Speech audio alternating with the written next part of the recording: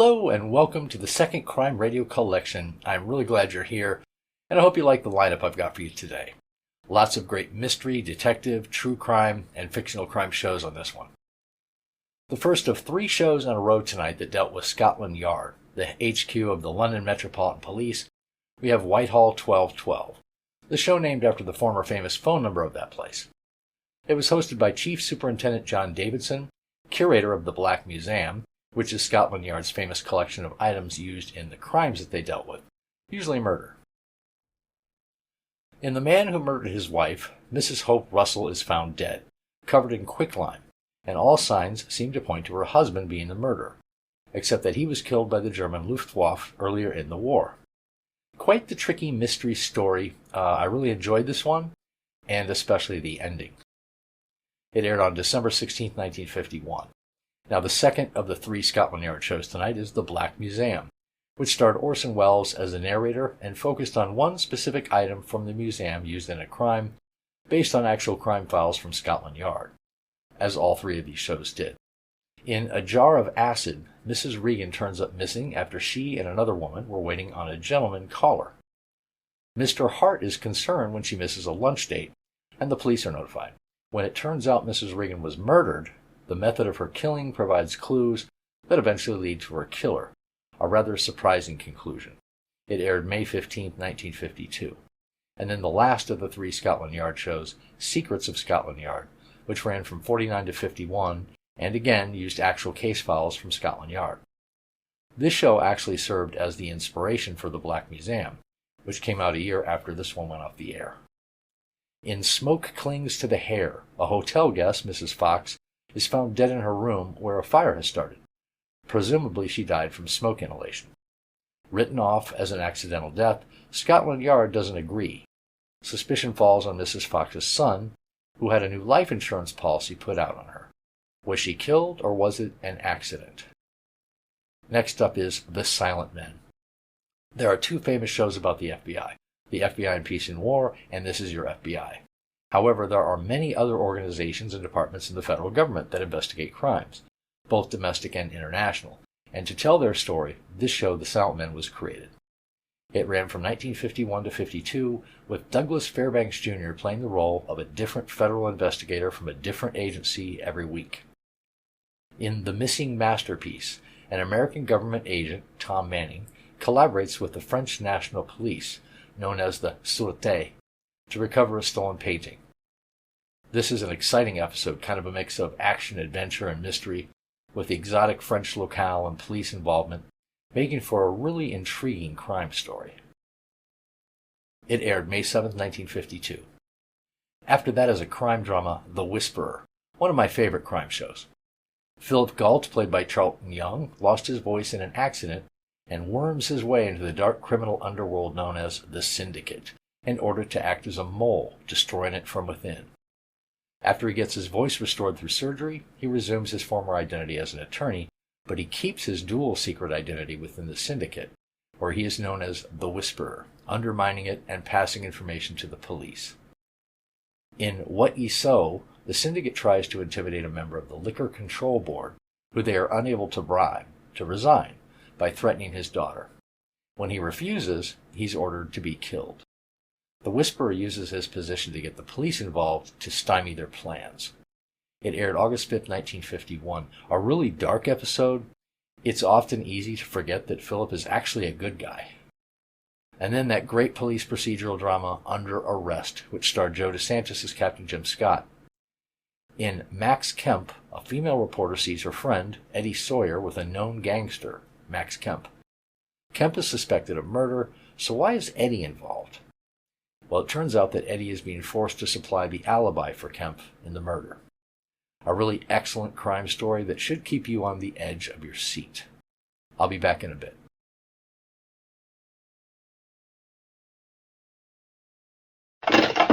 Whitehall 1212, hurry. This is Scotland Yard.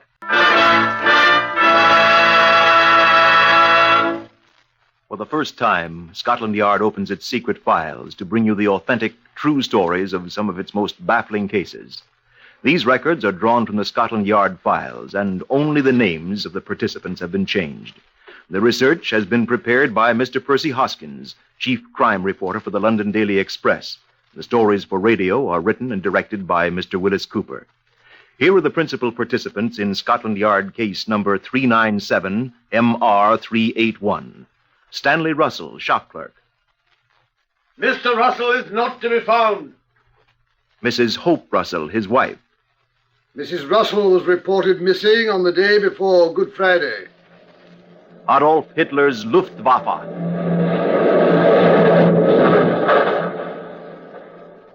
Chief Inspector Bryce Purcell of Scotland Yard. I should like to introduce Deputy Commander William Bird of Scotland Yard, my superior officer. Before we proceed, I believe it would be a good idea to visit the Black Museum. Come along with me, if you please.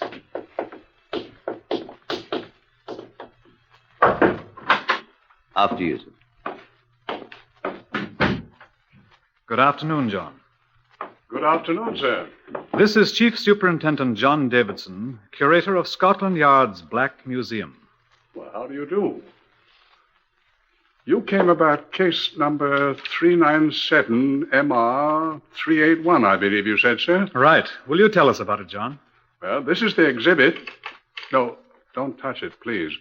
It's quite fragile. And as you can see, it has already been broken.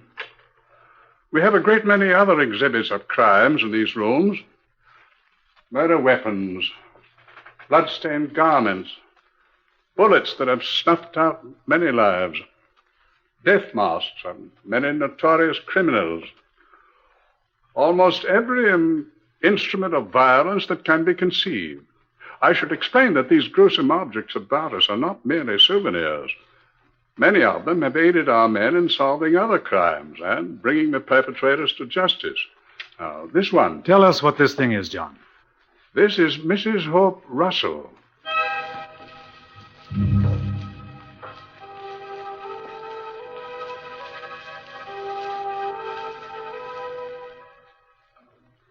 "16 months after the Easter Blitz of 1941, the work of clearing out bombed-out areas of London was still progressing. On the 12th July 1942, the Scotland Yard Information Room received an urgent call from P.C. John Dunn of the Kennington District.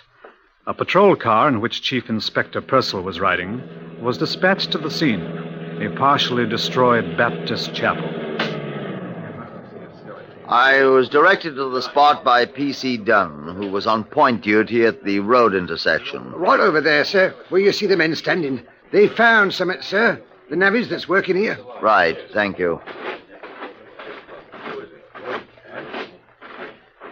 Morning, boys. Morning. What have you found? Who are you, mate? I'm Chief Inspector Purcell, Scotland Yard. What's up? Down, sir? Down there. In that hole, sir? Yeah. It's an old burying vault, sir.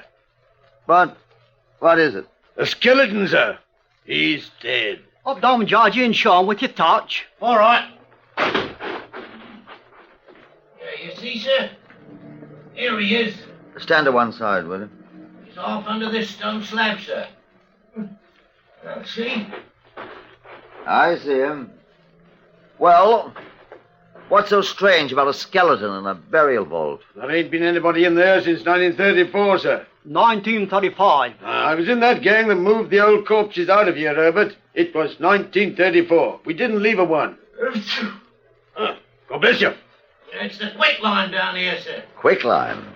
How'd quicklime get down there? You're the detective, mister. We just work here. The badly burned skeleton was removed to the pathological laboratories at Scotland Yard, together with the other articles found in the vault. A considerable amount of quicklime and a half-burned straw pelleas which had partially covered the remains. There was nothing else. I stood beside Keith Briggs, the Home Office pathologist, while he completed his examination. "What do you think, Keith?" I asked. Well, she's dead. She? Oh, it's a woman, all right. No question about that. The hip bones are characteristically a woman's. So is the sacrum here, and... How old a woman? Oh, middle-aged, I'd say. The bones are fully developed, so we know she was full-grown. And there were 1 or 2 strands of long gray hair adhering to the skull. Here they are. And then the teeth here. What about them? Well, you see, they're pretty well worn. Now, you see here, in the upper jaw, 7 of the uppers are missing. Now, see these ridges? Yes. Well, they were caused by a dental plate, which probably consisted of 7 teeth, and then... What are you looking for? The measuring tape. Oh, here. The lady was lying on it. What are you going to do now? See how tall she was. She's rather jumbled about. And the feet, where are they? Oh, the thigh bone's all I need. Oh, hold it, please, huh? This one. Now, let's see. 43 centimeters. Well, that's all right, sir. Now, 43 centimeters multiplied by 3.6. What are you doing? On Sediment scale, you multiply the length of the thigh bone by 3.6. Man's is 3.7. And you get the exact height. Now, see, that's 154.8 centimeters. We'll call it 1 meter 55. Meters 39.37 and 55 hundredths of 39.37 is 21.65. Now, 39.37 plus 21.65, that's 7, 5, 12, 6, 9, 10, 9, 10, 11, 3, 5, 6, 61.02 inches. There. She was 5 feet 1 200 inches tall. In a word, 5'1". What was her name? Whatever her name, sir, she was murdered. Consider that I've asked the question. Eh? Oh, how do I know? Well, this bone here. Where does it fit? This is what she talked with. It's the voice box, the trachea, the throat. Look, see these little wing things up here? Oh, you see this one? See, it's broken. Well? This is one of the most significant fractures in all forensic medicine, sir. Why? There's only one way to do it. Oh, come on, man. Don't come Sherlock Holmes on me. How do you do it?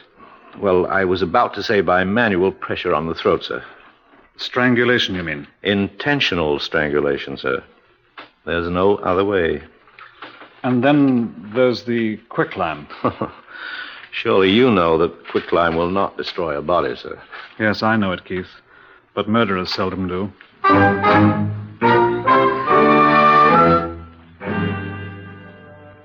Reference to the ARP records showed that every other casualty and missing persons in Kennington had been accounted for.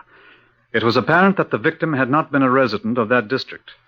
I caused bulletins and charts of the teeth to be sent to all the dentists in London for identification. No results were forthcoming, and we were forced to conclude that the dentist in question had become an air raid casualty, or that the work had been done in some other city. I gave Purcell a very difficult assignment. Difficult, sir? Well, it's not so difficult, but it's tedious. It'll take a long time. I know, but it's got to be done. I'm strongly of the opinion that it was murder. We checked carefully, sir, and the only quicklime on the entire premises was that in the vault with the skeleton. I thought they might have dusted the entire place with quicklime for sanitary purposes, but they hadn't.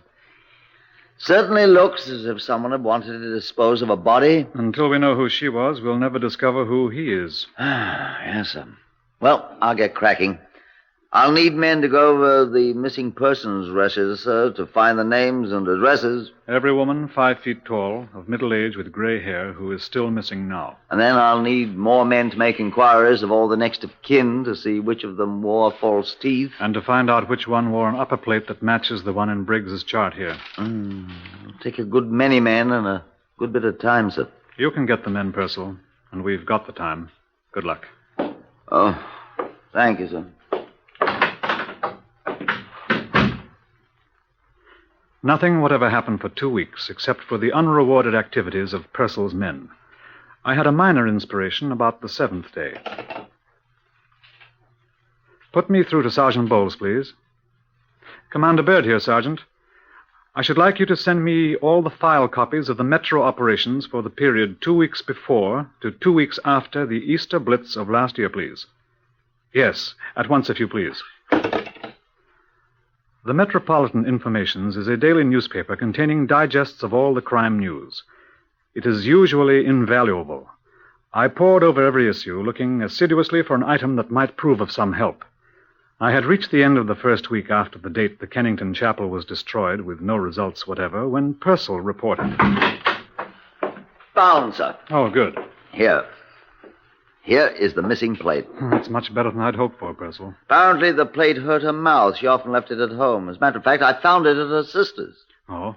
I stopped upstairs to see Keith Briggs in the laboratory, and they fit exactly, allowing for the fact that there's no flesh on the jawbones. Ah, here's Keith. Oh, that right, Keith? That's right, sir. And the marks on the skeleton's teeth coincide exactly with these little clamps here. I've brought the skull down. You see, sir? Oh, she looks very fine. Congratulations, Purcell. Thank you, sir. The only thing is, she was reported missing 3 days before the raid that destroyed the chapel. She was? It's in all the records, sir. Where were you, madame? She might have been hidden in the vault. Immediately she was murdered, sir. And then the fire, when the place was bombed... It must have been quite a hot fire. Let's see. The Kennington Fire Brigade, please. Yes. Oh, what's her name, Purcell? Mrs. Hope Russell. Russell. Hope Russell, did you say... Oh, hello. Is that the Kennington Fire Brigade? The senior company officer, if you please. I'll wait. Hope Russell. I've run across that name somewhere. Yes? Thank you. Hello, this is Commander Bird at Scotland Yard. Do you remember during the Easter Blitz last year when the Baptist chapel was destroyed there in Kennington? What I wanted to know was that a very severe fire... What? There was no fire? What? No fire whatever when the chapel was destroyed? Oh, 2 days later. How very curious. It was reported by whom? The Kennington police. Wasn't there a... Oh, look here, old chap. I'm sending at once for their divisional superintendent. Could you possibly come along with him to my office at the yard? Yes. I'm afraid it is rather important. I'll have him pick you up in his car. Thank you so much. At once, yes. No fire. Keith, would you mind? Get him and the fire chap over here at once. Use my name. Ask them both to bring their records for that night. Please. All right, sir. No fire, eh? What's that woman's name, Purcell? Mrs. Hope Russell. I knew I remembered it. Look at this. Metro Informations, eh? Look under Articles Lost and Found. I was just reading it. Lost and Found. Here, the third item. Read that. Found by Postmistress Guilford, Surrey, in the post office yesterday, a woman's purse. Black leather, plain, strap. Contents, lipstick, comb, mirror, 2 London tram tickets, 11pence in coin, ration book, identity card, issued to Mrs. Hope Russell. Well, what was she doing in Guildford? Look at the date of the paper, Purcell. April... What was she doing in Guildford 3 days after the air raid in Kennington?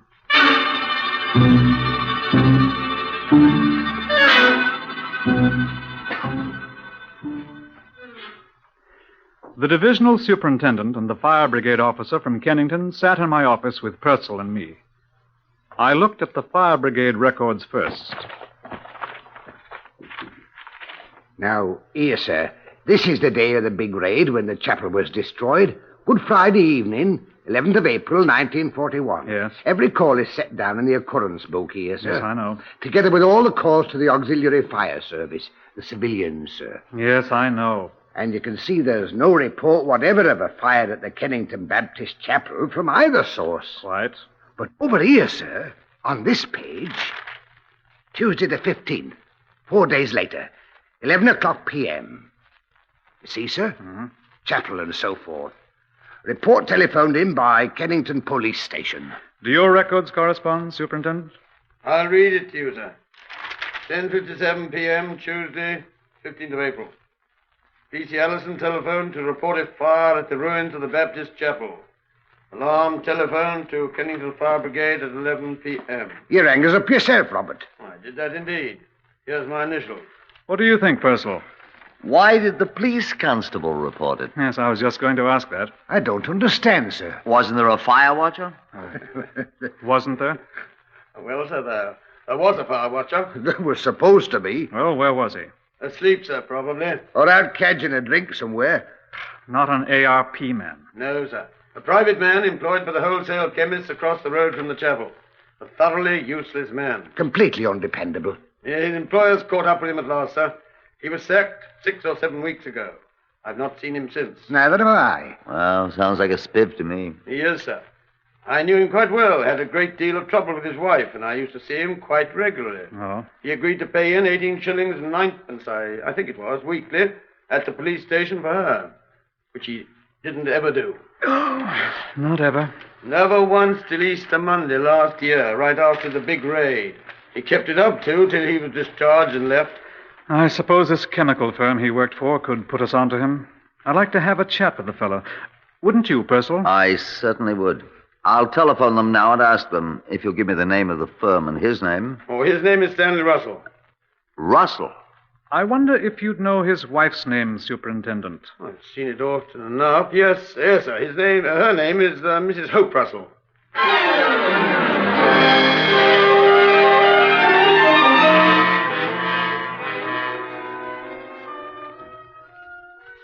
In The Pirates of Penzance, Gilbert and Sullivan complain bitterly that a policeman's lot is not a happy one. I subscribe most heartily to that sentiment. I would like you to hear Chief Inspector Purcell's report to me, just as he gave it, in my office. Well, Purcell, I said, did you find our Mr. Stanley Russell all right? Not there. Well, you left men to wait for him, hadn't you? Sir, I got the address of the place. Sergeant Hatton and I drove there in a yard car driven by Constable Small. Get on with it, man. The whole bloody place was gone, sir. Gone? The whole bloody block was destroyed. Destroyed by an enemy bomb in an air raid 6 months ago. One day after Russell moved in. Not one person in the whole building's been heard of since. Sir, I respectfully request permission to go somewhere and get howling drunk. You know, Purcell, I think I'll go with you. But we didn't. We sat quietly in Commander Bird's office and thought long, dark thoughts. After a while, Keith Briggs, the pathologist, observing the light inside, stopped by, and almost at the same time, John Davidson from the Black Museum came in to see what was up. Nothing's up, John, I said. On the contrary. What happened? Purcell was just telling Keith here. The chap is a Blitz casualty. Dead? And may God have mercy on his soul. I'd rather hope to hear a bloke in a black cap say that, Keith. I thought we had him, dead to rights. Oh, don't be so bloody American. I think we could have proved it. He strangled her, then hid her body in the vault. Took her handbag to Guildford and lost it in the post office there.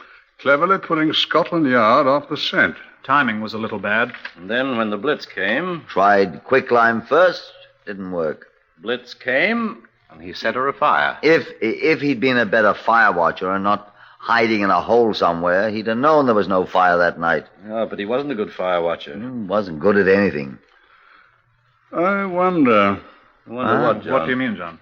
Well, if I'd strangled my wife and burned her up, which God forbid, because I haven't one, I'd be very happy to have people think I was dead.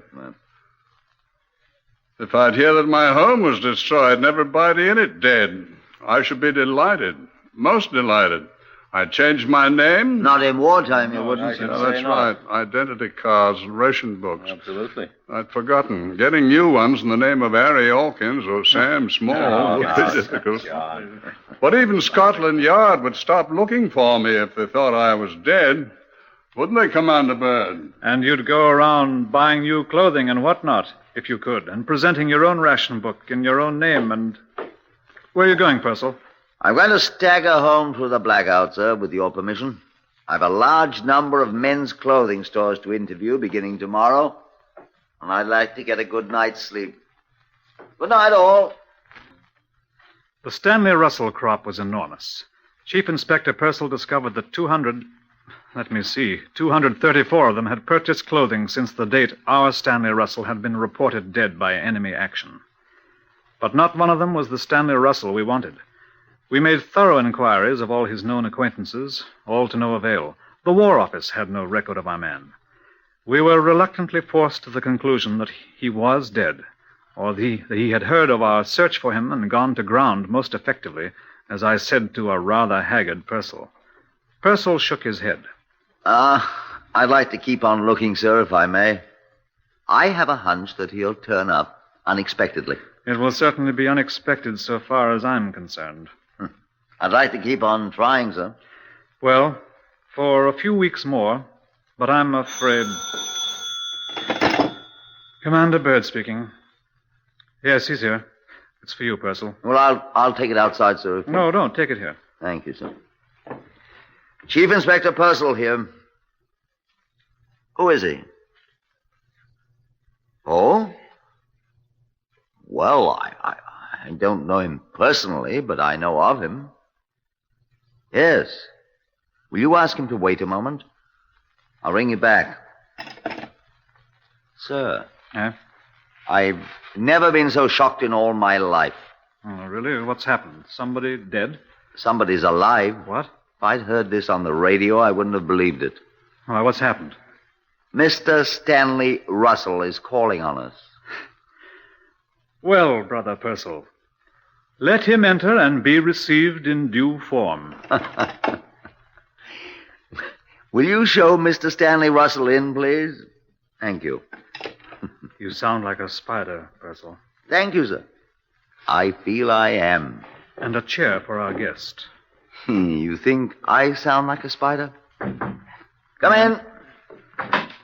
Mr. Stanley Russell, sir. Good morning, gentlemen. I was looking for Inspector Purcell. Come in, sir. I'm Chief Inspector Purcell. How do you do, sir? And this is Commander Byrd. Good morning. Good morning, sir. May I sit down? Thank you. Does one smoke in here? Yes, by all means. Will you try an Abdullah? I'm afraid I always smoke Woodbines.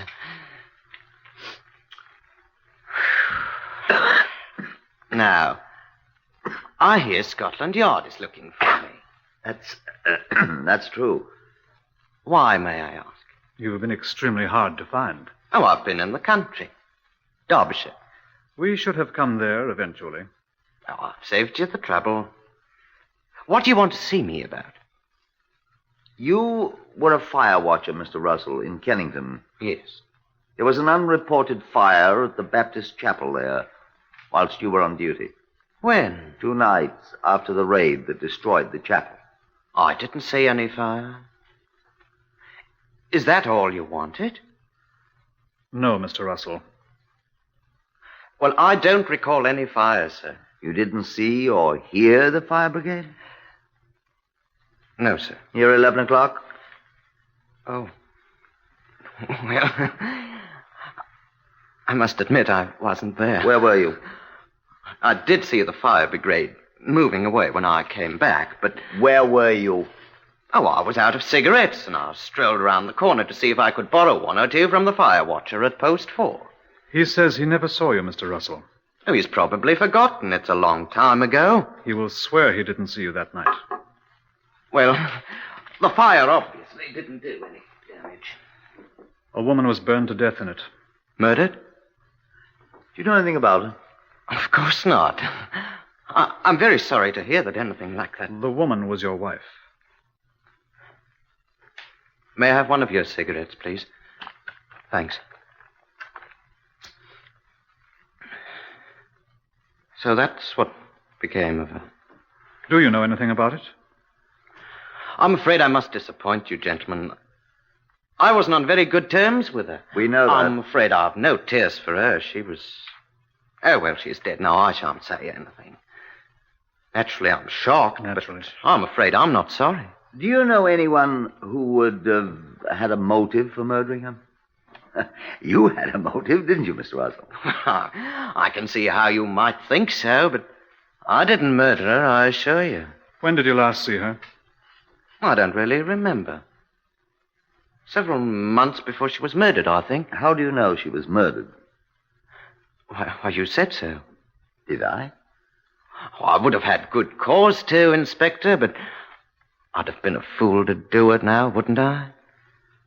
Yes. Well, Mr. Russell, thank you for coming to see us. If there is anything else you remember, please come back and see us again. I think that's all for now. How can we find you if we need you? We may want your corroboration of certain facts. Well, I'll write down my address, sir. It's a sad affair, and you have our sympathy. Thank you, sir.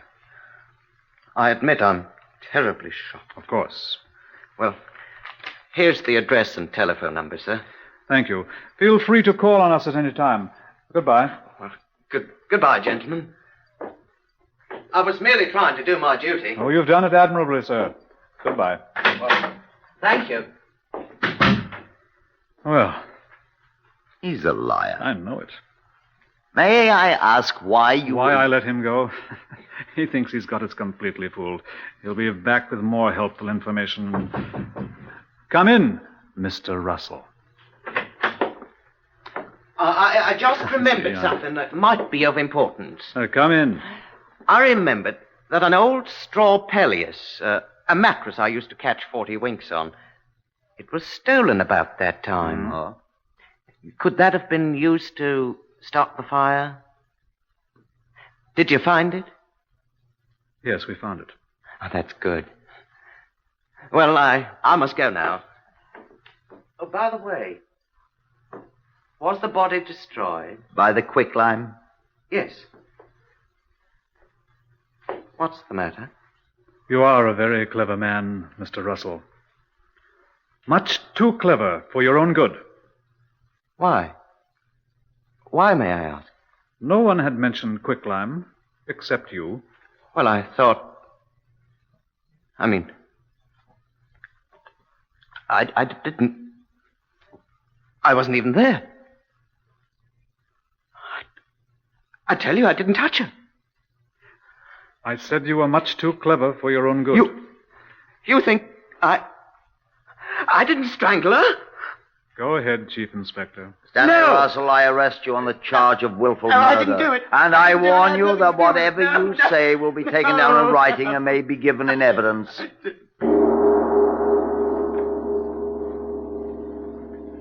The crime. The painstaking evidence Scotland Yard had collected, together with Stanley Russell's own statements, were sufficient to convince a jury that he had murdered his wife, Hope Russell, and burned her body.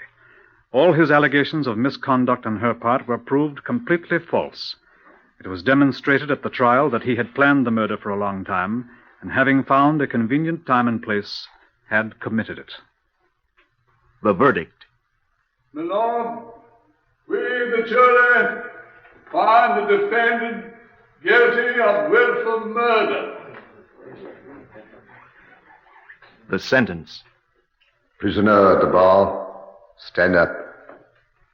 It is the sentence of this court that you be hanged by the neck until dead. And may God have mercy on your soul.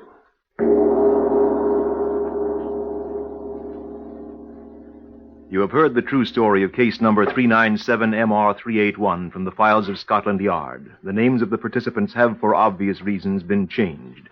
Starting next week, Whitehall 1212 will be heard at a new time, 5 p.m. Eastern Standard Time. Research by Percy Hoskins of the London Daily Express. Stories for radio written and directed by Willis Cooper.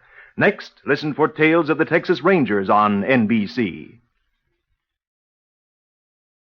This is Orson Welles, speaking from London.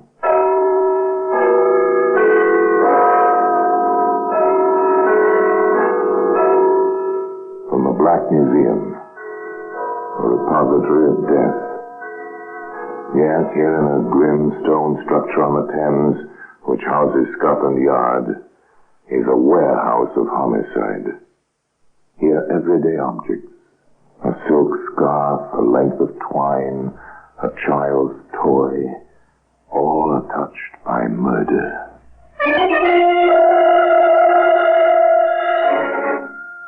Now, this jar, nothing more than a cheap stained glass container, the type you find in a laboratory. What's in it?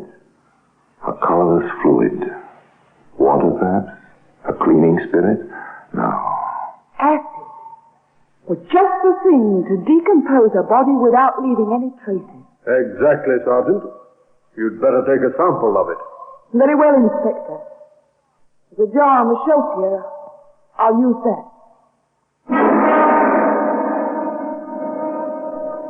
Today, that jar containing the acid sample can be seen in the Black Museum.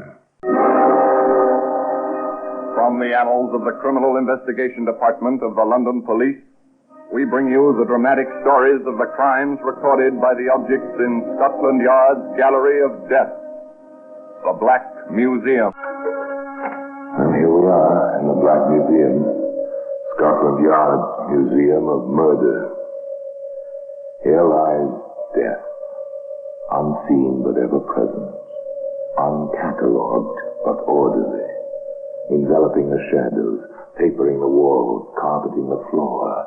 Death, for display purposes only. And here's a hypodermic syringe. It was once used to inject life-preserving serums and later used to inject poison. And death.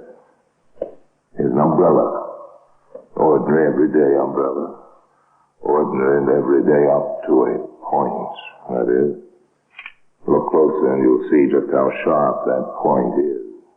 Just how lethal a sword stick can be as a weapon of murder.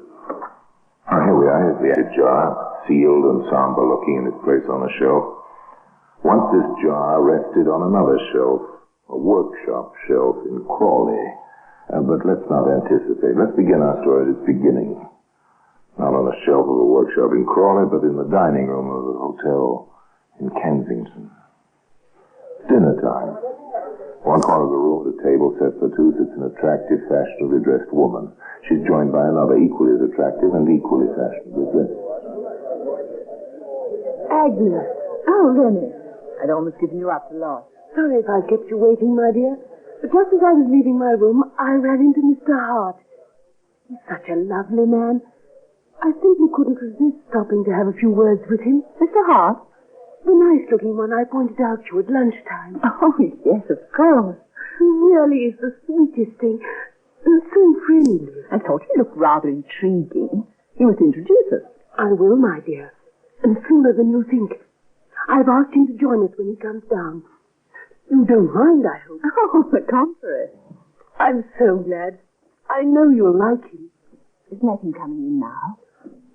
So it is. Over here, Mr. Hart. Forgive me for keeping you so long, Mrs. Regan.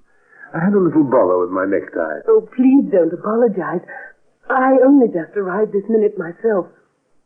Oh, I'd like you to meet a very dear friend of mine, Mrs. Lansbury. Agnes, Mr. Hart. How do you do, Mr. Hart? Delighted, Mrs. Lansbury. I do hope I'm not intruding. Oh, a perfectly horrible thought. Of course you're not, Mr. Hart. Do sit down. Oh, you're very kind. What a thorough gentleman he was. And so amusing. So very, very amusing. Oh, Mr. Hart, I do declare, it's a long time since I've laughed so much or enjoyed a meal so much. Oh, save the latter compliment to the hotel cook, Mrs. Regan. And now I really must ask that you excuse me. And Sue, you won't take coffee with us? Much as I'd like to, Mrs. Regan, I'm afraid not. I have some rather pressing business to attend to this evening. Business that won't wait, even for coffee. Some other time, perhaps? Oh, we'll hold you to that, you know. Oh, please do, Mrs. Lansbury. Please do. The two ladies, who were both widows, chatted on till late that evening, discussing the numerous virtues and charms of their newfound acquaintance, a topic that was continued the following morning at breakfast and then again at lunch. Will he be dining with us this evening? I'll ask him when he comes in. Don't forget. As if I could, my dear. The amiable Mr. Hart proved only too ready to accept a second dinner invitation and a third. He appeared to enjoy the two ladies' company as much as they did his. But it was upon Mrs. Regan that he centered most of his attention. I thought of taking a stroll in the country this afternoon, Mrs. Regan. You wouldn't care to join me, I suppose? Why, I'd love to, Mr. Hart. I simply adore the country. Fine. We'll start out straight after lunch.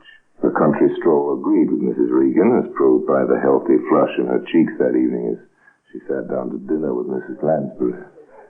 You're looking very radiant tonight, my dear. Oh, am I? Your afternoon jaunt with Mr. Hart appears to have brought about a most desirable effect. It was rather refreshing. He's not coming down this evening? He has another business engagement. Oh. What exactly is his business, my dear? Well, I'm not sure. He never really discussed it with me. Pity. Oh, by the way, I'm off to town to do some shopping tomorrow afternoon. I thought we might go together. Oh, I'm sorry, dear, but I'm afraid I've made other arrangements. Oh? Yes. I promised to meet Mr. Hart. We're going to Crawley for the afternoon. Oh, how nice for you. You don't mind? Oh, no, of course not. We can leave our trip to town to next week sometime. It makes no difference to me. No, it made no difference to Agnes Lansbury. But to Renee Ashcroft Regan, it made a great deal of difference. The difference between life and death.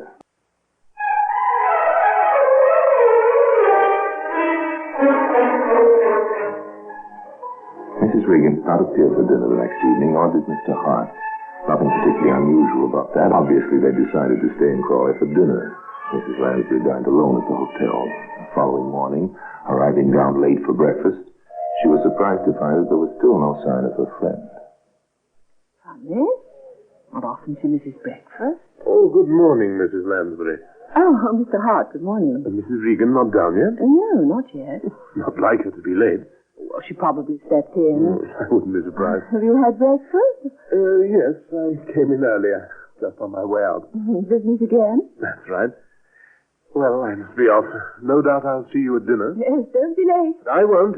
Till this evening, then. It was almost 9 o'clock when Mrs. Lansbury finally left the breakfast table, and still no sign of Mrs. Regan.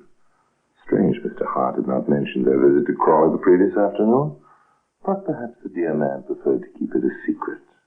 One never knew what sort of gossip could spread itself about a hotel, even a spark of encouragement. Still, it did seem rather odd. It seemed even more odd when Mrs. Regan did not appear for lunch. A feeling of uneasiness crept over Mrs. Lansbury. Perhaps her friend was ill. She would make some inquiries. Oh, boy. Yes, madam? Have you seen Mrs. Regan about at all this morning? Mrs. Regan? No, madam. Not that I can remember. Well, perhaps you'd better take me to her room. Very good, madam. This way. The bellhop looked pretty in his blue uniform with a red braid and brass buttons. Such a fresh young face. So unspoiled looking and clean. With a quick, toothy smile. Not as engaging a smile as Mr. Hart's, perhaps, but nevertheless quite attractive in its way. Here we are, madam. Oh, thank you. Oh, here. Thank you, madam. Anything else you might be wanting? Well, I'm not sure yet. Just a moment. Must have stepped out for a bit. Try the door. Locked. Renee? Renee? Are you in there? Nothing wrong, is there, madam? I don't know. I think Mrs. Regan may be ill.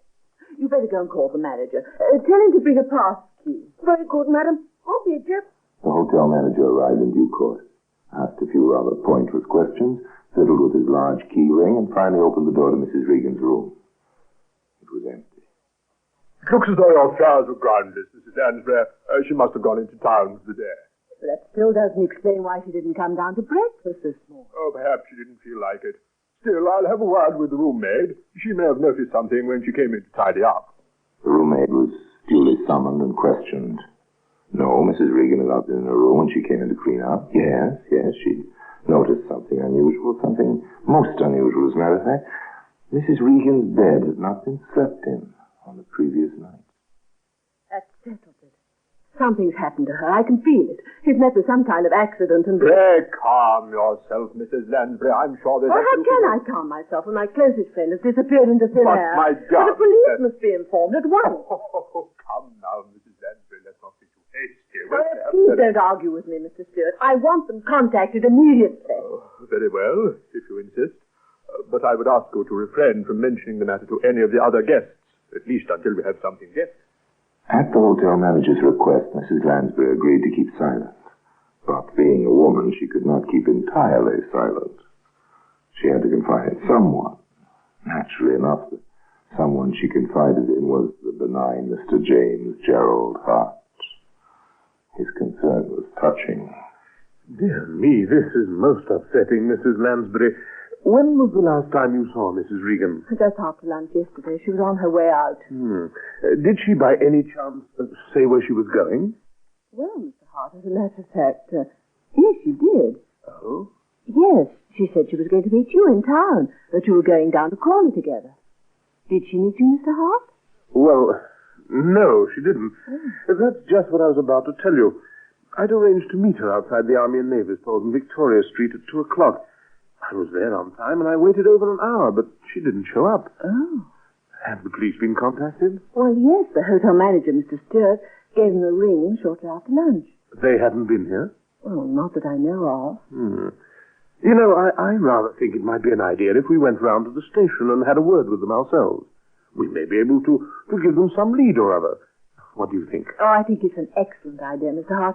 As a matter of fact, I was hoping you'd suggest it. Good. We can go straight away. I'll get my hat and coat and join you in the lobby in 10 minutes. And so it was that the disappearance of Mrs. Renee Ashcroft Regan was confirmed. Mr. Hart repeated his story of the proposed Crawley visit to the police, and that story was accepted. At that time, there was no reason at all why it should not have been.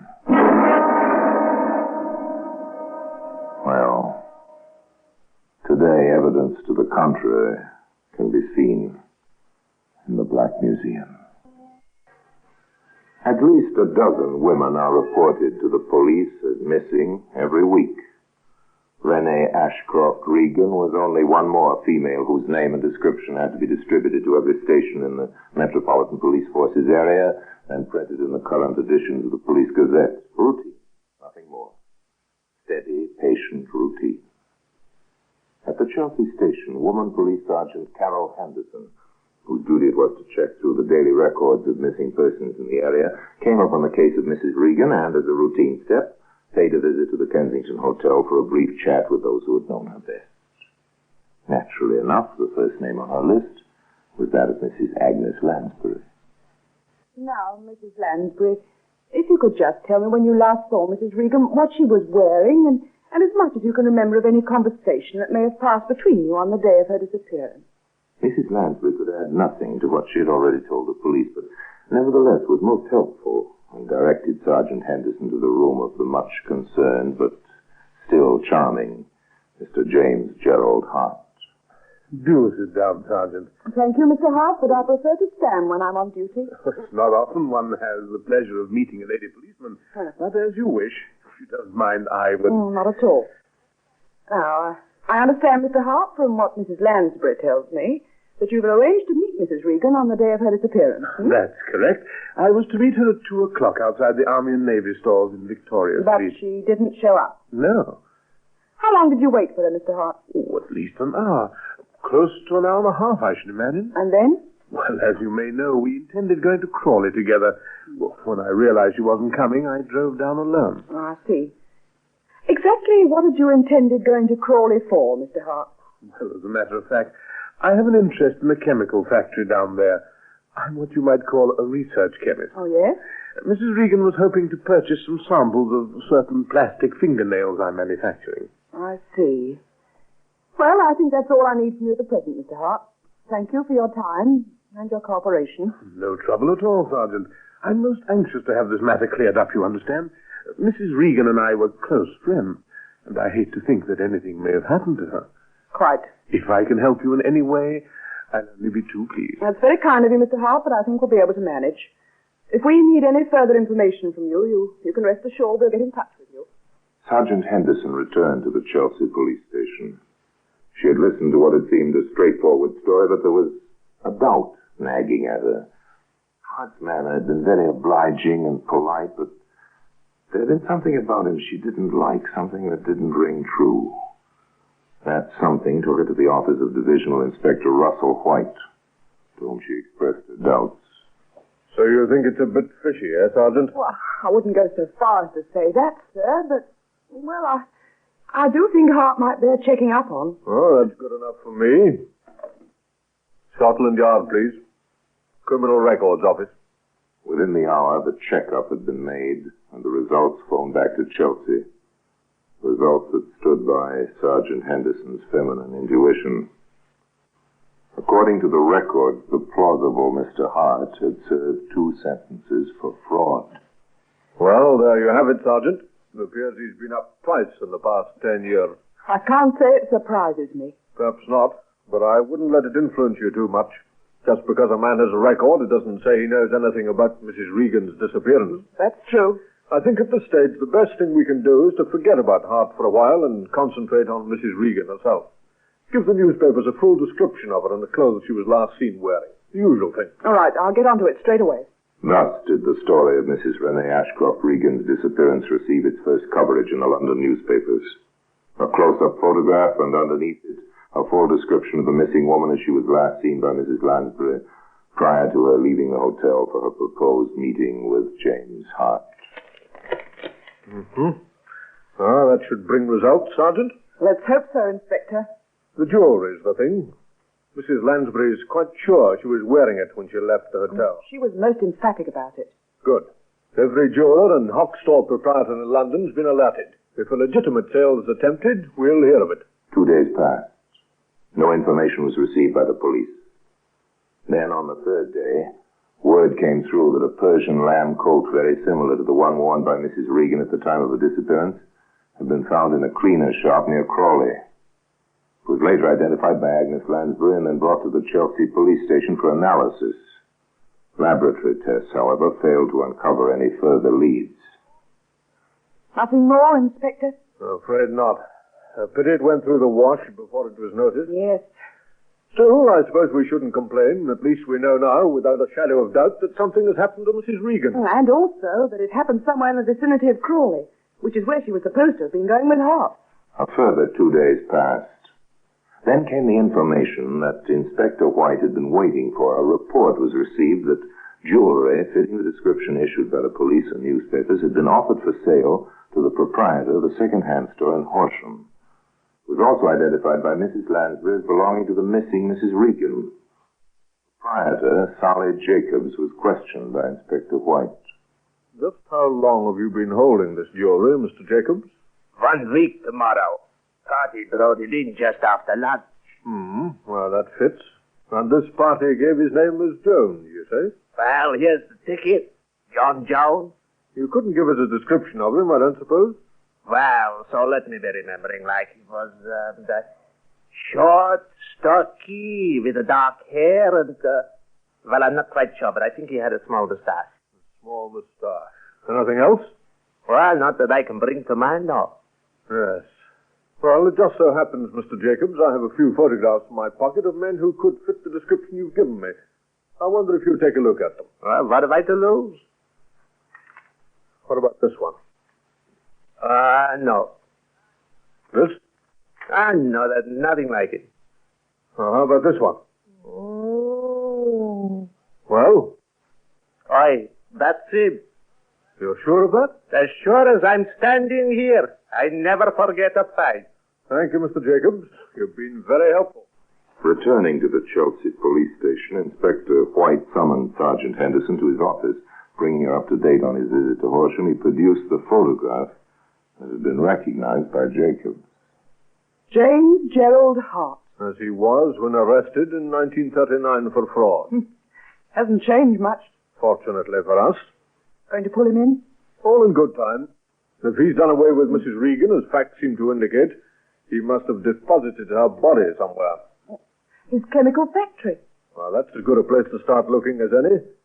Tell Peters and Cunningham to stand by. We'll pick up Hart on the way down. 20 minutes later, Inspector White, accompanied by Sergeant Henderson, arrived at the Kensington Hotel and asked for Mr. Hart. That smiling gentleman, as smooth and suave as ever, came downstairs immediately, greeting the sergeant with an airy wave of his hand.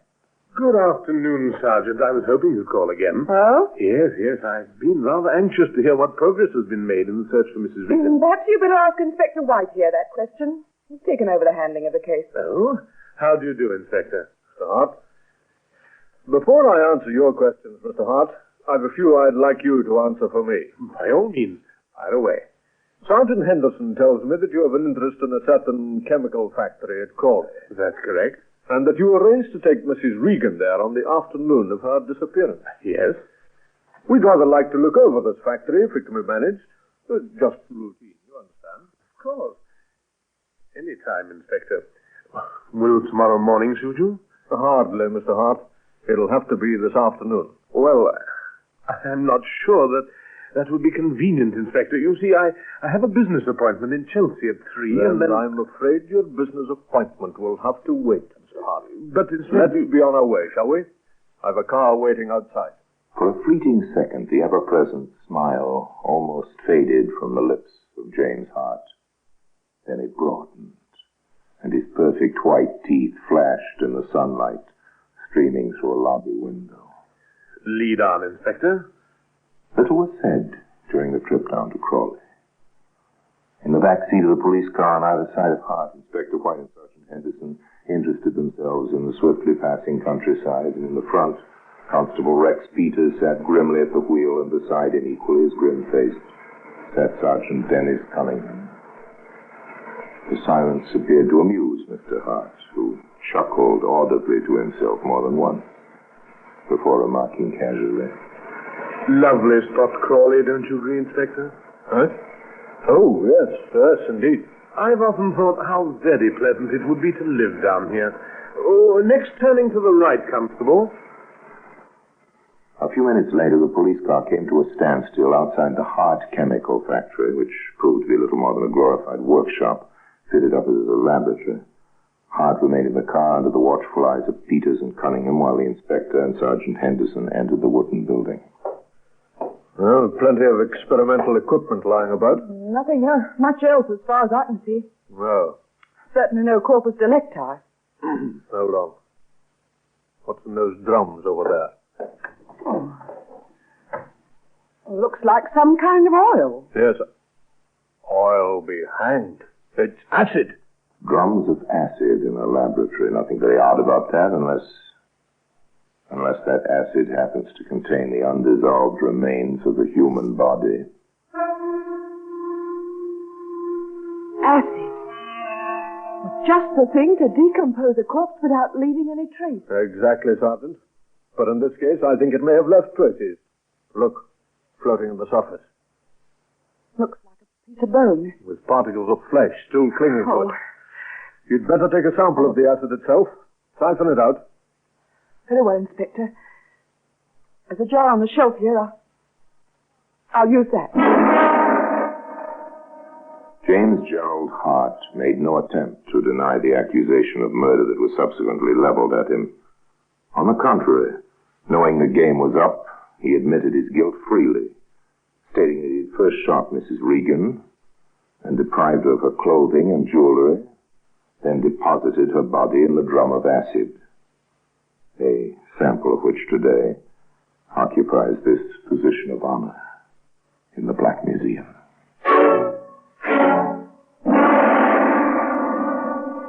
Orson Welles will be back with you in just a moment. The defense, brilliantly conceived, was, of course, insanity. To strengthen this plea, Hart cheerfully claimed to have done away with no fewer than 9 other victims in a similar fashion to that in which he had disposed of Mrs. Regan. Whether or not this claim was justified will probably never be known. But it is an established fact that at the time of his trial, 5 of those he named as his victims had been missing from their homes for months. They have not been found to this day. However, justified or not, his plea was rejected and he was found guilty of murder in the first degree. His subsequent execution relieved the world of a murder student who set up in practice before taking his diploma. But James Gerald Hart was by no means an accomplished killer. The trail he left behind him bears out that fact. Rather could he be described as a dabbler in the art of dealing death, who dabbled just once too often. And now, until we meet next time in the same place, I tell you another story about the Black Museum. I remain, as always, obediently yours.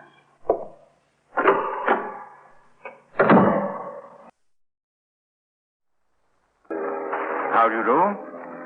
You've heard me speak of Percy Hoskins, the crime reporter. Well, this time I brought him along, and if he wasn't standing here listening, I'd tell you that he's probably the greatest crime reporter we've ever had in this country. Not that you'd guess it by his appearance. Big, genial fellow, doesn't seem to be at all depressed by his life with crime. Percy, if I hadn't known you, I might have taken you for, let me see, a lawyer. No, you look too happy for a lawyer. Not quite. I know. An actor. A character actor. You would, Clive? Yes, I think so. That's right. A character actor. Now, if you hadn't known me, what would you say I was? The crime reporter. You would? Thanks very much. Seriously, though, Percy, is there anything in physiognomy? Does Scotland Yard take any account of, let us say, criminal type? They used to. Hence the collection of death masks of murderers in the Black Museum. Scotland Yard had these made in the hope of discovering some common feature or similarity. But it didn't work out. No, I don't quite agree with that. When I see a picture of a murderer, he always looks like a criminal to me. Of course he does. That's because you know he's a murderer. No, I don't. Not always. But what you say is a great relief. You know, I often find myself looking at my friends and wondering. Well, don't look at me. Sorry. Then, if you're right, and type and appearance aren't guides, Scotland Yard must base its search on the belief that no crime is perfectly committed. Some clue is always there to be found. Not quite. I've no doubt the perfect murder can and has been committed. But the only time the criminal can safely relax is after the doctor has certified death from natural causes. The body has been cremated, and all possibility of suspicion removed. Fortunately, most murderers fail to reach such a state of self-assurance without making some tiny slip. And with crime detection developed to the pitch it is, one tiny slip is enough for Scotland Yard to develop a chain of evidence from which a criminal simply cannot escape. I've often heard them say, if it hadn't been for that, I'd have got away with it. Now, such a tiny slip occurred in the case we're going to tell you about. Smoke clings to the hair, we call it. A simple fact to remember. But the tiny slip that brought a criminal to justice. Our scene is the lobby of one of the better-known commercial hotels in the seaside town of Margate, England. The time's a little after 11 o'clock at night. The wife of the hotel manager, Mrs. Harding, is chatting with one of her guests, a commercial traveler named Dickon. I'm glad we were able to make you comfortable. Oh, I always look forward to my stay at the Metropole. Not like some hotels I could tell you about. Well, we always do try and take a personal interest in our guests. Makes it so much pleasanter all round, I think. You're quite right there, Mrs. Harding. As I was saying to your husband only yesterday, what we need in the world today is more genuine friendliness. If there was more of that, we wouldn't have half the troubles we do. Well, it costs nothing, does it? A pleasant word and a smile. Oh, good evening, Mr. Dickens. Good evening to you, Mr. Harding. Do you know what Mr. Dickens has just been saying, dear? That he always looks forward to his stay at the Metropole. Well, that's very nice of you, I'm sure. Friendly place. That's what I like about it. And a nice class of people who stay here. Well, we do try and be careful. We've got a good name, and we can afford to pick and choose a bit. That reminds me. How's the old lady who had the fainting fit? Mrs. Fox, you mean? Oh, she's much better. I went up to see her this afternoon. The doctor says it wasn't anything serious. Oh, I'm glad to hear it. Poor dear. Well, she's lucky in one thing. That son of hers. I don't know when I've ever seen a young man so devoted. You may well say that. Never lets her out of his sight if he can help it. I really don't know what she'd do without him. She can hardly walk herself, you know. Talking about Mr. Fox, a funny thing happened. Yes? I happened to meet him about half an hour ago, just as he was coming out of the bar. You know how he is ordinarily. Always ready with a smile and a word or two. Yes, very friendly young fellow. Well, would you believe it? He stared at me. Or rather, through me, more like, just as if he'd seen a ghost. Then he ran down the passage into the lobby and up the stairs. Well, that's funny. Not like him at all, that. You met him outside the bar, you say? Had he been drinking? That's the first thing that came into my mind. Fact is, I hopped into the bar and asked Alice. She said all she'd served him with was a glass of beer. Says a lot for the strength of your beer. Everybody does funny things sometimes. I don't suppose there's anything in it. What's that? Fire! Someone was shouting. Did you hear where he was shouting from? Sounds like upstairs. Something, hurry, do something. Go, carry on. I'm It sounded like Mr. Fox. Ladies, who's on the stairs? Which room is it, Mr. Fox? My mother's room. 66, and I can't get in there. What, the door locked? No. The room's full of smoke, and I couldn't get in. My mother's in there. She'll be suffocated. Ooh, I can smell smoke. This is it. In there. Mother! Mother! Oh, do try and get her out! Here, get out of the way and let me get that door open. Look out for the smoke! Look out! Oh, good heavens. Look at it. We've got to get in there. The old lady. You can't get through it. Take it easy, my lad. We'll have a damn good try. Let me, Mr. Dickens. No, I've had some experience of this sort of thing during the war. Help tie this handkerchief over my mouth. Right, nose. There you are, that's got it. Now look, I'm going to crawl along the floor. Yes, but... The smoke isn't so dense there. Yes, If but- I'm not out in 2 or 3 minutes, come and get me. Oh, you'll never make it. But Dickens did make it. Choking, blinded, tortured by the dense clouds of thick, acrid smoke, he battled his way across the room until he came to the bed. Sprawled across it, he found Mrs. Fox, and somehow summoning up reserves of strength that he didn't know he possessed, he managed to drag the heavy body back out of the room into the corridor before finally collapsing. By this time, other guests in the hotel had been aroused, and volunteers from amongst them fought their way through the billowing smoke and put out the flames. A doctor was sent for and every available means used to revive Mrs. Fox, but no spark of life appeared. Word was brought to Sidney Fox that his mother was dead. My mother. My mother. She's gone. There, Mr. Fox. You must try and bear up. Poor young fellow. He was so devoted to her. I left her, reading her papers by the fire. I should never have done it. I only went out for a moment before going to bed. She must have left the gas fire on when she went to bed. Something caught fire. The gas fire was on when I went into the room. I noticed it. Oh, why did I leave her? Why did I leave her? Oh, you poor boy. Oh, you poor boy. I don't know what to say to comfort you. It was a cruel thing to happen, but it wasn't your fault. Just a terrible accident. I came back. I went in to say goodnight. It was all smoke. Here comes the doctor. Well, Doctor, you better do something for Mr. Fox.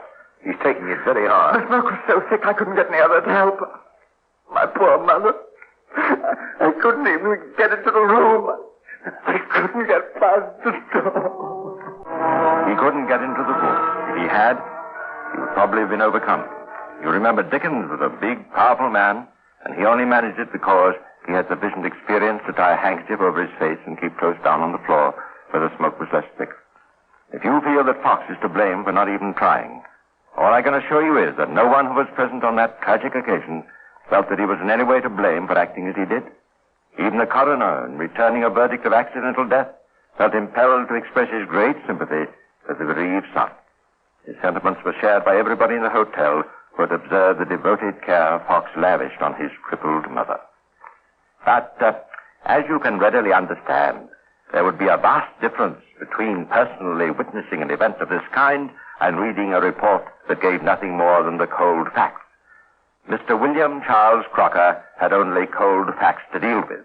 He was the solicitor to the insurance company with which Fox had insured his mother's life. A brief account of the circumstances of Mrs. Fox's death came to him, accompanied by an insurance claim for £3,000 payable to the devoted son, Sidney Harry Fox. Mr. Crocker felt he had a good and sufficient reason to call in the firm's private investigator, an ex-Scotland Yard man, and discuss the matter with him. I don't like it. I don't like it at all. What in particular strikes you as fishy about this business, Mr. Crocker? A good many things. But the chief one is this. See this entry? Fox came here on Monday, the 21st of October, to extend the policies on his mother's death by accident by 2 days.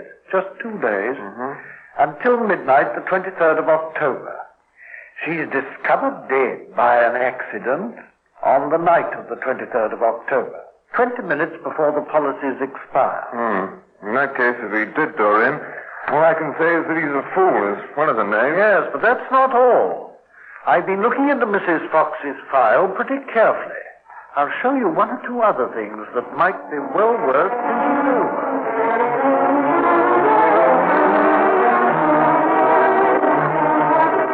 Mr. Crocker had no difficulty in convincing the investigator that it would be well worthwhile to pay a visit to Market.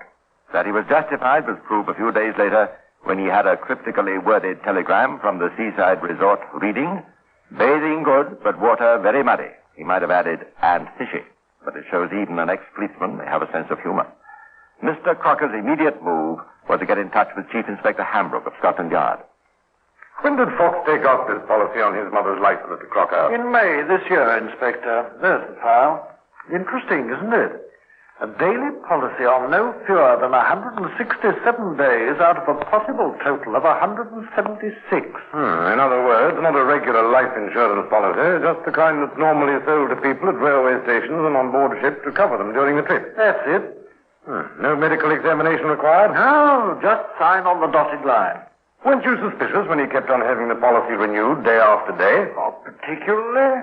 Insurance companies often have to deal with eccentric customers of this kind. But there's a more interesting point. Fox asked all kinds of questions about the correct definition of the clause referring to accidental death. Oh, did he, by Jove? Wanted to know, for instance, if his mother was drowned in her bath. Would that be an accident within the meaning of the policy? What was the position if she was poisoned by food served in a restaurant? Oh, evidently wanted to make sure of his ground. And remember, on top of everything else, Mrs. Fox was pronounced dead only 20 minutes before the policy was due to expire. Yes. Now I've got some information for you. I've had dealings with Sidney Fox before. Made a copy of his record before coming along here. Take a look at it. Starts when he was 11 or 12. Defrauded a greengrocer at Brighton. Matter put into the hands of the police and Sidney was burnt. Doesn't seem to have made much of an impression on him. No. A couple of years later, he had to do 3 months hard labor. A year later, 8 months of forgery. A year later, 6 months of victimizing London stores. 2 years more, and then 12 months for obtaining credit from a London hotel by fraud. Out of prison a year, then 12 months hard labor for larceny and fraud. Stays out of trouble for 3 years, and then back to prison for 15 months for stealing jewelry. Well, I'm blowed. He's a bad egg. He is indeed. Well, our investigator down at Margate says that in the beginning, Fox had everybody's sympathy. Well, it just shows you how easily people are taken in, huh? Yes, I think a visit to the seaside is clearly indicated for me. I thought you'd feel that way about it. Meantime, Mr. Harding, the manager of the Metropole Hotel, you remember, and his wife had done a lot of careful thinking. They talked things over, with the result that their opinion of Mr. Sidney Fox had changed completely. When Chief Inspector Hambrook arrived in Margate and got in touch with the Chief Constable, he was amazed to find that as a result of a warrant sworn out by Mr. Harding, Fox was already under arrest.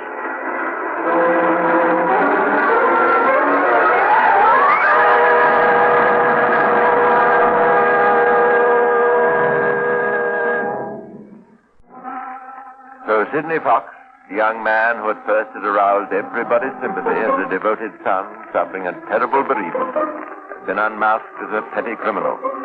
And, if I may say so, an extremely foolish one at that. To make a claim on a daily policy 20 minutes before it expired and hope to escape suspicion seems sheer lunacy to me. Don't you think so, Hoskins? But that didn't hang him. No, the tiny slip which might have been made by a far more intelligent man did that. Now, as I told you, Fox was under arrest when Inspector Hambrook arrived at Margate. And he immediately called a conference of Harding, the hotel manager, his wife, and Chief Constable. I'd better explain how I come into the picture, Inspector. You see, just after the inquest, I had a call at my headquarters from a landlady who had recently let rooms to Mrs. Fox and her son. Well, here in Margate, huh? That's right. She couldn't understand how they could afford to take accommodation at a place like the Metropole when they hadn't been able to pay her bill. Oh, that was careless of them. Hadn't paid her a penny piece. But Fox paid your bill, Mr. Harding. No, he hasn't. Matter of fact, that's why he's in jail. Although at first, my husband and I didn't like to press about the money he owed us because of what he'd been through. No, it didn't seem right. Particularly when he told us that story about all his money being lost in the fire. Oh, that was a neat one. Oh, he's plausible, all right. Said his money was in his mother's purse, which got burned. Well, I looked at that purse. I've got it back at the station. You can see it for yourself. It is burnt on the outside, all right, but the inside's intact. Caught him out on that one, all right. But still, it wasn't because of the money we agreed to have him arrested. No, it wasn't because of the money. It was another thing. You see, while the doctor was trying to revive Mrs. Fox, the young man was with me, and I was doing my best to try and calm him. Oh, he was in a terrible state. Real or pretended? Well, seemed real enough at the time. And you know how it is when you try to, well, comfort a person. I found myself stroking his hair. Very big bushy hair he has. Sometime later, I smelled smoke on my hands. No, I was there when she found out about it. It was quite strong. We just looked at each other and we could feel the same awful suspicion growing in each of our minds. I don't quite understand why it should impress you like that. Probably you didn't realize that smoke clings to the hair. Oh, but that's just it. He hadn't been into the room. Oh? How do you know? He said so in front of all of us. Not once, but several times. Oh, he was quite clear about it.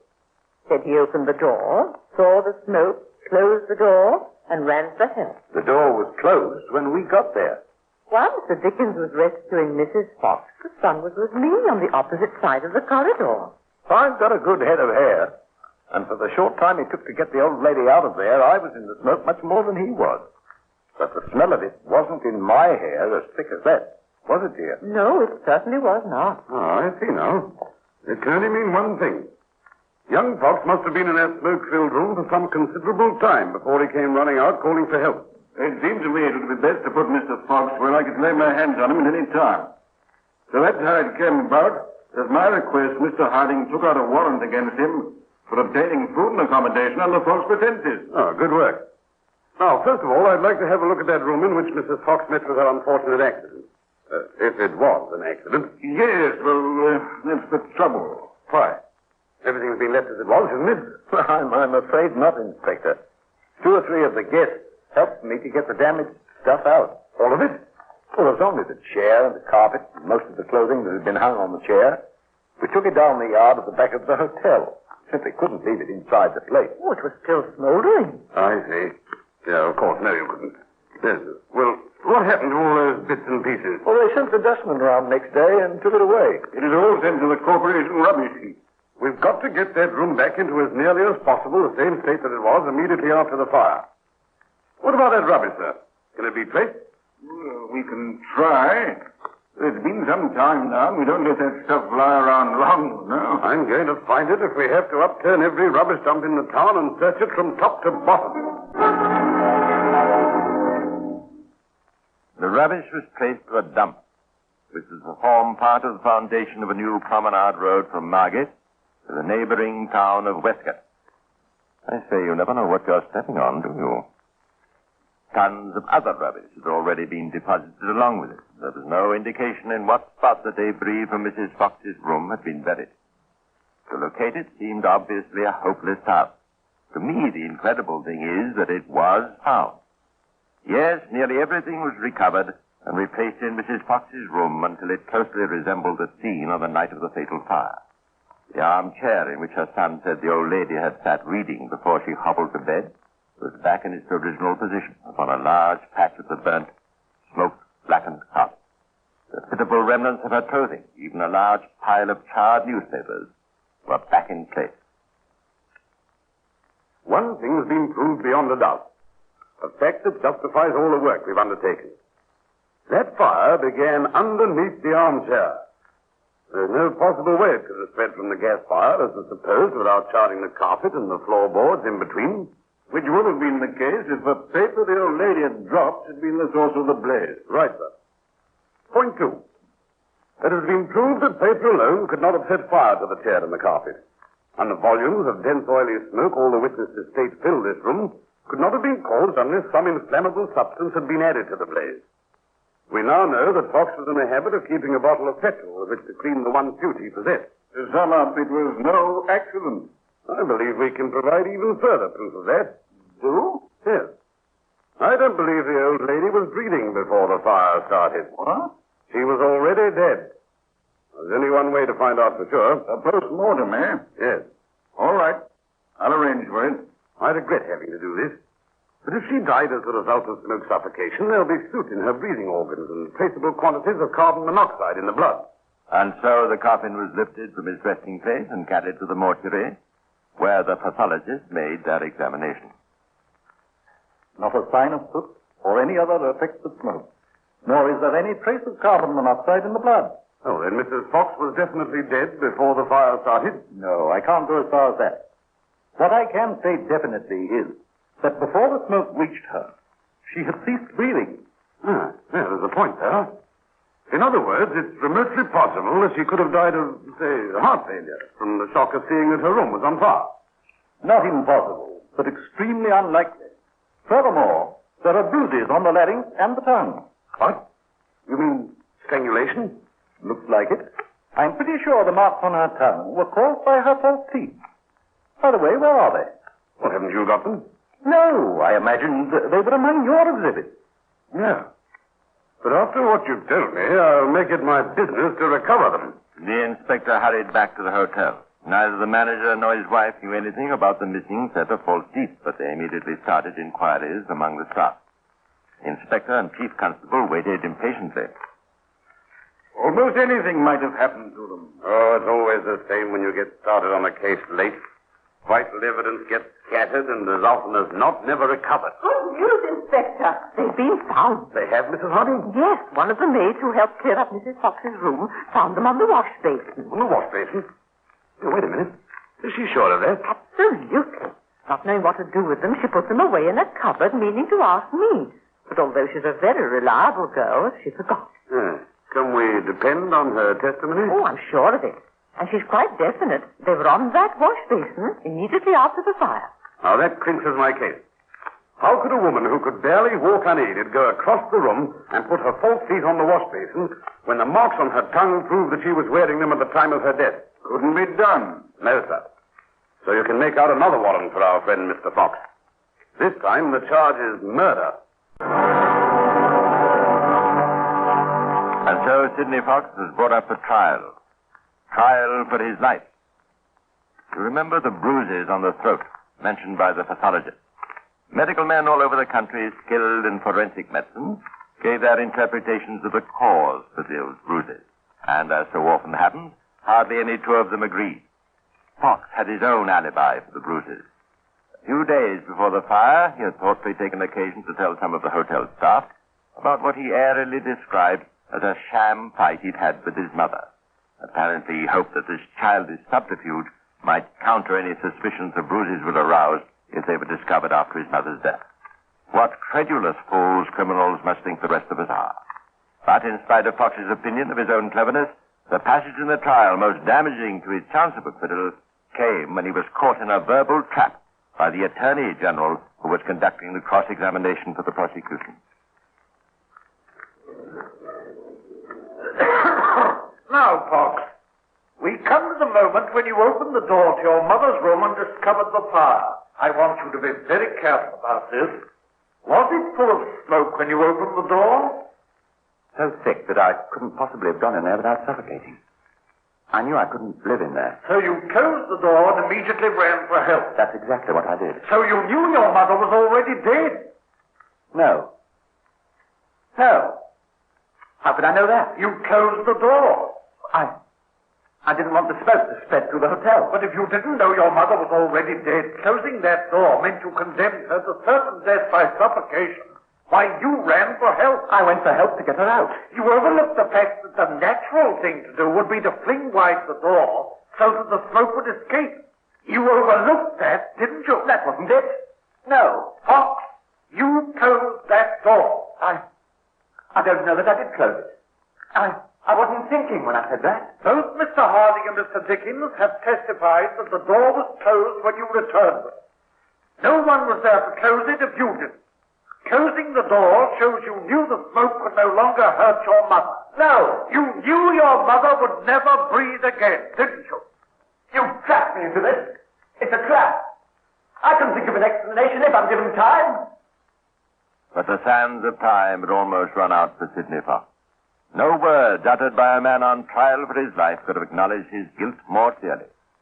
Sidney Fox paid the extreme penalty for the murder of his mother.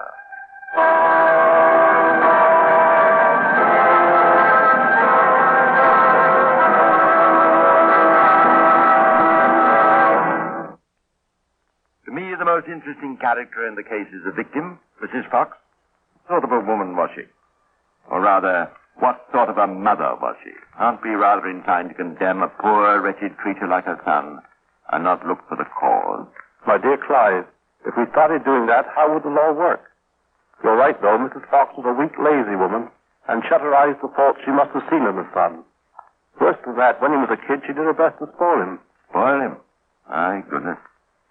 He certainly succeeded in that, all right. Yes, he sounds like a mother's boy going to Mrs. Harding for comfort and letting her stroke his hair. You know, that's rather ironic. Tiny slip that brought his downfall. There's no doubt of that. If the Harding suspicions had not been aroused, Fox would have been free to escape. And with the delay, the debris from the room of the murder would have been buried beyond recovery.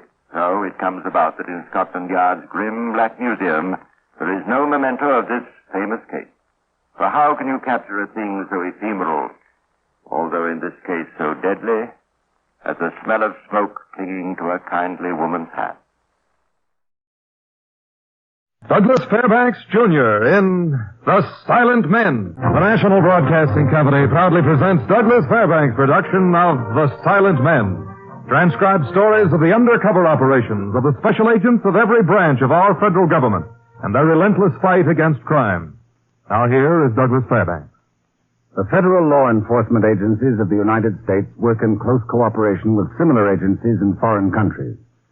For only in this cooperation is there hope for a solid bulwark against international crime.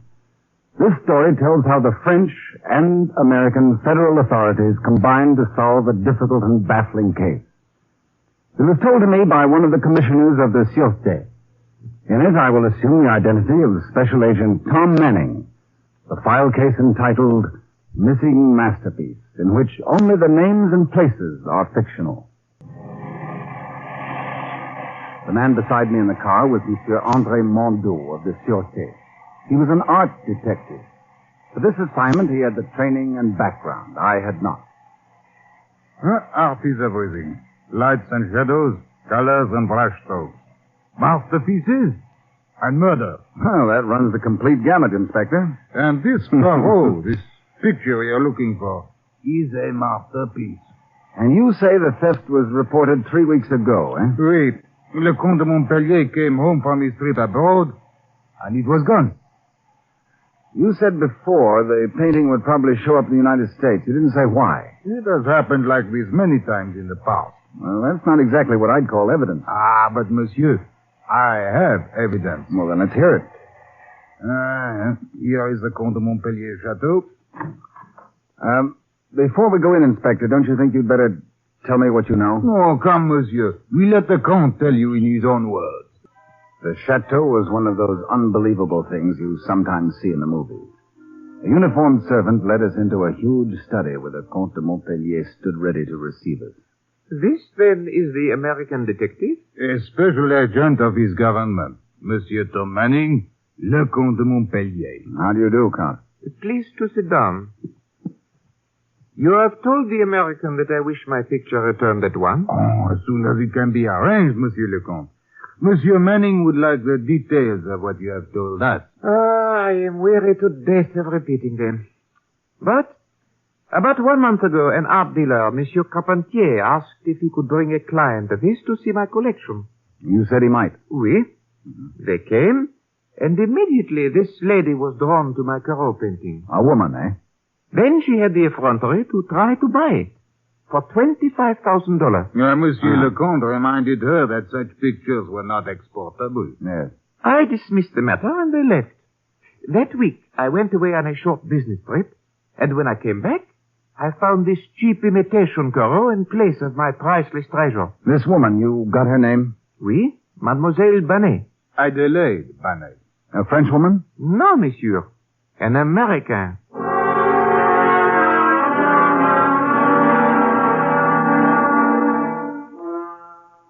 I persuaded the remnant of the French aristocracy to give us the imitation Corot someone had so kindly left in place of the genuine article.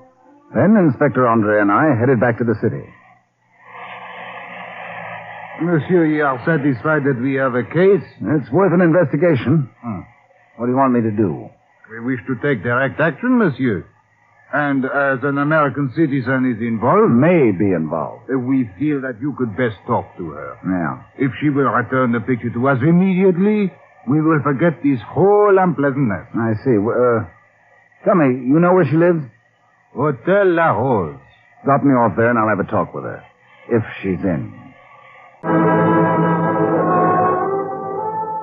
According to the clerk at the La Rose, Mademoiselle Banet of New York and Paris was not in her suite, so I sat around and waited for her. Surprising how much time an agent spends just waiting. I phoned the embassy and made a report to my chief. He told me to stick with it and do whatever I found necessary. About 4 o'clock, a tall, well-built blonde in her early 30s breezed through the lobby and up the elevator. The clerk gave me the nod, and in a few minutes I was knocking on her door. Tom Manning, a fellow American in Paris. I don't know Tom Manning. That can be easily overcome. What do you want? To talk to you, let me in, please. Who are you? Special Agent, United States Government. Oh. Oh, well, come in. Sit down, please. Thanks. May I fix you a drink? Well, this isn't exactly a social call. I suppose you've come to see me about the Count's missing Parole. Yes, he wants it back. What am I supposed to do? Open a trunk and hand it to you? Well, that'd help. You got it? No. You should know that. I've been followed every minute for the past 2 weeks. I've had my room searched as only the French can do it. You offered the Count $25,000 for the picture. Yes, I knew he wouldn't sell, so I made the grand gesture. You know it's illegal to export a picture of such importance. Of course. Art is my business. You represent the first galleries in New York, right? Some women come to Paris for gowns. I come for pictures. How long have you been here? 5 weeks.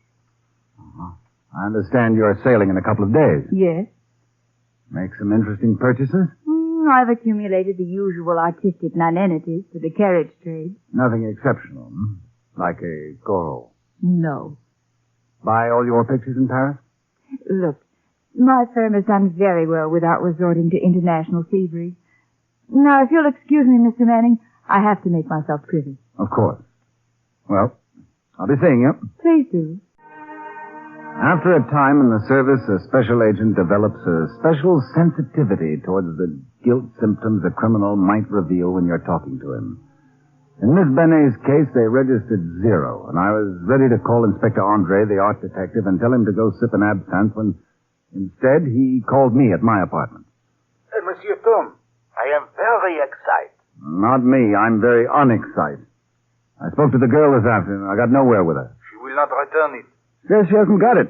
And I believe her. Nevertheless, we will get it back, thanks to you. To me? You planted the thought in my head. I did? About the imitation copy of Corot. Oh, good for me. I said to myself, Andre, if you can find out who painted this imitation, you can find out who stole the original.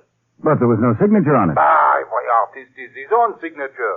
The brushes he uses, the thickness of his colors, his style. These are signatures. Well, I'll take your word for it. So, this afternoon, I've gone to see some of the better experts in painting. And they have absolutely identified the work. No kidding. No, the imitation was painted by César Laval, a painter of some skill and no scruples. César Laval? But that is not all. César Laval has been working exclusively for the Carpentier Gallery. Have you arrested Laval? No. We have left Paris very suddenly. Does that not show guilt? It helps, but we've still got to find him. The Sûreté will find him. Have no doubt of that. By noon of the next day, every informer in the Parisian underworld was looking for the whereabouts of Monsieur Laval. About 2 o'clock, I went to the Carpentier Gallery to take a look round. A middle-aged saleslady approached me. Bonjour, monsieur. Is Mr. Carpentier the proprietor in? He is away on a short business trip. Perhaps I can help you. I am his wife. I don't know. A friend of mine bought a painting here by a César Laval. You still have any of his works? Oui, monsieur. This way, please. You are an American? Yes. These landscapes are his. Well, they all look the same. Almost identical, sort of a mass production. They sell very reasonably. Only 500 francs. If I trusted my own judgment, I'd say they looked, pretty mediocre. He is no great artist, but there is a certain freshness. We have sold many of these to your fellow countrymen. You have anything else by Laval? No, monsieur. I understand Mr. Laval's an excellent copyist. I did not know that. Could you tell me where I might find him? No, monsieur. He is of the unstable temperament. Makes a few francs. Then he goes away. I see. You will take one of these Laval landscapes. 450 francs? I think I will, yes. No, not that one. Looks like it's been scratched. Oh, that. Some foolish gendarme thought he would find some masterpiece hidden underneath it. Let me give you another one. Shall I wrap it for you? No, thank you. Something else, perhaps, that attracts your eye. No, that'll be all. Here's your money. 450 francs. Merci. You now own a genuine Laval. And for only 450 francs. Yeah. Someday it may be worth 450 francs. Goodbye. Merci, monsieur. Detective. The following day, Miss Banet sailed for New York. In the meantime, we hadn't located Laval, the painter whose imitation Corot had been found by the Comte de Montpellier. Without him, this thing was going to be tough to crack. But finally, they found him. Hey, Monsieur Tom, wake up. Come to the door. What is it? Quick, let me in. Well, you look like you've got big news. Oh, we have found him. We have his address. Oh. Laval's address. Get dressed, quick. Okay, give me a minute. Shave and a quick shower. And... For this job, it does not matter if you are not beautiful. Allons-y. Allons-y.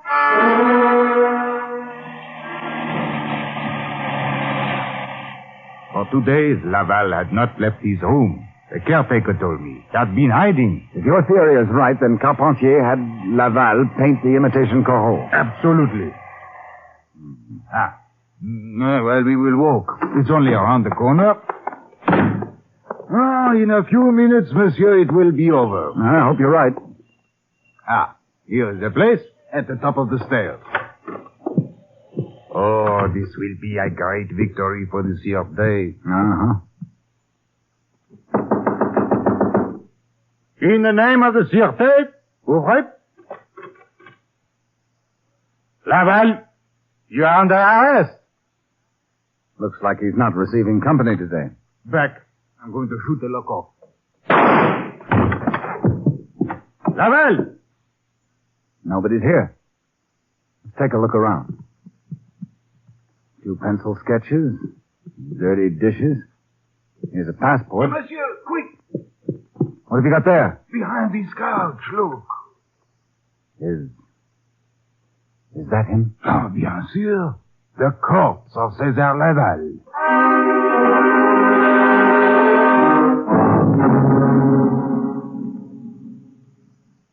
You don't think the motive was robbery, then? Oh, no. They made it look like robbery, but this was the work of a paid assassin. I know the trademark well. The quick knife thrust between the shoulder blades. Huh? You think this ties in with the missing picture? Laval dead is as important to others as he was to us alive. Carpentier? Oui. What's the next move, then? We go to inquire about the very interesting passport Monsieur Laval used so recently. The one that says he visited Amsterdam only 30 days ago. We checked Laval's recent visit to Amsterdam, and we learned some pretty significant facts. Laval had taken 4 of his own paintings with him. One of them, Inspector Andre was certain, covered the stolen masterpiece. Andre was sure Laval had shipped them from Amsterdam to New York to avoid too close a scrutiny by the French customs inspectors. So we went to Amsterdam and checked with all the shipping services. There was no record of any shipment to the Firth Galleries in New York. We stood on a street corner, tired and more than a little baffled.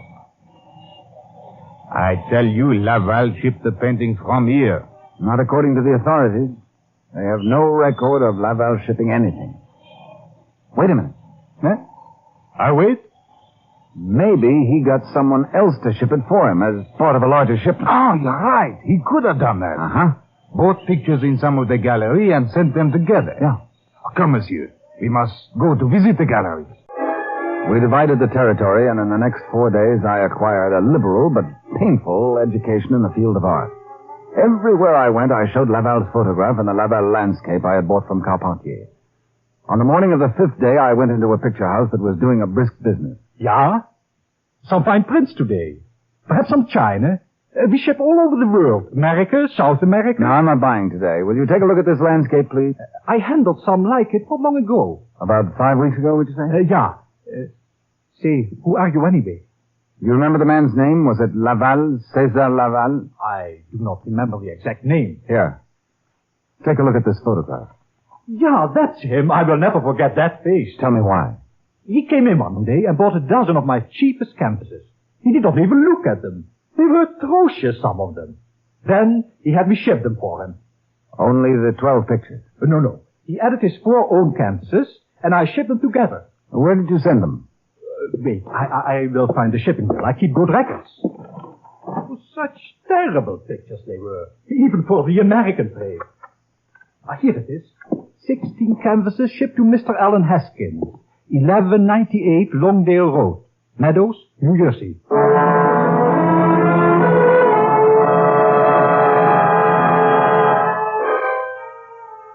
Inspector Andre wasn't in the hotel room when I got back. While I waited for him, I put through a call to New York. About an hour later, the inspector returned, and I told him what I'd learned from the Amsterdam art dealer. Ah, monsieur. In 1 week, we will have the picture back. This has been a great day for you, Monsieur Tom. For me? Why? Why, you are completely vindicated. You say, Mr. Haskins from New Jersey received the shipment? Yeah. Then you are right about Miss Banai. She is innocent. Before you bubble over, Inspector, I just spoke to New York. Ah, bien. You told them that we were coming, huh? Uh-huh. And I got some information about Mr. Allen Haskins. Example? Mr. Haskins is half owner of the Firth Galleries. So? And the other half is owned by Miss Adelaide Banai. 2 days later, we were in New York instituting a nationwide search for the missing Parole. But a week passed by and it hadn't turned up. In the meantime, I'd checked the reports on Miss Banai's activities since she got back to New York, and there was nothing especially significant in them. Andre's early jubilation had changed to a bitter gloom.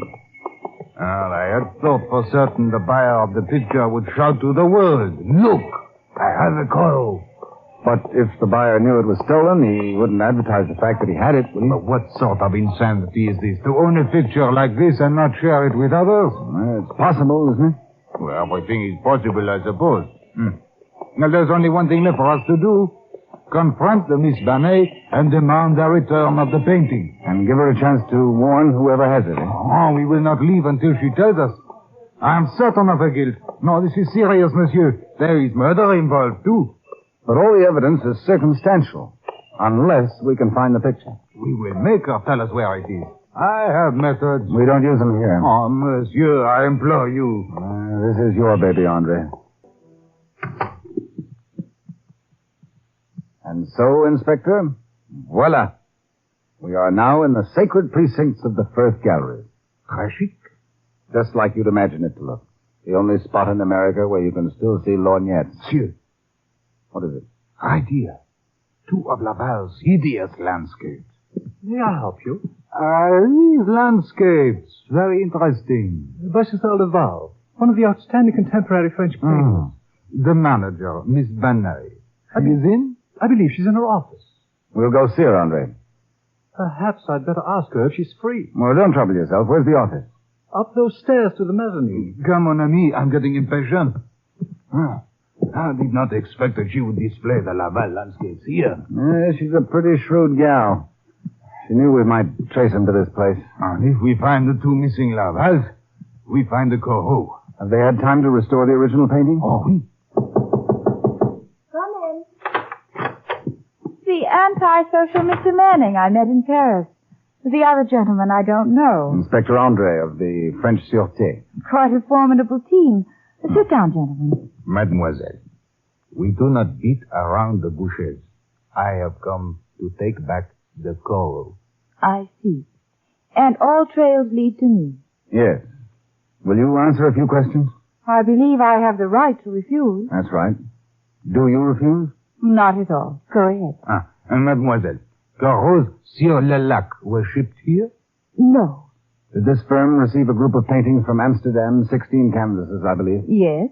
Included in that shipment were 4 Laval landscapes? I believe so. This shipment was not consigned to this firm, but to your partner. Why? Mr. Haskins has been ill at home for some months. I wanted him to see the pictures before they were displayed in the gallery. Why were Monsieur Laval's canvases included in that shipment from Amsterdam? A matter of expediency. I had commissioned him to buy some cheap canvases with a Dutch flavor. He included his own paintings with the lot. You had 4 Lavals. We only saw 2 in your gallery. Where are the other 2? Well, I sold them, of course. To whom? Well, I really don't know. They went out as cash sales. May we examine your sales record? You may not. May I make a suggestion? Certainly. After we're gone, contact your attorney. Explain to him the nature of our investigation. Tell him the following governmental agencies are vitally interested. the Treasury Department, the Department of Commerce, and the State Department. I see. And what do you think this consultation will lead to? The exact whereabouts of the two missing Lavals. We paid our return visit to the gallery next morning. The metallic Miss Banai was waiting for us. I had expected you earlier. We wanted you to have plenty of time to think it over. It didn't take that long. You consulted your attorney? That wasn't at all necessary. You asked for certain information. I got it for you. Good. One landscape was sold to a Mr. Andrew Holt, West Darien Drive, Long Island. Get that, Andre? Oui. Holt. Is that the railroad man? I believe he is. I haven't heard his name for 15 years. I thought he was dead. He's very much alive. Does he buy here often? No. The other one went to a Mrs. Elizabeth Burton, 1461 Parkway Place. Aha, now we are getting some places. Then we rode out to Mrs. Elizabeth Burton's home on Parkway Place. She led us into her study where the Laval was hanging. Andre examined it minutely, and he told me it was a Laval and nothing more. From there, we went to Andrew Holt's estate on Long Island. And it was an estate, complete with iron gates and a long, curving driveway. It's a formidable place, this Monsieur Holt's residence. Secluded, isn't it?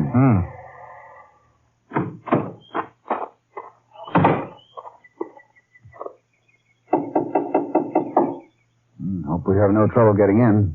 He's not exactly renowned for his hospitality. Well? My credentials, sir. Special agent. What do you want here? We are interested in your paintings, monsieur. My paintings are not for public view. You'll have to wait until I die. This is not just idle curiosity, sir. This is an official call. I see. Well, come in. You are interested in one specific painting? A Laval landscape. Come this way. Monsieur, why do you keep your pictures covered? That is my business. They belong to me, and me alone. Here is your Laval. Oui? That is it? You mind if we take a look at some of your other paintings? They are not for public view. Their coverings are removed only for my eyes. I'm sorry, sir. We must see them. For 15 years, I've shared these with no one. Not even a servant. Remove the coverings, please. Oh, a Rembrandt. Yes. The dancer. I've spoken to her many times. On a lonely evening, we talked together. Another one, please. Rousseau's Sunset. Monsieur, you keep these hidden from the unhappy eyes of the world? Rousseau's Sunset. How young it makes me just to look at it. You see those two lovers? The man is I. Mr. Holt, you can save us a lot of time. We'd like to see Corot sur le lac. Corot sur le lac? How I wish I possessed it. What I would give for it. You do not have it, monsieur? No. Unfortunately, no. We looked at every painting in his considerable collection. He owned $1 million worth of masterpieces, but there was no Corot to be found. In his eerie way, Mr. Holt introduced us to his collection as though they were living beings. Before we left, Andre stood before the Laval painting again. I saw him take out his little penknife and make a quick, tiny scratch on its surface. Then we left and got into the car. Stop when you get outside the gate. What for? He has it. In the house. I'm certain. What makes you think so? That Laval painting you saw me test it with my knife. Yeah? It isn't a Laval at all. It's a copy of a Laval. A copy of a copy? Hey, done only recently. Probably yesterday. Look at the pigment on my knife. Huh? Wet and fresh.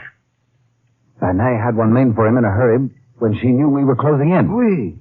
Oh, we will wait till it is dark, then we will go and get the coal. Well, why not now? Oh, you'll see us coming and hide it again. And it won't be hidden tonight? No. When he thinks he is safe, he'll take it out to gloat over it. Like a miser with his gold.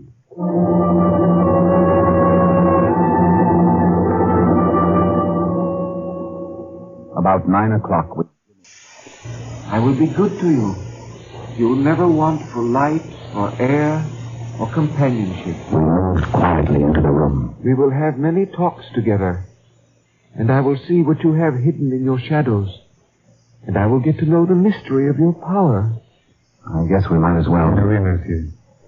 Such sentiments. I always wish for... Oui, monsieur.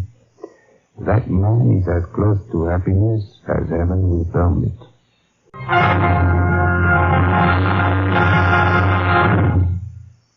This is Douglas Fairbanks again. Adelaide Benet paid for the criminal offense of smuggling objects of art into the United States. Luckily for her, she had no connection with the murder of César Laval. For this crime, Monsieur Carpentier of the Carpentier Galleries in France made a final accounting. The recovery of the stolen masterpiece closes another chapter in the distinguished chronicles of our silent men, the special agents of all branches of our federal government, who daily risk their lives to protect the lives of all of us. Next week, we will tell you a story involving heartbreak, fraud, and the United States mail. In the file case entitled The Miracle Cure, another venture undertaken for our protection by the Silent Men. The Silent Men is produced and directed by Warren Lewis. The file case, The Missing Masterpiece, was written by Lewis and Rusoff and transcribed in Hollywood. Only the names and places were fictional. Featured in our cast were Ben Wright, Eve McVeigh, Robert Boone, Sally Cassell, and Byron Kane. Your announcer is Don Stanton. Douglas Fairbanks is presenting Betty Davis, Gary Merrill, and Emlyn Williams in the motion picture Another Man's Poison. Listen again next week and every week to other exciting cases involving the law enforcement adventures of the special agents of our federal government. For they are the Silent Men.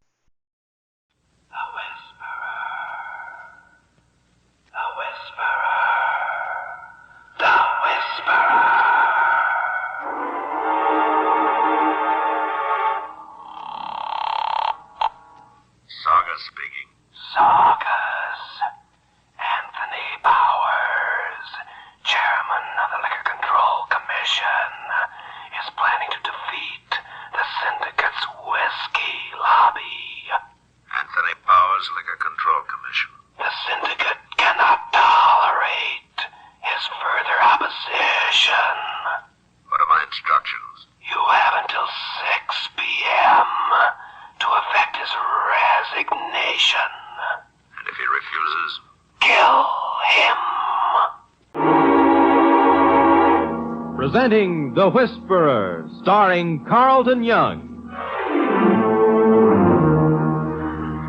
The Whisperer, a brilliant man who, losing his voice in an accident which crushed his vocal cords, worked his way deep within the crime syndicate to help destroy it from within. To the underworld, his familiar rattling hiss is the voice of authority, to be obeyed without question. Then a miracle of surgery performed by Dr. Benjamin Lee restored his natural voice, enabling him to resume his real identity. Now, as Philip Gault, aggressive young attorney, he skirts the thin edge of death, living his dual role. For as the Whisperer, he sets in motion the forces of the syndicate in Central City. Then, as Philip Gault, uses his knowledge to fight the organized network of crime which seeks to control the fate of millions in cities and towns across the nation.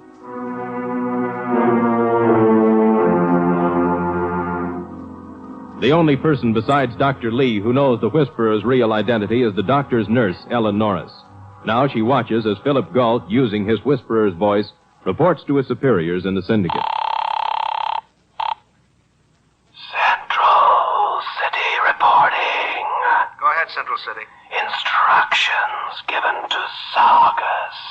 Report back when mission is accomplished. What has Tony Powers done to the syndicate? Tony? I know him very well. He's almost like a father to me. His daughter Margaret and I grew up together. Why are they after him? Well, Ellen, he's a man of great courage and integrity. And as chairman of the Liquor Control Board, he sees to it that no syndicate underling gets a liquor license. And they don't like that. Well, Mr. Powers' successor is already in the pay of the syndicate. When the new man in charge, they own most of the licenses. Why the time element? Why must it be done by 6 o'clock? Ellen, in our state, one license is issued for every 2,000 persons. The syndicate is lobbying a bill through the legislature to reduce this number to one license for every 500 people. No, which, of course, would go to their men. Yes. Anthony Powers is leaving for the capital tomorrow night. He has enough influence to defeat the bill. So another honest man is to die so that crooks can reap more dishonest dollars. Unless we can find a way to stop them. Phil, it's horrible the way that octopus of crime is invading every phase of our lives. And will continue to until an aroused and enlightened public decides to safeguard their welfare and that of their children. Yes, especially their children. Every paper is filled with the stories of juvenile dope addiction. And that's the most frightening internal menace of our time, Ellen. I'm afraid it'll continue until each parent awakens to the realization that his son and his daughter are actually targets. Well, if I were a parent, I'd make a definite point to educate them to the inevitable wreckage of addiction. And I'd go a step farther. I'd make certain that within the realm of possibility, I'd always know where they were and with whom and what they were doing. My mother's 11 o'clock curfew used to irk me, but most parental supervision would cut down on several things which corrode and destroy during the recklessness of adolescence. Oh, Phil, I wish you were out of the whole stinking mess. Ellen. I know your association with the syndicate enables you to fight it, but... Now, we'd better do something to safeguard Anthony Powell if we can. Will they try intimidation first? Yes. Even the syndicate shies from murder unless absolutely necessary. If they try intimidation, they'll probably include Margaret in their plans. She's the only family he has, and he adores her. Ellen, you've just made a job for yourself. Phone Margaret. Tell her you've missed her. Invite her for lunch. Anything that will enable you to spend the day with her. Do you have her phone number? I've called it 1,000,000 times. Well, here. Make it 1,000,001. Since you're sending me out to be a clay pigeon, perhaps we'd better make it a shopping tour. That'll give me a chance to buy Maggie a new horoscope. She dotes on astrology. Hello? Is this a good day or a bad day? A good one, but my horoscope says to beware of old friends. Who is this? Ellen Norris. Ellen, I haven't seen you in years. Dad and I were talking about you just last night. What prompted this wonderful surprise? I suddenly had the urge to see you. Are you free for lunch? Yes. In fact, I planned a shopping tour this afternoon. We'll make it a day, huh? And try on absurd hats at outrageous prices which we wouldn't be caught dead. Sounds like fun. Give me an hour and then meet me at Jason's. I'll be there. Bye-bye. Everything's set. Good. Now stay with her and wangle an invitation for dinner if possible. Being a woman, you should have no trouble in carrying on a running conversation for 7 or 8 hours. Now, I'll call Powers and warn him to take precautions. Anthony Powers. Mr. Powers, the syndicate has marked you for death. Isn't 2 calls in an hour rather putting it on thick? If you resign... I don't know you or the other man who called, but I do know whom you represent. And you can tell the scum that hires you that I don't scare and I can't be bought. He hung up. Saugus had already called him, Ellen. Now, while you're getting ready for lunch, I'll invent a mythical client who has 1,000,000 questions to ask about applying for a liquor license. I'll give Anthony Powers a bodyguard without his knowing it. Mr. Powers? Come in, Gold. Come in. Thank you. As I told you when you phoned for an appointment, I'm busy trying to get off to the capital tonight. Well, I'm sorry to intrude, but you'll be gone several days, and my client is impatient. We'll go into the library. Oh, Dad. Dad, guess who called for lunch? I've no idea. My dear, this is Mr. Galt. My daughter, Margaret. How do you do? It's my pleasure. May I presume on a short acquaintance and tell you who your luncheon companion will be? Why, of course. Ellen Norris. How did you know that? Oh, it's written in the stars. Are you interested in astrology? I was born under the sign of Capricorn. I was born under Sagittarius. And I was born under the sign of Pica, the boo. Oh. Dad is not impressed by horoscopes. Do you know Ellen? My dearest friend. She told me she was lunching with you. Oh, Dad, your train doesn't leave until 10. I'd like to have Ellen and Mr. Galt to dinner if you don't mind. If you'll excuse a hasty departure. Delighted. Cocktails at 7-ish, huh? Oh, I must run or I'll be late. Goodbye, Margaret. Bye. Drive carefully. As if she would. Have a seat, Galt. Oh, thanks. I've heard you in court several times. Wanted to meet you before now. Wish we had more time to get acquainted. Drink? No, thanks. Before launching into the business of my client, what are the chances of this bill being lobbied through the legislature? Once I reach the Capitol, I can defeat it. And if something happened to you? I've already had 2 phone calls today threatening me. Oh? In your place, I'd take them seriously. They'd never dare make an attempt on my life. The resulting publicity and investigation would endanger the syndicate. Why, they'd never dare harm... Down! Get down! No need to. He missed. But the second time he... There won't be a second time. That was intended to frighten me. That shot must have come from that wooded section. Undoubtedly. Since it lies between this house and the city, whoever fired the shot is probably on his way into town. Pursuit is useless. However, if we made inquiries... Excuse me. Hello? That was just a sample. You want any more? If you think your cheap tactics will cause my resignation... Oh, tough boy, huh? Okay, Powers, you ask for it, and you'll get it. Powers, if that shot was fired from the woods, where could the killer find a phone so quickly? Around the bend of the road, there's a filling station. Well, come on. If the attendant remembers seeing him, we'll at least have some idea of his identity. Welcome. Fill her up? Nothing, thanks. Okay, I'll clean your windshield. Hey, how about a complete service today? Lubrication, wash job, front wheel repacked, upholstery dusted, battery water checked, new air put in your tires for only $7.95. No, thank you. We only you better have it. You save $4 that way. Hey, how about filling the tank? This is important. Well, you think selling gas ain't? How far would this baby run if nobody sold Shut it? up. Huh? I said shut up. Oh, hiya, Mr. Powers. Didn't recognize you. You usually come in that old wreck. Never mind. Now, about 3 minutes before we drove in here, an hour ago, a man stopped, made a phone call, and left. Well, how do you know? You an astrologist? Hey, I was born under the sign of... Taurus the bull. Yeah. But tell me about this man. Oh, you tell me. He's your guy. What do you look like? Well, he was, kind of medium. Medium height, medium weight, medium width, medium what? Oh, just medium. Would you know him if you saw him again? Oh, look, mister, I don't miss much. Then you would know him. No. What model car was he driving? 47. 47 coupe, 47 sedan, 47 convertible, 47 what? 47 car. Oh, great. What color? Color? Blue, green, red, two-toned? No, none of them. No, I think it was... Was what? Dirty. Yeah, I remember trying to sell him a wash job. Young man, a woman's life depends upon your remembering these things. Well, gosh, Mr. Powers, I'm sorry, but... Hey, why don't you ask your daughter? Why? What has Margaret got to do with this? Well, she passed by right after this guy phoned, see? He asked me if that wasn't Margaret Powers, and I said yes, and then he tore out of here right on... Hey, don't forget me now. If you ever want to complete service down We're having lunch at Jason's. Open it up, Galt. I'll fix any tickets we get. Margaret's my one weakness, and they know it. There's only one thing in the world which could make me resign. Her safety.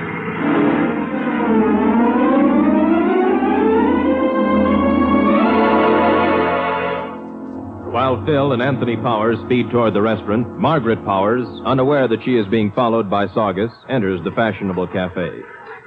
Ellen, you look wonderful. Just like you stepped out of the pages of Harper's. I bought this suit the year Harper's was founded. Oh, Maggie, it's good to see you. The last time was the night we split a blind date. As I remember it, they deserved an even worse fate. Famished? I'm too excited to be hungry. Oh, well, then let's window shop until we work up an appetite, huh? Okay. There's a certain sales girl I enjoy insulting. Same old Maggie. Oh, I'm glad we're doing this. So am I. Let's window shop the Harms.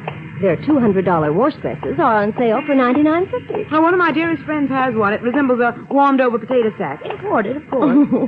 Incidentally, I like your Mr. Galt. Phil? Oh, where did you run into him? He's out at the house. Oh, let's go in here. They've got the most wonderful freckle cream. It makes fried freckles look like boiled freckles. Just so they aren't rare. Mr. Galt mentioned the two friends, so I invited him to dinner tonight. Oh? Using you as a lure, I said you'd be there. Oh. You like him? Very much. Oh, look, a clearance on stoves. Only $3.98. That's a steal on stoves. Only I don't need one. Well, let's go see Miss Mudpack. Miss Mudpack? Yes, she demonstrates facial mud, and I detest her. So every time I come in, I insist that she demonstrate it. When her face is all covered, I decide not to buy. No. Oh, Ellen, look at this. Oh. Pardon me, I was following too closely on your heels. You're the man who followed me into the parking lot. I assure you I've followed much worse, but you're mistaken. Oh, no, I'm not. You almost took my bumper. My dear young lady, you're mistaken. Now, you must excuse me. Oh, not bad. Margaret, do you really think he's following you? Oh, I hope so. Next to buying a new hat, nothing gives the lift. But if he came here from the parking lot... Relax, honey. Just coincidence. Don't get excited. Excited? Oh, I guess it's foolish. Let's forget it. I think I resent your implication. After all, my equipment isn't so bad. Oh, Maggie, you'll never change. Oh, Ellie, I've had a wonderful brainstorm. It's such a wonderful day. Let's get my wonderful car and drive out to the wonderful country casino for lunch. Wonderful. I'm parked just around the corner. Oh, I'm sorry. You know, you wouldn't bump into people if you stopped looking behind you. I'm expecting my dark past to overtake me. You're much too young to have accumulated a pair. I thought I saw someone I recognized. Someone I know? No, it's someone I don't think you'd care to know.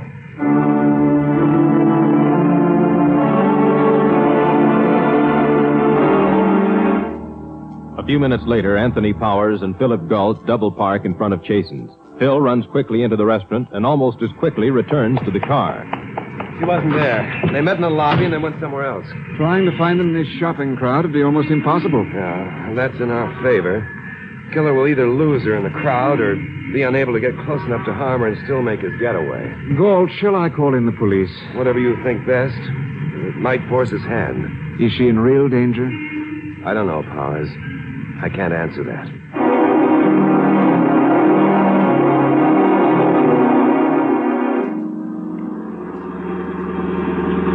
Relax, Ellen. You're wearing out my rearview mirror. Oh, was I doing that? You were, but you didn't think I was watching you. Just a habit.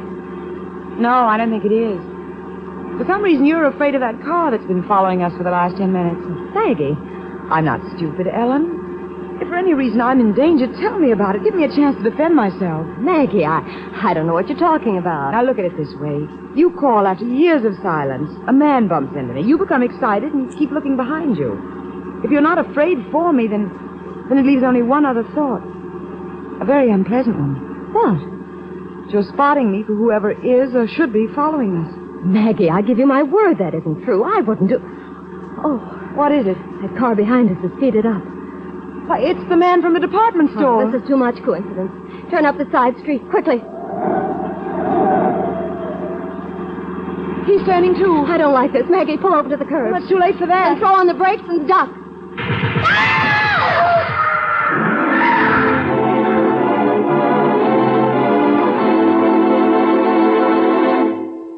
You are listening to The Whisperer, the story of Philip Galt, who skirts the thin edges of death, living a dual role.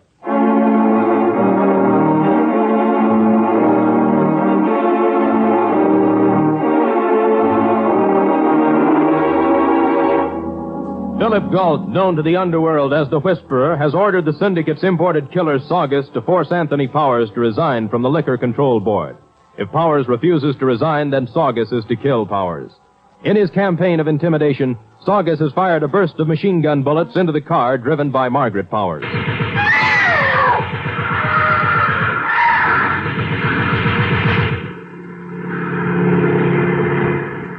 Maggie, are you all right? I'm wiggling my fingers and toes. They say if they work, you're alive. Let me know how you come out. My horoscope was right. I should be aware of old friends. Ellen, how did you know this was going to happen? Oh, Maggie, I didn't. Believe me. When you bumped into that man, I had a hunch. I watched and saw him follow us. I see. The syndicate again. They hate my father. Well, what now? Oh, let's venture out, and if our undercarriage doesn't fold, we'll put in a call to Phil and your dad.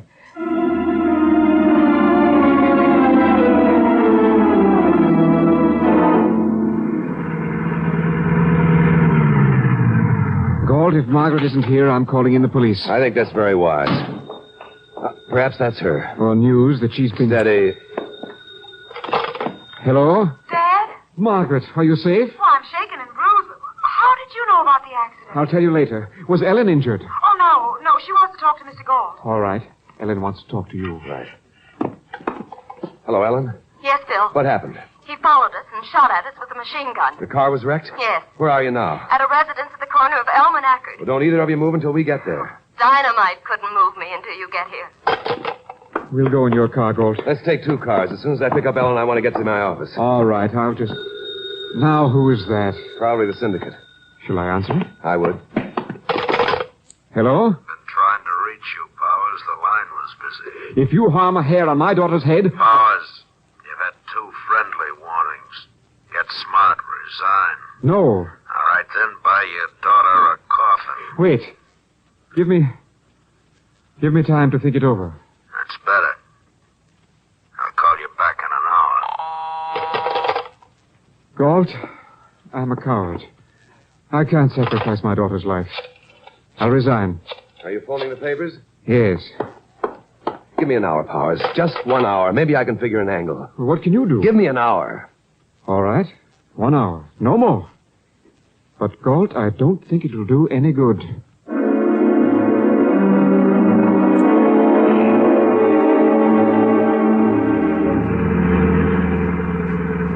I don't care what he says.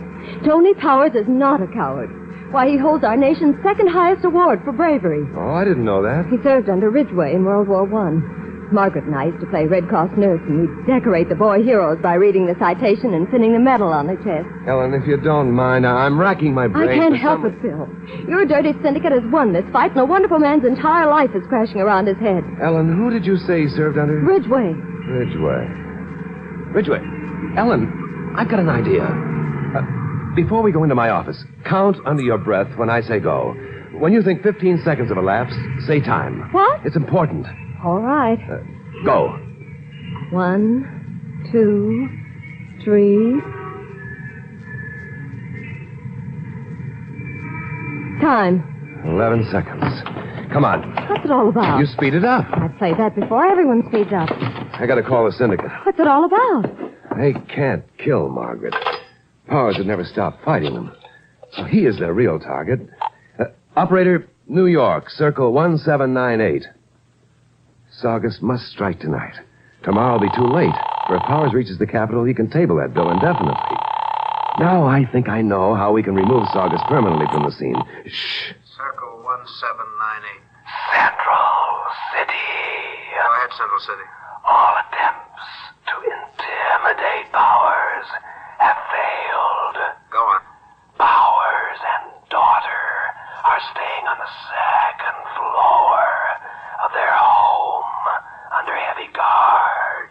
Can machine gun be brought to bear on level trajectory? Impossible to use machine gun. Well, what do you suggest? Tonight, Anthony Powers will have 2 guests for dinner. At exactly 8 o'clock, the French doors upstairs will be opened. How does this help Saugus? A hand grenade tossed through the French doors will kill everybody in the room. Congratulations, Central City. Saugus will be so instructed. Phil, you really fixed it.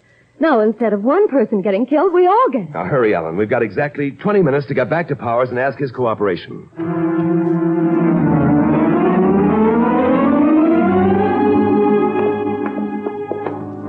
Dad's in the library. Has anyone phoned, Margaret? All the newspapers and wire services. After you, Ellen. Galt, I was afraid you weren't going to make it. The answer is due in 5 minutes. I have a plan, but first an experiment. While I hold my watch, you and Margaret count under your breath. When you think 15 seconds have elapsed, say time. Galt, you're no fool. There's a reason. Yes. You ready, Margaret? I'm ready. Get set. Go.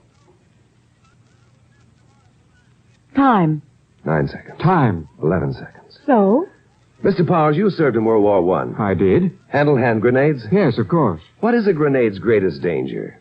Well, that you'll throw it too soon and the enemy will grab it, toss it back, and kill you with your own grenade. Don't they explode on contact? No, Ellen. They're detonated by a time mechanism. A certain number of seconds after the pin is pulled. I know all this, Galt. If a man is tossing a grenade which explodes in 8 seconds, he'll have an even greater tendency than you just had to rush his count.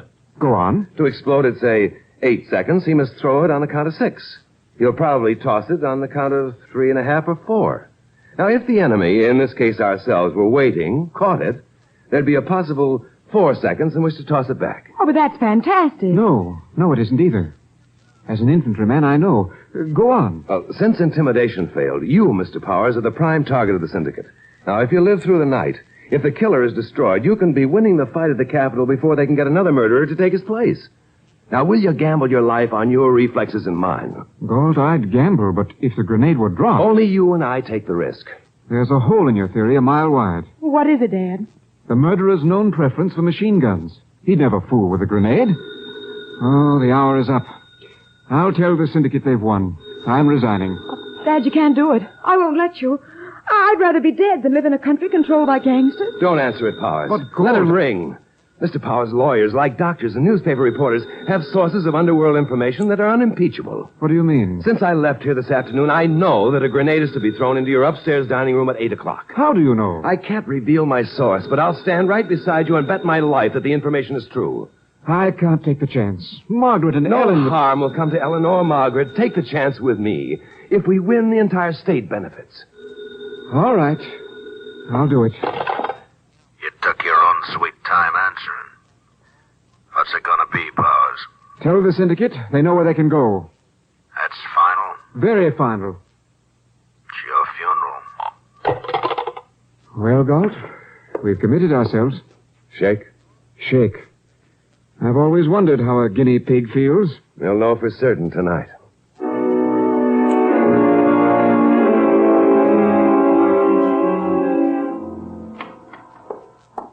Phil, Margaret said I'd find you up here in the dining room. So I wanted to recheck our plans for any slip-up. I wanted to talk to you before dinner. Sit here, my dear. You know, of course, that an hour from now you... I know. Phil, if anything happened to you, I think I'd die. Ellen, there's something I'd like to say to you before... Galt, I'd like to run through it just one more time. Well... Can't be too careful, you know.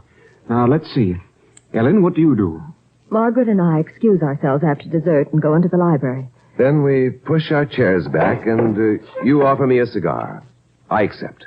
We walk to the end of the table and you light my cigar. Then we stroll to the French doors and I open them. Yes. Then I stop in the center of this one and you stop in the other. It's getting dark already. Yes. The killer will probably make his way to that oleander bush. You mean where that shadow just moved? Shadow? Look out! Catch it! Grab it! I'll get it! Hurry! This is a rock. I threw it. I wanted to test your reaction. Oh. I wanted to see if either of you could catch it under strain. But Margaret will be expecting the grenade. But you won't know at what second he'll throw it. Is there a porch light down there? Yes. Well, leave it on, Margaret. I didn't even see that rock until it was already past me. Phil, I hope you don't make the same mistake twice.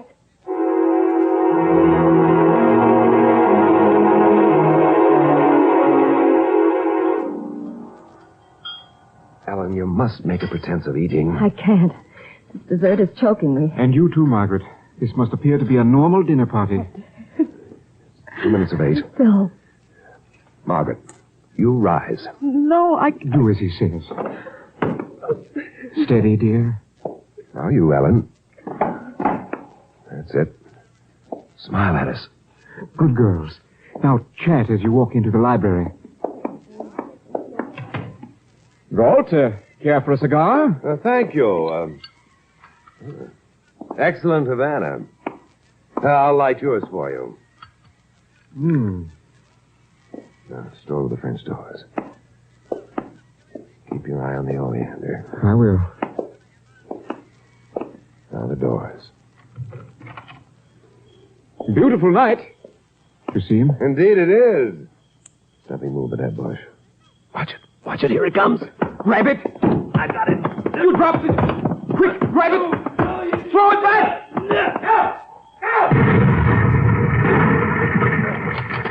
Phil, Dad. Oh, Dad. Oh, thank God. Phil. There, dear. Cry if it'll make you feel better. Ellen, it's all over. Everything's all right. Oh, Galt. Yes? Can I offer you a drink? You certainly may. Good. And while you're getting yours, bring me a double. My legs have just turned to buttermilk.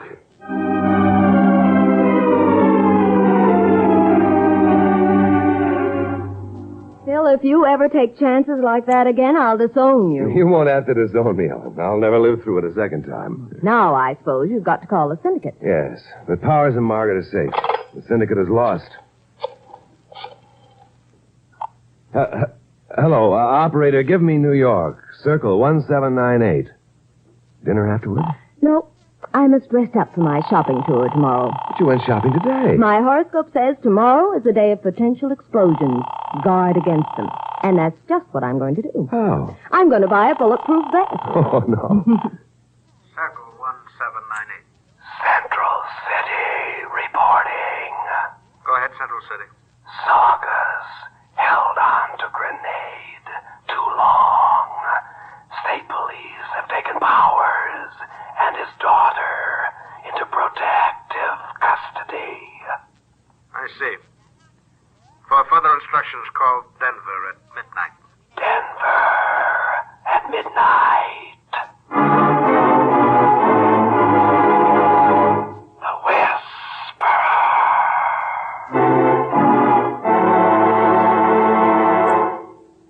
The Whisperer is based upon stories and characters created by Stetson Humphrey. Any similarity to persons living or dead is purely coincidental. Carlton Young is starred as the Whisperer. Betty Moran is Ellen. Others in the cast were Julius Kralbein, Betty Lou Gerson, Byron Kane, and Jerry Hausner. Original music by Johnny Duffy. The Whisperer was written, produced, and directed by Bill Karn. This is Don Rickles inviting you to listen next week to another exciting adventure with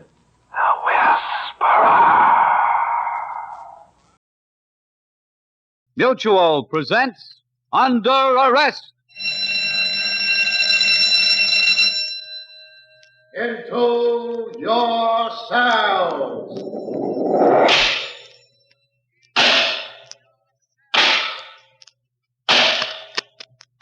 Criminals behind bars. Under Arrest. The story of Police Captain Jim Scott's fight against crime.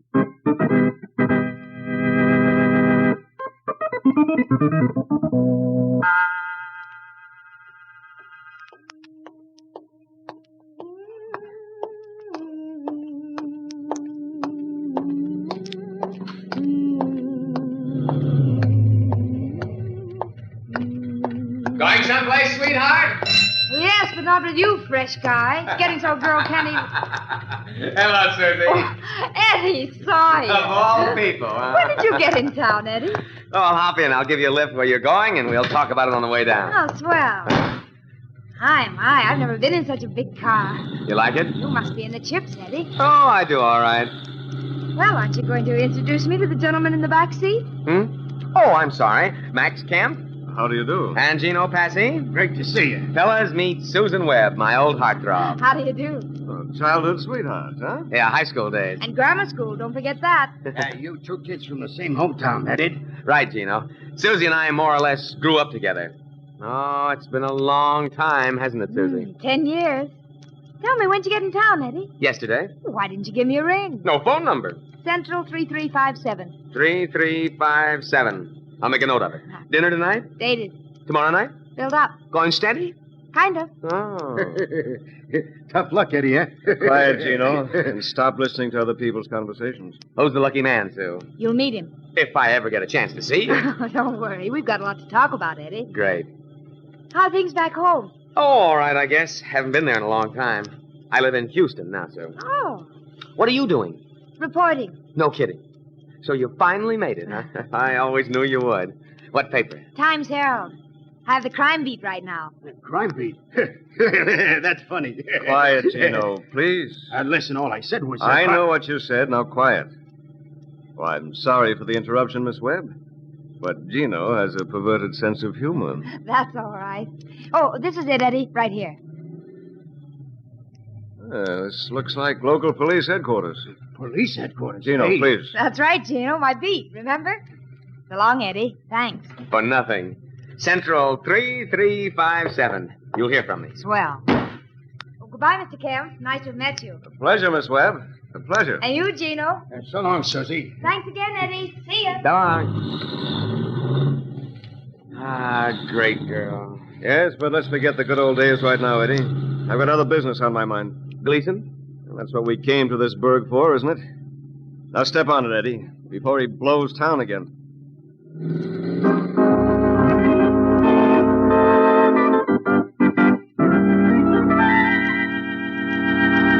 Cigarette, Sue? Thanks. By the way, who's the handsome young man with the big Cadillac? How did you know? Saw him let you out in front of the building. Oh, you're taking to spying on me these days. No. Didn't have anything else to do, so I looked out of the window. And caught a glimpse of my other life? He's Eddie Sawyer, an old friend. We grew up together on the same block back home. Uh-huh. And you haven't seen each other in 20 years. 10. How did you know he just came to town? Elementary, my dear Miss Webb.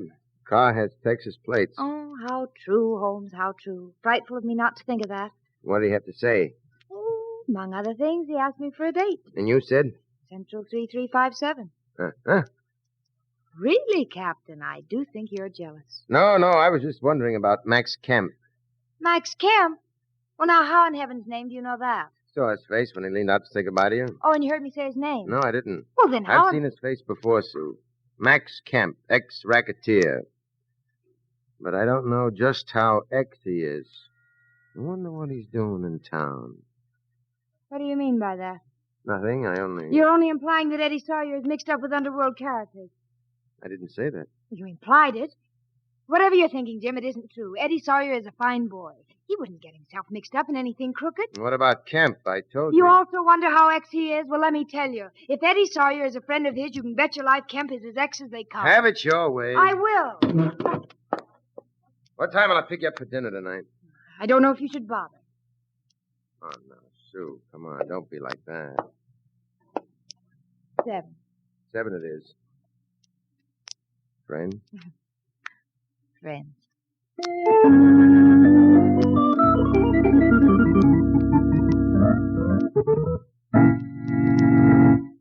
Fix your drinks, Mac?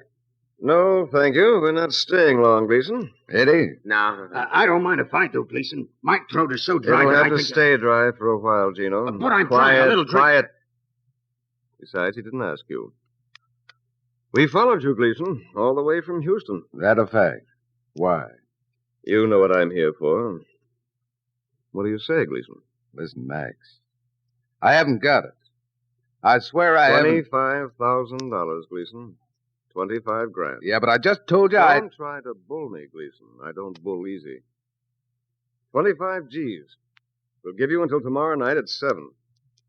If you hadn't got it by then, well, you take it from there.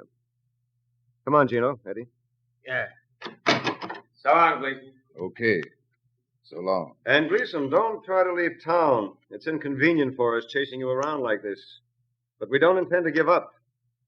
Tomorrow night at 7, then? All right. 7.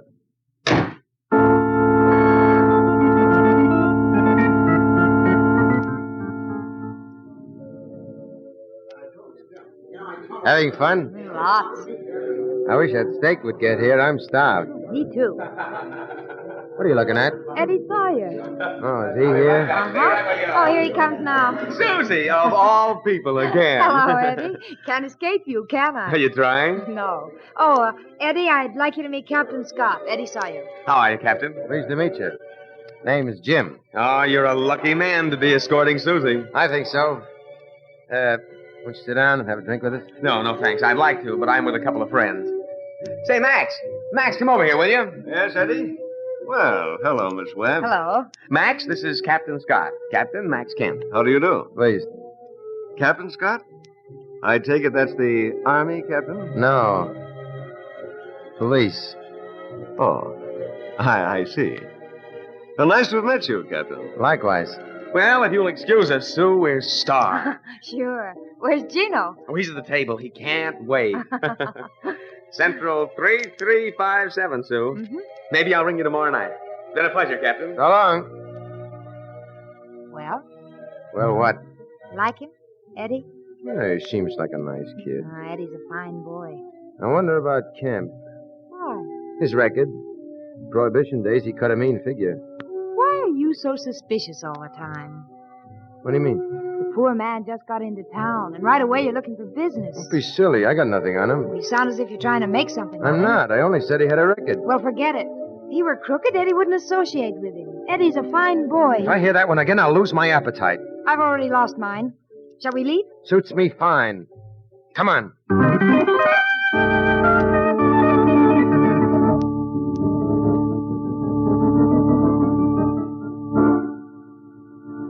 Almost 7, Max. Time to see Gleason. Yes, that's right, Gino. Thanks for reminding me. You, don't mind if we borrow the car, do you, Eddie? Oh, of course not. Don't you want me to come along? No, Gino and I can handle it. Okay. You think he'll pay off? He'd better. Get your hat. Oh, Eddie. Yeah? One thing I want you to do for me. Sure, what? Stay here. What do you mean? Stay here in your room until we get back. We'll only be gone a couple of hours at most. I don't get it. Why do I have to stay? Don't argue, Eddie. Just do it. Stay here until Gino and I get back. I wasn't arguing. I was Eddie, only... please. We won't be gone for very long. Meanwhile, don't you leave the room for a minute. There's a pack of cards on the table over there. Play some solitaire. I don't know how to play solitaire. Learn. Come on, Gino.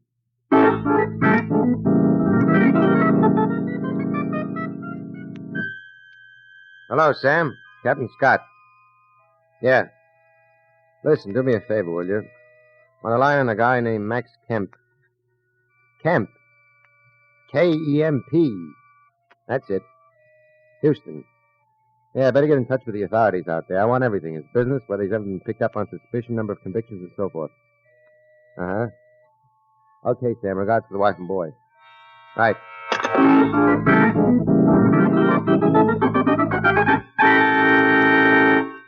Sit down, Max. Thank you. Drink? Yes, make it a double for the one I passed up yesterday. Gino? Sure, Gleason. I'm dry. As usual. Well, after all, I'm entitled to a drink. Quiet, Gino, please. Well, Gleason? Well, what? You got the money? I told you yesterday I didn't have it. I'm talking about tonight. Not yesterday. Yeah, and my answer's still the same. Didn't you even try to raise it? You can't raise $25,000 like you can raise radishes. You should have tried. Listen, Max. I told you I haven't got the money. It follows that if I haven't got it, I can't give it to you. Now, why don't you just go along? Yeah. Get his bank book. It's on the table over there. Right. Keep away from that. Out of my way, pal. Listen, I told you. Out of my way, pal. Thanks. Now, what does it say, Gino? He's got it. Mm-hmm. How much? Balance, 52 G's. Hey, nice. Take a look. Thanks. I knew you were bullying Gleason, and I don't like it. Yeah, and I don't like it. Who's bullying you? You are, but not anymore. If you want your $25,000, why, you can sue me. Smart, aren't you? Inasmuch as a man can't legally collect a gambling debt. I'm sorry. Now, listen, Gleason. Why don't you be fair about this? You lost the money, why not just pay off like a good sport? Sure, I lost the money, but not fair and square. I don't mind dropping $25,000 or even more. But when I find out later that I lost it all to a fixed wheel and load of dice, then, brother, I'm not a good sport. So you think my wheels and dice are crooked? That's news to you? Get out, Max. Haven't had my drink yet. Get out. Now. You'd better think twice about this, Gleason. Why? Because Gino has a gun. Haven't you, Gino? Yeah. You gonna kill me, Max? The paths of Welch's lead but to the grave. Don't try to bluff me, Max. I know you're kind. Gino, give it to him.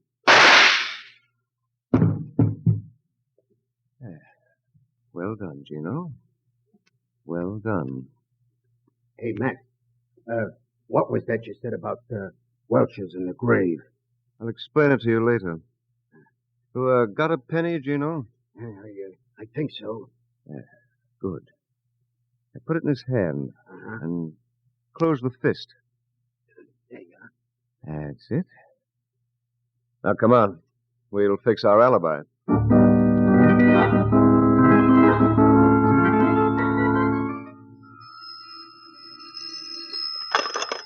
Hello? Sue? Yes? Eddie Sawyer. Oh, hello, Eddie. How you? Fine. Listen, what are you doing tonight? I'm busy. No chance at all? No, Eddie, I'd love to, but I've got some work to do. I'll be going back to Houston soon. Will I see you? Well, maybe tomorrow night. Great. I'll ring you around 8. Fine, Eddie. Thanks for calling.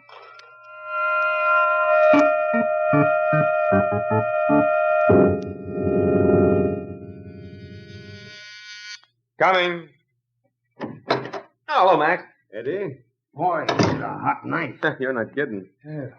Mix me a drink, will you, Eddie? I need one. Sure. How about a Tom Collins? Long and cool. Great idea. Gino? And like Max says, great idea. Okay. Did he pay off? No. Stubborn, huh? Uh-huh. What'd you do? We took care of him.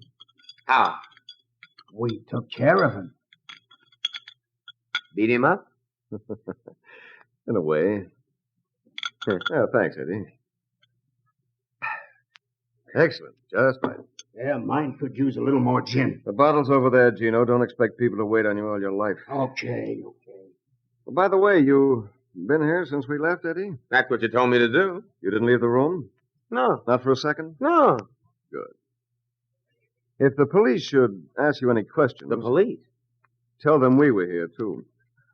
Listen, Max, why would the Don't police... argue, Eddie. Well, I'm not arguing. All I want to know is where the cops fit into this. What do they want to ask me? Oh, questions. About Gleason? Maybe. Listen, Max, what did you do to him? We took care of him. Look, Max, I can't... You look, Eddie. Gino and I have been pretty nice to you, haven't we? Sure. Given you but- an interest in the club, made it possible for you to accumulate some money, more or less brought you along. You'd like to stay in with us, wouldn't you? Oh, sure, Max. All right. Now, where were you tonight? Here, all night. Was anybody with you? You and Gina. Did we leave any time between 6 and 10?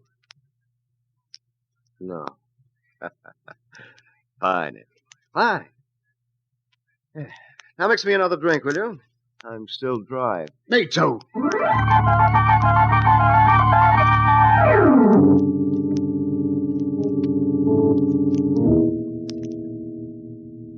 What was his name, Jim? Gleason. Howard Gleason.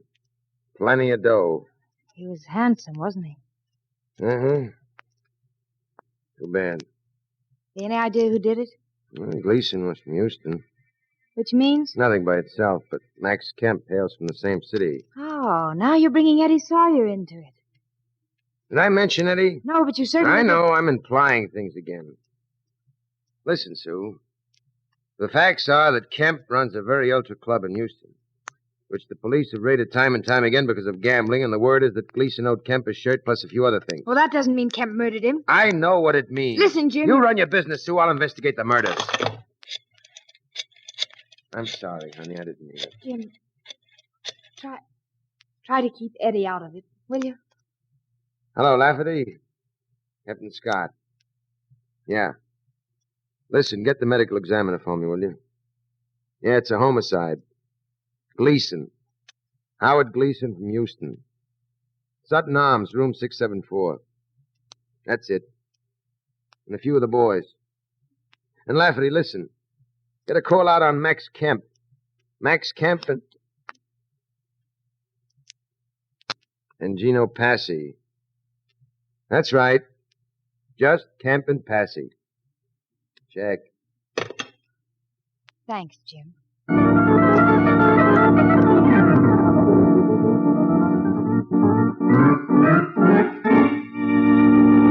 I told you, Scott, I was at my hotel all night. Kemp, when did you go see Gleason? I didn't. Prove it. You prove I did. How long were you at the hotel? From 6 on. 8? 6. Gleason was killed a little after 7, wasn't he, Captain? It's in the papers. Didn't know you could read. Oh, Gino's a man of many talents. I'll bet he is. Where were you, Gino? With Max. Your room, Kemp? Eddie Sawyer's room. How long? 6 to 10. We left and turned in at 10:15. Prove it. Ask Eddie. I will. Captain Scott, Tommy. Eddie Sawyer at the Hotel Claremont. Pick him up and get him in here right away.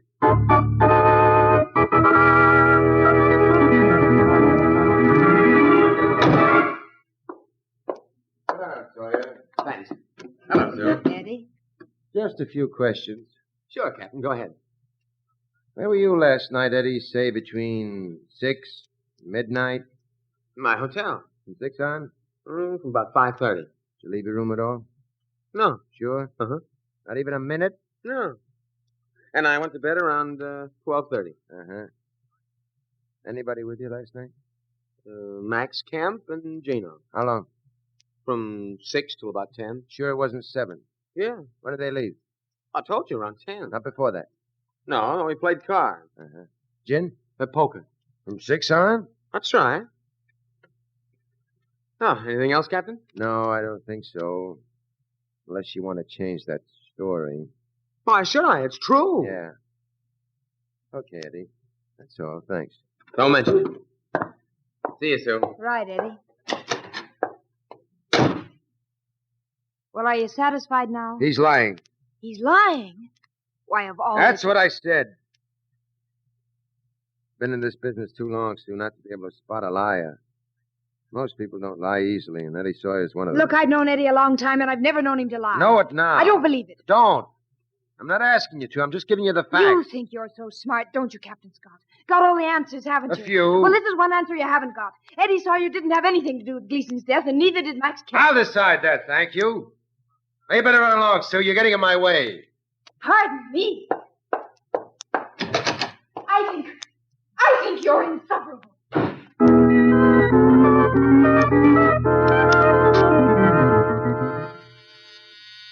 Just a minute. Hello, Eddie? Sue, this is a surprise. Come in. Thanks. Well, sit down. Stay a while. Just a few minutes.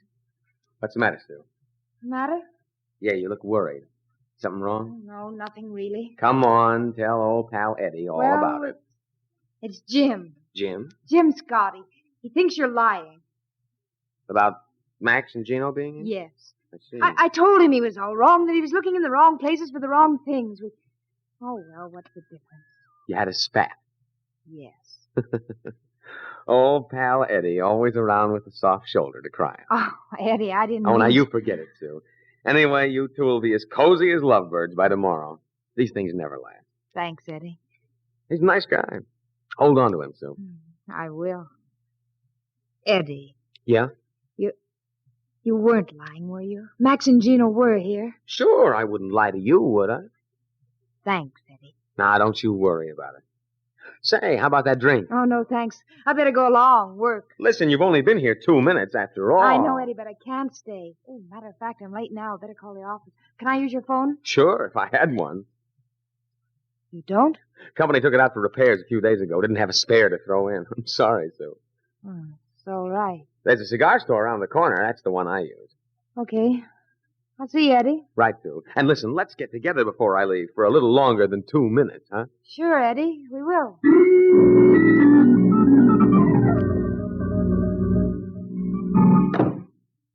Well, Miss Temperament herself. Still sore? No, I'm sorry about the way I acted, Jim. Oh, it's my fault, honey. Guess I was pretty nasty. I'm sorry, too, now. Let's forget it. Jim, I want to tell you something else. What? I agree with you about Eddie Sawyer. He was lying. Oh, I don't know, Sue. Maybe he wasn't. You know, sometimes... No, he was lying. I know he was. How? He phoned me last night around 7:15. Oh? I was just up there to his room. He doesn't have a phone. Hasn't been a phone in that room since he checked in. I see. So he must have left his room to phone, and he said he positively hadn't left it for a second. Yeah. What are you going to do, Jim? What do you want me to do, Sue? Find out who killed Howard Gleason. Good. Come on. Let's have another talk with Mr. Eddie Sawyer.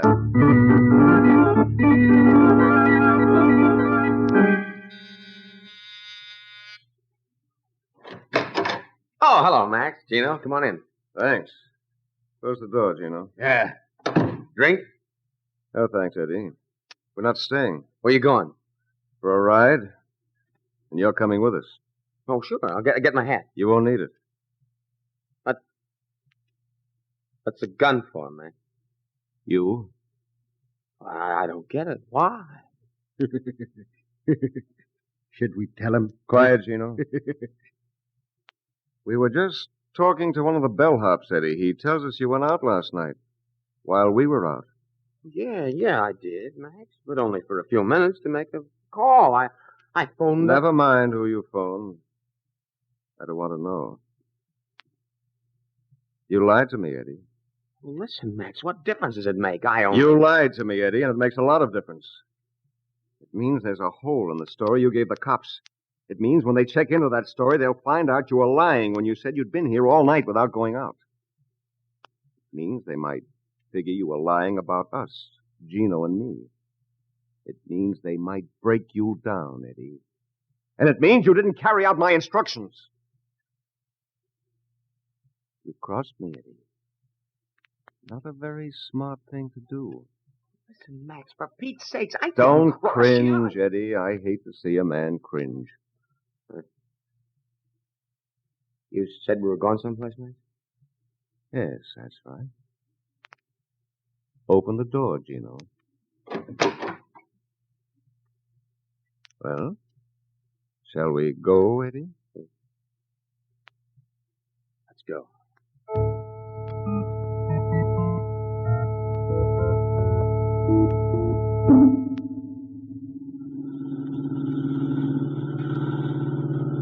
All right, Gino. This looks like a good spot. Right.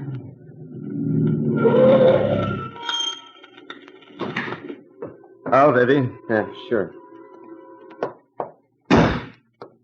Yeah, let's walk out on this pier. Listen, Max. Walk! Scared, Eddie? No, I'm not scared. Fine. I hate to see a man go to pieces. Max, what will killing me do you?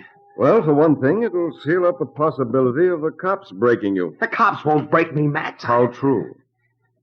Just keep walking, Eddie. What? Well, what about the bellhop? We took care of him. $500 is a lot of money to a bellhop. No, he'll never talk. You know, Eddie, I can tell what kind of people will break and what kind won't. Max can tell about people, Eddie. He's smart. Once back in Houston, Gino, please. I only want to tell him about the guy in... Quiet. Max. Yes, Eddie? It won't be any good, Max. Really? Why not? Well, when they find me. When the cops find me, They won't find you, Eddie. There are ways of making sure of that. We're going to wait you, pal. So when we toss you in the drink, you'll be food for fish. Oh. That's pretty good, ain't it, Max? Food for fish. Very funny. All right. This is far enough.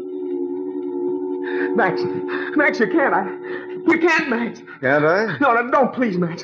I swear I won't say anything. I'm your friend, Max. Look, he's starting to go now, Gino. It's not a pretty sight, is it? Max, for Pete's sake, now don't kill me, Max. I don't want to die now, please, Max. I can't stand to see a man cry, Gino. Give it to him. No, don't, Gino. Don't listen to him. I'm your pal, Gino. Give it to him. Drop the gun, Gino. Drop it, I said. I'll drop you first. All right, Kemp, hold it. I'm holding it. Great. Let's see your hands. You too, Sawyer. Now, how's Gino, Sue? I think he's dead. Okay. That the gun you used on Gleason, Kemp? I'm not a ballistics expert. They have them at headquarters. Just where did you come from, Scott? Sue and I were just coming into the hotel when you three were leaving. And we saw you get into the car and followed you. I don't know how to thank you, Captain. Yeah, I know. Stow it. I didn't have anything to do with Gleason's murder, Captain. Is that so? Well, you believe me, don't you, Sue? I don't know what to believe anymore. I'm sorry, Sue. Jim, take me home, will you? Sure, honey. But first, we'll drop these two at their new quarters. Let's go, gents.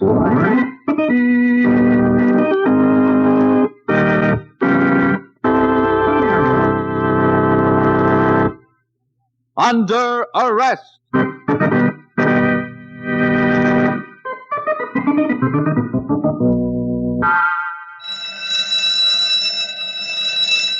Into your cells.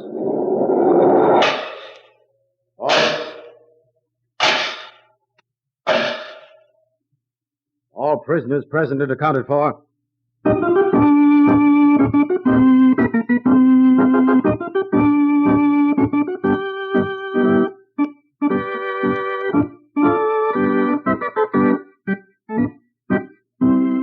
You have just heard Under Arrest, presented by Mutual, a new series featuring Joe DeSantis as Police Captain Jim Scott. Under Arrest is directed by Martin Magnar and written by Bill Wells. Original music is composed and played by Milton Kay. Susan Webb was played by Margaret Draper, Eddie by Leon Janney, Kemp by Grant Richards, Gino by Rock Rogers, Gleason by Larry Kerr. All names of persons used in Under Arrest are fictitious. Any resemblance to names of actual persons living or dead is coincidental.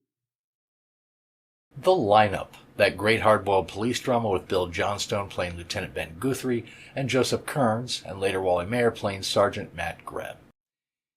Even though the stories for The Lineup were fiction, the producers and writers wrote along with actual police and sat in on police lineups to get ideas for the show. The candy store murder involves a man, John Walker, seen running out of a candy store and driving off in a station wagon. The owner of the store and his wife have been shot. A fairly straightforward case. This is about the apprehension of the suspect, and it's full of excitement. It was directed by Mr. Radio himself, Elliot Lewis. And then Stand By for Crime, which I'm sure you've heard me say before is one of my favorite radio shows. Glenn Langan starred as Chuck Morgan, a local news anchor who's always involved in solving crimes with his friend, Police Lieutenant Bill Miggs, and his gal pal Carol Curtis, who's actually played by Langan's real-life wife, Adele Jurgens. In The Black Hand, a man tries to give Chuck an anonymous tip about a gangster shooting, but when his daughter is kidnapped, he can't remain anonymous any longer. Great story, full of suspense and surprises, and a very satisfying ending. After that is an extremely rare show, Jonathan Brixton, which ran in 1940 on CNF Radio. No, I've never heard of that either. Starring Michael Raffretto in the starring role. In the only surviving episode, The Blacklock Murder Case, Brixton is a criminal attorney in San Francisco who, with his personal manservant Fong and his assistant James, who does most of the legal research, apparently he's a brilliant attorney in the courtroom, but rather lazy in his personal life. Wealthy Effie Blacklock wills her fortune to her grandniece Ruby on the condition that she live with her until Effie's death and that she not see her fiancé Roger anymore. When Effie is murdered, Brixton must solve the murder. Was it Roger or Ruby or one of the disgruntled servants? I really like this show a lot. It's such a shame that only this one episode survived. And then The Lives of Harry Lime, which ran from 1951 to 52 and was based on the 1949 film The Third Man, starring the great Orson Welles, reprising his role from the movie. Now, this is another of my top 10 OTR shows. I love the premise and the character of Harry Lime, and of course, Orson Welles' acting is outstanding. In Double Double Cross, the story opens in Monte Carlo in 1936 at a casino, and winds up with Harry parachuting into England with smuggled currency. Never a dull moment in Harry's exciting life as the anti-hero. Although he's a swindling criminal, always on the lookout to make an easy fortune for himself at the expense of others, he actually does possess a conscience and a little bit of honor, which is what makes his character and these stories so intriguing. This one aired on January 18, 1952. After that is that famous OTR show, The Shadow. Running from 1930 all the way to 1954, this mystery/thriller drama featured several actors as Lamont Cranston, a strange wealthy man who could cloud men's minds with his hypnotic abilities, and his assistant Margot Lane, played by many actresses. This show was inducted into the Radio Hall of Fame in 1989. In Circle of Death, a series of bombs are set off by a man who hates crowds. When the police are unable to make any progress, the Shadow is called upon to solve the mystery and catch the perpetrator. This is a really great episode with Orson Welles in the original role as the Shadow and Agnes Moorehead as Margot Lane. It aired on November 27, 1937. And then the last show of this batch, Wanted, which was an attempt by NBC to compete with the CBS crime drama Somebody Knows, just as CBS had created the lineup earlier to compete with NBC's successful Dragnet show. Wanted ran for less than a year in 1950 and featured a fugitive on the FBI's most wanted list each week, airing a dramatization of the crime interspersed with actual witness testimonies. Listeners were asked to be on the lookout for the fugitive during the program. In Thomas Kling, the focus of the story is Thomas Kling, a tattooed criminal using a double identity, guilty of multiple holdups and robberies in Jersey City, New Jersey. After being caught, and then escaping from prison after only 1 month, the FBI is now hot on his trail. A really exciting story told from the viewpoint of law enforcement, and made even more so because it is a true story. It aired September 22, 1950. All right, enjoy these great crime shows, and I will be back for the last batch in a little while.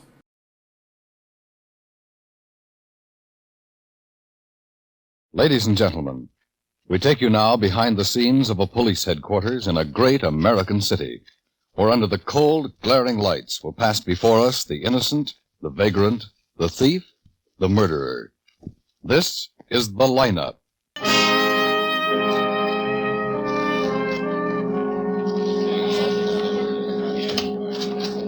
Now, these chairs in the front, any of them? Oh, yes. Can I smoke, Lieutenant? Sure. No, thanks. Just put one out. How is the woman? Well, they operated this morning. She's pretty low. And the man who owned the car? We picked him up. Did he do it? That's what we want you to tell us, Mr. Dill. Well, I got a good look. I know. I can tell you all right. I hope so. May I have your attention, please? You people on the other side of the wire in the audience room, may I have your attention, please? Thank you. My name is Greb, Sergeant Matt Greb. I'll explain the lineup to you. Each of the suspects you will see will be numbered. I'll call off a number, their name, and charge. If you have any questions or identifications, please remember the number assigned to the prisoner as I call his name. At the end of each line, when I ask for questions or identifications, call out the number. Oh, sure. I can tell you all right. If you're I hope sure so, or Mr. not too Dill. sure I of a hope so. suspect, have him held.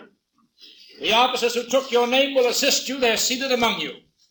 Please be prompt with your questions or identifications. When the prisoners leave here, they are sent to the bathroom and dressed back into their jail clothes. It makes it quite difficult to bring them back after they leave here. The questions I ask these suspects are merely to get a natural tone of voice, so do not pay too much attention to their answers as they often lie. Bring on the line. Okay, move it along. That's good. Now turn and face front, hands to your sides. Look straight ahead. You raise your head. Okay. Number 1, Albert Bartok, assault. Where do you live, Albert? 19137 Fuller. What's your business, Albert? You couldn't make it Al, could you? What's your business, Albert? I'm not working. Why did you hit your wife? Because I'm not working. She keeps reminding me. For 2 years she reminds me. Morning, night, and noon she reminds me. It depressed me. You hit her with a chair. Was the nearest thing. Every time I tried to sit down, she grabbed my hair. She wouldn't give me no peace, so when she grabbed my hair, I grabbed the chair. Number 2, Henry Ingram, vagrancy. Hello, Sergeant. This is twice this month, Henry. Yes, Sergeant. I just got out. Why were you trying to catch the duck? I was walking through the park. I saw the duck. I wasn't trying to catch it. I was trying to pet it. I like ducks. You ruined the whole flower bed trying to pet it. Yes, Sergeant. Number 3, Martin Cerruti, theft. I told you to keep your head up. Okay. Where do you live, Cerruti? I'm from Denver. We know that. Where do you live here? I don't. I just got off the train. You stole a coat from the Wheelwright department store. I forgot to take it off. All right, you've got a place to live now. Number 4, John Wolcott, armed robbery, murder. Lieutenant, where can I put out my cigarette? To the floor. What's your business, John? I run a gas station. Where, John? Corner of 105th and Sutton Place. On the night of November 12th, you held up the Albert Candy Store. No, I didn't, Sergeant. You and another unidentified man shot the owner, Mr. Gus Albert, and his wife, Dora. I had nothing to do with it. That's the charge, John. Lieutenant, Yeah? That's him. He's the Are one there I any chased. questions or Oh, that's him. I'm identifications from positive. the audience? Lieutenant? Yeah? Any he's the one. questions or Number 4. identifications Yes, that's from right. the He's the one audience, who ran up the please? store. Sergeant Graham. Yes, Lieutenant. Number 4, hold for interrogation.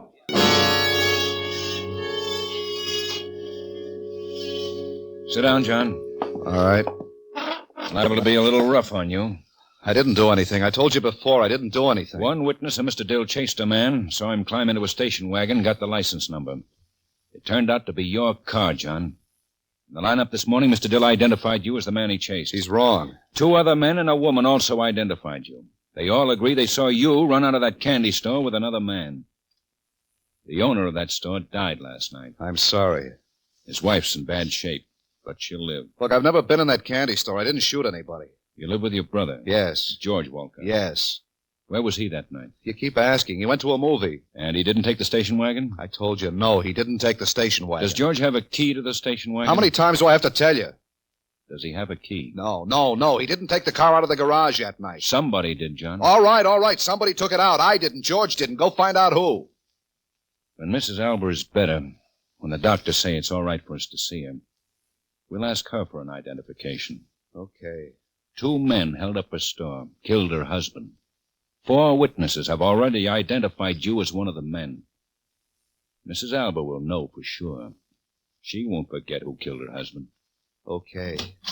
I got the brother in your office, Ben. All right. Nothing? Not yet. Take this one back upstairs. Uh-huh.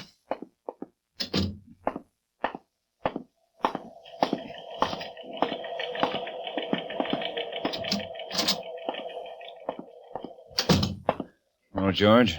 Hello, Lieutenant Guthrie. George, your brother's in a lot of trouble. Yeah, I know. He sticks with his story. Says he didn't leave the house that night. Says he didn't use the station wagon. Says you didn't either. I didn't. You went to a movie. That's right. The Rivoli, wasn't it? I gave a long statement this morning, Lieutenant. I signed it. Somebody used that station wagon. When the arresting officers got to your house, the motor was still warm. I didn't use it, and I know my brother didn't. You think somebody could have gotten that car out of the garage without your brother hearing it? I don't know. Maybe they could. Hold up a candy store, shoot 2 people, bring it right back to the garage? I don't know. I just know I didn't use it, and I know my brother didn't either. He didn't hold up a candy store or shoot anybody. My brother wouldn't do anything like that. What time did you get home? I have to keep telling you. You have to keep telling me. Around 12 o'clock, or maybe a little after. There was a cop waiting for me. He'll remember what time better than I do. You went to the movie? Yeah. What time did you get to the movie? After 8 sometime. What was playing? 2 pictures, Mr. Lucky and A Lady Takes a Chance. They're reissues, aren't they? I saw them before a long time ago. They're good ones. I wanted to see them again. Your brother runs a gas station, doesn't he? Yeah. How late does he work? Usually around 7. How does your brother do in his gas station? He does all right. Makes pretty good money. You don't work? No, I've been looking for a job.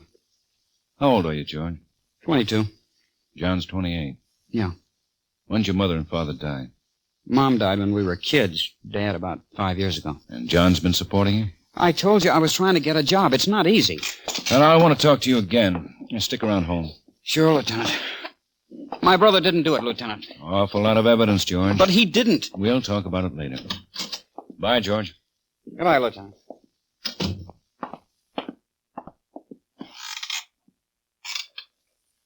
Howard? Yes, Lieutenant. George Walcott's coming out. Put a man on him. Right.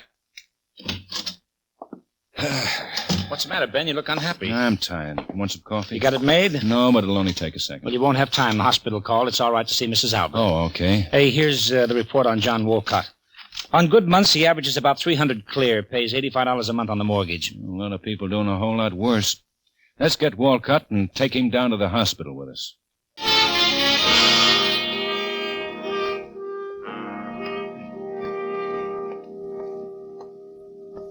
Mrs. Albert. Mrs. Albert. Yes? What is it? This is Lieutenant Guthrie and Sergeant Greb. They want to talk to you. All right. We won't take long. All right. We want you to tell us if you've ever seen this man before. Move up, John. Right in here. Mrs. Albert? I don't know. I'm not sure. Could he be one of the men who held up your store? I don't know. He looks... I don't know. He isn't the one who shot us. The one with the gun. He isn't? No. He's not that one. You sure? Yes. Yes, I'm sure. Well, Mrs. Albert, several people say they saw this man run away from your store. I don't remember the other one too well. The one who stood by the door. Happened so quick. The man with the gun. He's the one I remember. He was in the middle of the room. It all happened so quick. The other one I didn't really notice. I think that's about enough for now, Lieutenant. My husband's dead. We'll do everything we can, Mrs. Albert. What can you do? He's dead. That's all. I hope you didn't have anything to do with it, young man. I hope for your sake you didn't. It's a terrible thing.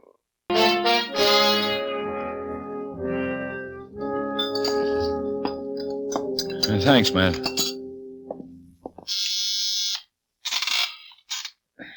Yeah? They're here, Lieutenant. Oh, all right. Send in Mr. Dill first. Well, is the coffee all right? Whew, hot. Mr. Dill, Lieutenant. Come in, Mr. Dill. How are you, Lieutenant? You met Sergeant Graham? Yes. Hello, Sergeant. Hello, Mr. Dill. Have a seat. Thank you. Mr. Dill, we know definitely the man you identified this morning wasn't the one who actually did the killing. He was one of the men who ran away from that store. Well, we're interested in the other man now. What did he look like? Well, it all happened so fast. Like I told you, I was just walking by when I heard the shot and then the scream. The door of the store flew open. 2 men came out. They were running. The first one, the one in front, was the one I pointed out the lineup.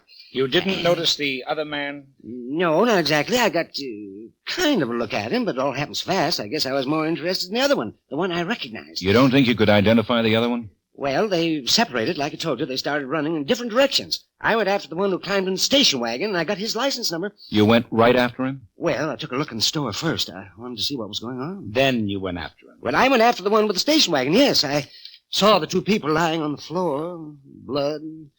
Well, I just went after him. How far did you chase him before he got in the station wagon? Oh, about a block, I guess. And how far away from him were you when he drove the station wagon off? Oh, I don't know. I guess about 50 feet. Were you across from the station wagon or behind it? I was behind it. I was chasing. Yes, I know, but he didn't cut across the street? The station wagon wasn't parked on the other side of the street? No, he just ran up the block. The station wagon was parked on the same side of the street. Well, did he turn around and look back at anything? Well, I don't remember. I don't think so. He just ran up to the car and drove off before I could catch him. But you recognized him? Oh, sure, the man this morning in the lineup. You don't remember anything about the other one? No, I'm sorry. I don't. All right, Mr. Dill. Is that all? Yeah, that's all, and thank you. Oh, sure, anytime. Mr. Dill. Yes? If this man was running away from you, you were behind him the whole time. You were about 50 feet away, behind the wagon, when he drove off. Now, I should think it would be a little hard to tell much about a man under those circumstances. Well, I got a good look. Oh, a darn good look. You said he didn't turn around. Well, no, I don't think you did. I don't remember that well. I got a look at him when he ran out that door. Oh, he went right past me. Oh, I got a look at him then. Yeah. All right, Mr. Dill, that's all. Yeah, well, he was the guy. I got a good look. Yeah. Oh, you think you'll want me again? We'll call you if we do. What are you doing, Ben? Trying to get a description of the man who used the gun. Yeah, and while you're doing it, you practically made Dill a liar. The way he tells it, or I should say the way you got it out of him, he couldn't have made a positive identification of a man who ran past him through a doorway, then showed him his back for the rest of the time. Yeah, I know. In the lineup this morning, Dill and the others didn't say a word till they heard you read off the charges. But before they went in, they knew whoever we had was the one who owned the station wagon. Okay. Explain me the station wagon. Dill got the license number. The car was still warm. Yes, I know. Well, then what are you trying to do? I'm trying to find out who killed the man in the candy store. By making a liar out of the best witness you've got? Who's making a liar? Well, you're trying pretty hard. hard. Do you mind if we find out what the other 3 witnesses have got to say? Well, you don't have to get jumpy. I don't. Oh, swell. Yes, Lieutenant? Send in Mrs. Evans. I'm sorry, Ben. Maybe you better put some more sugar in your coffee, huh?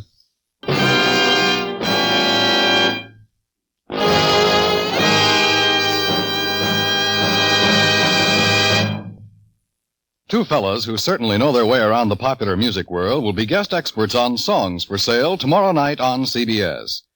Join Frank Sinatra and Johnny Mercer with Jan Murray and the others on Songs for Sale this Friday night.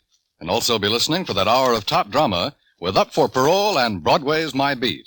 They'll all be here on most of these same CBS stations.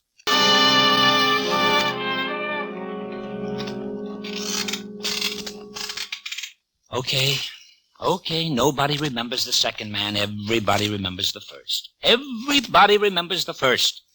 Everybody claims they recognized the guy as he came out the door. Running. Yeah, running.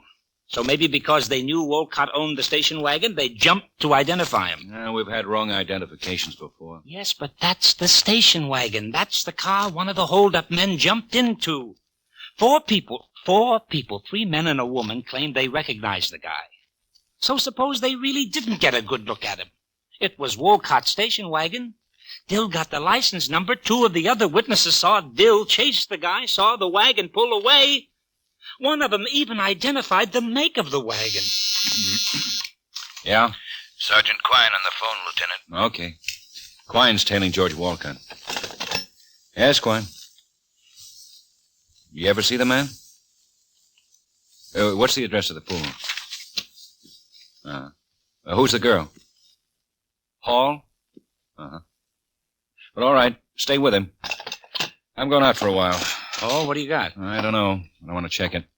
Quine says George Wolcott met a man in a pool room, talked with him for a long time, and then went over to see a girl named Hall. It may be nothing, but I'm going to do some checking.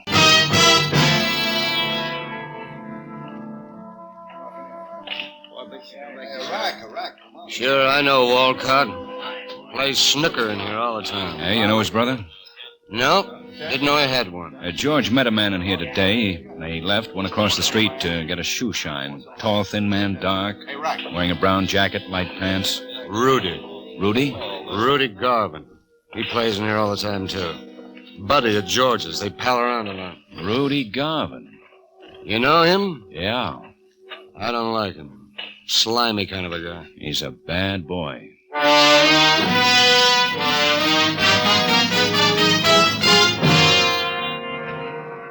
Yeah, I kind of remember him. Well, you gave him a shine. Tall, thin, dark man, brown jacket like pants. Yeah, I think so. With a younger fellow, brown hair. Yeah, about an hour ago. Pay any attention to what they were saying? No, sir, I just shined the shoes.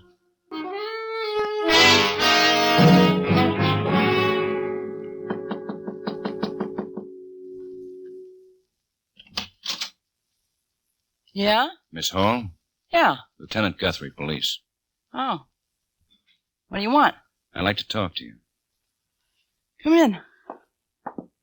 Apartment's a mess. You know George Walcott? Yeah. You done something? He came to see you a little while ago. Sure, I know him. We're just friends. You done something? You know Rudy Garvin? Yeah. Friend of George's. What did George want? Just say hello. He just stopped by to say hello. How well do you know him? Not too well. We're just friends. You know his brother? No. Never met him. How well do you know Rudy Garvin? Like I know George. Say, what is this? Where were you last night? Last night? Home. I stayed home all night. I was going to clean the apartment, but I got to reading a book. Did you see or talk to George or Rudy any time last night? No. Gee, I sure would like to know what this is all about. Did the boys do something dishonest? You just forget about it, Miss Hall. You just forget about talking to me. Sure. Thanks for your help. Anytime. Sure sorry the apartment's such a mess.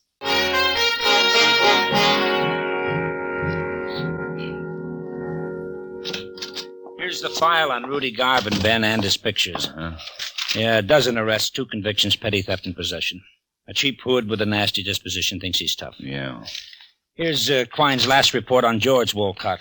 Tailed him from the girls to the east side of town where he met the same man he met in the pool hall. Rudy Garvin. Young Walcott's in his house now.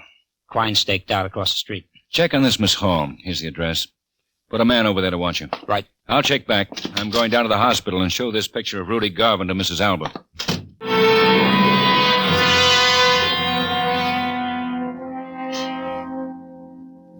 She's a lot worse. She's had a bad time. Is she conscious? She was.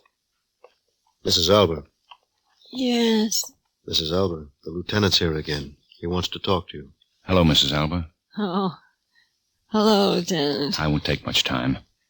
I want you to look at this picture. All right. Lieutenant. Yes? Lieutenant, that's the man. You're sure? That's the man with the gun. The one who shot me. That's the one. He killed Gus.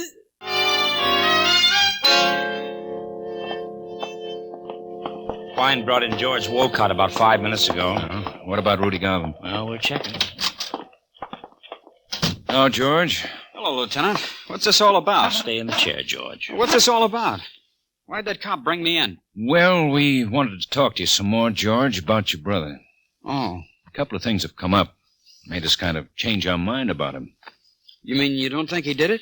We're pretty sure he didn't. Well, I told you so. He wouldn't stick up a store or shoot anybody. No, I guess not. He just isn't the kind. He knows who did stick up that store, though.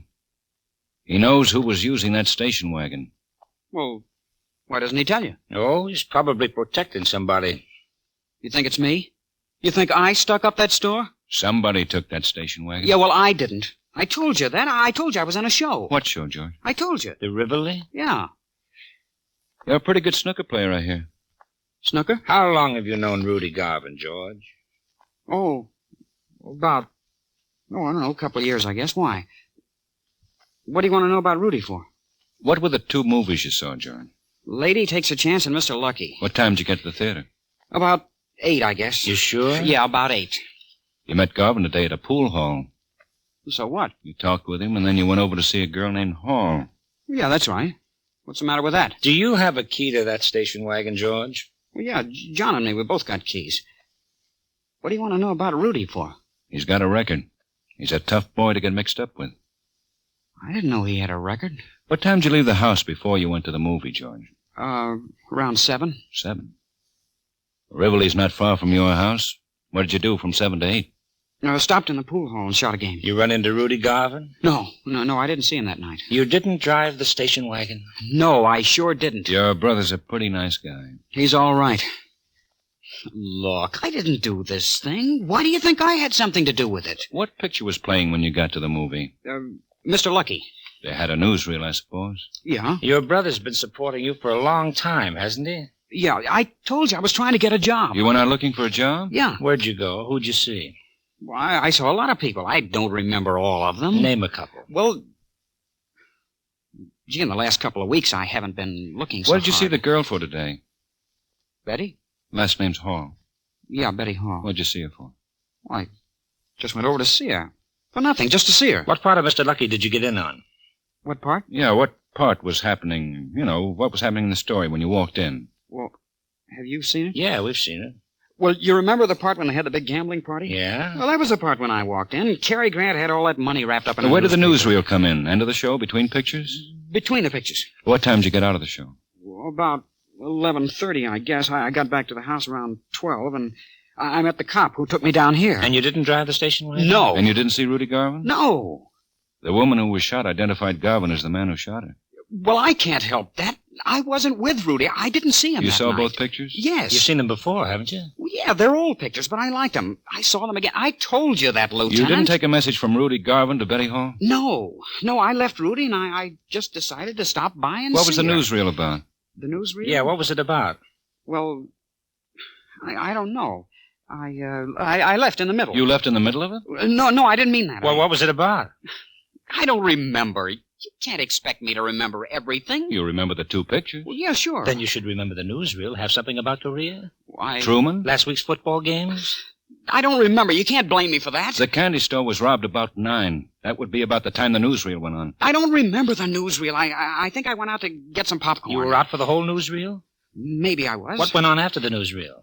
The other picture. Didn't they have any coming attractions or anything? They usually do. Yeah, they had coming attractions. What were they? I don't remember that either. You remember both pictures, but you don't remember the newsreel or the coming attractions? No. Which was first, the newsreel or the coming attractions? The newsreel. How do you know that? Because I saw it start, and then I went to get the popcorn. How did it start? I don't remember. Then the coming attractions went on? Yes. I thought you said the other picture went on after the newsreel. I think you better tell us where you really were, George. Okay. Get a stenographer, man. Right. Cigarette, George? Yeah. Where can we find Rudy Garvin? Over at Betty's apartment. That's why I went by to tell her that Rudy'd be by around 9 tonight. They're leaving town. Will you let my brother go now?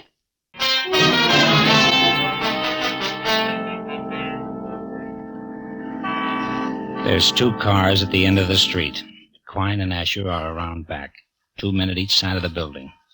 Quine and Asher moved everybody out except the girl. She's still in there, hasn't left her room. What time is it? 9 o'clock. Oh, Rudy's late. We take him on the street? No, he's got a gun.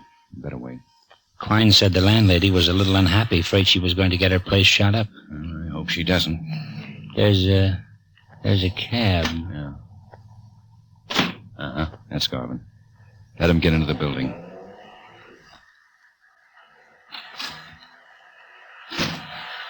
All right, let's go.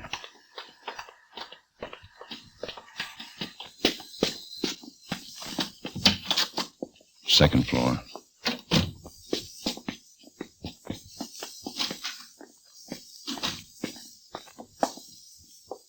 Third door.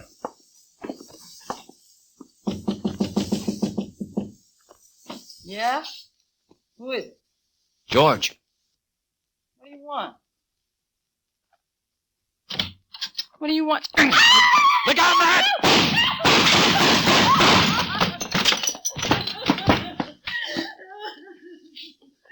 Starving's pretty bad. You better get an ambulance. Boy, we sure wrecked this place. Don't worry about it. Betty never cleans it anyway.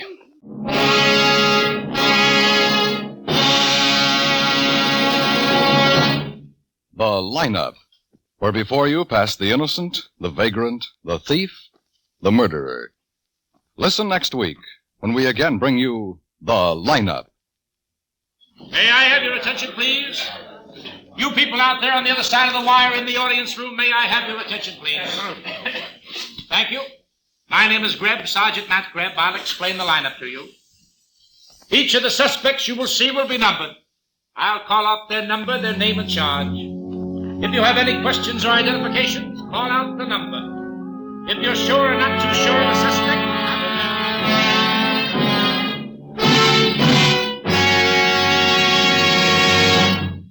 The Lineup stars William Johnstone as Lieutenant Ben Guthrie and Wally Mayer as Sergeant Matt Greb, and was written by Blake Edwards with music composed and conducted by Eddie Dunstetter. Featured in tonight's cast were Howard McNear, Raymond Burr, Sam Edwards, Clayton Post, Hy Averback, Jeanette Nolan, and Gene Tatum. The Lineup is produced and directed by Jaime Del Valle. Every weekday evening, Monday through Friday, two of radio's top reporters, Edward R. Murrow and Lowell Thomas, are heard on most of these same CBS stations, backed by the resources of CBS' famous worldwide news-gathering organization. Ed Murrow and Lowell Thomas bring you the facts of the day's events, plus the color and background they've gathered in years of world travel and reporting. Get the news first and best from Ed Murrow and Lowell Thomas each weekday evening on CBS. This is CBS, the Star's address, the Columbia Broadcasting System.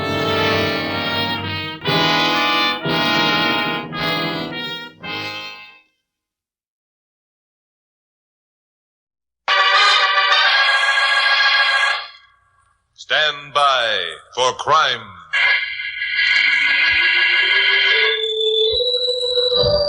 Hi, Chuck Morgan, KOP newscaster speaking.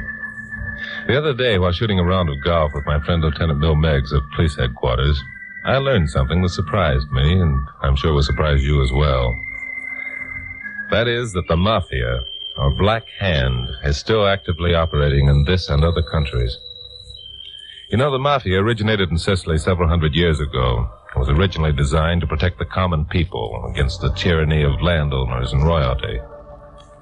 But today, members of the Mafia are a bunch of gangsters, thugs, murderers, and lesser criminals who use it to further their own ends. The most effective weapon they have is fear, instilling fear in the hearts of their victims. Well, the story I'd like to tell you about tonight is a good example of how the Mafia works. Carol Curtis, my blonde secretary, and I were having dinner at Nick Adele's following my 7 o'clock broadcast, and we're wondering what kind of a feature yarn I could use on the 11 o'clock show. How about those two jokers who think they're going to race their hot rods up Mount Wilson? Maybe you could build that into something. They're both war veterans and... Chuck? What were you saying, Grandmapuss? What was I saying, Grandmapuss? For heaven's sakes, why can't you pay attention when I beat my brains out trying to... What in the world are you staring at? That man talking to Nick. I think he wants to see me. Yeah. Nick just pointed this way and he's coming over. He looks scared to death. Do you know him? No, total stranger. There's something wrong with him, that's for sure. You Mr. Chuck Morgan? Yeah, that's right. I'm Morgan. Can I talk to you a minute? Sure. Sit down. Alone. Oh, pardon me. Sit still, Grandmapuss. This is my secretary, Carol Curtis. She's harmless. Thanks, pal. I'm sorry, Miss Curtis. I didn't mean to be rude. Sit down. Tell us what's on your mind. Oh, yes, well, thank you. My name's Frank Dawson. You've never heard of me. I'm just an ordinary person, a clothing store clerk. What's on your mind, Frank? Well, it's taken me a long time to work up enough courage to tell somebody this. You see, I'm a very frightened man. Oh, that's easy to see. Is it as obvious as that? I try to cover it up, but it's no use. You sound like a man whose conscience has been bothering you, and you can't take it any longer. Yes, that's it exactly. You see, 4 nights ago, I witnessed a murder.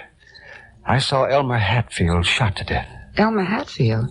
Well, he's the councilman who was murdered for cracking down on rackets around town. Yeah, and the police have been in a sweat trying to find out who did it. Did you recognize the man who fired the shots, Frank? No, but I recognized the man who was driving the getaway car. Oh, who was that? Jack Stone. Now we've got a real fine situation. Jack Stone, head of the gambling syndicate, huh?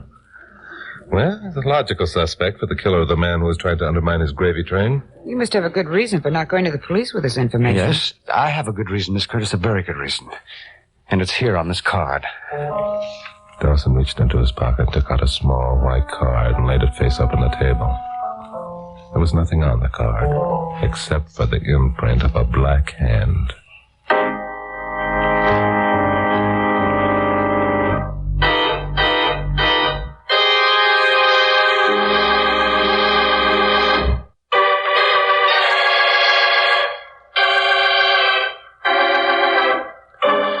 Bill Meggs hadn't told me that story about the Mafia or Black Hand. I would have thought this was some corny routine being played by a practical joker. But Bill had told me the story, and had showed me facts and figures. And here was this Frank Dawson looking dead serious and scared to death. And there was that white square of card with the imprint of the Black Hand on it lying between us on the table. Well, that's nothing but a picture of Black Hand. Does it mean something? Means plenty, Glamourpuss. Haven't you ever heard of the Mafia? No. Have you? Certainly. When? Last week. Oh, last week. Yeah. Well, how about that? Acting as though you'd known about it all your life. Well, my goodness. That's enough, Glamourpuss. So that's why you haven't gone to the police, eh, Mr. Dawson? You're afraid of what will happen to you if you do. Telephone call for Scrappy Lambert. Well, not what will happen to me. I think I could take it. But I have a wife and 2 kids. And I'd do anything to protect them. Even if it's refusing to do your duty as a citizen? My first duty is to my family, Mr. Morgan. Yeah, same old story. Same old runaround. It always works. Well, what do you expect Chuck to do, Mr. Dawson? And if he does it, won't you be endangering your family as much as though you told the police?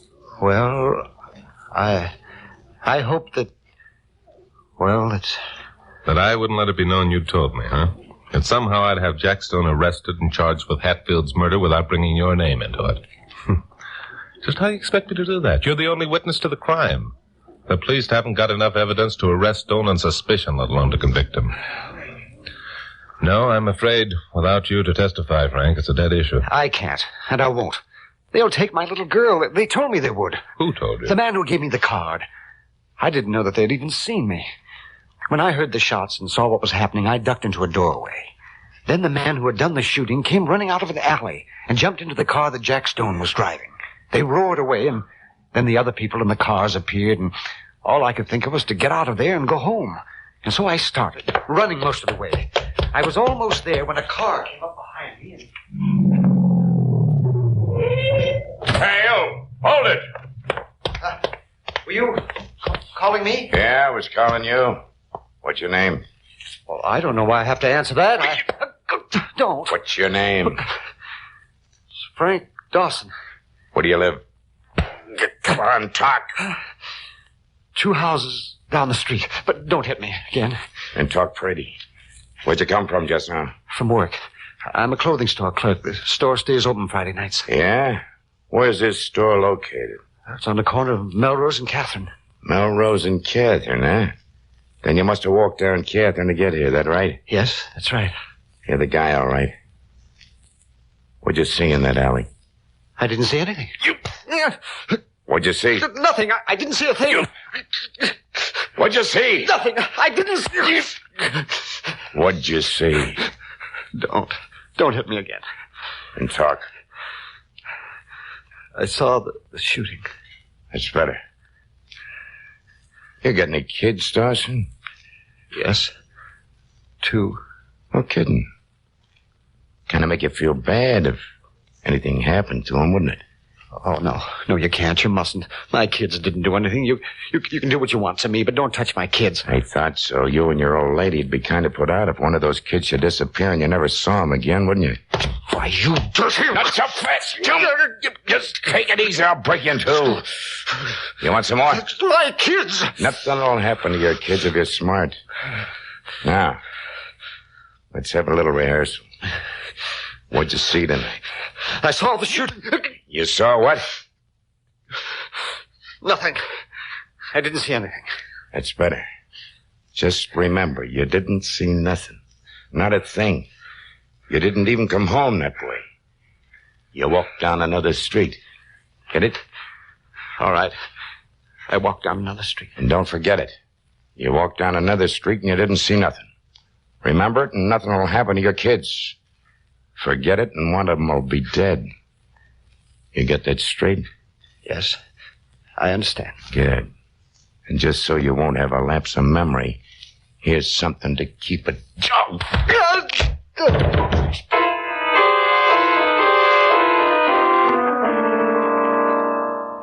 What did this character look like, Frank? He was a big man with sandy hair and kind of a flat nose. Well, he must have weighed well over 200. Yeah, that'd be Doc Zerby, Jack Stone's first lieutenant. Was Stone in the car? No. Zerby must have dropped Stone and then cruised around until he saw a lone man hurrying home. In another 2 minutes, I would have been safe. Oh, how about the card with the black hand on it? When did he give you that? I found it in my jacket pocket after I got home. I don't know how long I lay there on the sidewalk. And when I came to, the man and the car were gone. Somehow I reached the house and I got inside without Sue and the kids seeing me. I went up to the bathroom. I wanted to clean up as best I could. And I found the card when I took off my jacket. Did you tell your wife what had happened? No, I was afraid she might call the police. But how did you explain the bruises on your face? Oh, I told her I got into a fight at the store. And she believed you? No, but Sue's pretty understanding. She knows something is wrong. She's just waiting for me to tell her. Telephone call from Mr. Frank Dawson, Hillside number. That telephone call's for you, Mr. Dawson. For me? Why, nobody knows I'm here. Somebody does. You better answer. Oh, yes, I'd better. Excuse me a moment, please. So Dawson went off to answer the telephone. And I had an uneasy feeling that the message he was about to receive wasn't going to be good. He thought that no one knew he was here. So what did that mean? It meant that he'd been watched ever since the night of the murder, just in case he was foolish enough to think he could get away with telling his story to the police or someone else. So Carol and I waited, and both of us were thinking the same thing. We knew the minute Frank Dawson returned to the table, the worst had happened. Dawson was wild-eyed and his mouth was trembling. They've taken little Sue. They've kidnapped her. They told me that unless you promised to forget everything I told you, that I'd never see her again. Sit down, Dawson. You're attracting attention. But they've taken Sue. Don't you understand what that means? I was a fool. Sit down. Get hold of yourself. We'll get your youngster back. You won't go to the police, though, will you, Mr. Morgan? They'll kill her if you do. So promise me you won't. Not while they have Sue, I won't. Oh, Chuck, this is terrible. What if you don't tell the police? That isn't going to get Mr. Dawson's little girl back. And when Mrs. Dawson finds out that Sue is missing, she isn't going to keep quiet. I know. You're right, Clamopus. Whatever we do, we'll have to work fast. Frank, do you think you can keep your wife from reporting Sue's disappearance for 24 hours? Well, I don't know. I'll have to make up some story about taking Sue to see her grandmother or something. I don't know. You'd better think up a story and sell it to your wife if you ever want to see your youngster again. But, Chuck, 24 hours is so short a time. You can't possibly do anything. Maybe no, maybe yes. Every man has a weakness, no matter how tough or cold-blooded he is. If my memory serves me right, Jack Stone's weakness is a nightclub singer named Bubbles Deering. Do you mean that redhead at the Silver Slipper? Yeah, that's the one. She's Jack's girl, and he's nuts about her. Wonder how he'd feel if she were kidnapped. Oh, Chuck, for heaven's sakes. You're not thinking of kidnapping a full-grown woman. No, not kidnapping. Have something else in mind. Glamourpuss, by the way, you wouldn't mind if I made a couple passes at Bubbles, would you? Made a couple of... You wouldn't dare. Chuck Morgan, if you ever dream of making... All right, Glamourpuss, okay, take it easy. This is strictly business. Strictly business. You're just using it as an excuse. That dizzy redhead. If she ever got her claws on you, she'd... Shut up. What? I said shut up. A child's life is being threatened and you're carrying on like a schoolgirl. Are you going to be sensible or I'm going to have to knock you over the head with this water pitcher? All right, I'm sorry. But, Chuck... Yeah? You wouldn't... Only if it's absolutely necessary will I ask Bubbles for her autograph, Glamourpuss.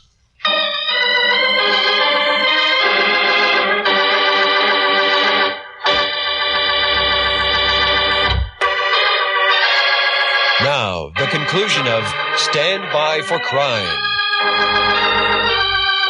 I haven't any illusions about my personal charm, but as a news reporter, it's my business to know all I can about what goes on in the underworld. The story about Jack Stone and his girl, Bubbles Deering, was common gossip. He'd imported her from New York about a year ago. And she hadn't been working at the Silver Slipper a month before he let it become known that Bubbles was his private property. A couple of guys had argued the point, but now they're in no position to argue or do anything else. So Jack Stone's chain of armor had developed a weak link, huh? Well, if it was weak as I hoped, I might be able to cash in on it.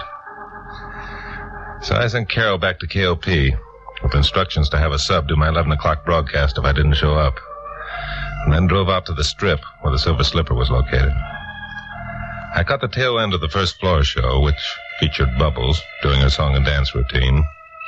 And sitting alone on the edge of the dance floor, I did my best to let her know her act was being appreciated. I had the feeling she was aware of my presence.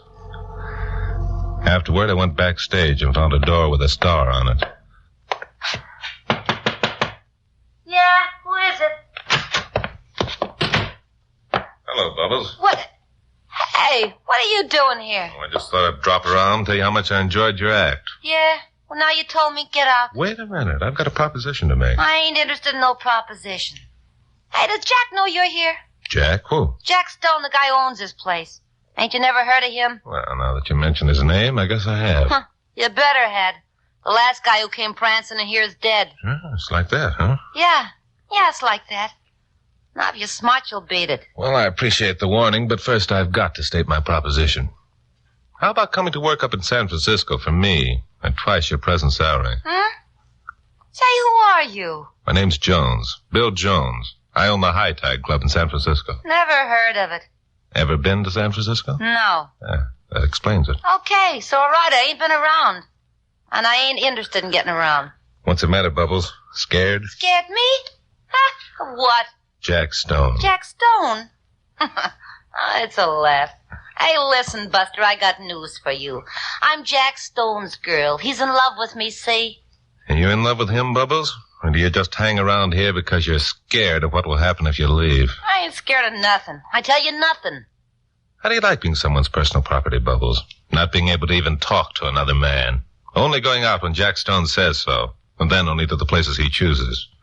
You can't call your soul your own, can you, Bubbles? Ah, you're crazy. You're talking yourself right into a dose of lead poisoning. Pretty dull routine for a girl as young and pretty as yourself.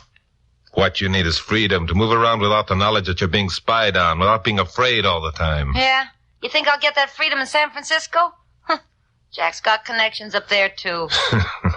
Not as good as mine. Stone may be a big shot down here, but up there he's small fry. You mean I wouldn't have to go around looking over my shoulder all the time? You mean I'd have protection? Plenty. He'd be as free as the breezes. Huh? I don't know. The guy's got me pegged. He'd follow me no matter where I went. He'd kill me, he said so. No, I ain't taking the risk. Well, you better think it over, Bubbles. It's probably the only chance you'll have to get out of this trap. Trap? Huh. Yeah, that's it. I'm trapped in this stinking club till Jack Stone gets tired of me and throws me aside. I can't go no place. I can't talk to nobody but Jack Stone and a couple of old biddies who wait on me. I hate it. Of course you do, Bubbles. Any normal girl would. Now, up in San Francisco, you'd be... Yeah, how am I going to get up there? How am I going to get out of here? Look, he's got guys watching me all the time. Yeah? Well, then they're pretty lax. No one saw me coming in here. Now, look. There's a plane for the north leaving Burbank in an hour. That'll give you time to go home and pack and get over to Lockheed. I'll meet you in the St. Francis Hotel tomorrow afternoon at 3 o'clock. Yeah, and, well, suppose one of Jack's boys asked me where I'm going. Jack's out of town in San Diego. I checked that before coming in here. If anyone asks you questions, tell him you had a phone call from him. He wants you to join him in San Diego. Yeah. Hey, yeah, you know, it might work at that. Sure. Well, it just might. Hey, Jonesy, you made yourself a deal. Well, see you at the St. Francis tomorrow.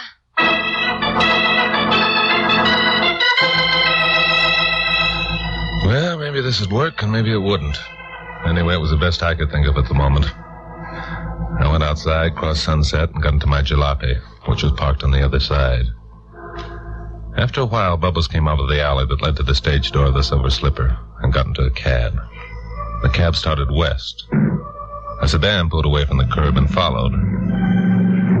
I made a U-turn and followed the sedan. Both cab and sedan turned left on Doheny, then made a right turn.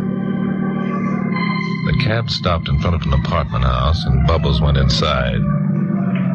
The sedan parked about a half a block up the street. I parked about 50 yards this side. A light came on in the upstairs apartment window. I caught a glimpse of Bubbles as she came over to draw the shade. 15 minutes later, the light went out. I got out and strolled up toward the sedan.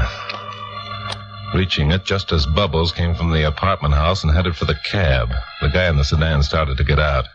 Hello there. You got a match? Huh? Oh, yeah, sure. Yeah. Wait a minute. Oh, yeah? These won't work. They're wet. They probably got that way from the clam who's been holding them. Hey, what is this? Let go my arm. Sure, Mac. There you are. And here's something else.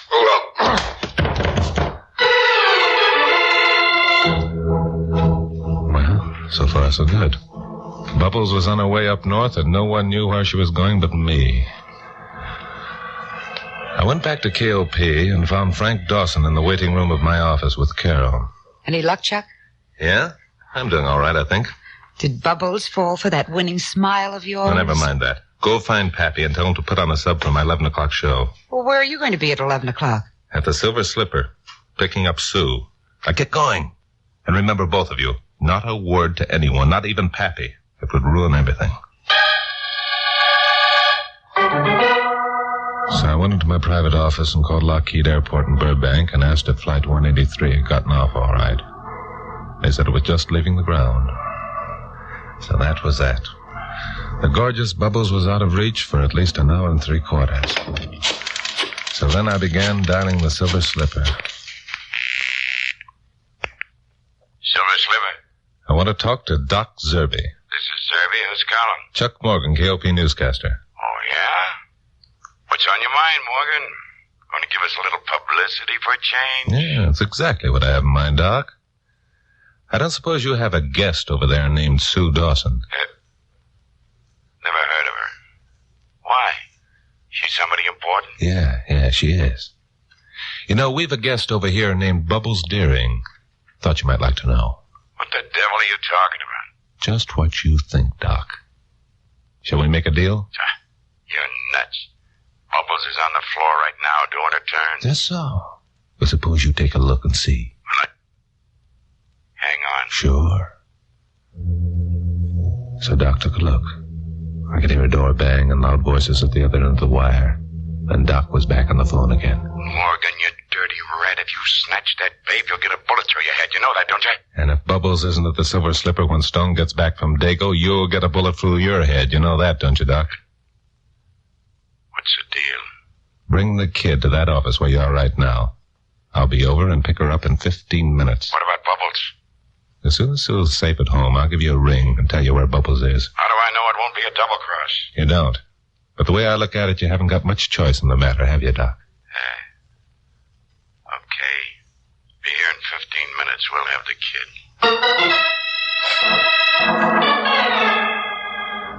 I knew what Doc was thinking. He was thinking he could snatch one of Dawson's kids anytime, but he couldn't get Bubbles back anytime, and he wasn't hankering for a hole in the head. So I told Carol and Frank Dawson to sit tight, and I drove out to the Silver Slipper again. The second show of the evening was over, and the handkerchief-sized dance floor was mobbed. I wandered around until I found a door that looked as though it might lead to an office. It did. Inside, Doc Zerby and a couple of his strong-arm boys were sprawled out in chairs. There wasn't any youngster in evidence, and I didn't like the sneering expression on Doc Zerby's face. I started to say something. And just then, a door across the room opened, and Bubbles Deering walked in.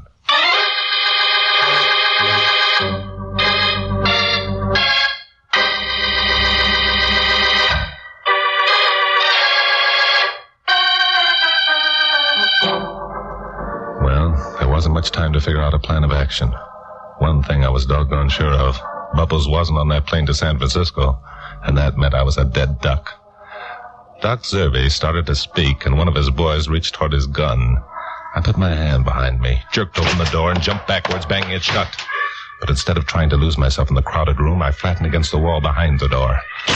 The door banged open, and Zerby, his two boys, and Bubbles came pouring out. I jumped inside the office again, slammed the door, and locked it. Then I sprinted for the door through which Bubbles had entered. Found myself in another room. and also found myself staring down at the tear-stained face of Susie Dawson.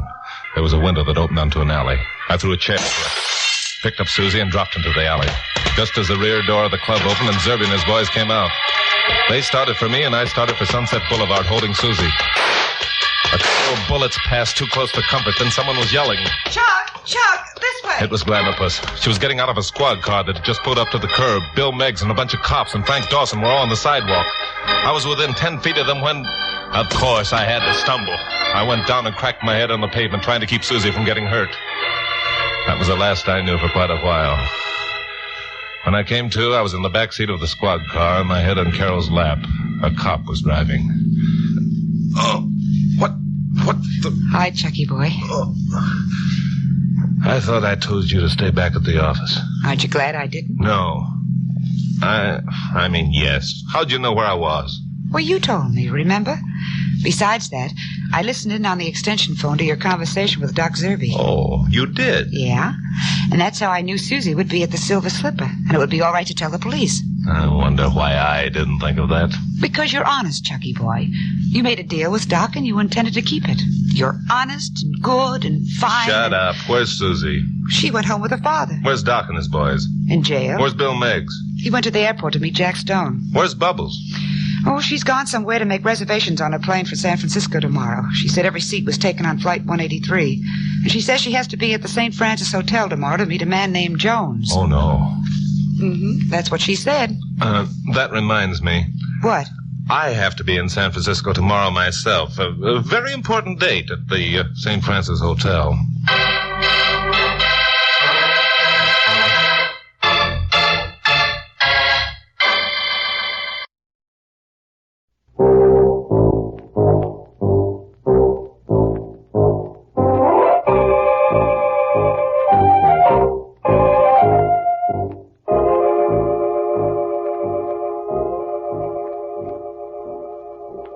CNF Radio Productions present Michael Raffetto as Jonathan Brixton.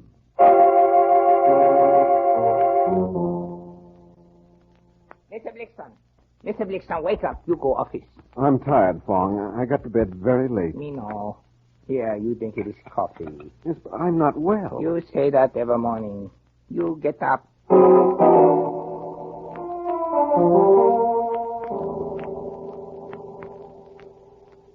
Jonathan Brixton, criminal lawyer of San Francisco. Bachelor of uncertain habits.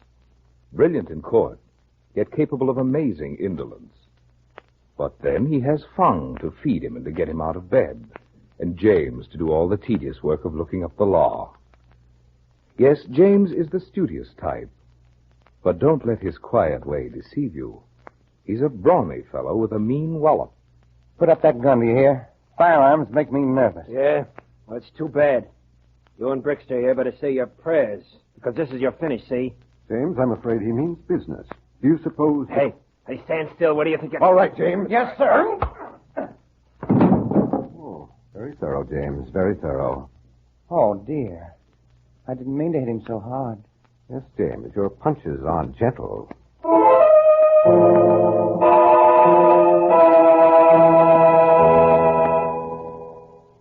Jonathan Brixton. His business is crime. A sordid life, but never dull, because you never know what to expect next. For example, who would dream that there was murder in the offing at the home of Miss Effie Blacklock, wealthy, old, eccentric Miss Blacklock, maiden lady of San Francisco? I further bequeath and devise all my property, both real and personal, to my grandniece, Miss Ruby Jo Boulevard, provided that said grandniece... Miss Ruby, are you listening? Yes, Aunt Effie. Very well. I can't tolerate inattention when I'm speaking. Now, where was I? Miss Ruby Jo Boulevard. Oh, yes. Provided. Now, this is important, Miss Ruby. Yes, Aunt Effie. Provided that said grandniece continues to live with me, Miss Effingham Blacklock, so long as I remain alive, and that she continues to be guided by my advice and serves as my companion. Is that clear? Yes. There's a great deal more of legal falderall, but I've read you the essential provisions.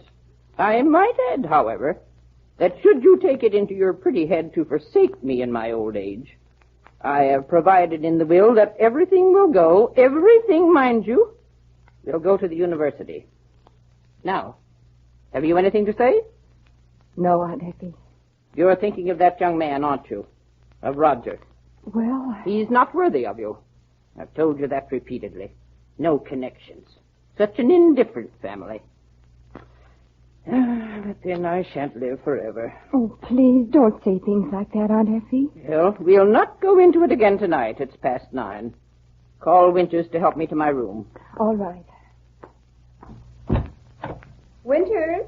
Yes? Auntie's ready. Yes, Miss Ruby, come. She'll be right in. Yes. You'll lock up these papers for me? Yes, Auntie. Yes. Tidy up the desk. It's a relief to have that will drawn up. It's been worrying me of late. I'm getting old, Miss Ruby. Very old. But you... Don't interrupt. I know I'm getting old. I tire so easily. Oh, where is Winters? What does she mean by keeping me waiting? Winters! Yes, Miss Blacklock. I'm right here. You've kept me waiting. Take my arm. Yes, Miss Blacklock. Careful. Careful. You know how my back pains me. I'm sorry. You're not sorry. You've been getting out of hand lately. And put down that sewing basket. Always sewing. What's the matter with you foreigners? I am not foreigner. I am American. When you finish there, it'll be time to go to your room, Miss Ruby. Yes, Auntie. Oh, can't you be more careful, Winters? You support me as if you were handling a side of beef. Once this war is over, a person will be able to get to himself. Roger. I've been standing out here waiting for her to leave. Give me a hand. I'll climb in the window. But she's forbidden you. Give me a hand. There. That's a girl. It's cold out there. I thought she'd never leave. Quiet. Let's close this window. Oh, yeah. What's she doing? Giving another lecture on what a bum I am? Oh, Roger, I don't know what we're going to do. We're going to get married. That's what we're going to do. Your old Aunt Effie or nobody else is going to stop us. But she's made everything so difficult. We care. We'll run away. Or is money more important to you? Oh, of course not. It isn't that. But she is old, and I feel so sorry for her sometimes. Sorry. She's a mean old... I hate her. Oh, don't say those things. Give me a kiss. Oh, Roger. Oh, Roger. Look, darling. We'll get some clothes together. We'll run away tonight. Oh, but I can't just run out without a word. It'd kill her. Look at me. You love me? You know I do. Then do what I say. I'll wait for you here in the library. All right. I'll hurry. Right. Hey. Yes? Your aunt's bedroom is the one at the top of the stairs, isn't it? Yes. Well, be quiet when you go by her door. I will. I'll see you later. All right. I love you. And I love you.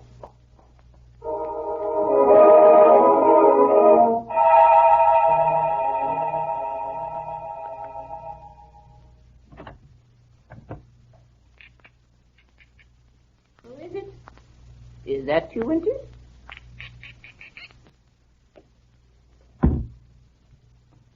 Winters, turn on the light. Miss Ruby? Oh, turn on the light. You know I can't reach my light with this back of mine. Is there someone in this room? I'll scream at... You're choking me. Oh!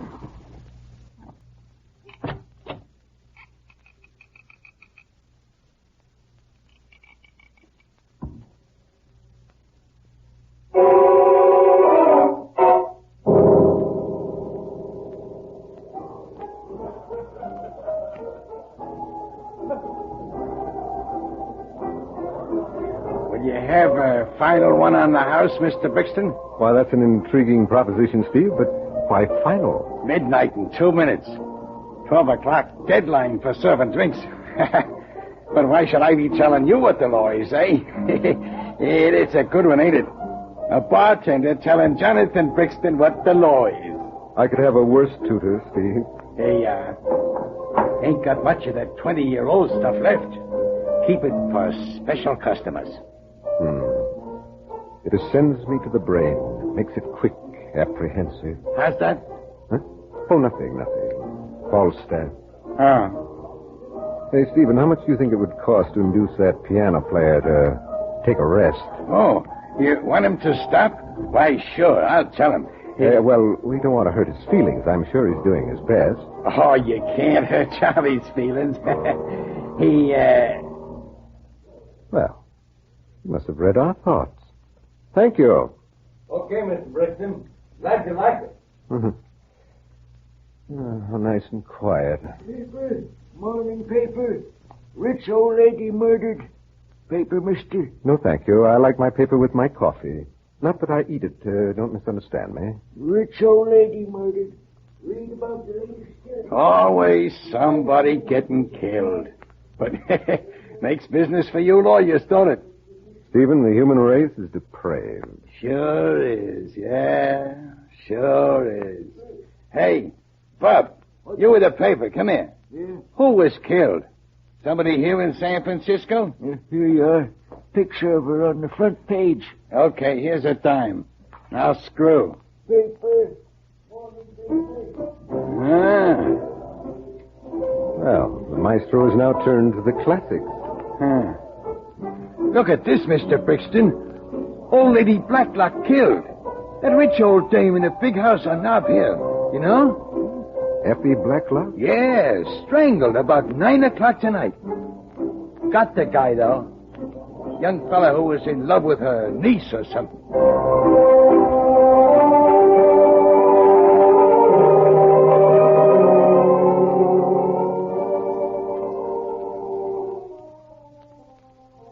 Him not been there tonight, huh? All right. If he come in there, you tell him call home. It's a phone. Goodbye. Not there either. No. We've simply got to get hold of him, Fong. I don't know where he go. He don't tell me. I think you better go home. Too late to do anything tonight. Look, 1 o'clock. I know, but I promised this Miss Blacklock's niece I'd get Mr. Brixton on it tonight. Oh, I'd better call my wife. She'll be getting worried. Hand me the phone, will you? Thanks. Niece killed old lady? No, Phone. It's her boyfriend. They got him locked up. She's frantic. And she wants... Oh, hello. Hello, dear. This is James again. You went to sleep, were you?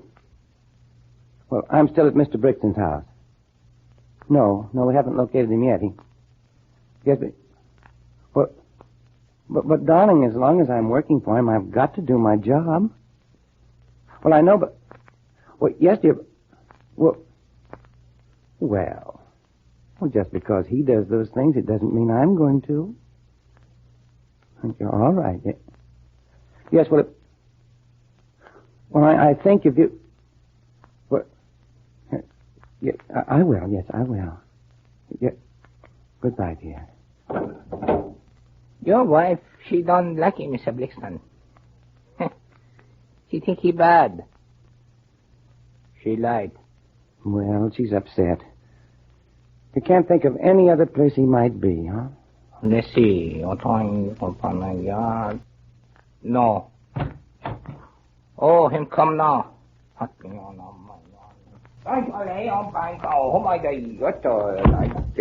Fong, you should be in bed. Miss Ally here. Oh, James. Mr. Brixton, I've been trying to get in touch with you for hours. Oh, I'm sorry. I've been doing a little research. It's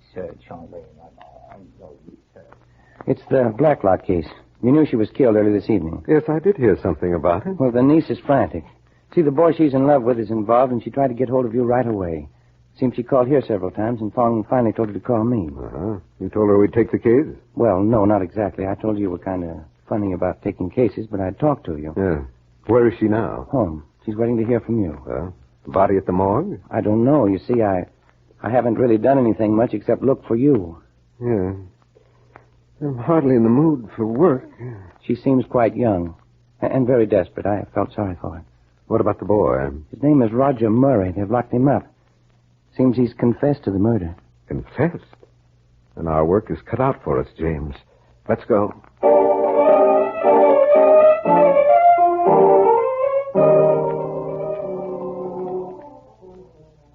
I see. Now tell us this, Miss Bovard. Who discovered the body? I did. Mm-hmm. Go on. Tell us about it. After I'd packed my bag and I was coming down to meet Roger in the library here, well, as I passed down his room, I had a feeling of, a kind of guilty feeling came over me. And What do you mean, a guilty feeling? running off without a word. After all, she had raised me, and in a way, she'd done a lot for me. So you decided to go in and tell her, is that it? Yeah. I opened her door. The room was dark, and I called to her. She didn't answer. I went over to her bed and spoke to her. She seemed so still it frightened me. Oh, it was awful. Take your time. Well, I turned on the light. When I saw her face, I knew something terrible had happened.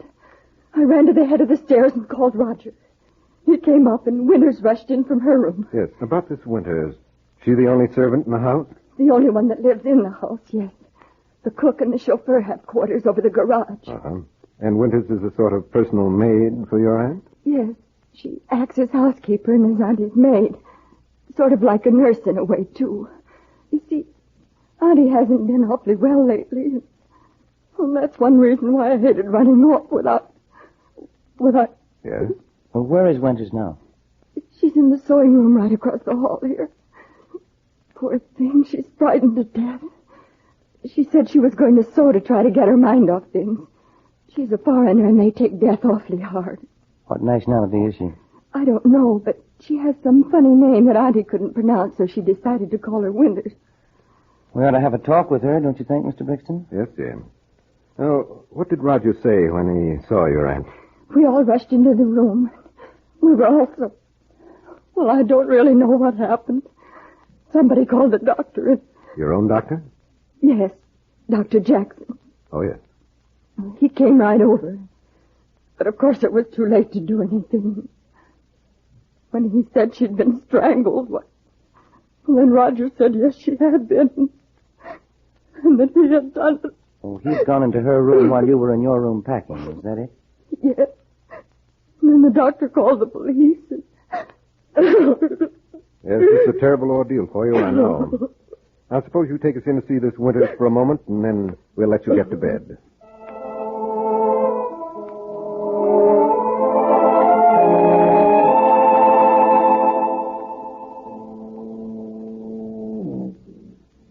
Ring that night bell again, James. Mac must be asleep in there. Yeah.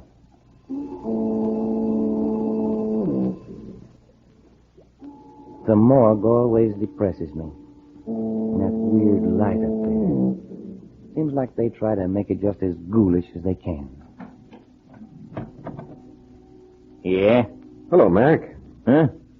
Oh, hello, Mr. Brixton. How are you? Hope we didn't disturb you. You know my assistant, James, here. Sure. Hello, Mac. How are you? Come on in. Go ahead, James. What's on your mind, Mr. Brixton? Kind of late, ain't you? Yes, it's a little late at that. Hey, Mac, I want you to do me a little favor. Yeah? Well, I ain't never failed you yet, have I? That's right. I'd like to take a gander at a body you got in here. Well, we got plenty of them. All sizes and shapes. Young, old, medium. Take the choice. Well, the one we're interested in happens to be old. Miss Blacklock. Oh, yeah, the old dame that was killed early tonight, huh? I was just working on her. The doc's going to perform an autopsy first thing in the morning. Say, you got on this case pretty fast, didn't you, Mr. Brixton? Well, sort of peculiar set of circumstances, Mac. You mind if we take a look? Come on. Of course, you know I wouldn't do this for everybody. Oh, I know. Just a little bit ago, I was saying to James here that I'm always in your debt. Oh, no, I was just kidding. I haven't forgot all the things you've done for me. Here we are. Oh. Can you imagine anybody strangling an old lady like that? Lovely white hair. It's horrible, isn't it? Get some people looking at stiffs. Did me at first. You see, Mr. Brixton? You can see she was choked, all right. Strange. What, Mr. Brixton? That mark there on her neck. I wonder how... James. What is it? James, we've got to get back to the Blacklock house. What for? Before somebody else is murdered. But they've got the murderer in jail. That's just the point. They haven't.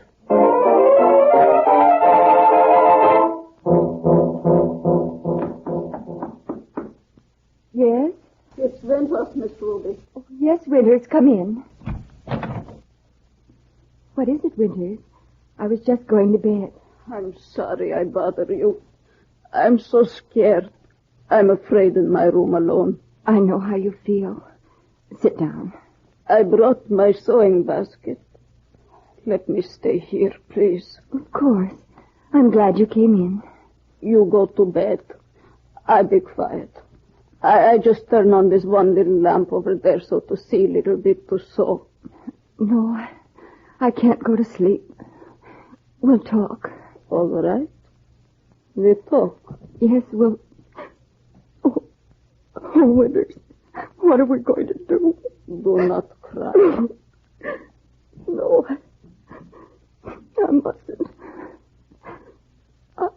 I know Auntie was mean to you, but you must forgive her. We can't hate her now.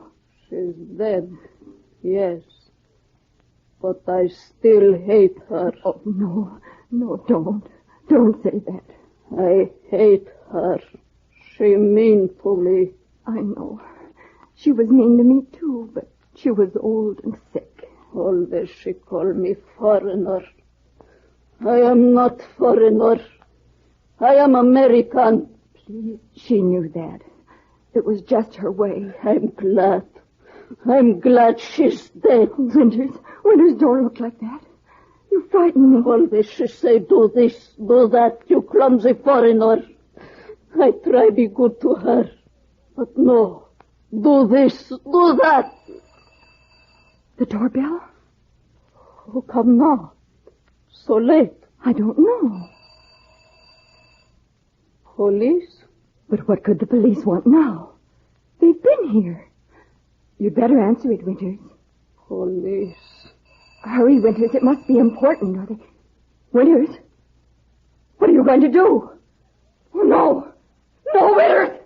Stop! Oh!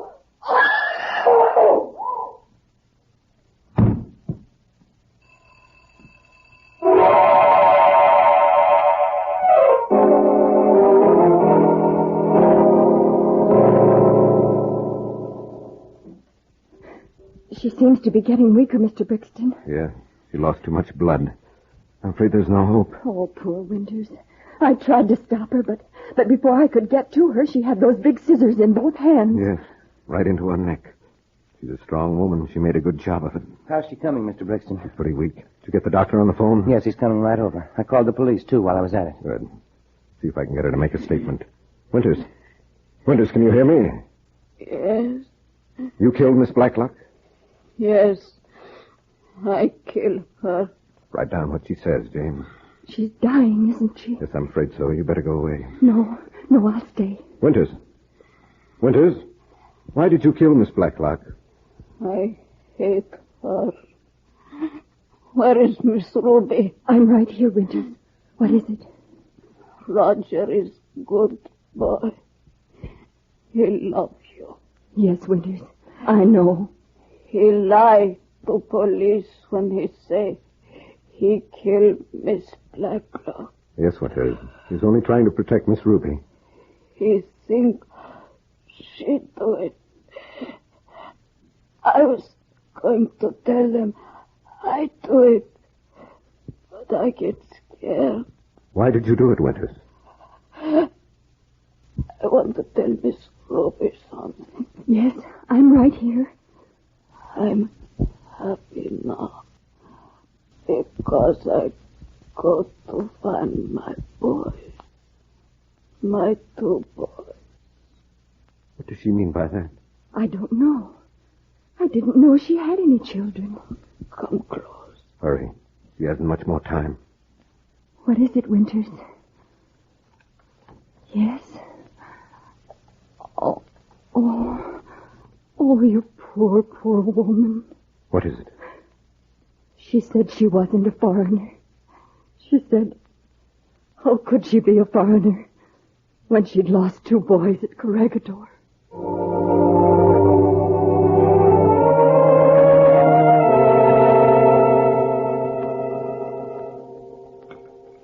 Yes, one more little sip of tea, Fong, and then we'll get some sleep, eh? You realize I haven't been to bed yet? Yeah, me know. Crazy. Yes, but think what I've accomplished this night. Solved a crime. No like it's a job. Losing too much sleep. Why, Fong, you wouldn't leave me for the world. That's excellent tea. Now, where was I? Oh, yes. You know the thing that told me that Winters was the guilty person? No, I don't know. It was this. When I saw that peculiar mark on old Effie Blacklock's neck. It was a strange indented mark, sort of strawberry-like, you know? No. Well, I'm telling you. Now, what could have made a mark like that? And then, like a flash, you'll forgive the platitude, Fong, it came to me. A thimble. Well, that boy didn't wear thimbles. Who did? Winters. Huh? Uh-huh. Well, is that all you've got to say? Don't you think that was a pretty clever solution to a mystery? Me no likey mystery.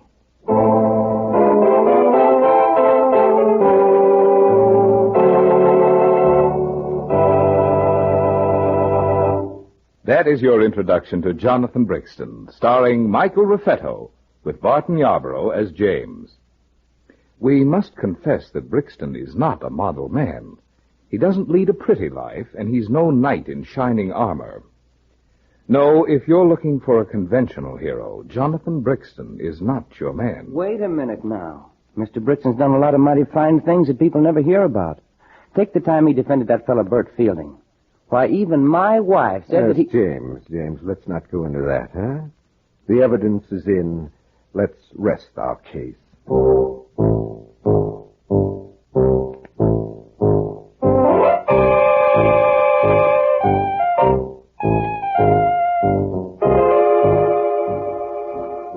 Jonathan Brixton is a C&F radio production.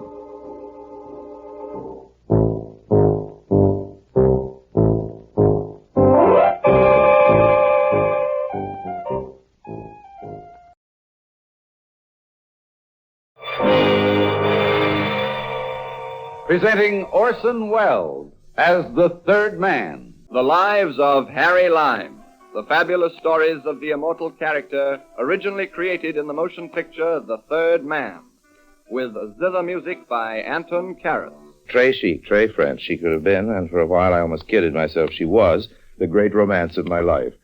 But as Shakespeare, as somebody said once, dames is poison, likewise dolls, and believe me, the honey on those soft red lips of hers was laced with pure, unadulterated strychnine. And now, Orson Welles as Harry Lime, the third man, in today's story, The Double Cross.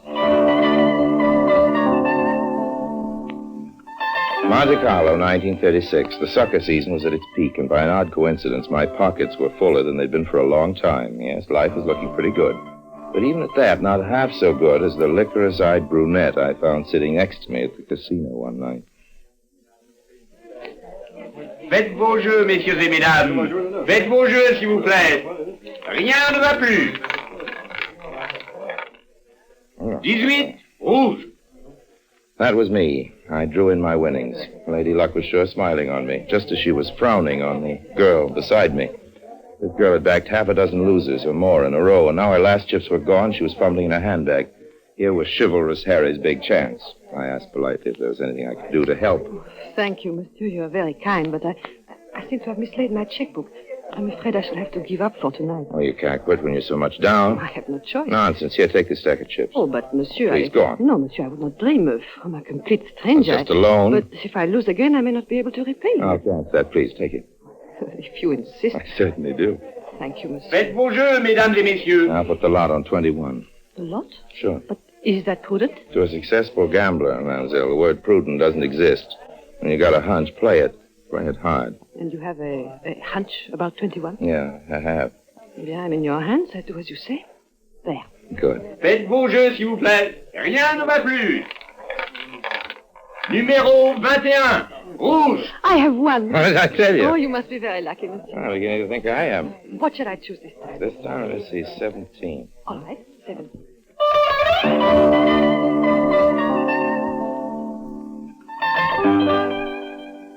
Well, that's how I met Louise. By 11 o'clock, we were both good winners and good friends. We decided to call it a night and strolled out into the casino gardens, then after a while down to the seafront. It was one of those clear, blue summer evenings that poets write sonnets about, and to my amazement, I found myself getting kind of sentimental. Tell me about yourself, Harry. Oh, there's not a great deal to tell. Oh, you are too modest. Oh, I could think of a few people who'd laugh heartily to hear that. What brings you to Monte Carlo? Business or pleasure? A little of each, I guess. What is your business? I'm a collector. What you collect? Objets d'art. How interesting. Of any particular kind? Anything that appeals to my sense of beauty. Do you often make a find? Sometimes. Tonight, for instance. Thank you. That is a very nice compliment. It's a little corny, but it has the rare virtue of being sincere. What about yourself, Louise? Do you live here in Monte? No, I am on holiday. I come from I Paris. might have guessed it. What part? Neuilly. Married? Is that important? Well, it could be. Yes, I have a husband. It's customary for a woman to sound a little more enthusiastic when she says that. I would rather not talk about him if you don't mind. No, it's like that, is it? Yes. There's a cold breeze coming in from the sea. I must return to my hotel. So soon? I'm very tired. Oh, I'm sorry I've kept you out too long. Which way from here? Oh, please, you must not trouble yourself. I'll be all right alone. You don't think you can walk out of my life like that, do you, Louise? It would be more prudent. I've already told you there's no such word. Let's go.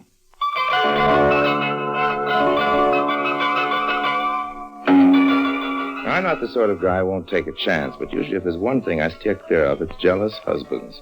Yet tonight, somehow, it was different. I felt sort of reckless.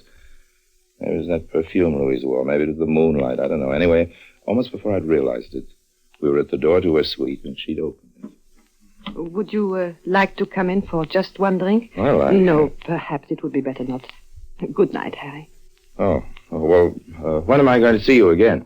I don't know. I think perhaps I will return to Paris tomorrow. Why? It would be wise. Oh, no, you mustn't. But You can't just part. We can't. You mustn't go away like this. Why, Louise, you're crying. It's nothing. Nothing at all. I guess I will have that drink after all. Oh, no, Harry, please. You did ask me, you know. After you. You will find cigarettes in that box. Thanks. What would you like? Champagne? I don't care. Listen, Louise, you and I have got to talk this thing out. There's nothing to be said. You bet there is plenty. You realize what's happened, don't you? Will you open this bottle, please? Sure. Shall I pour? If you please. Here are the glasses. What has happened, Harry? I don't know. Guess we've fallen in love. No. Yes. But it is impossible. Why? We're strangers. 3 hours ago, we'd never spoken to each other. What can happen in 3 hours? Oh, even now, we know nothing of each other. Nothing whatever beyond our Christian names. So what? It's against all common sense. When did common sense have anything to do with love? No, it's absurd. You don't believe that. Look at me, Louise. You don't believe it's absurd. You know it's true. You do know, don't you? Oh, Harry. I love you, Louise. Hold me tight. Oh, it's all so strange, so wonderful. What is this miracle that's happened? A pretty picture. Oh, who are you? Forgive me if I interrupt. Pierre! You've got a nerve bursting in like this. Indeed, monsieur. You know this girl, Louise? Oh, yes, she knows me quite well. Tell him who I am, Louise. He is... Go on. Do not keep the gentleman in suspense. He is my husband. What? You didn't tell me he was here in Monte. A regrettable oversight, I'm sure. I'm sorry, Harry. I have no doubt the gentleman is sorry, too. The point is, what is to be done about it? Well, naturally, I apologize. That is very generous of you. And I assure you, your wife is altogether blameless in this little affair. Oh, you Americans are so gallant. And now, if you'll excuse me, Not so fast, monsieur. There is much to be said yet. Oh? What, for instance? This may be just a passing incident to you, but does it not occur to you that you have ruined my whole life? I don't get you. You make love to my wife. I've always Well, believed I her wouldn't faithful say to that. me, but now you kill my trust in her. You destroy the whole fabric of our marriage. Oh, now, look here. If you were a gentleman, the least you could do would be to offer some compensation for the harm you have done. What kind of compensation? Let us say 200,000 francs. Are you kidding? I assure you, I am very much in earnest. You seem to forget one thing, monsieur. Oh, what's that? If this story were to get out, it would create an unpleasant I get scandal. it. You would not wish that, I'm sure. I think you kid. Blackmail, is that it? Call it what you will. Okay, go ahead. You may find it hard to prove, though. Louise and I both deny it. But Louise is a very truthful person. She would not deny it, would you, my dear? You did kiss me, Harry? Oh, yes. Yes, I did. So now we know exactly where we stand. You know, I'm surprised at an apparently smart pair like you two. I do not understand. Oh, I admit it's a neat little racket. I say it pays as well as most, but you should pick your marks with a little more care, you know. So now you insult us both, eh? Is that possible? Monsieur! This is intolerable. Relax, both of you. About time you learn my surname, Louise. It's Lime. No, Lime? Not Harry Lime. In the flesh. Not too much of it, And but we in the tried flesh. to. Oh, this is too absurd. You must forgive us, monsieur. We had no It idea. was you who picked him out at the casino. But how was I to know? He has about him such an air of naivete and innocence. I find it helps with the suckers. A million apologies, my friend. And from me, too. That's okay. And to think that you are the famous Harry Lime. Why, it is a very great honor to meet you, monsieur. This is a big occasion. We must drink to celebrate it. A toast. To you, my friend. No. Let's both drink to Louise. To me? To the greatest actress in Europe. Frankly, I was never more completely fooled in my life. Well, to Louise. Louise. Tell me, is this your regular racket? Oh, not at all. Merely what you might call a seasonal sideline. It helps to pay our summer expenses. Well, what's your specialty? We are interested in anything that promises a profit. Oh, who isn't? In point of fact, monsieur, if you happen to be free at the moment, it occurs to me we may be able to do business together. Oh? I have recently had a proposition, but it is not an undertaking for a woman. It needs two men. Well, let's hear about it. As you know, American dollars are easy to obtain on the continent and very difficult in England. There is a strong demand for them in London and a big profit for anyone who can smuggle them in. Guess there must be. The English customs are difficult, but it can be done. You see, among my other accomplishments, I am a qualified pilot. Now, here's the proposal. A certain gentleman in London is prepared to advance money for me to buy dollars here. At a date and time to be arranged, this gentleman will wait in a car at a place called Ilford Moor in Devon. A plane will fly overhead, a passenger will parachute out, his pockets and attach a case filled with dollars. He will be met by the gentleman who will collect the money and drive him to London, and from there he can make his way back at leisure to France. Well, what do you think? No. It's not simple? I'm sure it's a honey of an idea, but... But what? Well, presumably I'm the guy who's supposed to float through the air with the greatest of ease, huh? Exactly. Well, that's not so good. You are not afraid, Harry? Well, not at all, but I prefer my neck the way it is, unbroken. It is true there is an element of danger, but it is very slight. Surely it's a small risk to take for 1,000 pounds.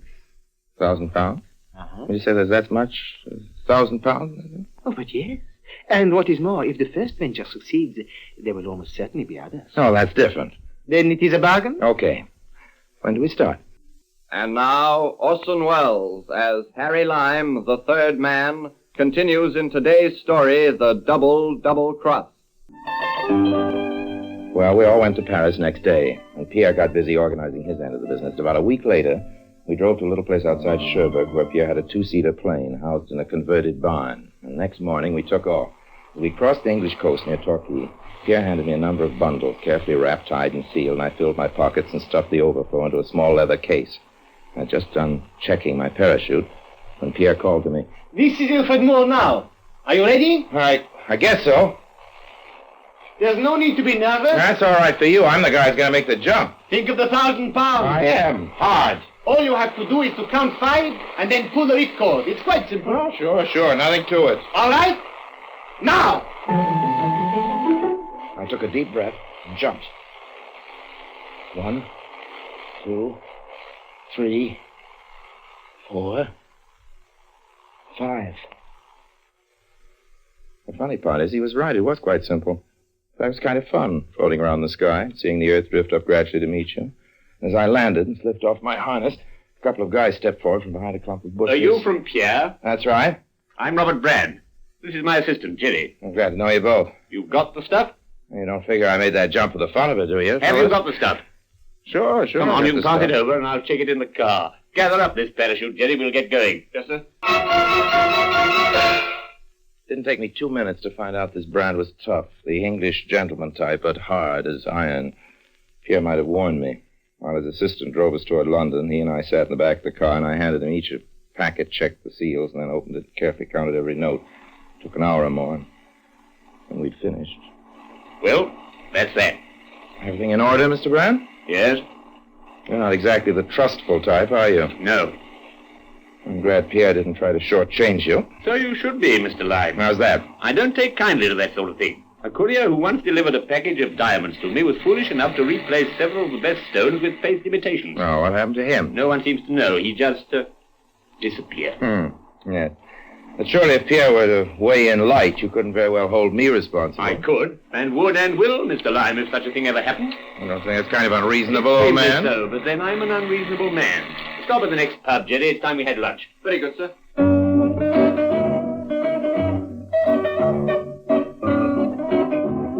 Back in Paris, a couple of days later, I told Pierre of our amiable little conversation in the car. I would not take too much notice if I were you. Well, that's the sort of thing a guy does take notice of if he's wise, old Lots man. of people like to talk that way. Well, maybe, but this one wasn't kidding. In any case, what is there to worry about? Well, why wouldn't I worry? Well, I've got to make one mistake, and I'm for it, old man. I do not make mistakes. Well, if you don't want to have a look for a new parachutist, you'd better not. That's all. In the next 3 months, I made 2 more parachute jumps, and each time I had the doubtful pleasure of the company of Mr. Brand on the way back to London. I can't say I warmed to him as I got to know him better. Meanwhile, in Paris, things were becoming a little complicated. Louise and I were seeing a lot of each other, and suddenly I realized she really was carrying a torch for me. No kidding. Vice versa. Well, I mean, what could I do? Hardly be the act of a gentleman to ignore a thing like that, would it? Well, not to make a long story of it, Pierre went out one night on some kind of business, and there we were, alone, Louise and I. Harry, do you remember that night we met? Sure. I think of it often. That could have been a wonderful night. Well, it started out full of promise. You gave a swell performance, Louise. Do you still think I was only acting? Well, weren't you? From the moment you first spoke to me at the table, I knew this was going to be different. Different? There was such a warmth between us, such a natural sympathy. We were so much, how shall I put it, so much en rapport. You must have felt it yourself. Yeah, maybe I did a little. Only a little? Well,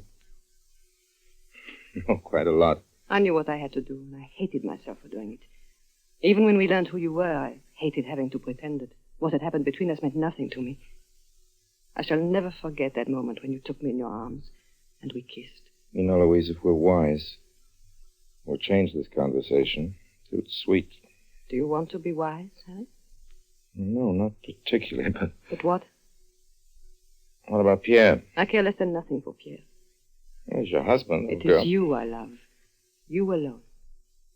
You shouldn't say that. Oh, why not? It's true. I'm proud to say it. Yes, but... And you love me too, don't you? Well, Louise... You know you do. Let's go away, Harry, now, tonight. Think of the wonderful life we could have, you and I together.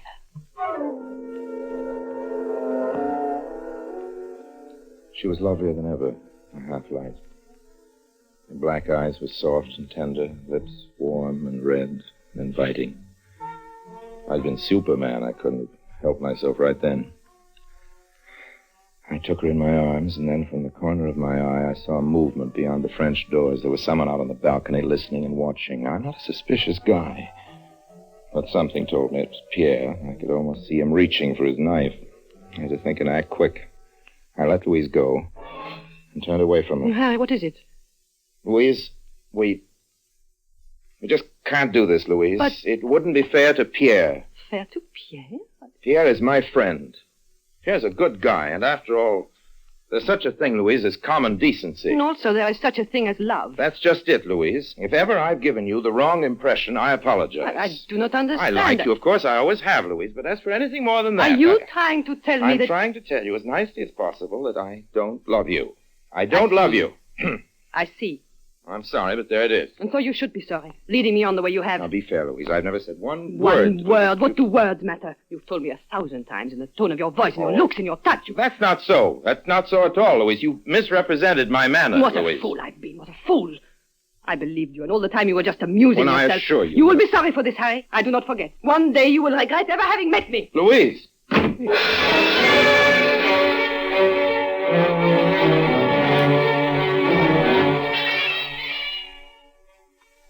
The guy who first said that about hell having no fury like a woman's scorn knew what he was talking about. If I'd been wise, I'd have got out from under right then. But in the next couple of days, though Louise kept out of sight, Pierre seemed even more friendly than usual. As who wouldn't be after overhearing such a noble renunciation? Anyway, what finally decided me to stick around, however, was that we were all set for another mission to Ilford Moor. Who was I to turn back a chance of £1,000? Maybe I wouldn't have been so anxious if I could have overheard a conversation that I now know was going on in Scotland Yard, in London. Well, what do you make of it? Postmarked Paris, scented stationery, obviously a woman's handwriting. Yes, but the contents. Very interesting, I must admit. Yeah, but the point is, do you think what she says is true? Well, I couldn't say, old boy. Still worth investigating, don't you think? Even if nothing comes of it at all, it should make a very pleasant day's outing. Louise usually came with us to Cherbourg. For obvious reasons, she didn't this time. I was just as glad. As we flew over the channel towards England, I did quite a lot of heavy thinking. And by the time we'd hit the coast, I'd made up my mind. Pierre, I think you ought to know this is my last trip. That's strange. Why? I had a feeling it might be. Oh, yes. I think I'll stick in London a while. I'm tired of Paris. You've been a very close friend, Harry. We miss you, Louise and I. Well, we're bound to meet sometime in the future. I wonder. Does Louise know about this? No, I just made up my mind, old man. I just made up my mind. I see. Have you any message for her? No, I don't think so. Nothing special. Eh bien, I will just say you send your love. My love? Oh, sure. Yeah, well... We must be over Ilford Moor by now, aren't we? There it is, just ahead. You have all the stuff? Yeah. You've checked your parachute? Yeah. All right, stand by. Here we are now. Give my regards to Mr. Brand. Oh, sure. I hope you have a pleasant trip to London with him. And for your own sake, I hope I have not made a mistake for once and shortchanged him. What's that? Hey, wait a minute.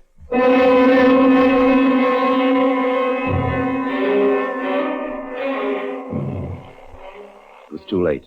I'd been on the brink, and as I spoke, Pierre lunged forward and shoved me in the chest, and I topped backward into space.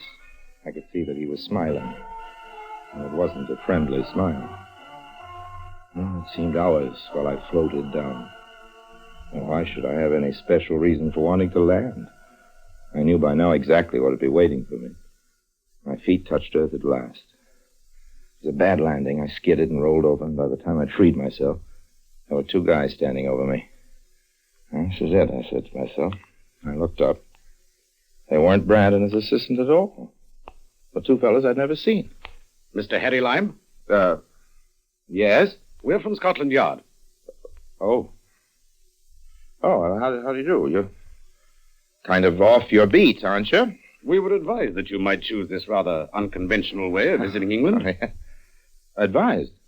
You mean we somebody... had a letter from a young lady in Paris. At least the writing suggests that she's young, and the perfume suggests that she's a lady. Soir de Noël, so my wife tells me. I get it, a sellout. She seemed to be under the impression that you may be carrying a rather large sum of money with you, in American dollars. I wonder what could have given her that idea. Now, you don't mind if we search you, I hope? What happens if I do mind?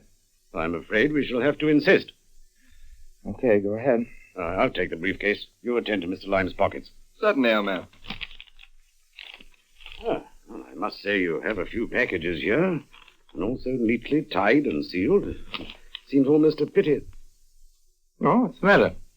Well, this seems rather a lot of trouble to have taken for a wad of brown paper. A what? Brown paper, Mr. Lime. Look at it. Yes, and look at this. Yes, and this. In fact, it's all brown paper. So it is. I got it at once. Louise had spilled the beans to Scotland Yard in an anonymous letter, and Pierre dummied the package, knowing what Brand would do to me, the double cross. Only what they didn't know was that between them, they'd cancel the whole thing out and save my bacon. Funny, isn't it? Very, very funny. Yes, I'm afraid you have the advantage of us, Mr. Lime. Oh, how's that? We don't quite see the joke. No, and I guess you never will. What happens now? Oh, just a few formalities.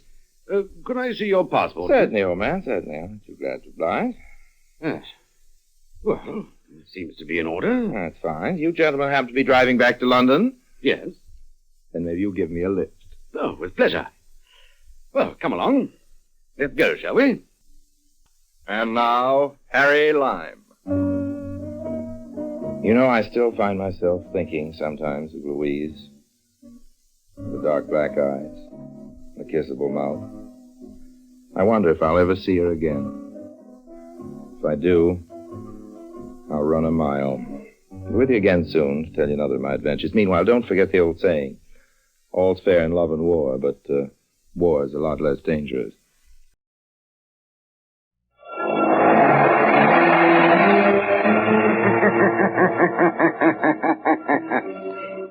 Who knows what evil lurks in the hearts of men? The shadow knows.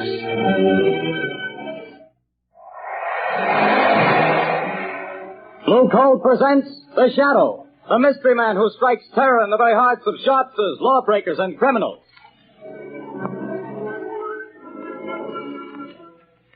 Ladies and gentlemen, when you hear The Shadow's blood-curdling laugh, you can be sure that exciting entertainment will follow. And here's something else that you can be sure of. When you buy Blue Coal, you're getting the finest of Pennsylvania hard coal. The harmless blue coloring that identifies Blue Coal is your guarantee of clean, even, safe, dependable heat all winter long. So don't take chances. Insist on Blue Coal. Ask for it by name. Phone your order to your nearest Blue Coal dealer tomorrow. And be sure to hold on for John Barclay's important message at the end of this program.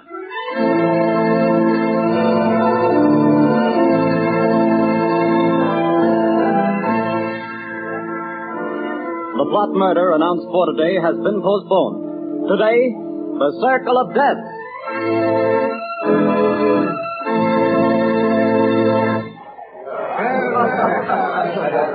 Oh, Jack, what a delightful show. What a wonderful way to start our honeymoon. Darling, when it comes to shows and girls, I'm a swell picker. Now watch me pick a nightclub. Oh, taxi! Hey, taxi! Darling, I think you're wonderful. I've never had such a marvelous time in my life. Hop in, honey.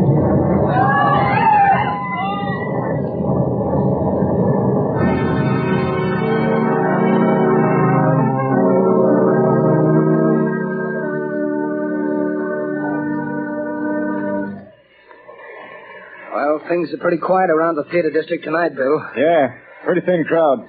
I don't blame folks for staying away. After those 3 bombings and 15 people being blown to pieces, I wouldn't be here myself if it wasn't the commissioner's orders. Same here. Boy, has this town got the jitters. Commissioner Weston's hopping around like a cat on a hot stove. I hear the Midtown Association is going to ask for his resignation if he don't catch the nut that's scattering bombs around here like confetti on New Year's Eve. The guy that's pulling these jobs sure must have it in for a lot of people. He's a real screwball if you ask me.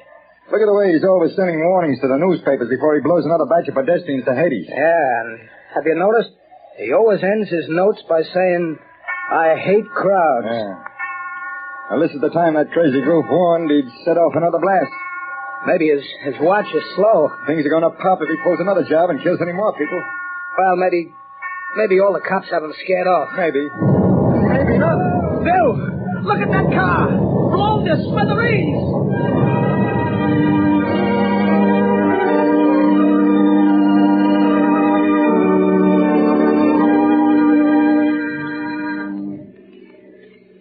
Killer strikes again. 5 more dead. Get your pants in here, pants. Read all about the mad maniac Friday smile. It's horrible, Lamont, horrible. It's senseless and insane, Margot. Crimes like this always are. Turn on the radio. It's time for a news bulletin. The switch on the dashboard. All right, Lamont. On the inefficiency of the police department. Tonight at Midtown Hall, a meeting of businessmen of the entertainment world and property owners is in progress. Police Commissioner Weston has been asked to defend his department and produce results or resign. That's enough, Margaret. Washington, D.C. Now listen carefully. Yes, Lamont. I want you to go to that protest meeting right over there at Midtown Hall. Commissioner Weston is speaking, and the crowd is pretty certain to heckle his explanation of the failure of his department to catch this fiend. I'm sure of Now, it. here's what I want you to do. Keep quiet and watch your chance. Then I want you to cry out that Shadow could solve this crime without half trying. Aren't you flattering yourself? Never mind that, Margot. I have a very definite reason for doing this. A lot depends on your getting the crowd to take up your suggestion. I'll do my best, Lamont. But where are you going? I won't be far away. Hand me that leather case on the floor. Here you are. Am I permitted enough womanly curiosity to ask what's in it? Just a little wiretapping device. Telephone? No, Commissioner Weston will be talking over the loudspeaker system in Midtown Hall. Don't be surprised if the Shadow interrupts his speech. Now remember, Margot, cry out at the psychological moment. Hundreds of lives depend on it.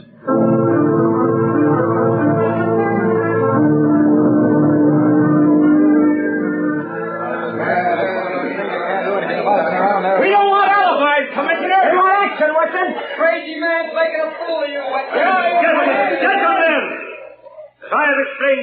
available resource of the police department has been thrown into catching this fiend.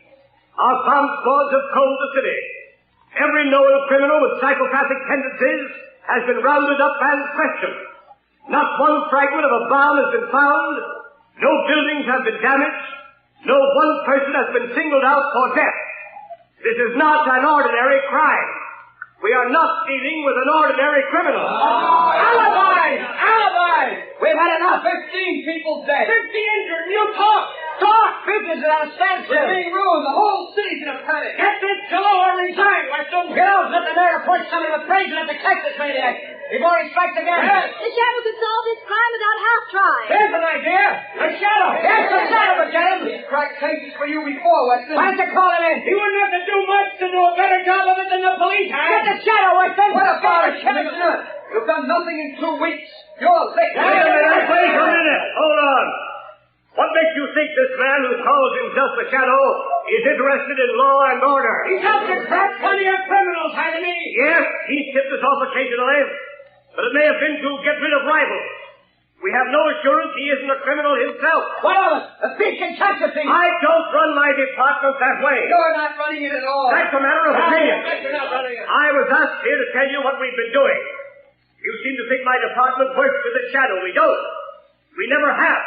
And as for the Shadow, and you reporters can spread it all over the front pages, I challenge him to uncover one single scrap of evidence that my men have overlooked.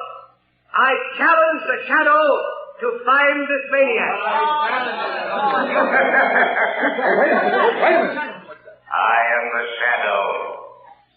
I accept that challenge, Commissioner Weston. I am working on the case.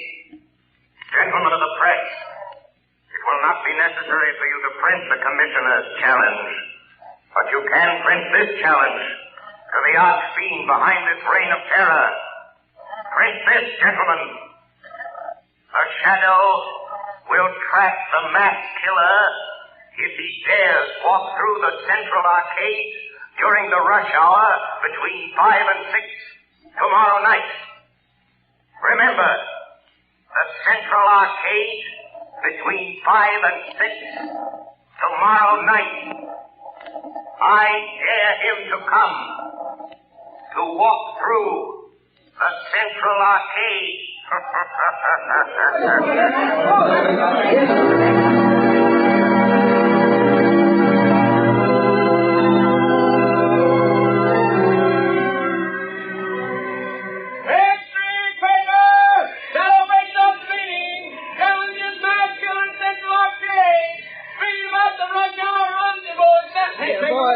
Boy, you here. Give me a paper. That's 2 cents, mister. Here's your 2 cents. Well, thanks. Here's the paper. No, not that one on top. Crowds have seen it. Well, so what? They're all the same. No. Give me that one underneath. Okay, the customer's always right. Hey, you nice criminal, challenged by the Shadow. That's your extra paper.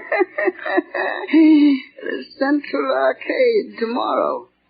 So he's daring me, this Shadow fellow.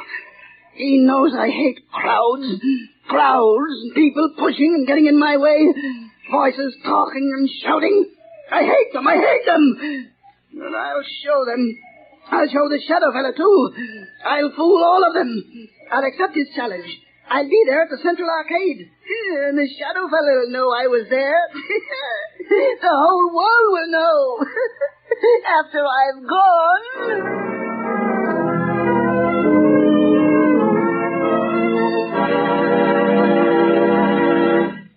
Your orders have been carried out, Commissioner Weston. Good.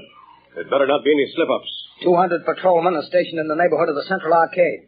50 picked men of the plainclothes and bomb squad will be in the crowd. If there is a crowd. There'll be a mob after all the publicity. If I could get my hands on the Shadow, I'd wring his neck for this. What time is it? A little after 4, sir. We better get down there pretty soon. Yes, sir. Shall I take that call, sir? No. I've been waiting for this. And if it's who I think it is... Hello. Listen to me, Shadow. No, Commissioner Weston. You listen to me. I'm listening. Quick, Collars, trace this call. Yes, sir. Don't bother, Commissioner. You can't trace this call. I've tapped a line. just as I tapped the Midtown loudspeaker system last night. So that's how you pulled that crazy stunt. You're a fool, Shadow. Don't you realize you've endangered the lives of thousands of people? Nothing will happen if you do not interfere. I don't take my orders from you, Shadow. You're not running the police department. I'm not giving orders, but I need your help. Just do one thing for me, and you and not the Shadow will get the credit for the capture of the mass killer. Oh, yes? Well, what do you want? Just keep the crowd moving through the narrow arcade. Just keep them moving. Keep them moving. Everything depends on that. What are you trying to do, Shadow? To find a needle in a haystack. A man in a million. You haven't a chance.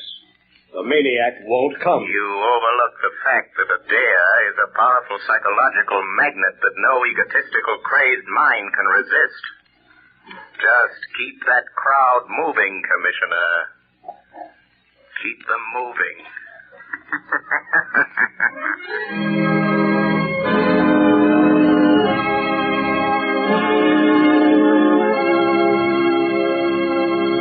When you start figuring ways and means to save money for Christmas gifts, fuel is probably the last thing that comes to mind. Naturally, you don't want to jeopardize the health and comfort of your family, but did you know that you can actually have better heat for less money simply by burning blue coal? Here's why. Blue coal is a rich Pennsylvania anthracite, the fuel that furnaces, space heaters, and cooking ranges in this part of the country were especially designed to burn. And while other fuel prices are advancing, the cost of anthracite is not. No wonder thousands of homeowners are switching back to anthracite.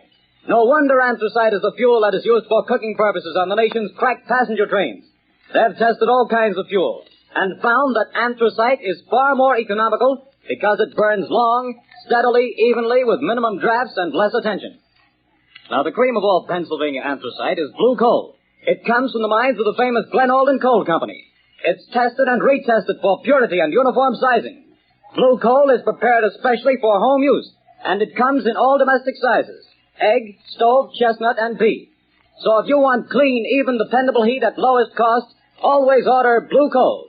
Phone your nearest blue coal dealer tomorrow. You'll find his name listed in the Where to Buy It section of your classified telephone directory under the name Blue Coal.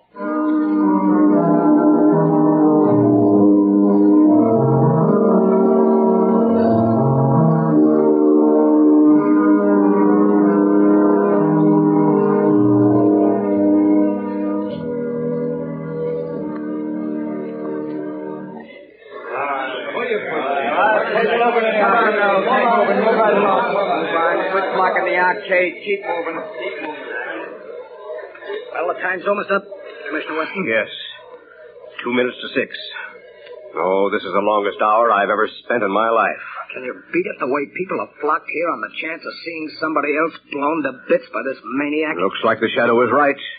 The way they've been swarming through this arcade. Yeah, and watching each other like a bunch of wild animals.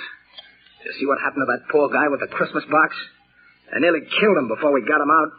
All he had was a doll for his kid. I saw it. Well, the time's up, Commissioner. Yes. Thank heavens. Any orders, sir? Just keep the men on duty till this crowd thins out. They'll be going home now. Commissioner Weston, look. What is it? The maniac. He's been here. Look at this piece of paper. Where'd you get it? In the arcade. He must have dropped it. Well, what's it say, Commissioner? Tell that Shadow fellow I'll kill me a lot more people at 11 o'clock tonight.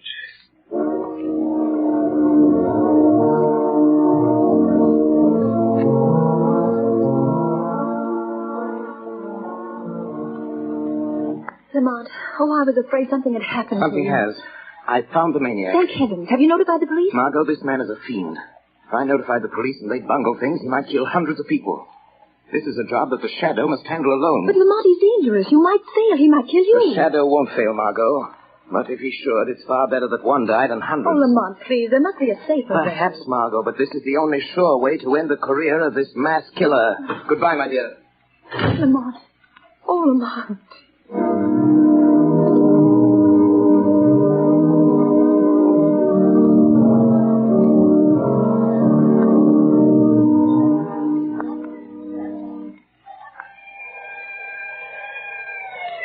Glad to Howdy, Connors. Here comes the headquarters car. Yeah, it's Commissioner Weston's car. He's plenty worried about this maniac threatening to kill another batch of people at 11 tonight. Well, we sure have to go out to the theater area to kill him. They won't let anybody in the district here without a police permit. Wait a minute. Here comes a guy. Hey, you. You. Who, me? Yeah, you. Where do you think you're going? Me? I'm going to work. That's where I'm going. Got a permit? Got a badge. See? Says I'm a night watchman. I got to go to work. What do you watch? Where do you work? I watch things in the ground. Down there. Down where? Down under the street. Down under the planks. Oh, I get it, Bill. He's a night watchman down on the new subway they're building. Yes, that's it. I go down them steps. Every night I go down them steps and watch. Well, why did you say so? Get on with you. Get to your watching. Thank you. Joe Tonetti is waiting for me so he can go home. Every night at 10:30, I take from him the job of watching. Now, that's a job I wouldn't want any part of. Me neither. I'll pound my feet on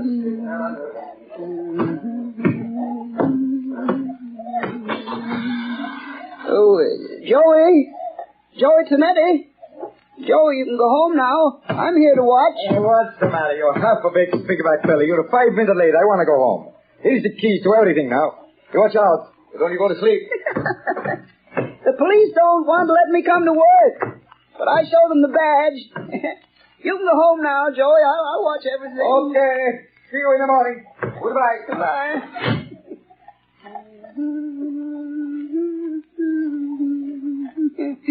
Oh, those people. So many people always pushing me. But I'll show them. I'll fix them good. I'll kill him. That shadow fella, I'll show him too. Now I'm alone. All alone. Not quite, Anton Spivak. You are not quite alone. I am with you. Huh? Do you hear my voice, Anton? Sure. I always hear voices in the dark, on the street, and here under the street where I watch every night. Yes, Anton. But you've never heard my voice before, have you? Well, maybe. I don't think so. What's different about your voice? It's the voice of the shadow.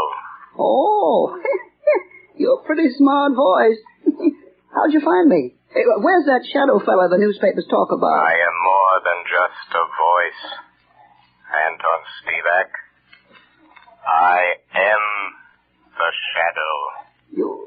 You're the shadow? Yes. Where are you hiding? I am hiding under the cloak of invisibility. You cannot see me because I have clouded your mind, so you cannot see that which is here. How did you get down here in this subway excavation? I followed you down the steps. How'd you know where to find me? I picked you out of the crowd in the central arcade. How did you know I was the one? Your eyes showed me.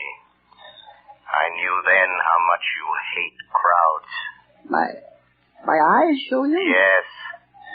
You passed close to me as I stood in the shadows. Huh? The arcade is narrow. You didn't see me. No one saw me. But I saw you. How'd you find out my name? I followed you to the place where you live. I found out you work here. In the tunnels. Then you followed me here from my home tonight? Yes, Anton Spivak. All the way. Good. You're a very clever shadow. But you must go now and let me do my work. I ain't got much time. Now go quick before I get mad. You're plenty smart. I'm glad to know you, Mr. Shadow, but no, you have to go. Yes, I'm smart. But you're smarter. You bet. Let me stay. I want to learn. You can teach me things. Then maybe we can work together. You hate people, too? Yes. I hate crowds. Let me watch you and learn. All right. I'll let you watch. What are you going to do? Yeah, now, you just watch. What's in this shed? You see? Dynamite. Sticks and sticks of dynamite. Is this what you use to kill people with? Mm-hmm. Yeah. My precious dynamite. They kill the crowds I hate, see? Now, look here. Here's a stick of dynamite already fused. There's 1, 2, 3, 4, 5, and 6 sticks of dynamite to go with it. Now, you watch. See, Shadow, I tie them in a bundle. But how do you take that dynamite to the place where you killed all those people? It's a block away. How do you carry it? That's where I'm smarter than you, Mr. Shadow. Show me. I'll show you. Now, look, see, it's almost 11 o'clock. Now, here. You see this little hook? I hook the dynamite to it. Then what, Anton? Wait, you hear that car overhead on the boards? Yes. Well, if the light is red, it will stop right over our heads. Now listen. There, you see? The light is red. Now I take this crowbar. I go up this ladder. Come on, you come with me. Yes, I am still here. Although you cannot see me. Now you watch it. I pry the end of this plank back, see? And I hook the dynamite on the brake rods. I strike a match. And I light the fuse. And when the light changes, the car takes the dynamite with it. And when the dynamite explodes a block away, I'm still here. While the... Oh, no. You put out the fuse. You tricked me. And here is the dynamite. No. You took it off the car. It's gone without the dynamite. And I promised I'd kill a lot of people tonight. Now I have to wait. Tomorrow the crowds will be still pushing me. Scaring me. You tricked me. That's what you did. You tricked me. Where are you, Shadow? Shadow. Come here, Shadow. Nice, Shadow. Nice, Shadow. I'm here. Anton Spivak. Yes, I hear you. Nice, Shadow. Come close to me. Put down that dynamite, Anton. No, Shadow. I light another match. If you touch that match to the fuse, you'll die too. But I'll kill you, and I don't care. You wouldn't let me kill people, and I don't want to live. I want to die. I want you to die too, Shadow. Wait, Anton. No, you blow out my match. Yes, I have a plan. Those thousands of people waiting up the street. Yes? You can kill all those people. Wouldn't that be better than just killing the two of us? How? Tell me how. Take your dynamite and come with me. Up the steps. Up to the street. Oh, no. There's policemen out there. I saw them. But they won't see you any more than you can see me. No. They will see me. Hypnotize them. Huh? Hypnotize them. Look straight at them. Stare at them. And then they won't be able to see you. No, I'm afraid. Think of all those people waiting to be killed. Come. Just a few more steps. I am with you. You'll be safe. I'll try. All those people waiting to be killed. I'll try it. But don't you leave me, Shadow, or I'll light the fuse. I'm here, Anton Spivak. Look. There are the two policemen. Uh-huh. Just stare at them hard as you pass, and they won't see you. All right, I'll try. Well, it's past 7, fellas. Looks like a false alarm this time. Hey, wait a minute. Here's that night watchman. Yeah, what's the matter with him? What's he staring at? Look what he's carrying. You can't see me. Dynamite. Grab him. No. Take it away from me. Let me go. Hold it. No, I said no. I got him. It's a match killer. No. He lied. He fooled me. He said you couldn't see me. No. Give me my dynamite. I want to kill all those people. Hold him. No. Here's Commissioner Weston. We got him. We got the maniac, Chief. Let me look at it. No. He tricked me. He said you couldn't see me. Where'd he come from? About a subway excavation, Commissioner. He's a night watchman. No. He tricked me. The shadow tricked me. Oh. It was the shadow. Yes, Commissioner Weston. The shadow. I found the killer, but the glory is all yours.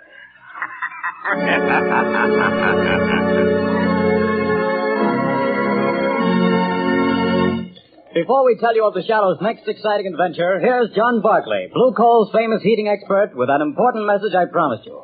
Ladies and gentlemen, Mr. Barclay. Friends, there are just 2 more days left in November. That means that homeowners have only 2 more days in which to phone their Blue Coal dealers and get the full details on how they may have a Blue Coal heat regulator installed in their homes for a free trial period of 2 weeks. To me, this is the most unusual offer ever made. The free use of a Blue Coal heat regulator for 2 whole weeks without any obligation on your part to buy.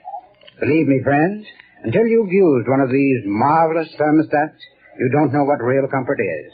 Imagine having your home warm and cozy from morning till night without once having to make a trip down to the furnace. And that's not all. You'll find you burn far less coal with this regulator, too. But don't take my word for it. See for yourself. Phone your Blue Coal dealer tomorrow. I thank you. Friends, for your own sake, do as Mr. Barclay suggests. Phone your Blue Coal dealer tomorrow and get full details of this amazing free trial offer. Prove to yourself what thousands of satisfied owners already know, that with a Blue Coal heat regulator, you get more uniform heat, more economical heat than the most expensive oil burner can give you. But don't wait. Phone your Blue Coal dealer tomorrow.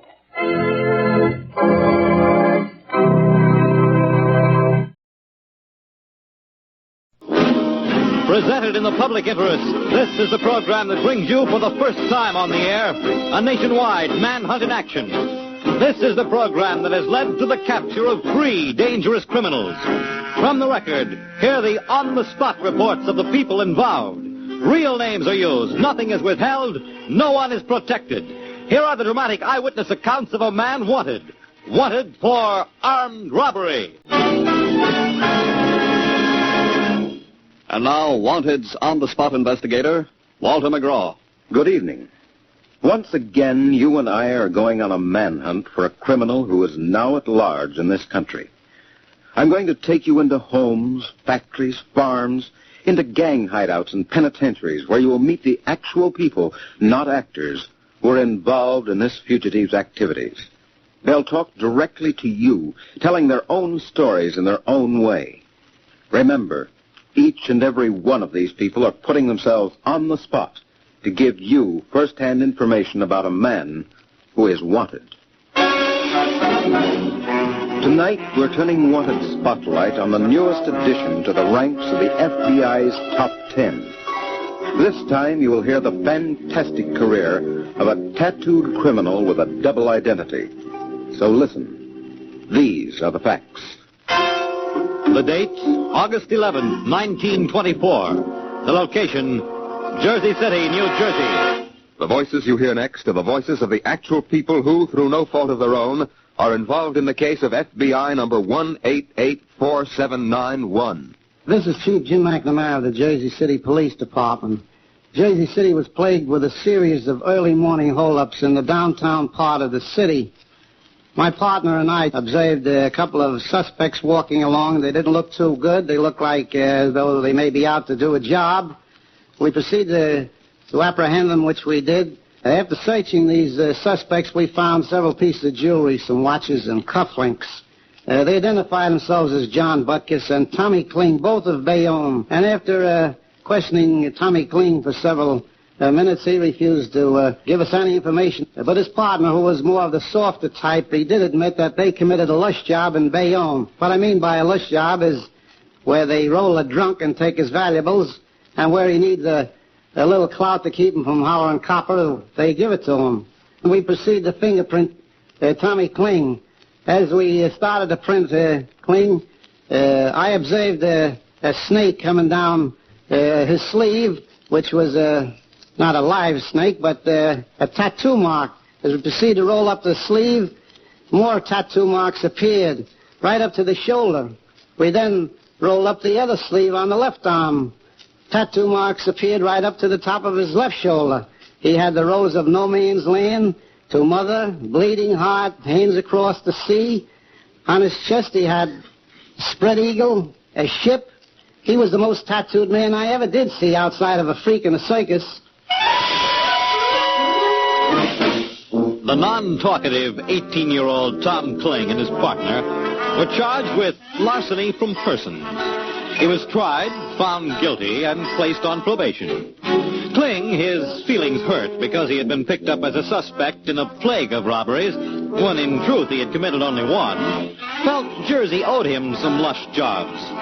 He went to work and collected that debt.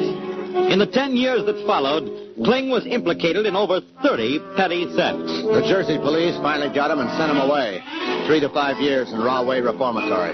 You should have seen Tommy when he arrived. A kid, you know, from hunger. But he's a listener, Tommy is. He listened to the big guys and learned to lay off that petty stuff and to get in with a gang. He learned his lessons in a hurry. He had to. You see, he was only in Rahway 1 month. 1 month after his confinement, Thomas Kling cracked out. And he was wanted. Thus, the first chapter in the life of Thomas Kling ended, and he was wanted for jailbreak. Tom Kling has been wanted for 15 years. Wanted, but not found. For 15 years he disappeared completely. No one knew where. Then, 15 years later, he came back. He came back holding a gun in a little bar in Bayonne, New Jersey. My name is John Whitko. I live at 523 Boulevard, Bayonne, New Jersey. I live right over Mr. Klimovich's bar. I was drinking there one night around 1:45 when a stranger entered the bar. At 2 o'clock, Mr. Klimovich ordered us out of the saloon. This stranger turned around and had a gun in his hand and claimed there was a stick-up. Mr. Klimovich said to him in Russian, "Stuty durak." He says, "Are you crazy?" And before we knew what happened, Mr. Klimovich had hit him over the head. He had cracked his skull, and I believe he knocked out a few teeth and dropped him to the floor. I also jumped in to help, and before we knew what had happened, the stranger had left the place in a hurry. The beaten gunman was identified as Thomas Kling, the same Thomas Kling who was still wanted in the Rahway escape of 15 years ago. Then, on July 17, 1950, the FBI named Thomas Kling as one of the 10 most wanted fugitives in this country. That incident is a very late chapter in the life of Thomas Kling. Now there's a problem. Here's a man who is wanted for jailbreak from Rahway Reformatory on a 5-year sentence and for a ridiculously unsuccessful attempted robbery of a small bar. And yet, the mightiest police force of the nation places him among the top 10 criminals at large. This seeming small-time punk occupies a spot in infamy held by such big-time bums as Dillinger, Pretty Boy Floyd, and Babyface Nelson.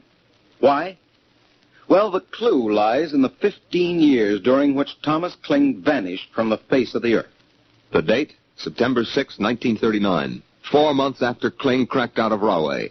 The place, Bergen, New Jersey. For reasons of my own, I prefer not to mention my name. On the morning of the holdup of the North Bergen Trust Company, I was standing at the cashier's window having my deposit counted when I heard a man say, "This is a stick-up." We were ordered to move to a room in the back of the bank.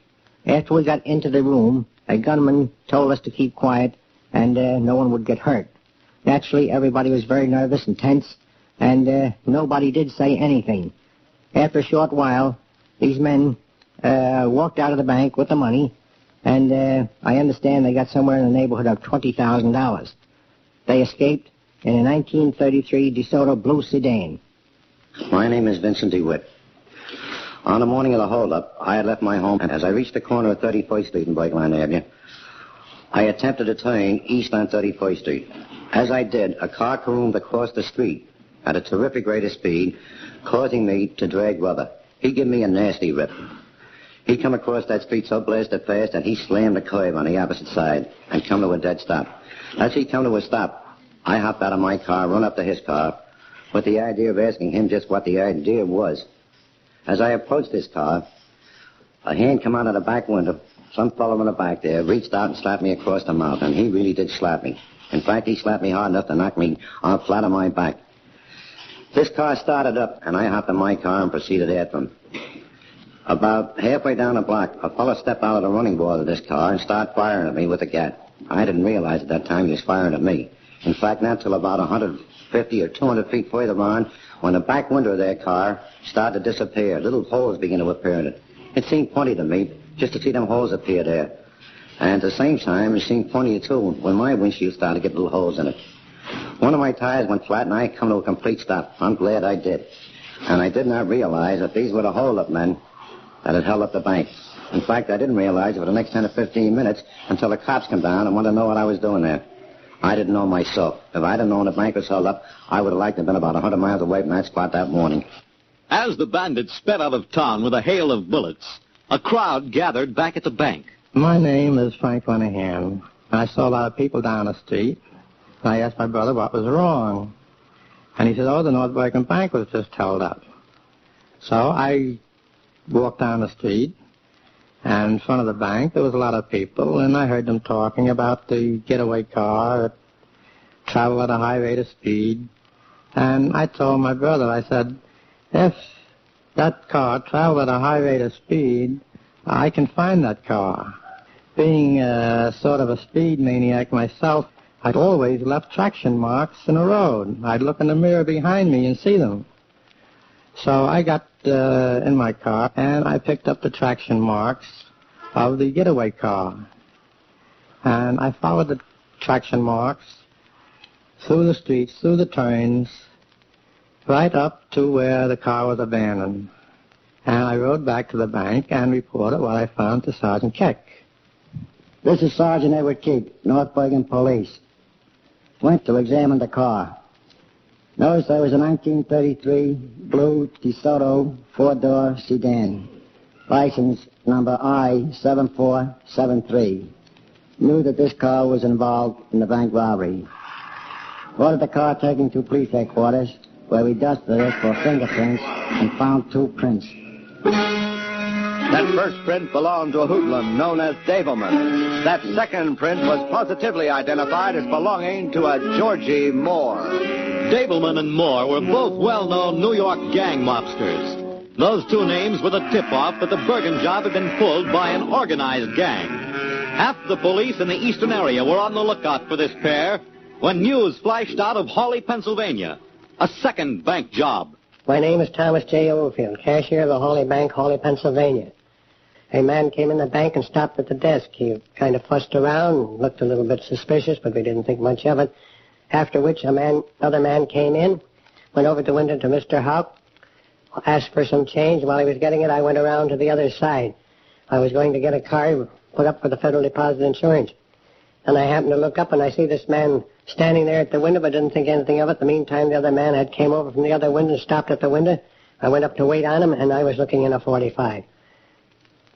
Then another man came in, and came into the door, and couldn't get in the door, climbed over the top, unlocked the door for the man that formerly held Mr. Houck, and the 2 of them put the gun on Mr. Houck and took what money there was in the drawer. Then they forced Mr. Houck into the vault, took what money was in the vault, came out, after which the man that had me wished to know where he could lock us up and wanted to lock us in the vault. I said no, we would suffocate.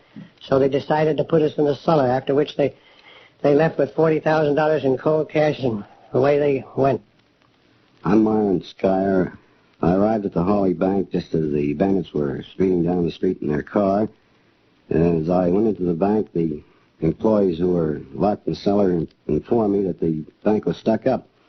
I had been down at Matter's garage investigating an insurance loss with the aid of Chief Krause of Hawley and Trooper Koval of the Pennsylvania State Police. Knowing they were still there, I jumped in my car and went down to Matter's garage and informed the police of the bank stick-up. This is George T. Krause, Chief of Police of Hawley, Pennsylvania. When we were informed by Mr. Skyer that the Hawley Bank on Main Street had been held up and robbed, we immediately went to the bank to gain necessary information and commandeered cars to make a roadblock if possible, but later found that the bandits had made their escape. And in our search, we found the abandoned car which had made the exact hold-up at the bank, which was abandoned on Route 590, about a mile east of Hawley. But alongside of this car was tire marks of another car, which had evidently been there to make the getaway and to transfer their loot in. There and then, that trail came to an end. Pennsylvania State Police put a Corporal Knight in charge of the investigation. Knight went to work looking for suspects. Meanwhile, Bergen, New Jersey had word of the Hawley job, and they sent Sergeant Keek to Hawley. This is Sergeant Edward Keek of the North Bergen Police again. When I arrived in Hawley, I contacted Corporal Knight of the Pennsylvania State Police and told him of my suspicions that the gang that had robbed the Hawley Bank were the same that had held up the North Bergen Trust Company. I gave up pictures with two suspects whose fingerprints had been lifted from the North Bergen getaway car, namely George Moore and Howard Davelman. This is Robert Knight from the State Police. After the photographs of George Moore and Howard Davelman were given to me by Sergeant Keek, I took them to the Hawley Bank. The photograph of George Moore was positively identified by cashier C.S. Houck.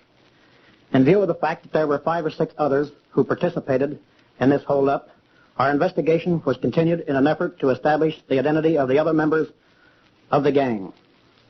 It was our opinion that the holdup and robbery of the bank was the execution of a well-conceived plan.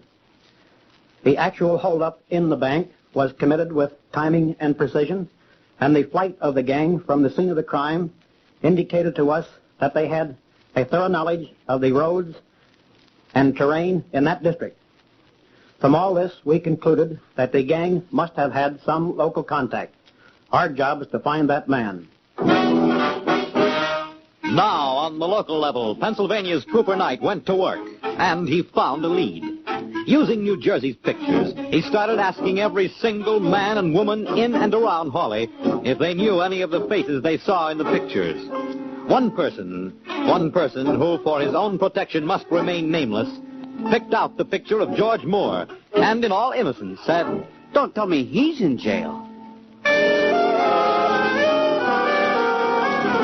That off-guard question implied knowledge of George Moore, and Moore was already identified as being part of the Bergen hold-up gang. Pennsylvania's Trooper Knight settled down for a long siege with the informant. He worked until the full story came out. Sure, the Hawley job was cased by a local man. His name is Jake Watson. Watson and his girlfriend Mabel have only been in town a few months.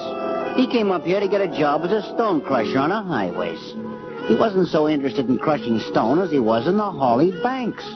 Yeah, from the first, he was amazed at a town with 2 banks and only 1 policeman. He used to go over to the banks all the time, just to look around. They looked like a snap. Well, he couldn't resist passing this information on to his New York pals. Them pals pulled the job. Police problem. Who were the pals? There were 5 of them. The Hawley informant named 4 of them. Only the 5th posed a problem. That 5th was the leader of the gang. His name was Schwam or Scrab or Shrant, something like that. I can describe what he looks like, though.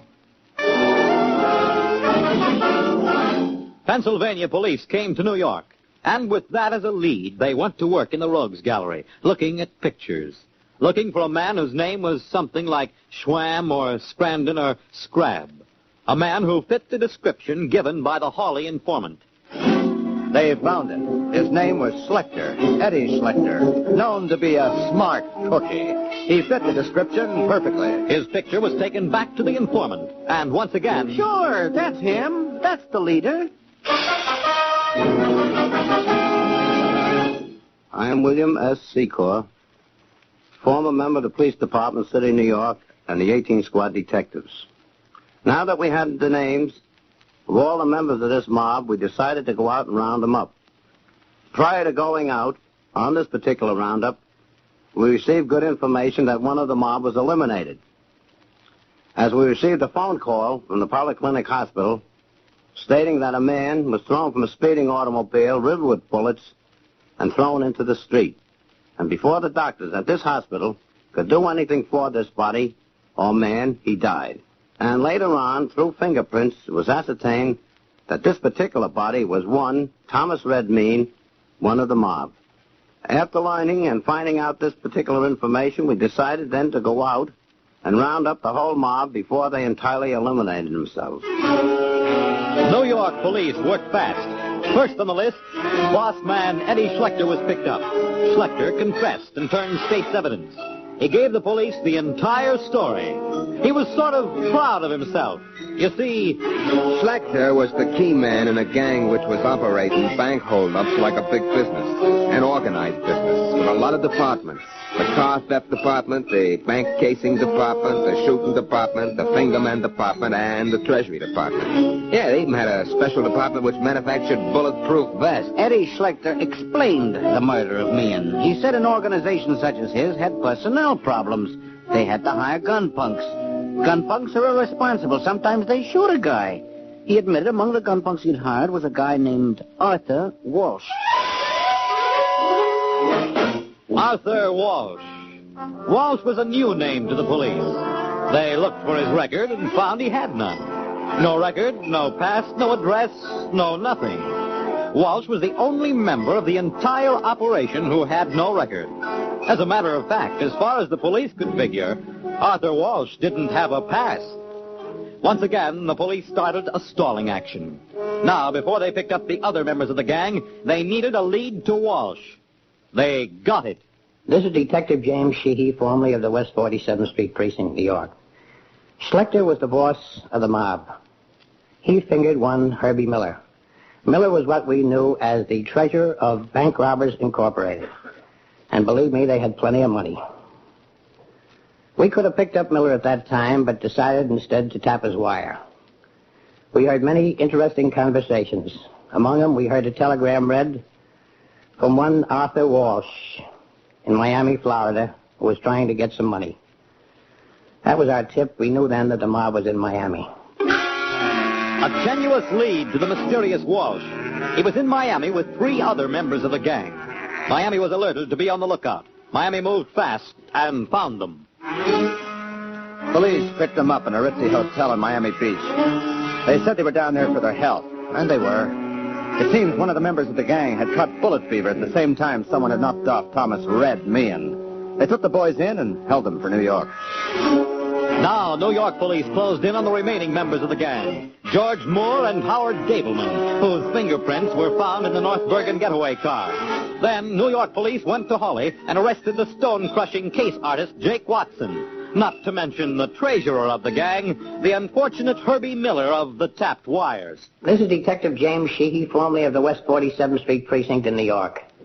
We herded the whole gang together in police headquarters in New York, and Miller, the treasurer of the gang, is still trying to play the big shot. He wants to buy lunch for all the mob, and Captain Phillips says, well, that's okay with me. Miller takes out a $10 bill out of his pocket and says, here, buy the boys lunch. Captain Phillips examines the bill, and to our surprise, where do you think the bill came from? It was part of the loot stolen in the Hawley bank job. Now, Bank Robbers Incorporated were in custody. They had a problem. They could plead guilty to the Hawley job and go to Pennsylvania for trial. Or they could plead not guilty and take their chances on a first-degree murder rap in the matter of the bullet-riddled body of Thomas Red Meehan. They chose Pennsylvania. Except for boss man Eddie Schlechter. He was too smart for either. He'd been a material help to the New York cops, and since he was the brains, he deserved respect. He never went to trial at all in the Hawley job. But the others, all sent up. The heaviest sentences were for the gun punks.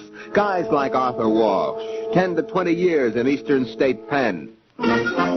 Arthur Walsh, a man who looked like the original tattooed man in the circus. The mysterious Arthur Walsh, who had no past, spent 13 years at Eastern State Pen. Then Arthur Walsh, because of good behavior, was paroled in 1947 and disappeared. During a routine fingerprint check on the records, it was discovered that the tattooed man known as Arthur Walsh was in reality Thomas Kling, wanted for escape from Rahway Reformatory. This was the same Tom Kling who learned how to operate with a big-time mob in the pen. Now it was too late for police action. Tom Kling, alias Arthur Walsh, was free. Official circles had no report on his activities until the barroom brawl on December 27, 1949 in Bayonne, when he appeared with a gun. I'm Lewis Smith, acting captain of detectives, Bayonne Police Department. When Thomas from the penitentiary and returned to Bayonne, we felt we had a hot cookie on our hands and he needed to be watched. This barroom brawl, in which he lost 2 teeth and had a clump of hair gouged out of his head by being struck with a barroom stool, was a comedy. But Kling being no comedian and not interested in $18 stick-ups, we felt that he might have needed some money to get somewhere. We have reason to believe at the present time he is mixed up with some big-time mob. That's the official story, but there's more to it than that, much more. Listen to the voice of the underworld. Let me tell you something about this guy, Tom Kling. Everybody thinks he's just a 2-penny gunman, a guy who sat in the can. But the word has it that he's Willie Sutton's partner. They even say that he was in on that bank job. You remember when Willie Sutton knocked off that bank in Long Island? And they know that if they want to get Sutton, they first got to get Kling, because Kling knows where he is. And if they pick this guy Kling up, he's going to lead them directly to Sutton. That's what makes this small-timer one of the most important guys to grab off right now. It is not our function here to determine the guilt or innocence of a man, nor do we intend to. But according to the facts you've heard tonight and/or other pertinent material, Thomas Kling is wanted. Wanted for armed robbery. Here again is Walter McGraw. You can help find Thomas Kling. Remember, you, the listener, have run up an impressive record with the apprehension of 3 of the 9 fugitives we've broadcast. But to bring Kling to justice, you must be informed of all the facts. What does he look like? How does he dress? What are his habits? These we will give you. So stand by. How can you recognize him? Listen, and listen carefully. This is Robert O'Connor, Chief of Police, Bayonne, New Jersey. Wanted, Thomas Kling, age 44, height 5 feet 6 inches, weight 124 pounds, hair brown, complexion fair, may have large scar on top of head, heavily tattooed on both arms and chest. Now back to Walter McGraw in New York. If you should see Kling, don't approach him on the street. Simply call your own local police department or the FBI. Give them the fullest possible information.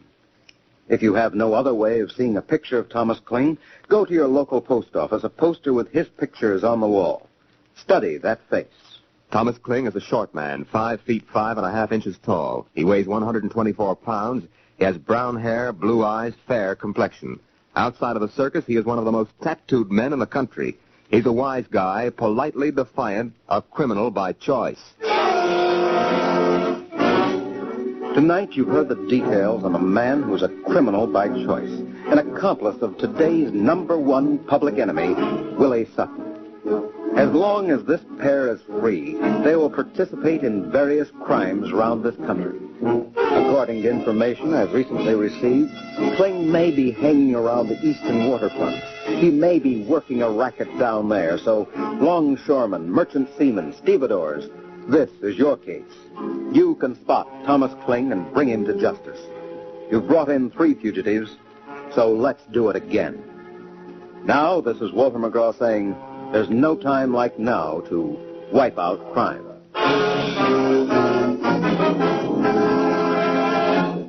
Be with us again next week when you will hear the actual people give their eyewitness accounts of a psychopathic murderer who is wanted. Wanted for jailbreak.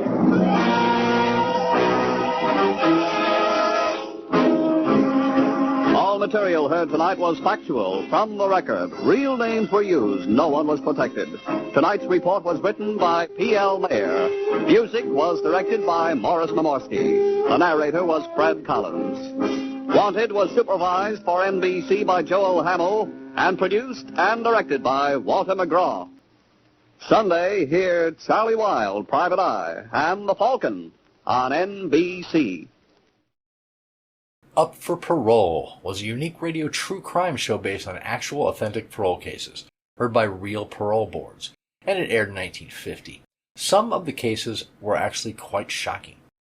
In Paul Botwin, the episode starts with a very tense parole hearing for a 26-year-old inmate serving time for grand theft auto and burglary. It then delves into Paul's backstory and the fascinating and tragic tale of how he began a life of crime, his father being the one who really started him on that path. Paul appears to be reformed, but it's up to the parole board to decide. Next, T-Man, a short-lived radio show in 1950 that featured Dennis O'Keefe playing a different Treasury agent in each episode, chasing down counterfeiters and bringing them to justice. Kind of a unique premise for a show. Note, not to be confused with the similar show T-Men. In the case of the Bleeding Gold, Treasury agent Dennis O'Brien is undercover trying to infiltrate a criminal ring that is counterfeiting gold coins. This is one adventure-packed story and probably one of my favorite of the 2 episodes of this show that have survived. Another note, there are several websites and collections on the internet that have the T-Man shows confused as T-Men, and vice versa. Apparently, a lot of people out there are not aware that these are 2 different shows. Next up is The Hidden Truth, which was a South African crime show that ran from 1967 to 69 and featured real-life crime stories from the files of criminologist Leonard Keeler, the man who invented the polygraph lie detector. I'm a big fan of most Springbok radio shows. I thought they put out some really great high-quality entertainment back in the day.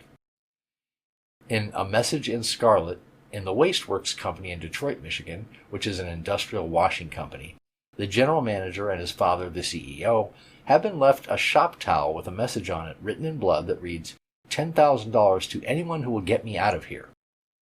The towel came from the mental hospital in town.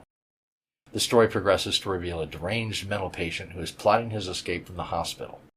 Murder and a very dark, suspenseful plot make this a really riveting story. And then we have This Is Your FBI, which I mentioned earlier. This one ran from 1945 to 1953 for 409 episodes and dramatized actual FBI case files. It was narrated by Frank Lovejoy, Dean Carlton, and William Woodson. This was, as I said, one of the 2 famous FBI shows, the other one being the FBI in Peace and War. In the episode Crime in the Roaring Twenties, this tells the story of how the rampant crime that occurred during the Roaring Twenties was actually the result of delinquent youngsters in the 19-teens, specifically focusing on one particular youngster, Red Martin, and his growing gang of criminals who becomes a large criminal gang in the city. It's part crime history lesson, part crime drama. It's a fascinating story that tries to put into context how past economic, social, and other factors can impact young people and turn them into the criminals of tomorrow. It aired January 4th, 1946. And then our last show of this collection from The Big Story, which presented a different crime story each week, reported by an actual newspaper reporter, and then dramatized in the episode, with the reporter being presented with a $500 check by the show's sponsor at the end. In Counterfeit Coins, Los Angeles Examiner reporter Jack Adams investigates a huge counterfeiting operation that has been distributing half-dollar coins in L.A.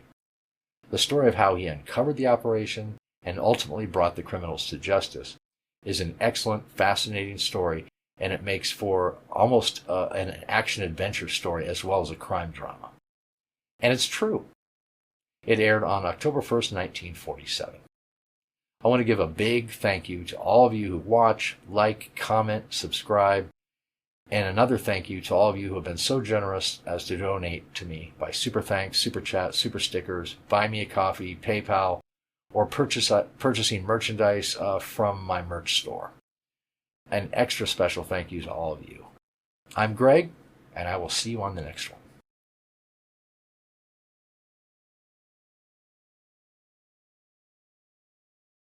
Your name? Paul Botwin. Your age? 26. Charge against you? Stealing vehicles. Speak up. Stealing vehicles, conspiracy to rob, and burglary. Sentence? 5 to 10 years. Proceed. Having served 2.5 years at the state prison, and having received the permission of the warden, I'm before this board up for parole. Tonight again, another in the exciting new crime series, Up for Parole. Authentic Cases is actually presented before the parole boards in your state prisons and told here for the first time. Ladies and gentlemen, you are about to sit in judgment on another human being, to decide whether he shall become your neighbor, your employee, perhaps your friend, or remain where you, society, have put him, behind prison bars.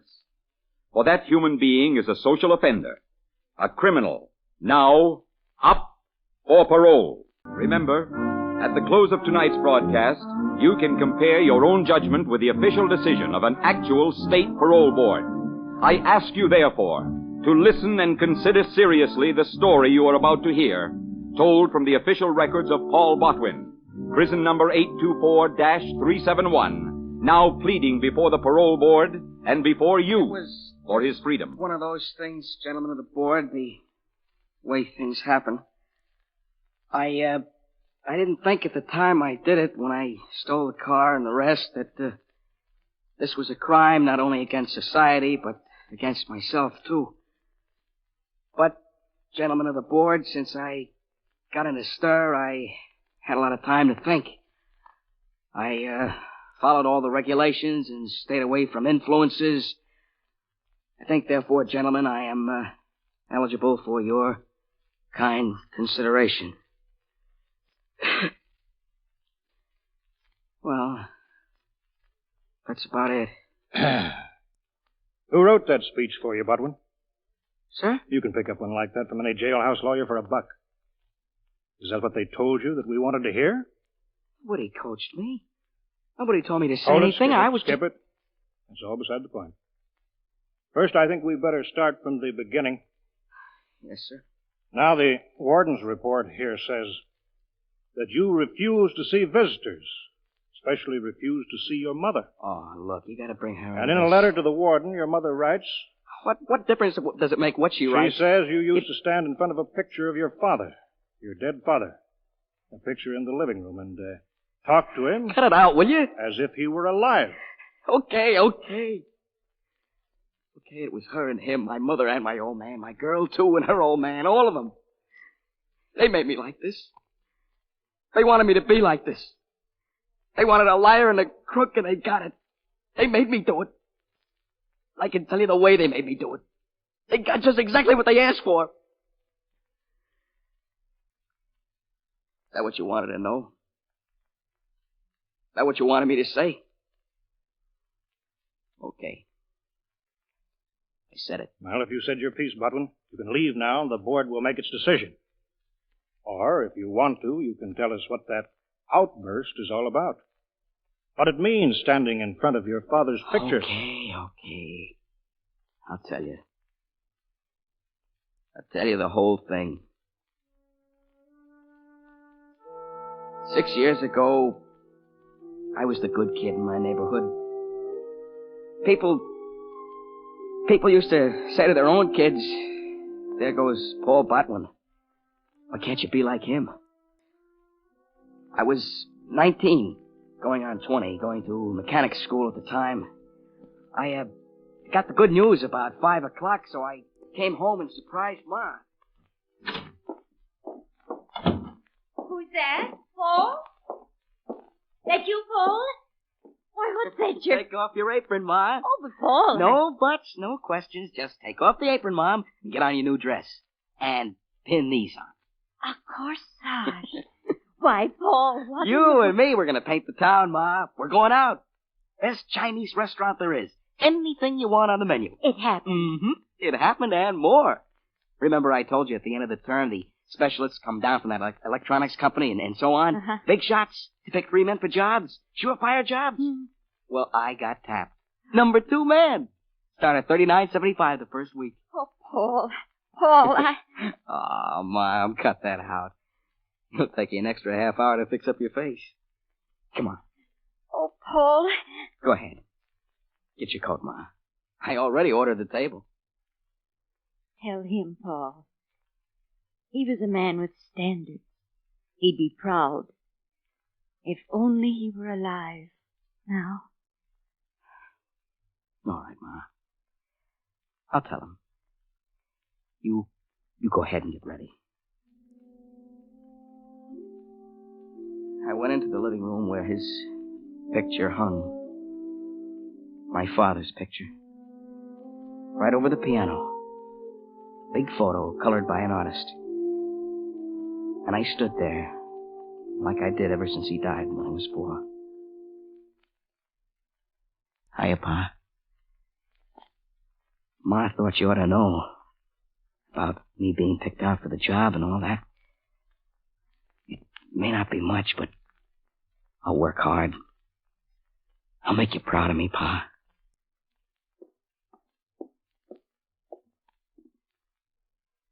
I'm ready, Paul. You? Sure, Ma. You know, it's almost like he was smiling, Ma.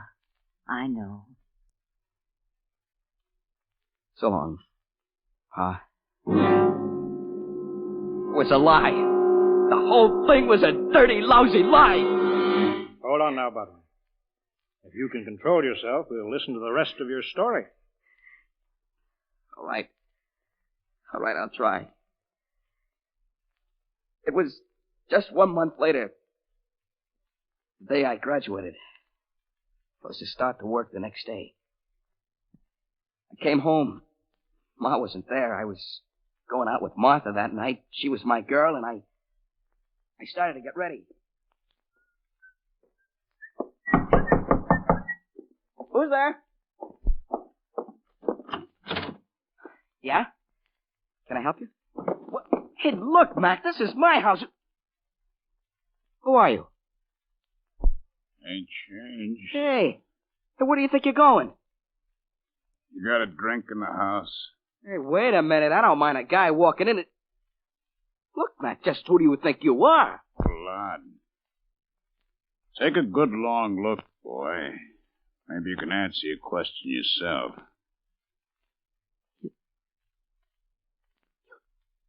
You aren't. Uh-huh. That's just who I am. What'd she tell you? You can't be. Leave it to Emma, good old Emma. Always tell the truth, never lie, never steal, She told you I was dead, didn't she? She never told you about him over the piano there, Well, he was in state prison for unlawful entry, burglary, violation of the Sullivan Act, 15 to 20 years. She never told you then, She never told you your old man was a con. Well, take a good long look, Sonny, because your old man has come home. Now, how about a drink? How about a good long drink, We're reunited. Oh, no. No, it's impossible. It can't be. She wouldn't do a thing like that. Telling me... You are him. You are him. Look at the picture. Same mouth, eyes. You and him, you're the same. The same! The same! Quit it! Where you gone? Who cares? Who wants to know? You gonna stop me?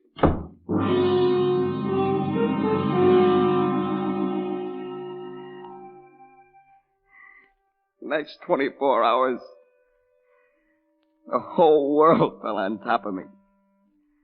A whole life, a life of lies. Everything I thought was decent was phony. Everything I believed in was a lie. I didn't know who I hated more, my father or my mother. What did I care what happened? My job, that didn't matter. People I knew were saying things behind my back, lies. Saying they knew it all along. I was too good to be true. Well, okay, I said. Okay. I'll be what I am. The son of a convict. I changed. I got hard. Never again was I going to be soft, get sucked in by lies. I'd show them. I don't think it's a good idea, Paul. My girl Martha, she didn't understand yet. That's how big the change was. Even she didn't understand. We were talking together in a drugstore in the back booth. Safe place. You sure it's a good idea, Paul? Well, what am I going to do? Go back and live there? Look at him every morning and her? Listen to explanations and all that kind of stuff? Look, now I'm on my own, and I got plans, kid. I got real plans. Now, don't you go soft on me, too. Oh, it's not that. It's Yeah, I know. Your old man says it. If I see you, he'll break my neck. Well, I'd like to see him try. You're still with me, aren't you? Of course. Okay. With you, I can lick them all. Every stinking one of them. The neighborhood, my job, my own man, and her. Oh, Paul. What's wrong? My father. Martha, get up and get out of here. Now, look, Mr. Collins. I told you never to see him again, and here you are hiding. We're not hiding. You know who he's been hanging out with, the kind of company he keeps, the things he's been Now, doing. look, Mr. You Collins. look. Botwin, what did I tell you I'd do to you if I caught you again with my daughter, I told you I'd break your neck. Get it out! Oh, you're the kind of a man you are. Now, get out of here. And if I ever catch you so much as looking at her again, well, what you just got is only a sample, Botwin. Just a sample. He made me look like dirt in front of Martha. They made that happen. My old man and my mother. Okay. If I thought before I knew where I was heading, now I knew for sure. For absolute sure. Yo, Lefty, you got it straight? At 10, he closes up the store. He's been averaging $250, $275 a night. Friday night, he ought to have at least $300. Now, you take a look out, Vince. Lefty, you go in the store first, and I'll handle the heavy work. Come on, let's go. It's parked on the corner of 137th and Tremont, a Cadillac with white wall tires. The keys are in the glove compartment. Now, I'll meet you at Samish's garage in 15 minutes. $1,000 at least. Split 3 ways. Look, Bud, I said everything in the register. Yes, but I already told you. You told me enough. Now I'm telling you.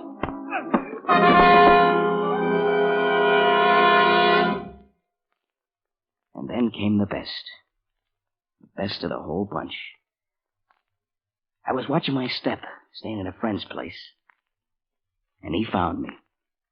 How? I don't know. He got the right knock, and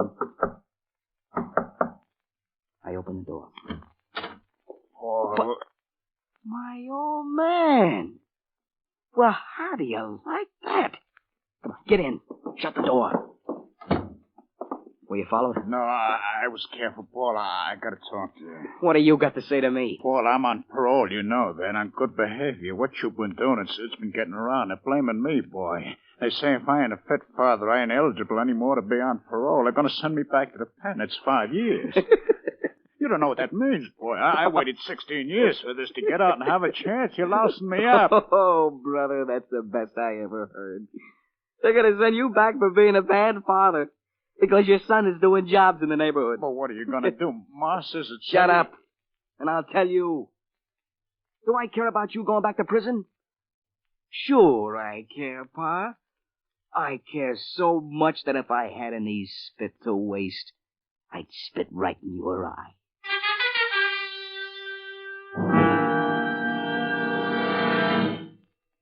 Okay. That's what they wanted. They made me a crook. My old man, Martha's father, the neighbors, and then her. My so-called mother. They got just what they asked for.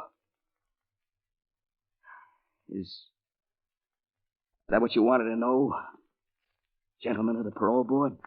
That wasn't the end, was it, Butler? That was just the beginning. There was arrest, too, for the car theft.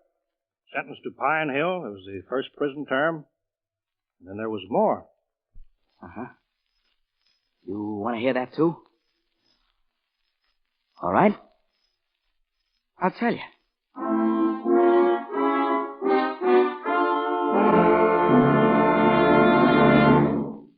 We'll return to our file in just a moment. But first, this Sunday night, genial Horace Heidt will hold his first quarterfinals of 1950 on his CBS Youth Opportunity Program. During these first months of the year, Horace has been making the rounds of the towns and cities, finding new and fine young entertainers. And the pick of these will compete this Sunday night, when Horace Height's original youth opportunity program comes round on most of these same CBS network stations.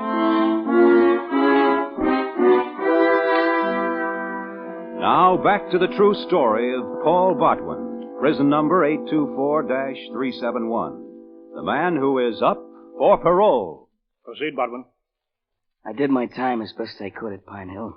They treated me fair. They tried to give you a break. I served my time, and after a year, I got out. You were at Pine Hill, an institution for first offenders, a Wallace prison. They got schools there, no hard labor. Warden wrote me a letter. He said that when you finally finished serving your term, you were offered 3 jobs. 2 were in your own line, telephone repairman. You turned them down. The other one was in a silk house as a shipping clerk. Why did you take that job? Well, while I was at Pine Hill, I met 2 guys who told me I was a sucker if I didn't take the job at the silk warehouse because it was an easy money deal if I made my plans right. You see, Martha left home, and I could see her any time I wanted, and she'd marry me no matter what her old man said. So I wanted to make money quick, big money, so we could get married. Well, when I did get out, I took the job, and in a month I had the place all cased. That's what we want to hear, Botwin, the truth. Now tell me, did you see this girl, Martha? Yeah, I saw quite a bit of her, but I didn't tell her what I was up to. I only told her that soon we'd have some money and we'd go out west somewhere. Get out of town. Oh, I still don't understand that you're doing well here. You have a good job. We're going to get out of this town. You just leave everything to me. There's big things coming, baby, real big. Oh, Paul, I don't care. The main thing is you and me. Oh, why don't we stay here? Well, what can you build on? A family, a father, a mother like yours and mine? You ought to see your mother, Paul. Keep her out of it. Look, Paul. She's worked all this time. She saved a little money. She's ready to give it to you. We could maybe start a business or something. Oh, Martha, you still on that? Look, make up your mind. You with me or against me? Paul, she's your mother. She's a liar, that's what she is. She's the one that started the whole thing. You know that. See her. I won't. She's been waiting half an hour. She's here? She's outside. She just wants to tell you how sorry she is. All right, Martha. Go ahead. Open the door. Tell her to come in. Paul. Paul. Martha said my mother was coming to see me. Well, I got news for you. My mother's dead. She died when I was a little boy of 4. She was a fine woman with standards. But she died. Oh, Paul. That's right. My mother's dead. Now, go on, get out.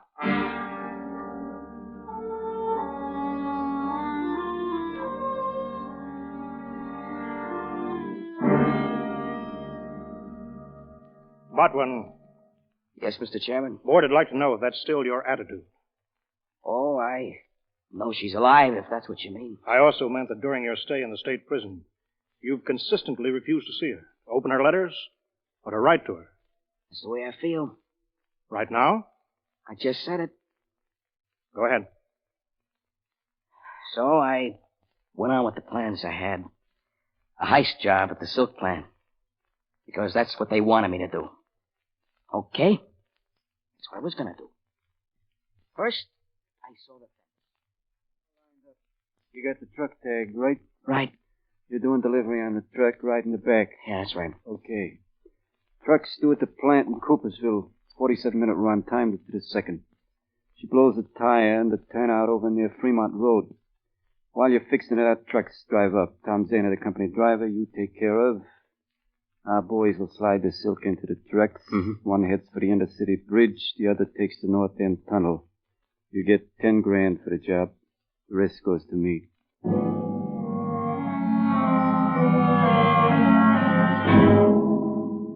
Oh, it was smooth.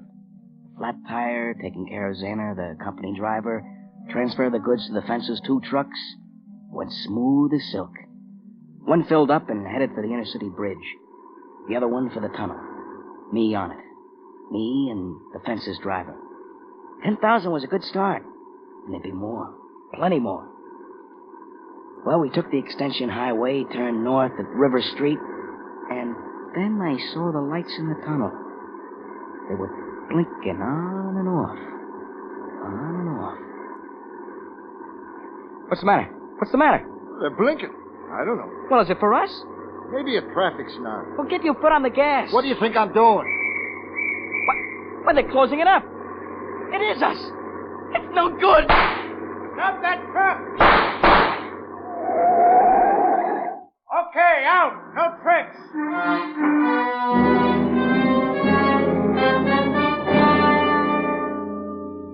They gave me the business in court. I took a plea. Guilty. What did I care?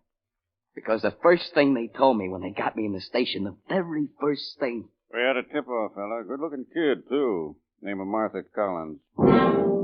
After that, what did I care? She was like Ma. A liar. Like all of them. That's it, Botwin? That's all there is? Yes, sir. Except I've been serving my time. I never got no marks against me on the report. That's all. You think that warrants parole? Well, that's up to you. No, it's up to you, too.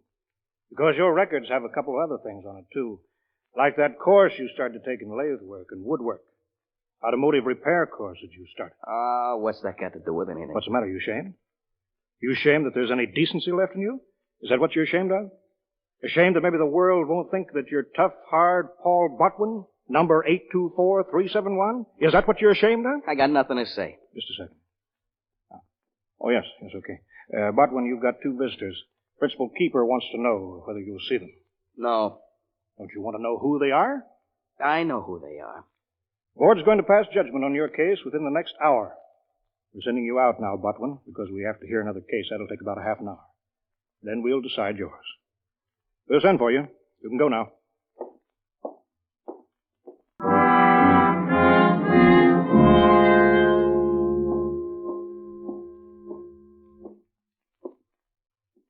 Hello, Ma. Hello, Martha. Paul, just one thing.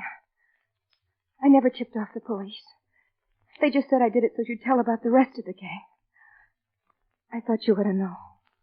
Thanks. But that's not important. The important thing is... Oh, Paul, I feel so guilty about how little I made you understand. I wanted you the way you were before.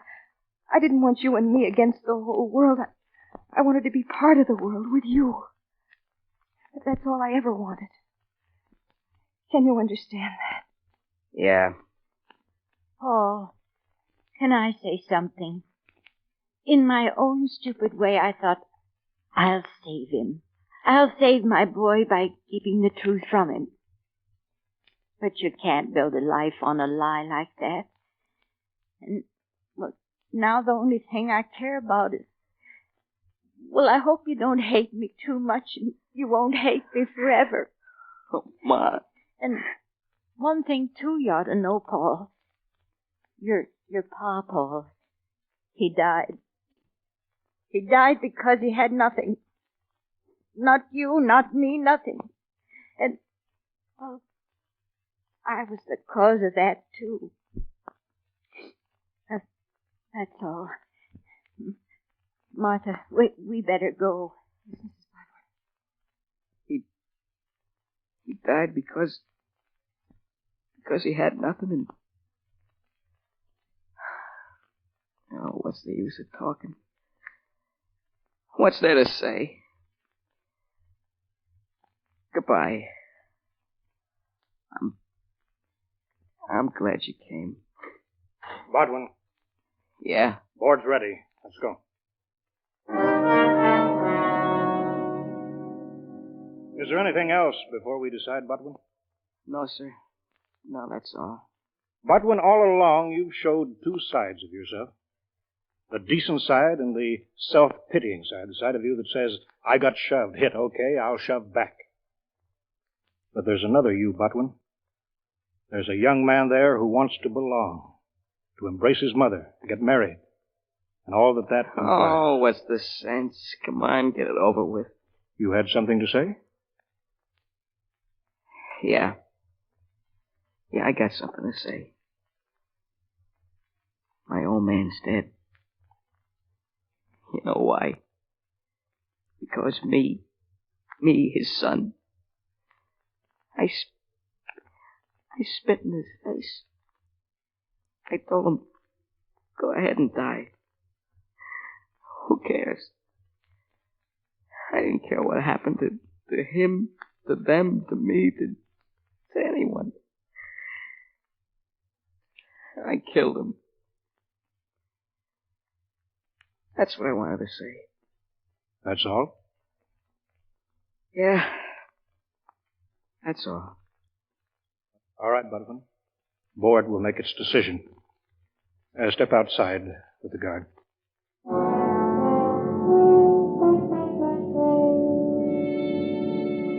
While Paul Botwin waits, and the parole board reviews his story and his parole file, you too have a decision to make on his case. Weigh Paul Botwin's story carefully before you form your judgment, because in a moment you will have an opportunity to compare your decision with that of the actual board before which he appeared.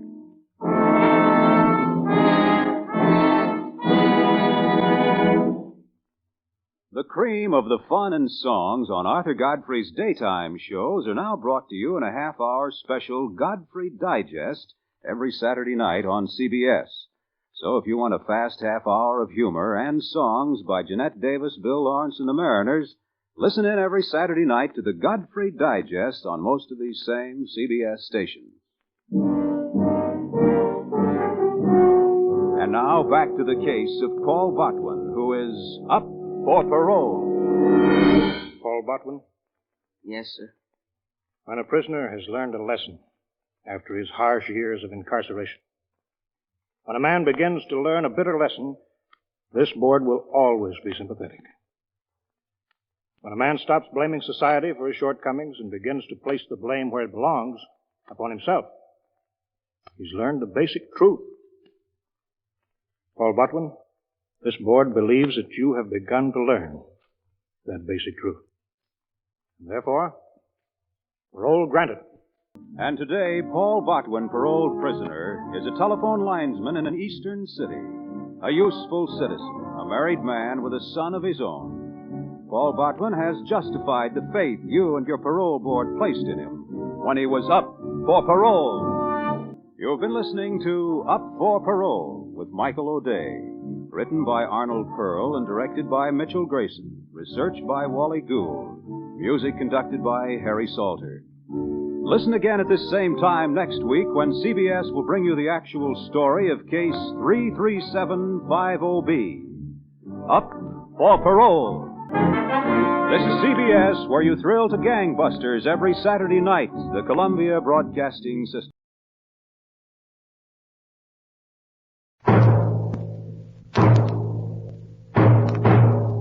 T-Man, starring Dennis O'Keefe.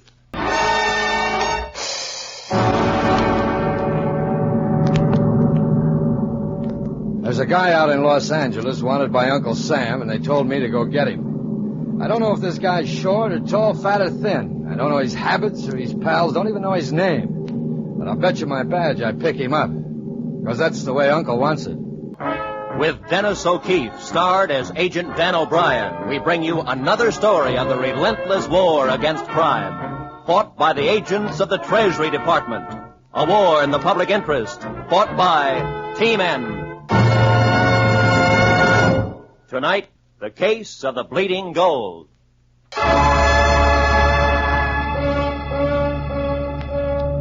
What turned out to be the first break in the Bleeding Gold case came on April 6, 1950 at 3 a.m. Eastern Standard Time. But it didn't start in Washington. It started all the way across the country on a dark street in Los Angeles, California. Okay, Parole. We got it. Let's get out of here. Where's Kling? Coming. He got sidetracked back there. He's been warned before about that. Here he comes. Like taking candy from a baby. Put the stuff in the back. Okay. Clink, let's see what you've got in your pockets. Huh? Let's get going. Clink, I said let's see what you've got in your pockets. I don't get sore, Parole. Turn out your pockets, Clink. Okay. So I thought so. It's a pretty necklace, Kling. Yeah, that's why I... You know the orders. Gold jewelry. No stones, no diamonds, rubies, sapphires, and no pearls. Stones can be traced. We want gold. Just plain gold. But I thought Put that necklace back where you found it. Back? In the store. Now. Okay. I'm taking it back. Shut the door, Brownie. Yeah. Gonna leave Clink here? Yes. But he's taking the stuff back. Yes, but for the last time. And that doorway makes a nice frame.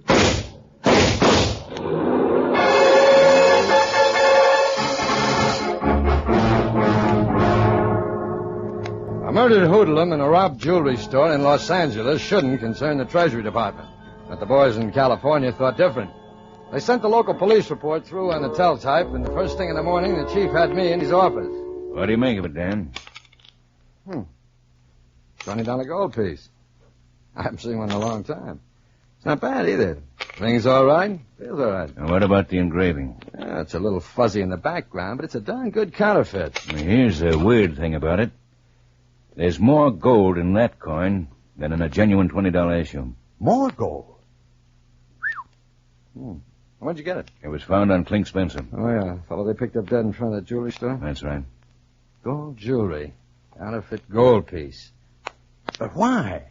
Why go to all that trouble to steal gold and then put more of it in a coin than even the government does? You know something, Chief? I like this. I hoped you would, Dan. Because I'm about to lay it right in your lap. No, me and my big mouth. Look, what about the boys in Los Angeles? They're working on it, of course, but, and I hate to say this to your face, you're the best counterfeit man we've got, so they've asked for you. Yeah, thanks for the orchid, Chief. Oh, can I use your teletype? Sure, I'll go with you. Any more of these gold pieces turn up? No, this is the first.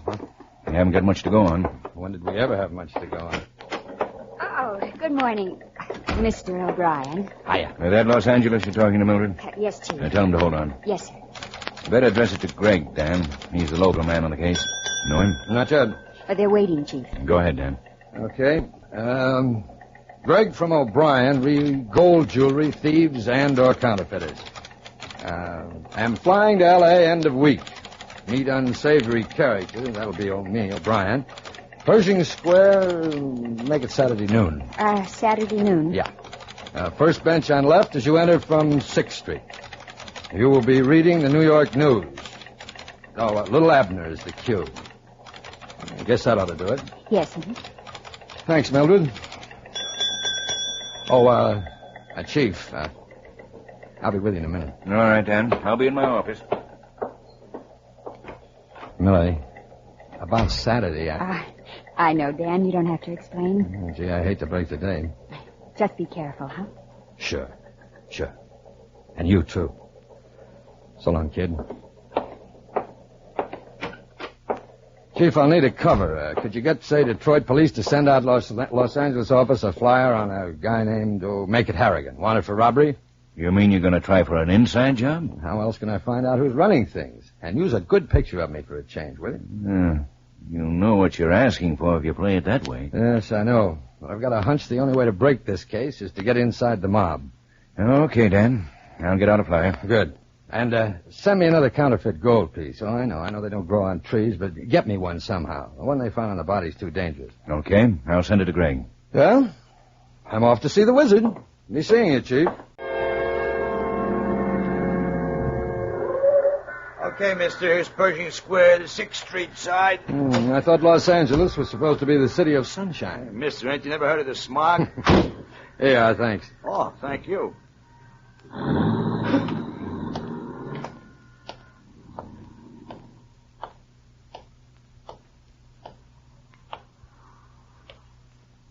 Mind if I sit down?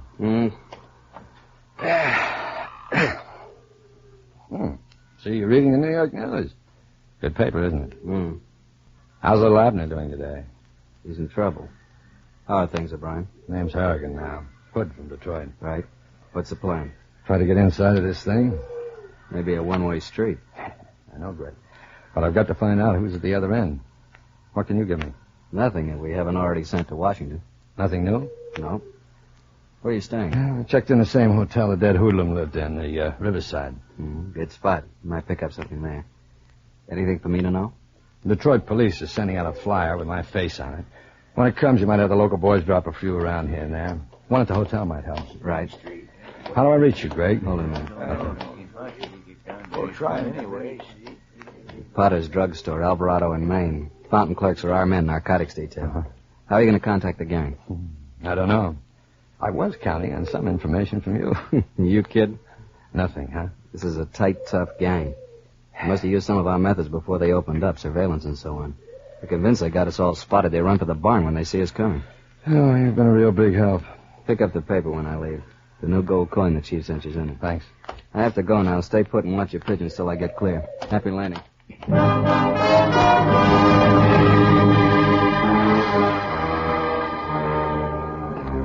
So I sat there and watched the pigeons. I looked at them and they looked at me. Maybe they thought I was a pigeon, too. They could be right. I watched to see that no one tailed Greg out of the park and thought back over what I knew of the case. A gold coin worth more than its face value and a dead hoodlum named Kling. An alcoholic, the dossier had said. An alcoholic. If Kling was a booze fighter, he probably had a favorite spot. A hangout, maybe close to the Riverside Hotel. Maybe.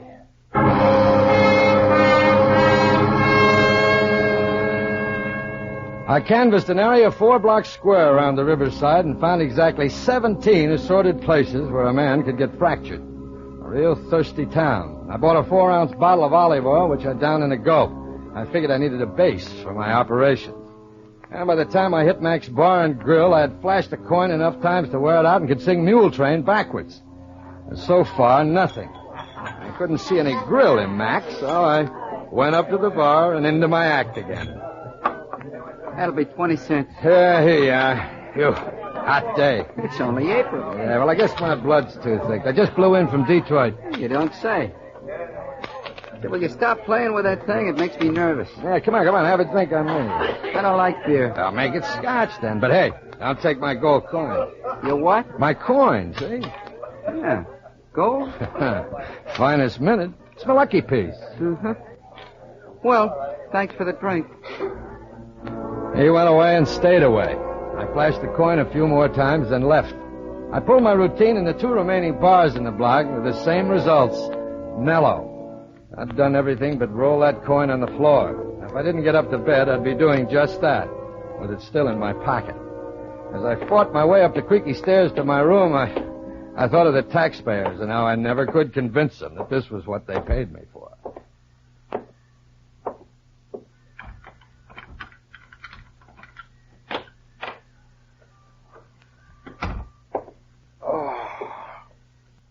All right, take him down.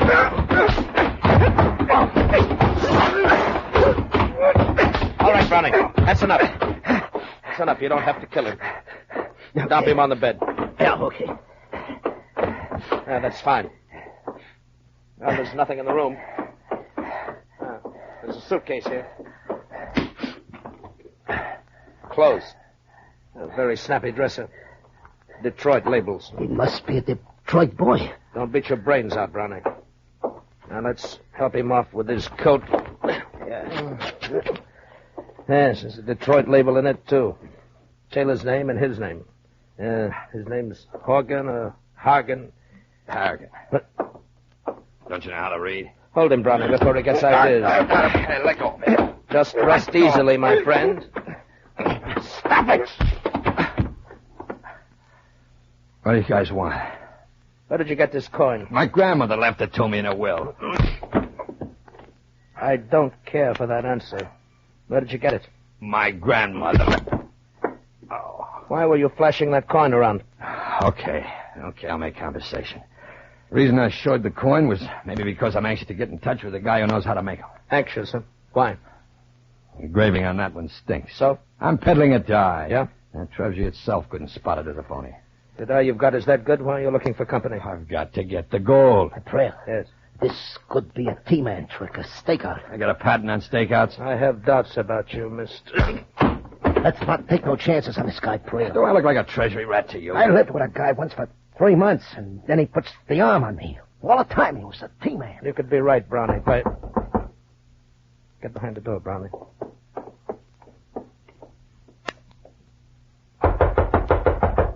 Answer him. Who's there? Pasquale, desk clerk. All right, open the door, Harrigan. And remember, we can see every move. Yeah? There was a cop downstairs just now. I say, what about him? He was looking for a man named Harrigan. Harrigan? My name's Johnson. You know that. I signed the register. This cop, he shows me this official paper with your picture on it. Wants to know if you're here. Let me see. I said nothing, senor. Of course, he may be back. Perhaps, Oh, no, okay. Here's a 10. Now get out of here and keep your mouth shut. Pleasure, senor. A pleasure. Yeah, let me see that. Wanted flyer. It's got Baby's name and picture on it, all right. The Detroit police would like to get in touch with Baby. What's the beef, Prale? Armed robbery, jailbreak. Now maybe we can stop going around in circles and get down to business, Mr. Prale. Yes, perhaps we can. Be outside the hotel at 7 tonight if you really have something to sell. Come on, Brownie. I'll be there. Goodbye, Mr. Harrigan.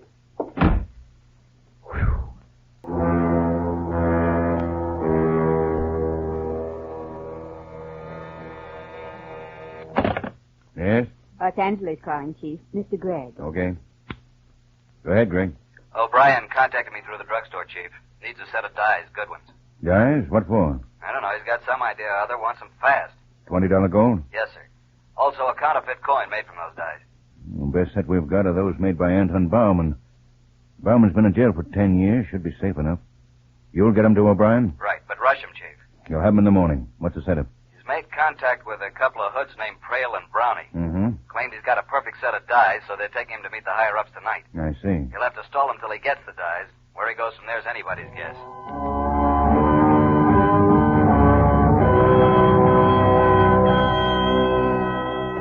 Just after 7 that night, I was going up a flight of stairs in a down-at-the-heel building on Spring Street. Prale and Brownie flanking me. We stopped at a door marked R. Venice, broker. The office wouldn't have fooled anybody. The blonde at the desk would. Good evening. Well, hello. Carla, is Mr. Venice in? He's on the telephone. Be through in a minute. Hey, you boys got a nice layout here. Count in the secretary. Sit down, Harrigan. Thanks. Oh, say, don't you think you want to speak to your cleaning woman? Your chair's a little dusty. I've been meaning to take care of that. Mm-hmm. At the same time, you might tear a couple of sheets off your calendar.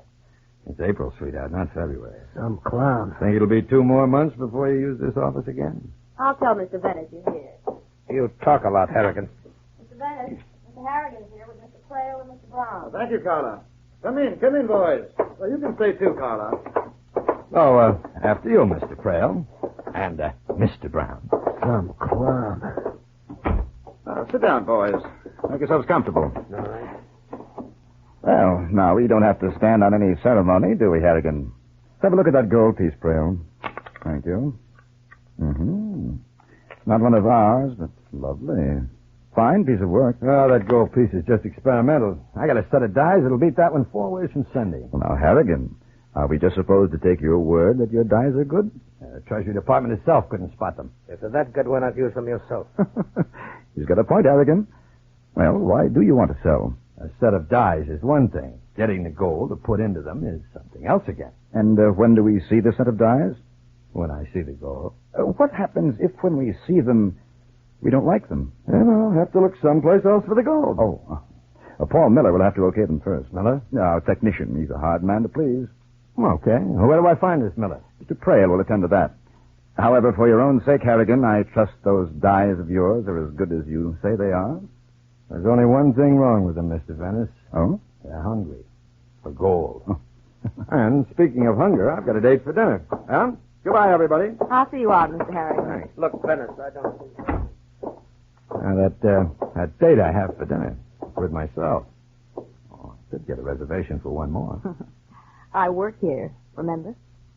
And since the cleaning woman doesn't come in on Saturdays, I have a lot of dusting to do. Oh, it's a shame. A beautiful girl like you has to do all the dirty work. Yes, isn't it? Maybe some other time, huh? Could be, Mr. Harrigan. Could be.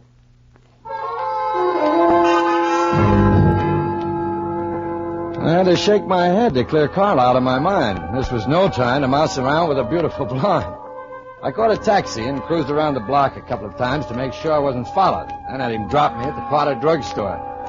I ordered coffee, and when the clerk brought it, he mopped up the counter with a bar towel. When he lifted the towel, a small package was beside my hand. The chief had them flown out. Those dyes were made by Anton Bauman. They're the best dyes ever captured by the department. Any luck so far? I've met a mug, a college graduate, a super salesman, and a beautiful girl. Maybe they'll lead me to the boss. I'll pass the sugar, will you? Sure. Thanks.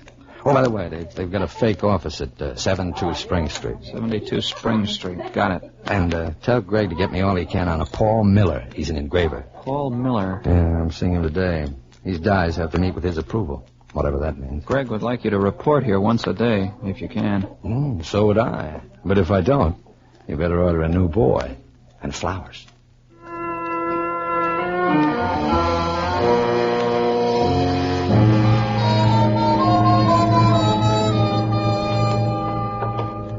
So this is where we meet the famous Miller. In the same tired, dusty office of one R. Venice broker. That's right. Miller, this is Harrigan. Come in, all of you. Brownie, stay there by the door. Hale, you and Harrigan come over to the window. Now, Mr. Harrigan, the dyes, if you please. I'm sorry, Mr. Miller, I didn't bring them with me. Then what are you doing here? I told Venice and all of you that you can see the dyes when I see the gold. If I know you people have the metal, maybe we can go into business together. In the meantime, here's a sample. Lead. I know, but look at the engraving. Mm-hmm. Not bad. Not bad at all. Whoever did this was very good, Harrigan.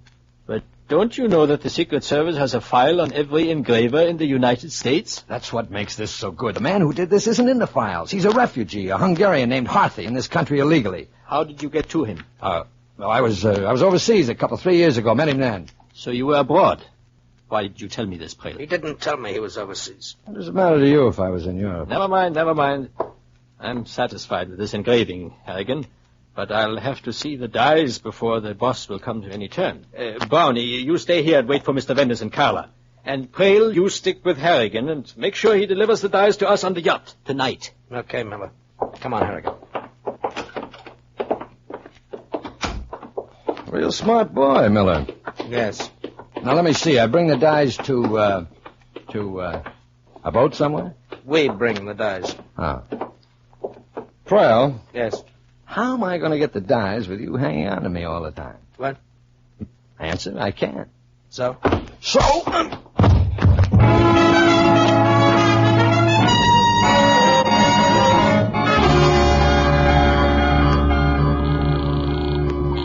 Come on, answer. Treasury Department. Let me speak to Greg, quick. Mr. Gregg, just a moment, please. Come on.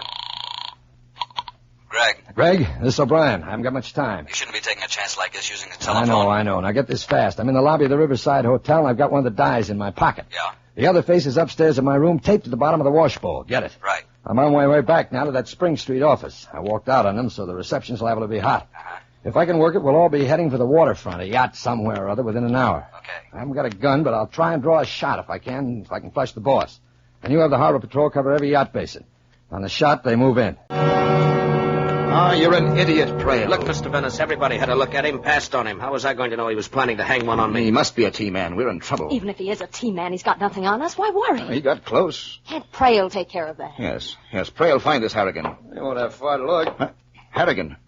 What's all the excitement about? Why did you slug Parole and duck out? I didn't want him to know where I kept the other dye. The other dye? Yeah, the other dye. I brought only the face dye, not the back. Why? My name's not Santa Claus, Mr. Venice. I'm holding on to the other dye for insurance. Miller ought to be able to okay the deal with one of the dyes in his hand. The other one I keep. Till when? Until I see the boss and make a deal. Look, I'm the boss. No. You're too much out in the open. Besides, you take orders. I told you... Mr. Venice. Yes. Miller liked the sample. Let's show Miller the dye. Then let Harrigan meet the boss. Oh, yeah, maybe you're right. Miller mentioned the yacht. Yes, he's down there now. And the boss should be there, too. Now, suppose we all go to the yacht, just as soon as it gets dark. I've got Mr. Carlson now, Mr. Gregg. Thanks. Hello, Chief? Yes, Greg. Chief, I've got news. O'Brien got the dyes and is meeting the head of the ring tonight aboard a yacht somewhere. Good work. But I've got news for you. The department had a time tracking Miller. No federal record. They finally dug up something in a small town down south. Local indictment. But get this. Miller worked with Bauman. Miller and Bauman? Then that means That means he'd spot O'Brien's die immediately as a Bauman job. Get in touch with O'Brien. He's got to leave Los Angeles right away. He's got to break off contact with the gang. Right, Chief. I'll get right on it. Yeah. Smith, take 2 cars and head for San Pedro waterfront. O'Brien's walking into a trap. If I can't contact him at his hotel, it means he's heading for the beach with that crew right now. If you hear any shooting, head for it. I'm going to try to find O'Brien and stop him before it's too late. One big happy family. Shut up, Harrigan. Now, what's everybody so nervous about? Going to meet the boss? Harrigan, don't talk so much. Mr. Venice, Yes, Braille? we're being tailed. Huh? You sure? Yes. Fellow in a dark sedan. I don't like that. Don't worry. Brownie and I can take care of him. Nobody around these waterfront streets at this hour. Brownie, I'm going to swing the car across the street and block it. Right, Braille. Get your door open. As soon as I swing around, you jump out of the car. So you'll be ready for the guy trailing us. You'll have to jam his brakes and he'll have his eyes on the road. Got it. Okay. Here goes. All right, Brownie, move. Right. Wait a minute. You can't be sure you... I don't have to be sure. You're crazy. I got him. Good work, Brownie. Now let's get out of here fast. Guy didn't even know what hit him. And you know who he was? Local boy, Mr. Venice. Hangs around the Treasury office. T-Man. Right then, I stopped enjoying the ride. Greg had been a good man. He died in the public service. A nice epitaph, but I'd make it up for him. I'd make it up.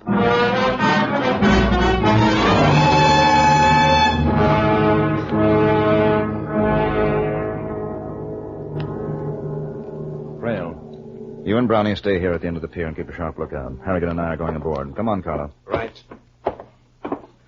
Quite a hunky yacht. Smart place for a coining layout. Do I get to see the boss when I get aboard? You'll see him when it's time. Oh, pardon me. I got carried away. Okay, up on deck, Harrigan. All right. Now give me the die. I thought Miller was going to look at it. He's down below. I'll take it to him. You'd better hurry, Mr. Venice. The boss doesn't like this kind of a setup. It'll only take Miller 2 minutes under a microscope. I'll bring him back with me if there's anything wrong.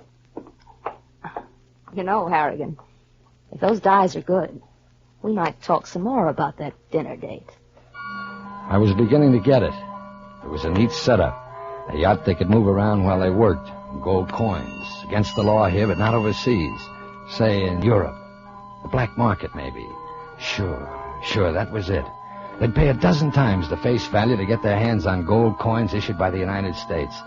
And they got their gold from the jewelry stores, the cheap way. Minted the stuff aboard this tub and meant their foreign contacts at sea. It all figured. Harrigan. Harrigan, you're a bright boy. We might all get along real well. Especially you and me, huh? Yeah. Miller's finished his examination. He said he'd be right up. Oh, good. I'd like to get this deal set. The young lady here and I are building some plans. It's sounding real. Miller, what's that gun for? The dice. The dice Harrigan gave us. Huh? They were made by Bauman. Now, wait a minute. I know these dice like the back of my hand. I was with Bauman when he made them. And Bauman's been in jail for years. Federal jail. All his engraved dice were taken with him. That means... Harrigan's a T-man. Everything's a plan. Shoot, Miller, shoot! Oh, no. What? This gun is not for Harrigan. Venice told me about killing the T-man when he brought on the die. I've always told you I don't like killing. I've always told you. Don't be a fool, Miller. You're in this as deep as we are. For counterfeiting, yes, but not for murder. I'm leaving. And Harrigan's going with me. That's playing smart, Miller. Miller, Stand still! Harrigan, follow me. There's a dinghy tied at the boat. Easy. Trail! Brownie, it's a fight! Come on! I didn't mean to shoot Venice. Let me have that gun, Miller. I didn't mean it. Take me with you.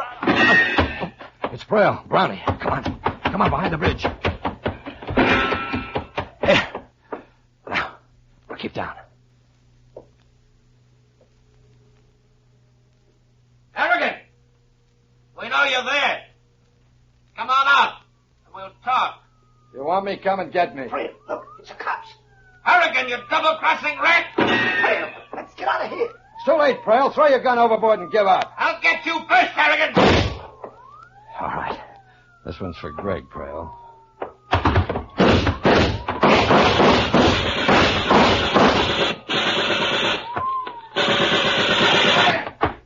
Over here. Here. You okay? Yeah. Well, you got here at just the right time. Thanks to Greg, poor guy. Before they got him, he told us he'd be aboard a yacht down here. We moved as soon as we could locate the shots. Good work, you had. You didn't hit the girl, too, did you? Girl? I didn't see any girl. Tell him about me, Harrigan. You'll tell him about me, won't you? Yeah, I'll tell him about you, We take this guy, too? Yeah. But, Okay. Harrigan, let me explain. But what was this about a girl? She must be down in the cabin. You wait for me.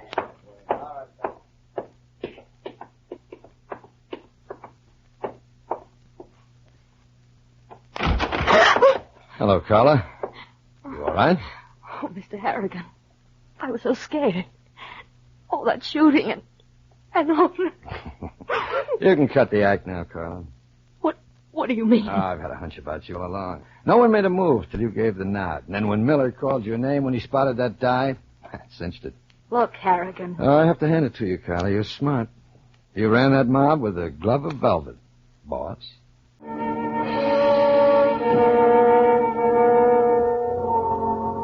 I left it with the officer and his men, and as I walked along the now deserted pier, I suddenly thought of an exotic flower I'd once seen in the tropics.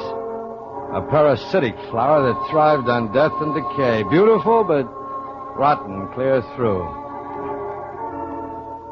Well, geraniums may not be as pretty, but thank gosh there's a heck of a lot more of them.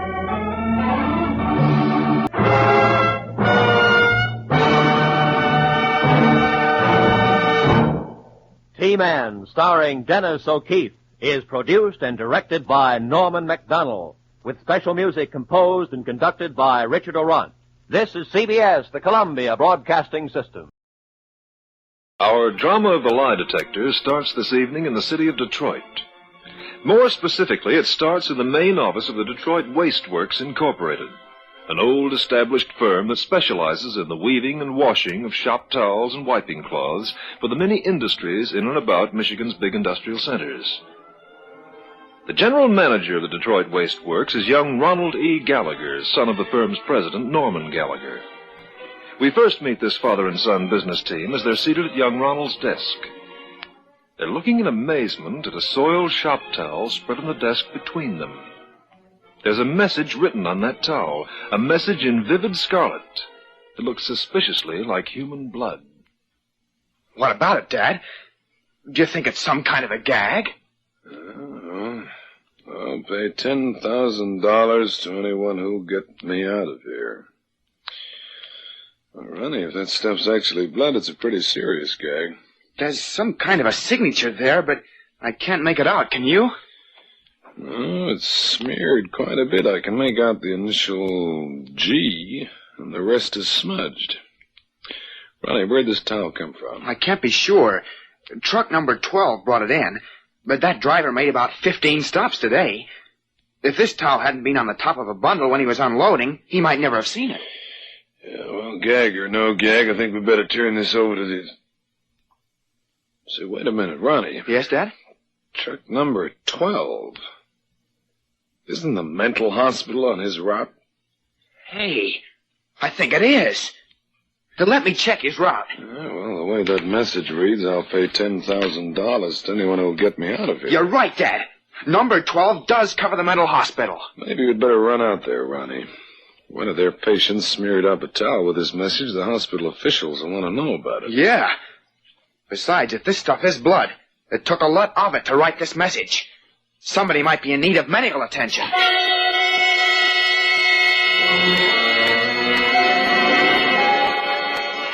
Some miles away at the mental hospital, head nurse Virginia Ellis was seated at her desk writing a letter. She was interrupted by a knock at the door of a small office. Oh, yes. Mr. Ingalls. Don't reach for that phone.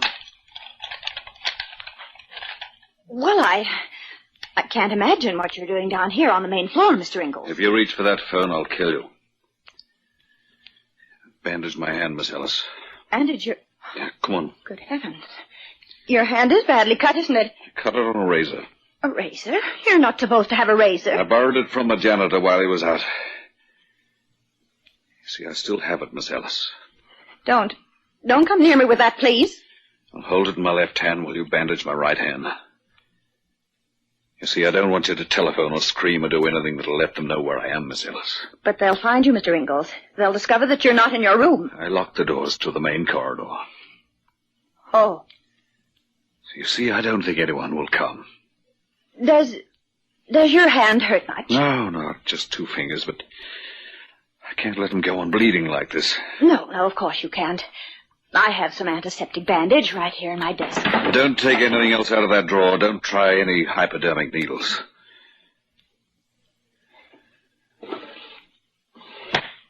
I have nothing but the bandage. Why are you so suspicious of me, Mr. Ingalls? After the way they railroaded me into this place, I'm suspicious of everyone in the world. Yes. Here, hold your right hand up, please.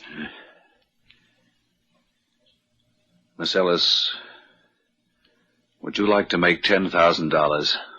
Goodness, is there that much money in the world? Oh, hold your hand still, please. I have a lot more than that. Have you? At least my wife has. She got every cent I owned when she signed the commitment that locked me up in this place. But you are sick, Mr. Ingalls. Mrs. Ingalls acted on the advice of mental specialists and legal counsel, I'm sure. She acted on the advice of her own malicious scheming. She cooked up that legal deal to commit me for the sole purpose of getting rid of me, of getting possession of everything I owned. If you want me to fix your hand, Mr. Ingalls, you'll have to hold it still. When I get out of here, I'll get everything back if I have to wring it out of Dorothy's neck. And 10,000 of it will be yours for helping me to escape, Miss Ellis. Oh, but I'm not going to help you to escape, Mr. Ingalls. Are you foolish enough to pass your own death sentence? Are you foolish enough to try to kill me? They say I am. Remember, I've been committed as a dangerous maniac. It won't surprise anyone if I kill you, Miss Ellis. If they find you with your throat cut, all they'll do is take me back to my room and lock me up. You see, I won't be a bit worse off than I've been for the last 10 months. But you'll be a lot worse off, won't you, Miss Ellis? Mr. Ingalls, don't you realize that you're here because you're ill? Don't you understand that we're all trying to help you? I've been your friend, Mr. Ingalls. I can't believe that you deliberately take the life of someone who wants to help you. You're just like all the rest, aren't you, Miss Ellis? I beg your pardon? Professional charm that you turn on at will. Carefully studied psychology calculated to calm a person as you might calm a child. But you don't mean a word of it. You hate me and you hate every patient in this whole institution. Mr. Ingalls, you don't care what happens to me or any other patient. Look at me, Miss Ellis. Don't. Please don't. I want your key to the nurse's entrance. The key that will let me walk right through the nurse's corridor to the freedom of the outside world. I won't give it to you. Then I'll have to take it. I want that key, Miss Ellis. And I want it now. Mr. Ingalls. Mr.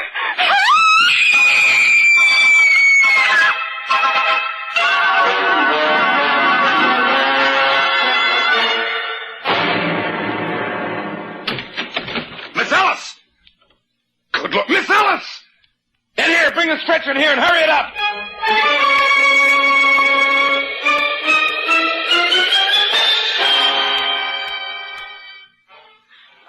When his fingers closed on my throat, I thought he was going to... I must have lost consciousness, Dr. Shore. You did a very foolish thing, Miss Ellis. Resisting him was a very brave thing to do, and you thought it was for the best of course. Who's to say what any of us would do when faced with a frenzied maniac? Well, if this is all the thanks I'm going to get, believe me, the next Forget time it, Miss Ellis. On my oath as superintendent of this hospital, there won't be any next time. I'll have every floor so rigidly guarded that... Oh, by the way, this is Mr. Ronald Gallagher of the Detroit Wasteworks. Mr. Gallagher? I'm sorry we didn't get here sooner, Miss Ellis. Mr. Gallagher's firm supplies the towels used down in our maintenance shop. One of them was returned with a message from George Ingalls written in blood. Can offer $10,000 to anyone who'll help him escape from this place. $10,000? Well, that's the same amount he offered me. And his hand was cut. If we only discovered the towel earlier, we might have been able to get here in time and stop him from attacking you, Miss Ellis. A message written in blood, and George Ingalls tried to convince me that he's mentally sound. Well, at least that bandaged hand and the description we've given the newspapers and the police ought to help someone to recognize him.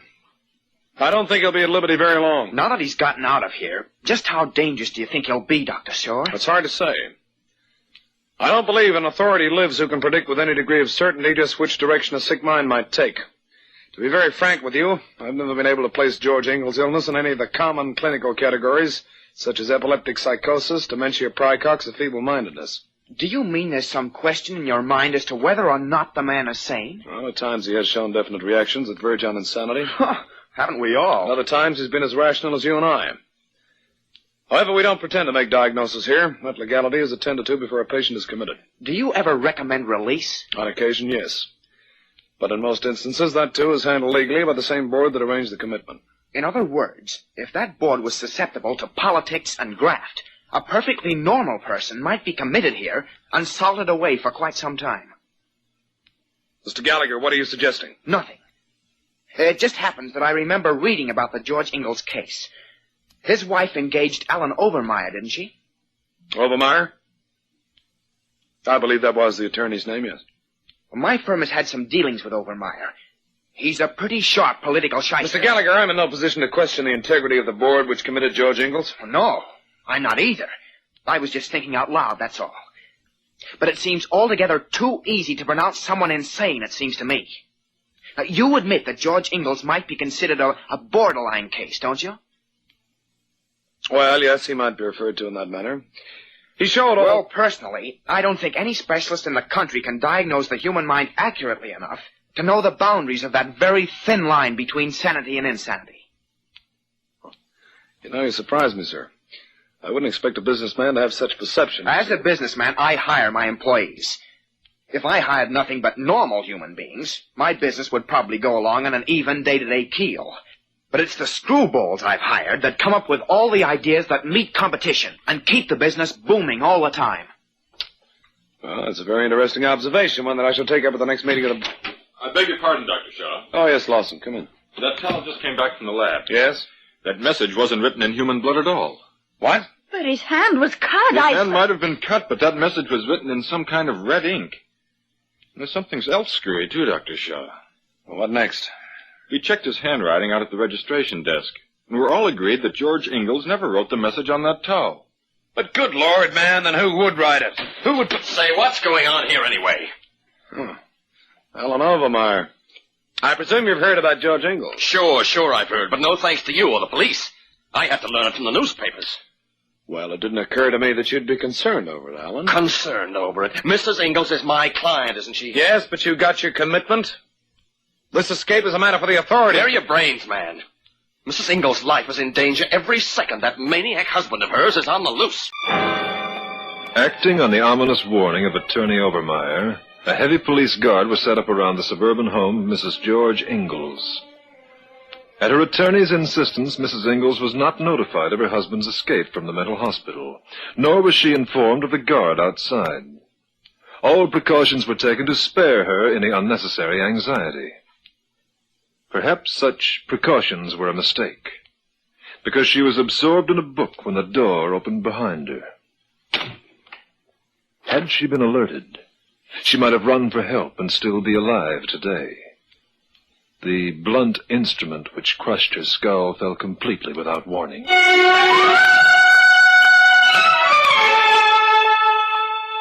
It was sometime in the very dark hours before dawn that I was awakened from a sound sleep in my Chicago apartment. It took me some time to realize that my door buzzer was ringing, and in a somewhat dazed condition I put on a robe and slippers and staggered to the door. Such things as this had happened to me before when an unexpected emergency had come up at the lie detector laboratories, but if I hadn't been so drugged by sleep, I might have wondered why they didn't use the phone. Oh, hello. A tall, heavy-set man was standing before me with a bandaged hand. The other hand held a gun.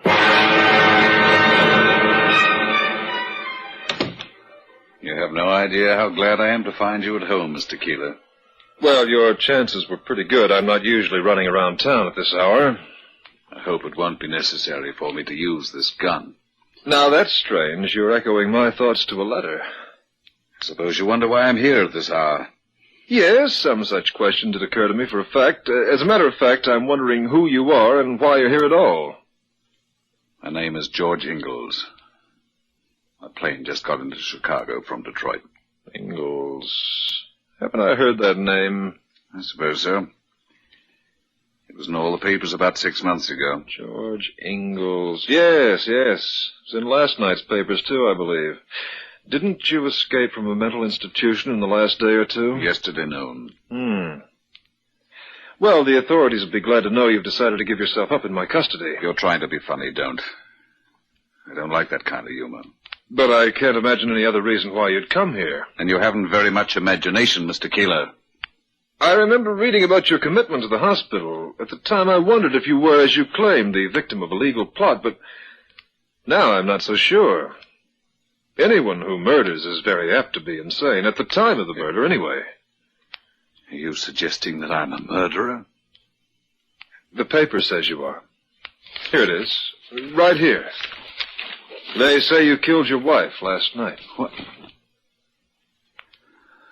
Let me see that. It's a very thorough job, George. I didn't go near that house. I didn't. There. Must run in your family, George. Your wife was absorbed in a book when she was killed. You were absorbed in a newspaper when I took your gun away from you. Mr. Keeler, let me tell you why I came to you. Well, now that I have the gun, I can listen with a great deal more poise and confidence. You are the only one who can prove that I'm not insane. I've read about that polygraph of yours. If I'm out of my mind, you'll get irrational reactions. You'll know I'm out of my mind, won't you? Yes.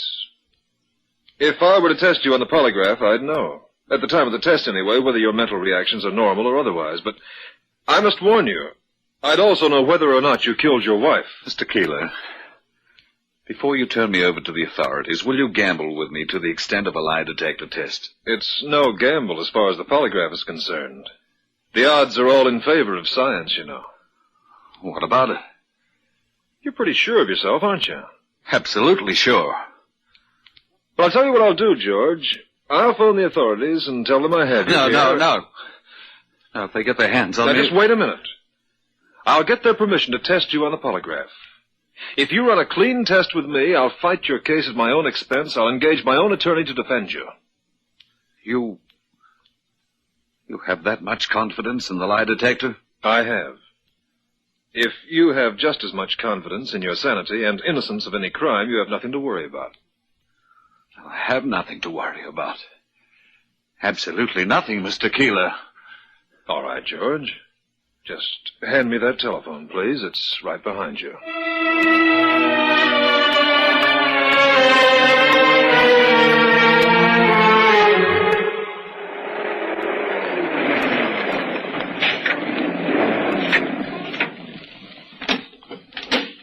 Well, hello, Harry. Huh? Say, who are you? You are Harry Williams, aren't you? Sure. But I don't know you. Well, my name is Keeler, but I don't suppose that means anything to you, does it? No, it don't. Well, that's all right. It's unimportant anyway. The important thing is, you drive truck number 12 for the Detroit Waste Works, don't you? Yeah, well, ain't that obvious, mister? I mean, there's 12 plastered all over it, ain't there? Yes, so there is. Now tell me, Harry, you pick up and deliver towels at the mental hospital, among other places, don't you? Oh, yeah. Now I get it. You're another investigator on that case, huh? Well, let's just say unofficial investigator. Yeah, well, then I ain't got no time, mister. I already had enough of the official kind. Harry, would you be willing to take a lie detector test about that towel you brought in? Lie detector test? Hey, you the Keeler? Yes. Now that we're properly acquainted, let me suggest that if you refused such a test, it might look as though you're hiding something from the police, Harry. Oh, well, what have I got to hide? I found a towel in my truck. Over at the plant, they manufacture towels with different coloring, don't they? Huh? Well, I mean, some of them have red borders, some are yellow, some are blue, I believe. Yeah, well, what about it? Well, the writing on that towel was done with red dye, Harry, the same red dye you have access to at the plant. Now, wait a minute. Who paid you to smear that message on that towel, Harry? I don't know what you're talking about. You'll take a lie detector test, I suppose. Okay. So what if I did write that message? It was just a gag. It was How do you know I done it? Just by checking your writing on some of the delivery slips. You didn't know how to spell Ingalls, did you? Well, that's why you smeared the name. You didn't know whether it was spelled with an E or an I, did you? Hey, you a mind reader or something? Well, it would help in this business, believe me. Who paid you to fix up that towel gag, Harry? What's it to you? Oh, nothing, except there's a murder involved, you know, and murder is pretty serious. Don't tell me they're gonna try and hang that on me. They might. If you don't help us out with all you know about this. Now, look, all I did was go along with a gag. How did I know it was gonna add up to a mess like this? How did I know? How much were you paid? $25. Cash? Yeah, I wouldn't take no check. What do you think, I'm nuts? I'll reserve my opinion on that. Who paid you, Harry? Oh, some guy named Alan Overmeyer. He was a lawyer or something. Overmeyer, huh? Yeah, he was some shyster with a big deal cooking. He didn't let me in on the details. Now I can understand why.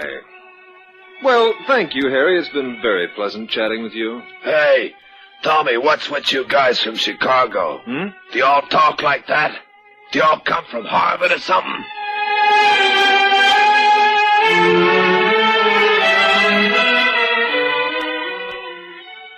Look, Keeler, you're out of your territory. Nobody invited you in on this case. Well, being a lawyer, you ought to know better than that, Overmeyer. You think I'd be here in Detroit if I hadn't been invited? Who invited you? Your own district attorney. Oh, well, what can I do for you? Well, for one thing, you might tell me why you bribed Harry Williams to fix up that towel routine. Williams? Did he? Yes, he told me. You work fast, don't you? My rate is so much an hour, and I want your DA to get his money's worth. Well, look, let me explain about that towel deal. I wish you would. I'm quite curious about that. Well, you have no idea what a time I've had keeping Ingalls in that hospital. Every month, his wife was after me to get him a new hearing to see if he'd been cured. Is that so? I was under the impression that she wanted him in there for good. Well, that's just a figment of his imagination. He thought everyone was out to get him, including his wife. And the guy's as loony as a doodlebug. You think he had a persecution complex, huh? The worst kind. It almost broke his wife's heart to send him away and try to cure him. And that whack hated her for it. Well, to get back to the towel, Overmeyer... Oh, yeah, the towel. Well, I wanted her to be convinced that he was nuts, so she'd quit trying to spring him all the time and give me some peace. I just rigged that stunt up to make her think he was wackier than ever. His cut hand was a happy coincidence for you, wasn't it? What? There wasn't any coincidence. I knew he cut his hand when he stole the janitor's razor. That's why I pulled the towel gag when I did. Get it all tied together, see? If that nut hadn't escaped from the place and bludgeoned his wife to death... By the way, you were pretty close to Mrs. Ingalls, weren't you, Overmeyer? Sure. Sure, I was close to her. I was a lawyer, after all. She paid you pretty well, didn't she? What do you think? Did she mention you in her will? Now, look, Keeler, I'll take just so much from you, and then Will you take a lie detector test from me? You're putting me in a spot, aren't you? It'll look bad if you refuse, won't it, Overmeyer? I won't refuse. Ingalls is the crazy one, not Alan Overmeyer.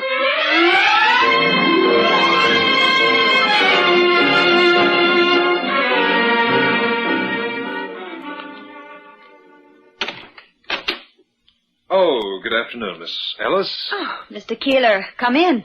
Yes, I've brought a visitor to see you, Miss Ellis. Mr. Ingalls, I'm awfully glad to see you. I'm sorry. Sorry I did what I did, Miss Ellis. Oh, I understand how those things happen. That's why we're here. We want to help, you know. I'll cooperate from now. I want to be helped, you know. I'm sure you do. Mr. Keeler tells me I murdered my wife. Let's not talk about it, shall we? The lie detector shows I'm unstable, Miss Ellis. You're just ill, Mr. Ingalls. But you'll get well if you want to get well. At first I didn't believe the lie detector, but when I learned that my fingerprints were the only ones on that ashstand... If only the police guard had gotten there before I did. Let me try to explain something to you, George. Everyone who commits a patient to a mental institution, from the examining psychiatrist to the judge who signs the commitment, is doing what he or she thinks best for the patient and for society. The high-tensioned age we live in demands a lot of our nervous systems and takes a great toll of our mental powers. To be mentally ill is not the fault of the patient. It's the fault of a world that's becoming more and more complex. Too complex for human understanding.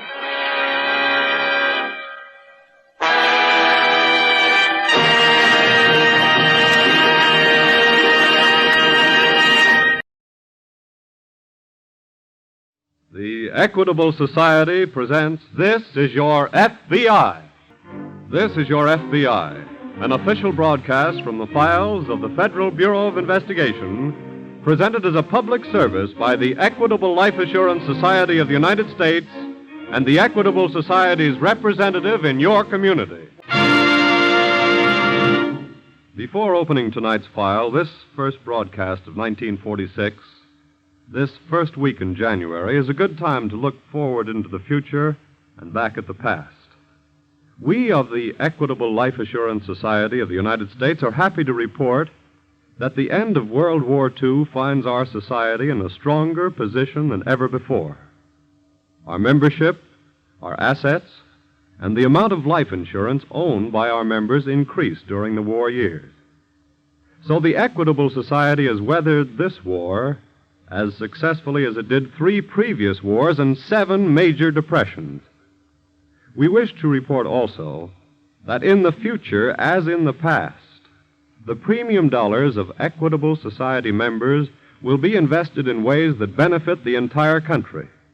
And by serving its members, the Equitable Society will continue to serve America. Tonight's file, Crime in the Roaring Twenties.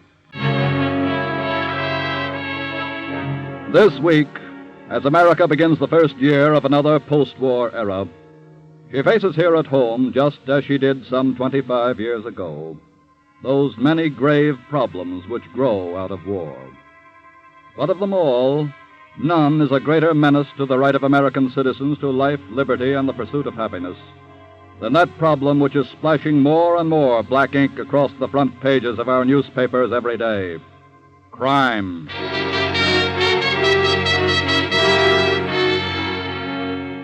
Addressing the International Association of Chiefs of Police recently, Director J. Edgar Hoover of the Federal Bureau of Investigation, your FBI, uttered this warning. After every great war, there has been a recession of moral fortitude. This one will be no exception. I hope, as you do, that the racketeers, the overlords, the desperados, and the criminal scum who characterize the Roaring Twenties will not come back to the American scene. I fear, however, that this is wishful thinking. Once they get a start and find they can succeed, we shall face very serious trouble. It is the delinquent youngster of the war years who is now graduating into the ranks of seasoned criminals.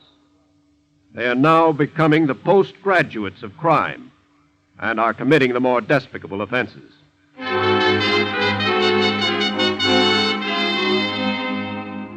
It was the delinquent youngsters of 1917 and 18 who graduated into the seasoned criminals of that post-war era, who made the Roaring Twenties roar. Roar with the explosions of pistols, machine guns, and pineapple bombs. Will it happen here again? This is how it happened then. This is how one delinquent youngster of 1917 became a postgraduate of crime in the Roaring Twenties. In a cellar room of the Black Cat Club, a roadhouse just outside a large Midwestern city, the slot machines and dice games, as usual, were taking more than giving. While upstairs on the main floor, the young hip flask set were drinking bootleg liquor in dim corners and dancing the black bottom to a pasty-faced orchestra. Presently, young Red Martin and 2 companions sweep into the room and take over a booth in a corner. Hey, waiter. Yeah? Give these guys a setup and bring me a Coke, will you? Okay. What's with the Coke? Why don't you take a real drink, Red? None of that rot gut for me, pal. You can't make dough out of it, and ulcers, too. And I'm gonna make dough out of it. Yeah? How do you mean? Tell you all about it in a minute. Hey, look. Yeah? Couple of dames over there making a big play. Forget 'em. I'll show you something with real class. Where? That blonde. Huh? There she goes now, toward the back. Hey. That's for me, fellas. Are you kidding, Red? You know who that is? That's Legs Miller's dame. I know. Guy that runs this joint? Yeah. Look, stupid. Don't you know who Legs Miller really is? Yeah, I know. He does a little bootlegging. A little? He ain't in the pint and quart business. He runs the stuff by the truckload. Yeah? Sure. And he's the guy I'm here to do business with. Are you kidding, Red? What are you set up, boys?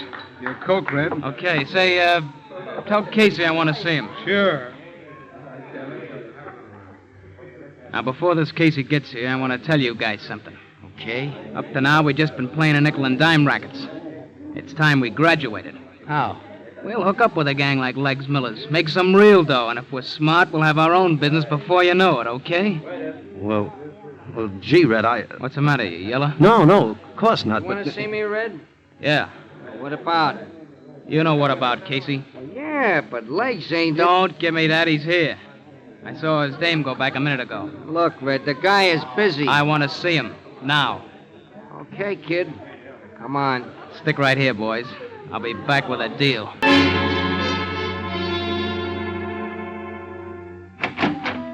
Legs. Yeah, Casey? You got a minute? What is it? I got a guy here. Wants to talk to you. Okay. Bring him in. You want me to leave? No, stick around, honey. Go ahead, Red.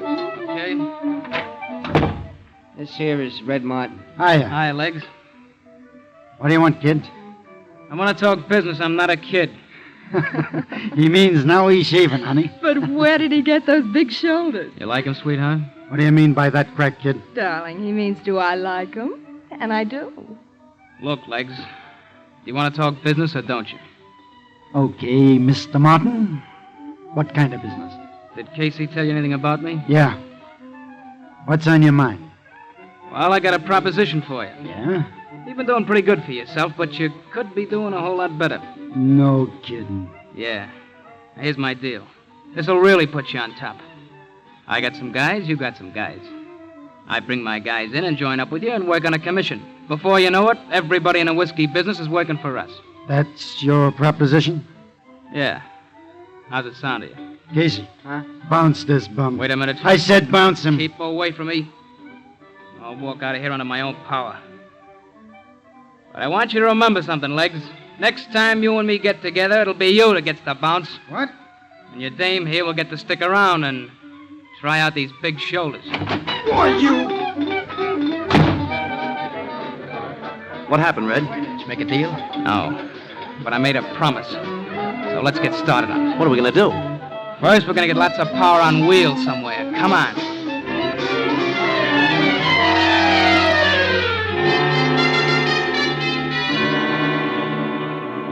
Crime, like history, repeats itself. This juvenile delinquent product of World War I has his counterpart today. Somewhere in the nation, a youngster like Red Martin may be planning a similar career of ruthless violence. Let him listen, then. Listen and learn. The first report on Red Martin is received in the local office of the FBI. Special Agent Brown speaking. Morning, Mr. Brown, Police Headquarters. I think this is one for you FBI fellas. All right. What is it? Morristown across the state line last night. Yes? 3 young fellas stuck up an all-night garage and auto storage, slugged the man on duty, and escaped with a black Cadillac sedan. Mm-hmm. Believe they came back across the state line with it. What are the details? The garage man gave a pretty fair description of them. I've got all the facts about the car. Good. What do the thieves look like? One of them was about 5 feet 11, big shoulders, red hair, seemed to be the leader. The other two...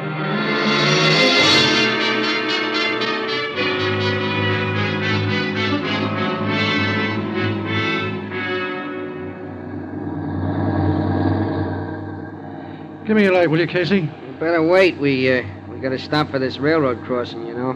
Don't worry. I ain't taking no chances with a load of legs booze.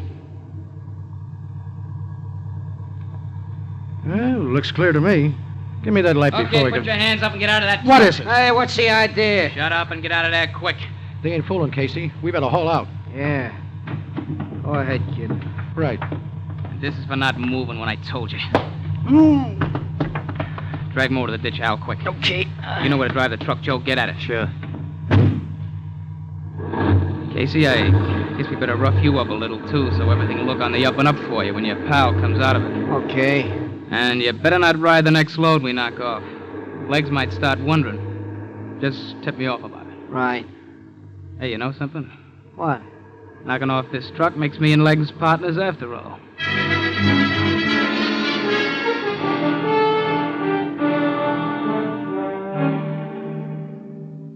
What's the story, Bob? It's the Cadillac we're looking for, all right. And I've got some fingerprints. They abandoned it right at the scene of the hijacking? Yes. The watchman at the crossing who saw it take place said one hijacker drove off with a truck. And while he was calling the police, the other two disappeared on the run down the tracks. What about the two men in the truck? He was sure one of them was slugged. But by the time he made the call and got over there wasn't a sign of anybody or anything but the Cadillac. Since the victims didn't bother to report to the police, that tells what was in the truck. Liquor. Exactly. But why did the hijackers leave the Cadillac there? They don't have to worry about a hot car anymore. They can buy their own now. They obviously stole it to pull this job and get a stake. The start of a new gang, eh? Yes. So let's get busy and find out who they are and see how soon we can stop them.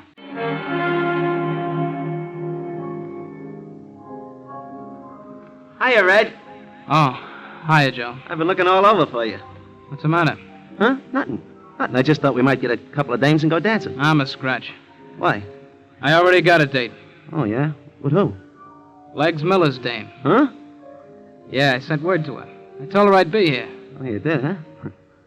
What makes you think she'll come? She'll come. You know, can mean plenty of trouble, Red. This kind of trouble I like. Yeah, but if Legs finds Wait a out... minute. Huh? She's coming in the door. Blow, will you? Okay, but take it easy, will you, Red? Hello, Shoulders. Hi, honey. Sit down. Thanks. You want a drink? No. Okay. How's Legs? He's all right. Did you, tell him you were coming here? Now, what do you think?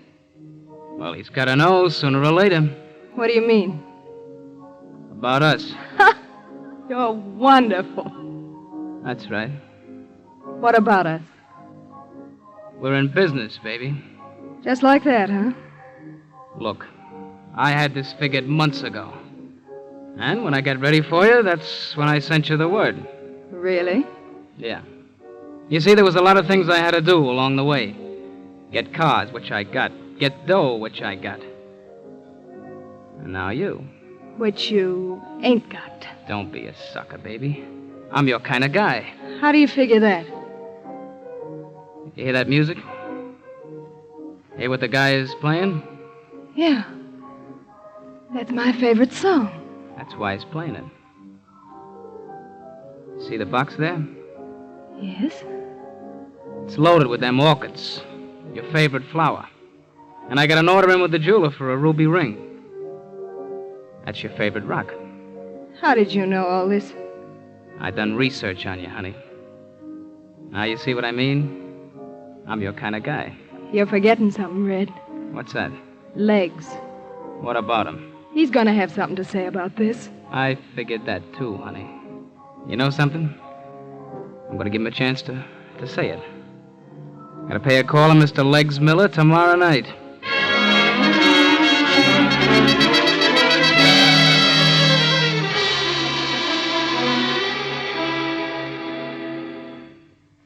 I found the dealer finally, Jim. Good.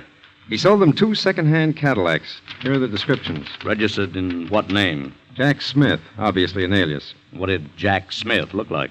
The one with the red hair, according to the dealer. Mm-hmm. There's a report from Washington. Those fingerprints, Jim. Thanks.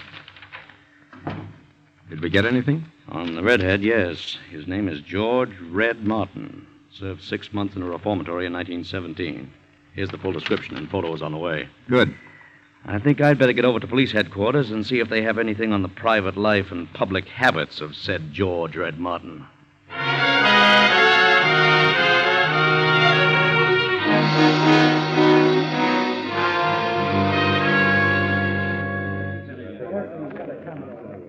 All right, you guys, listen to me a minute, will you?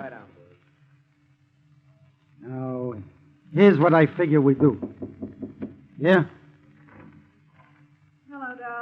Oh, hi, honey. Come on in. Hey, what is this, Legs? A convention? No, sweetheart. It's sort of like a reception committee. For who? Mr. Casey. Oh, The boys here got some kind of bad reports on him. like what? He's been hanging around with that punk Red Martin, which just about accounts for a lot of that liquor we've been losing lately. Yeah? Hi, Legs. Come on in, Casey. Okay. What is this, meeting or something? Yeah. A real important meeting. It's about you. What do you mean? Where have you been tonight? Oh, I was just down collecting a little dough I had riding on an egg. Why? Let's see the dough. Oh, sure. Here, Get up. Oh, wait a minute, Legs. What's the matter with you? The horse's name was Red Martin, wasn't it? Red Martin? I don't know what you're talking... Okay, boys. Pick him up and take him out for a little ride. Now, wait a minute, Legs. Give me a chance, will you? Get him out of here, quick. All right, get him in the air, everybody. Cover him, boys. First one he makes a move for his heater gets a belly full of this. Hiya, honey. Hello, Red. Legs, this is what I told you would happen, remember? Yeah? I want all you guys to listen to me. I'm in it, I'm taking over. Any of you don't want to play ball with me, line up against the wall, and I'll check you off right now. Okay, then you're working for me. Hey, you come just in time, Red. Casey, get over there with Legs. What? I said get over there. Oh, sure, but, what's the idea? There ain't going to be any double crosses in my outfit. Huh? You double-cross Legs, you might double-cross me. Now take it, both of you. Oh, all right, wait a minute. Honey, from now on, as long as you play it straight, these big shoulders are yours.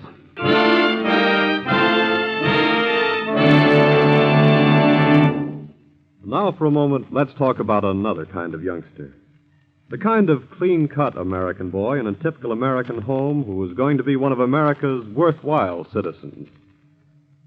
This week at the Equitable Society, one of the agents told me a story that gave me quite a kick. It seems that when he got home the other evening, his young son, Jimmy, aged 8, was chewing candy. Well, like fathers everywhere, he said, "Don't eat that candy now, Jimmy. You'll spoil your dinner. Where'd you get the candy, anyway?" "Fred gave it to me," said Jimmy. "His father's in the candy business, and he brings home samples." "Say, Dad, why don't you ever bring home some life insurance samples?" Well, Jimmy's dad tried to explain. "Look, son," he said, "life insurance isn't like candy. Candy is something you can see and feel and touch and taste right now. But life insurance, well, now let's suppose that Fred's dad should die. There wouldn't be any more candy unless Fred's dad had arranged for life insurance to keep Fred supplied with candy and food and clothes." Well, Jimmy thought a minute, and then he said, I get it. Life insurance is candy for when the samples run out." Candy for when the samples run out. That's something to think about. Life insurance is candy for future delivery, security for tomorrow. Well, thinking about that makes us of the Equitable Life Assurance Society of the United States feel pretty happy about the work we do. There's a real satisfaction in being in a business like this. You see, we always know that what we're doing today will benefit boys like Jimmy and millions of other young Americans far, far into the future. Yes, this week and every week for more than 86 years, the Equitable Society has been building security for you, your home, and your country. And now back to the file on crime in the Roaring '20s. Red Martin and his companions, delinquent youngsters of 1917, had now graduated into major crime. And together with thousands like themselves, whose potential counterparts after this war were to be far greater in number, had added the explosions of their guns to the roar of the Roaring '20s.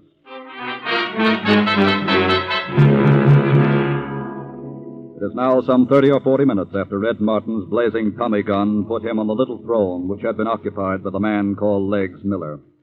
The murdered man has been discovered. The police notified. They, with special agents of the FBI, are now viewing the bodies. That's Legs, all right. The other one, I've heard him call Casey. Who did it, waiter, do you know? Let me answer that, officer. It was Red Martin, wasn't it, waiter? Well, It's Red Martin and his gang who've been knocking off Legs Miller's trucks. That right? I've seen Casey and Red Martin together. But why did Casey get it? I guess Martin doesn't want any double crosses on his staff. Find anything, officer? Couple of slugs on the floor that went clear through him. I'd like to have them for a lab check, if you don't mind. Here you are. Obviously, Martin doesn't intend to do business here. No, he'll probably set up a new headquarters. Waiter. Yes, sir. Did Legs Miller have a girlfriend? Yes, sir. Is this her picture on the desk here? Yes, sir. With all my love, Honey. That's what she was called. We're taking this picture along, too, officer. All right, Miss Brown. I guess we can go now. And let's keep our fingers crossed. This picture could be the clue to the whereabouts of Red Martin. Assuming you mean that when Red Martin takes over, he takes everything over. Right. Red, Yeah? what time is it? Little after 10. Thanks. Matter, you tired? No, darling. Bored. What's the matter? Well, these past few days haven't been what you might call exciting. Now, look, honey, I told you. I know. We have to stay here until the heat's off. Couldn't you have picked someplace else for a hideout? Did it have to be 2 dingy rooms above a garage? We ain't gonna be here forever. We already have been. Who is it? Me, Al. Come on in. Hey, Blondie.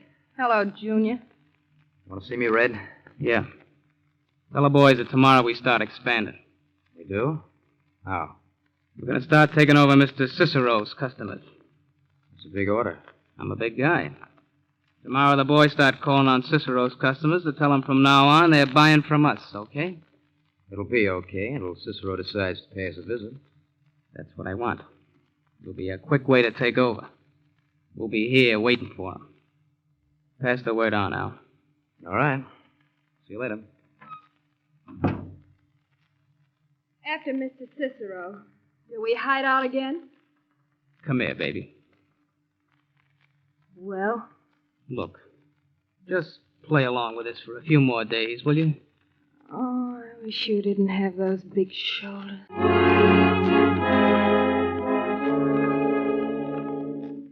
What luck, Bob? Enough, I think. What do you mean? I checked the photographer this morning who made this picture of Honey. Well? He said all he knew, she was a nightclub singer. So I checked with the booking officers, and I finally got this address. Whose? Her mother's, on the north side. I'm bound to see her mother once in a while. We'll keep a 24-hour surveillance on the house and wait for Honey to show up.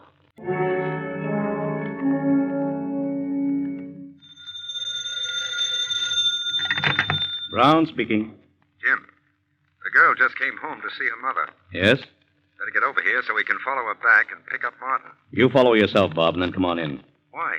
I want to pick up everybody at once. Yes, but how? You keep tabs on Honey and find Martin's hideout.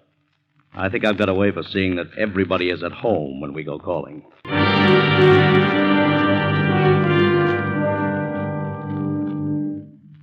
Joe? Yeah? Stand over there by the window. Right. Al, find yourself by the door. Okay. And don't take any chances. Have your rods on that door when she opens. And, honey, Yes, darling. for the 10th time, go on back home to your mother's. Nothing doing. I'm staying here. Look, baby, that was Cicero that called and said he was coming over, not a magazine salesman. Cicero. I'm not afraid of Cicero. So I suppose you like his shoulders, too. Darling. Okay, then get out of line of that door anyway. Hey, Red. Yeah. They're here. How many? 3 cars full. Get set for anything. They'll be upstairs any minute. But they won't all come up here. Never mind what stays downstairs. Just take care of what comes in that door. That's all we have to... Listen, Red. Only one guy coming up. Yeah. Must be Cicero himself. Gonna try talking first, I guess. Can we let him have it when he comes in? I'll take care of him.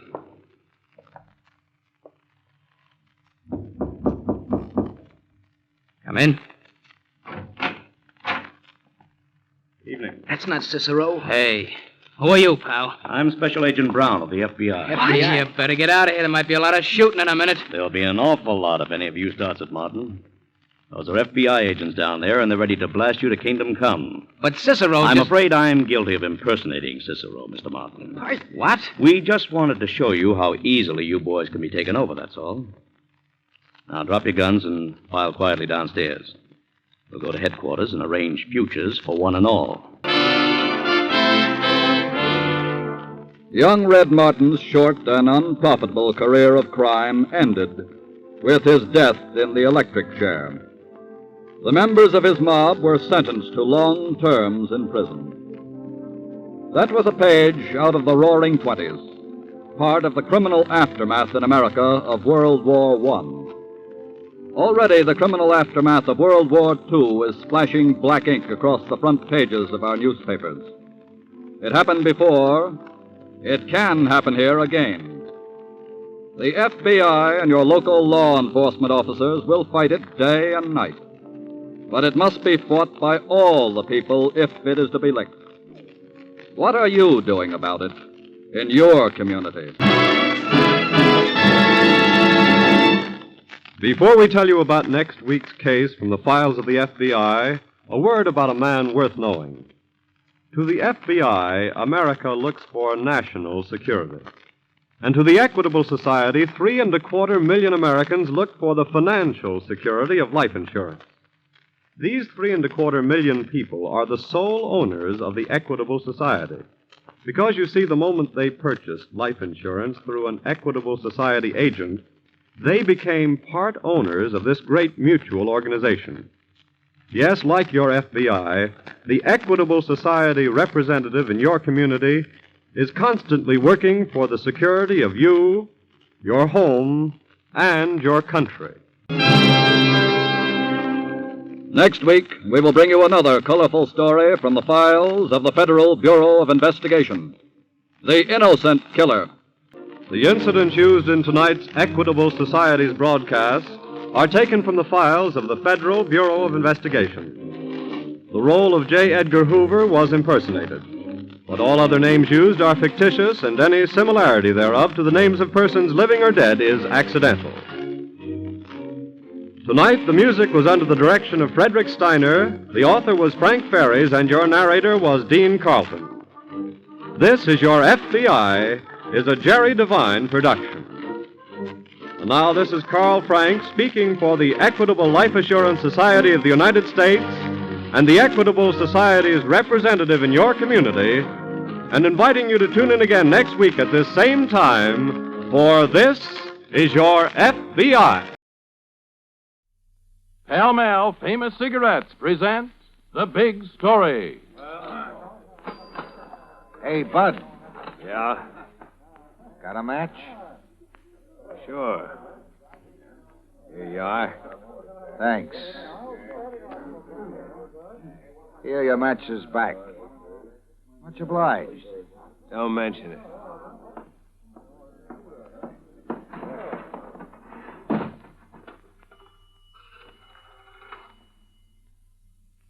Hello, operator. Operator, get me the Secret Service.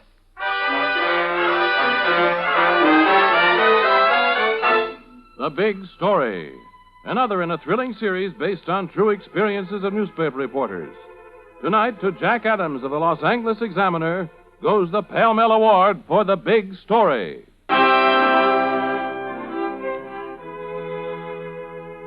Now, the exciting and authentic story of the case of the counterfeit coins.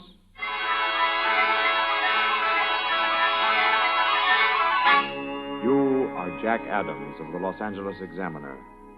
For weeks, you've been running down leads on a big counterfeiting ring in town. And for weeks, you've always come back to the same place. Nowhere. And at the moment, thousands of phony half-dollar coins are floating around in L.A., and nobody knows where the phony money mill is or who's behind it. Then, one afternoon, one of the copy boys opens your office door. Say, Mr. Adams. Yeah, kid, what is it? A guy outside wants to see you. What about? He claims he's got a big story on the counterfeiting ring. What? Another one? Yeah, another one. Only I've never seen a character like this in all my life. What do you mean, Eddie? Well, I cased him for an ex-con, and then I said to myself, maybe I'm wrong. Maybe he's just a refugee from a flop house. He looks like a scarecrow wearing a suit made out of burlap. Could be some tramp after a handout. Does he look hungry? Yeah, but not for vitamins. More for a cork or a needle, if you ask me. Shall I send him in or throw him out? You're a pretty cynical kid, Eddie, and you'll probably turn out to be a great reporter. But just to prove that the milk of human kindness doesn't always turn sour, send the gentleman in. Okay. Okay, you go ahead in. Thanks. Thanks a lot, kid. Are you Jack Adams, are you? Yeah, I'm Adams. Who are you? My name's Snuffy. It's Snuffy. I heard you the first time. Snuffy what? Just Snuffy. Okay, just Snuffy. Now, what's on your mind? I seen by the papers you've been writing a lot of stories on the phony dough racket you've been writing, and I says to myself, maybe you'd be interested. Interested in what? A little info. Inside stuff, if you know what I mean. The McCoy on a phony 4-bit slugs that are floating around town. So I tells myself I'll make the approach and see what I can say, see? Vaguely. So? So if I lead you to the info, do I get a payoff? If your information is legitimate, yes. Okay, you look copacetic to me. You look, I'll take a chance. I knew one of us was taking a chance. Well, what's your proposition, Snuffy? I can get you on the inside with a counterfeit mob. What? You heard me, Bub. I know every agent in the racket. How come? I got connections. You want the story or don't you? If you could really get me on the inside... I said I would, didn't I, Bub? And I'm going to prove it. Now, meet me here at the Examiner tomorrow night. At 9 bells. Come dressed in the oldest duds you can find and don't shave. So long. Hey, wait a minute. I didn't say I would... Are you going, Mr. Adams? Eddie, what I was listening outside the door. Are you going? Look, Eddie. It's only in the movies that reporters listen to keyholes. Are you going to keep that date with Snuffy tomorrow night? I don't know. If you don't keep it, can I? No. Why not? Because it's too dangerous. A good reporter isn't afraid of danger. Everybody's afraid of danger. Then what are you going to do about tomorrow night? I don't know. Before I decide anything, I think I'll run over and have a little chat with George Miller at the Secret Service office. Well, George, what do you think? Should I keep this date with this Snuffy character, or shouldn't I? Jack, don't ask me to answer a question like that. What do you mean? Well, you'll be taking a chance if you go through with it. This counterfeiting ring is dangerous, Jack. Crooks who are running it wouldn't hesitate to kill if they thought their racket was threatened. I see. That's the way it is, huh? Yeah, that's the way it is. Well? George, you know me. I'm no hero. Who is? But I feel a big story coming on. And in that case... Yeah, in that case, you'll take the chance. Yes. All right, Jack. Go ahead and meet your unsanitary little friend. But don't say I didn't warn you.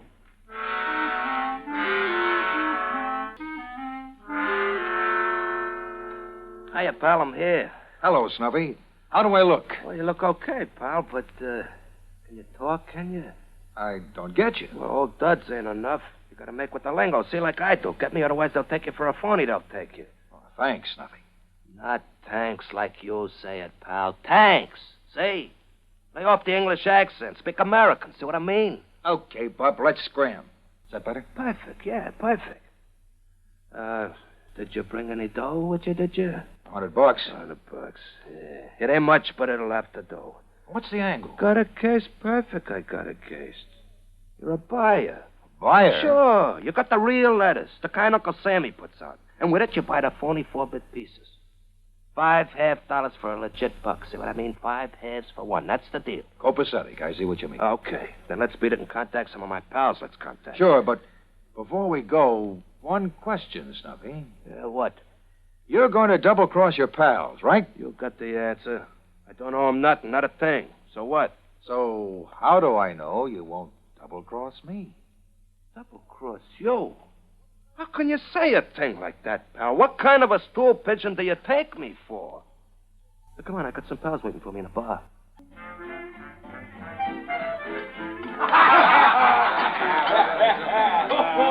Hiya, baby.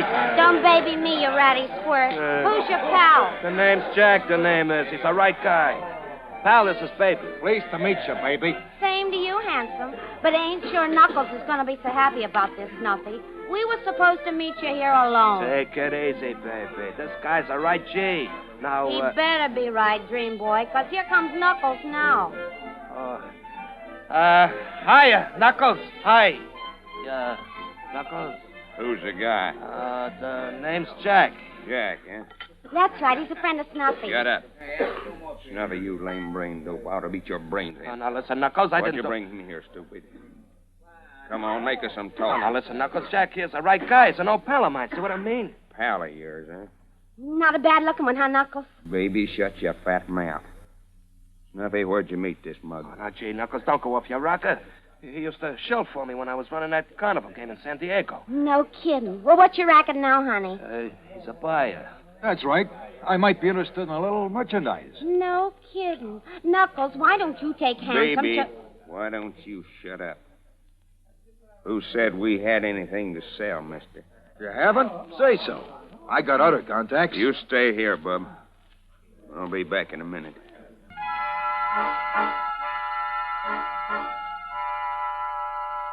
Joe. Yeah, boss. This batch of $50 is no good. Huh? Discard them. Yeah, but boss... I said discard them. Okay. I don't make any merchandise unless it's perfect. Understand? Next time, watch your alloys. And be careful of those molds. If there's anything I won't stand for, it's inefficiency. Yes? Boss, this is Knuckles. Well? Snuffy just brought in a guy from the outside. Snuffy did. Yeah. Knuckles, I don't like that. Snuffy claims he's a buyer. Knuckles, I don't regard Snuffy as the soul of honor. His friend could be a cop. Gee, boss, I don't think so. Snuffy claims he's a buyer. You said that. Do you think he's a buyer, Knuckles? Oh, I don't know. He could be. Big? No way of telling, boss. Well, I'm not interested in small fry. Check him and keep your eyes open. Okay. Play along with him for a little while. See what you can find out. I'll have a look at him later.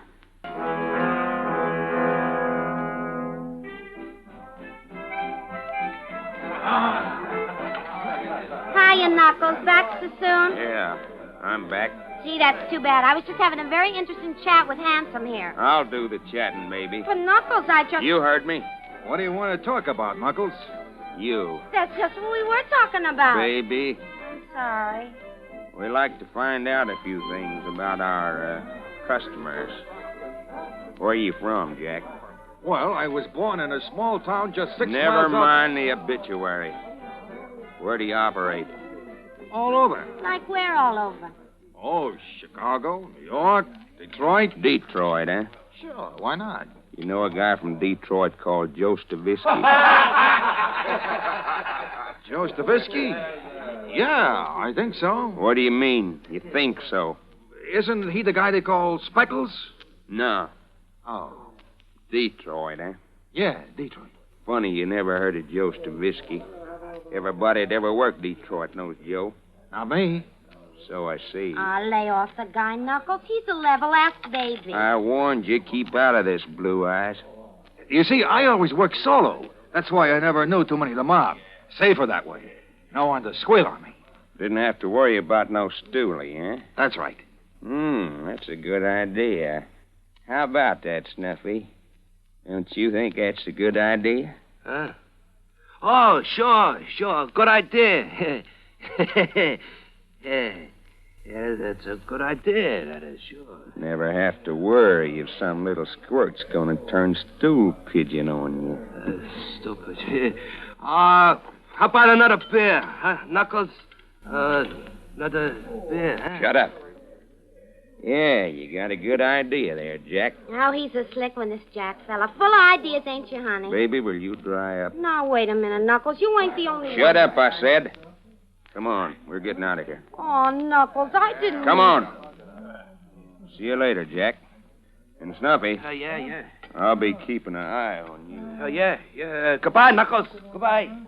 Snuffy, who is this Knuckles? What's he in this counterfeiting gang? Not so loud, Jack. Not so loud. You want to put us both in a couple of wooden boxes, you want to? I'm sorry.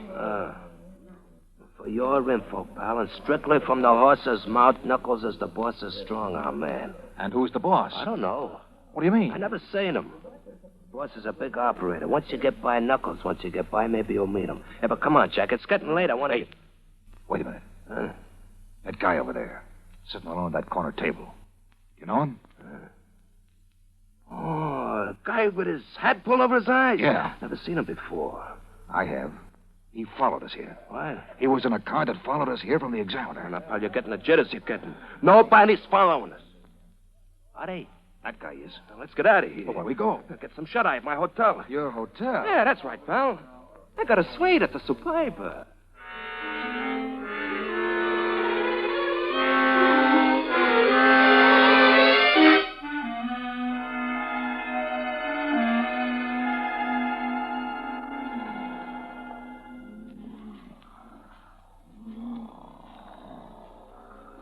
Mike says to take cots 30 and 31. So this is the suite you were talking about, huh, Snuffy? Yeah, sure.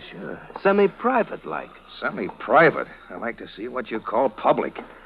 Dirt, vermin, and a smell you could cut with a knife. Yeah, the price recommends it.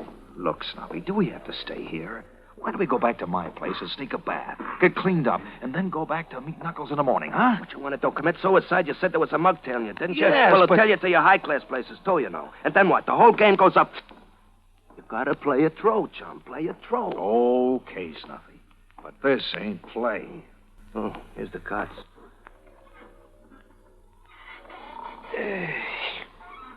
Well, good night, Jack. Good night, Snuffy. Pleasant dreams. Yeah, pleasant dreams.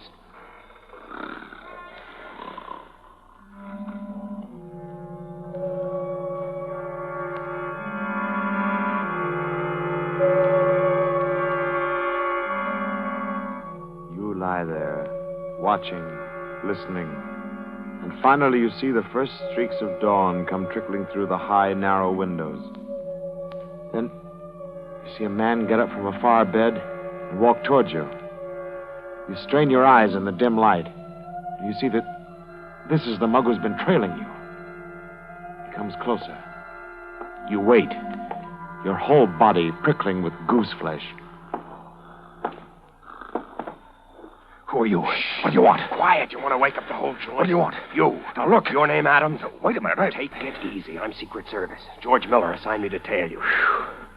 I've watched you follow me to every dive. I thought you were after me with a gun, for sure. Sorry, you were never alone. I couldn't tip you off. Even now, I wasn't sure it was you in this light. Learn anything yet, Adams? Well, I...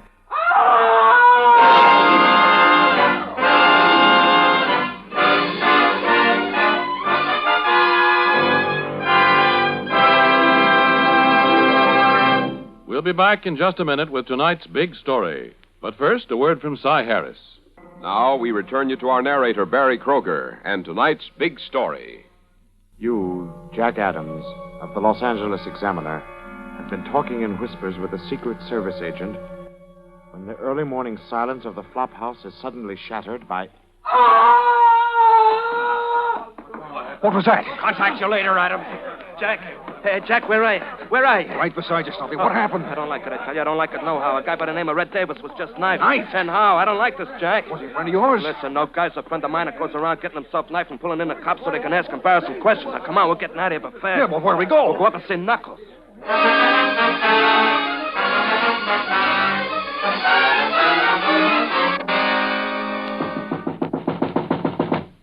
Come on, Knuckles, open up. Who's that? Me, Snuffy, and Jack. Wait a minute. Listen, you little squirt. What you doing barging in here this time in the morning? Now, look, Knuckles. Ain't your suite of rooms at the flop house good enough? Now, look, Knuckles, it ain't funny. It ain't. A guy just got knifed over there. It ain't safe, I tell you. Afraid of getting yours, Snuffy? I don't like being where they start asking questions where they start asking. Well, you walked in the same setup here, Snuffy.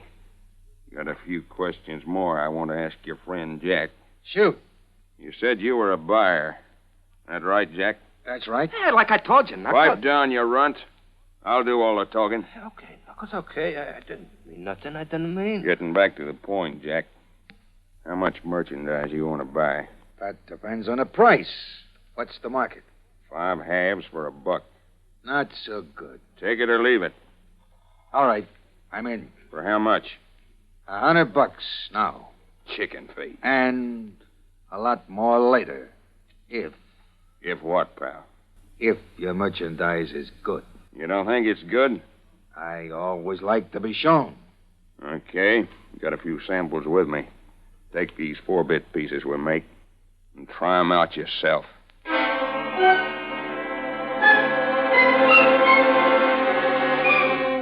What'll it be, mister? Give me an examiner. Here you are. Change a half? Sure.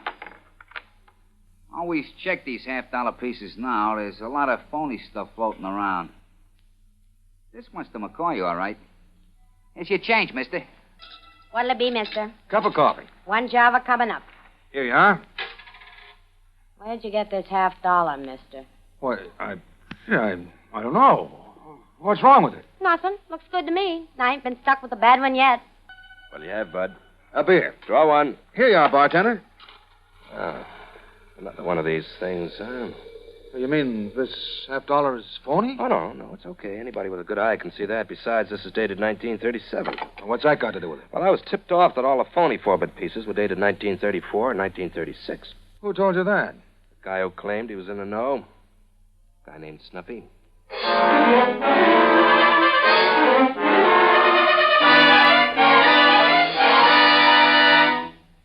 Well, Jack, you satisfied? I'm satisfied. It's good merchandise. Let's talk business. How much business, pal? Big business. Okay, Jack. Let's step into this here restaurant. Why? I want to make me a telephone call. Let's see that new steel die, Joe. Yeah, here it is, boss. Not bad. That's good artwork. Very good indeed. Yeah, and with a good power press, boss, we can turn out about $50,000 in 4-bit pieces. Oh, I think Never I'd mind, better... Joe. I'll take it. Hello? Boss, this is Knuckles. Yes? This new buyer Snuffy found is talking big. You think he's legitimate, Knuckles? As far as I can make out, he's level. We could use a good customer. Shall I bring him up, boss? All right. I'll look him over. And incidentally, Knuckles. Yeah? When you bring him up, stick around. I may find that I don't like his face.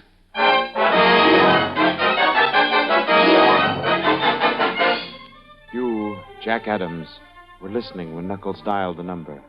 And now you get the number down fast on a clip of matches you're carrying. You're sure the boss himself is at that number. But you haven't got a chance to get it to Secret Service. And then you see a man walk in. The agent that George Miller assigned to tail you. And you get a fast and desperate idea. All right, Jack. Let's go. Go where? I'll tip you off when we get there. Come on. Okay. Hold it, Knuckles. I need a light. Hey, Bud. Yeah? Got a match? Sure. Here you are. Thanks.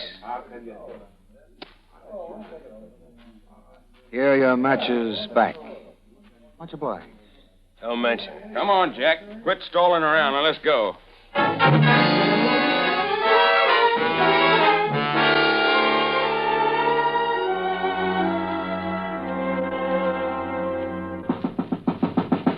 Who is it? Me, Knuckles.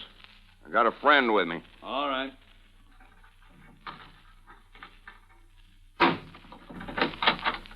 Come in, won't you? So, you're a friend of Snuffy's, are you? That's right. And you're a buyer. I'm a buyer. You don't look the part. Don't let my clothes fool you. Incidentally, this is a nice layout you got around here. It's adequate. I hope to expand soon. How much of my merchandise would you like to buy? 5,000 to begin with. More later. You have the money with you. No, not with me, but I'll bring the cash tomorrow. Well, that would be all right if I were sure you were legitimate. But you know I'm a pal of Snuffy's. Snuffy is very unreliable. How else can I prove that I'm on the level? You might like to show me the press card you've got in your wallet. Huh? Knuckles, I'd like you to meet Jack Adams, a reporter of the Los Angeles Examiner. I think there must be some mistake. There is a mistake, Mr. Adams, and you made it. You should have known that I make it a point to recognize people who write unpleasant things about my business venture. Now, let's not waste time with useless lies. You are Jack Adams, aren't you? Yes. Thank you for not shilly-shallying. I'll try to make this as painless as possible. I dislike killing people. You're not going to kill anyone. Really? Why not? Because an agent of the Secret Service is going to be here any minute now. That's unlikely. That's positive. When Knuckles dialed your phone number a few minutes ago, I took it down on a book of matches and passed it to the Secret Service man who's been covering me since yesterday. Knuckles, you fool, you've been tricked. He's lying, boss. He's lying. Shut up. Honest, boss, I didn't see anyone. Open the door. Open the door. This is the Secret Service. Boss, I ought to drill him for this. No. Open the door or we'll break it down. Boss, please let me drill him. He got us into this. Don't be a fool, Knuckles. It's a little late for that now. Open the door.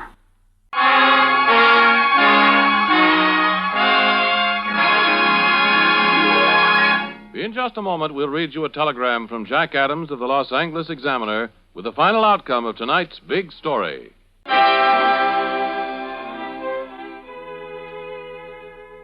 Now we read you that telegram from Jack Adams of the Los Angeles Examiner. Leaders in counterfeiting ring were brought to trial, found guilty, and sentenced to federal penitentiary. All their equipment was confiscated, and the circulation of counterfeit coins has ended. Many thanks for tonight's Pall Mall Award. Thank you, Mr. Adams.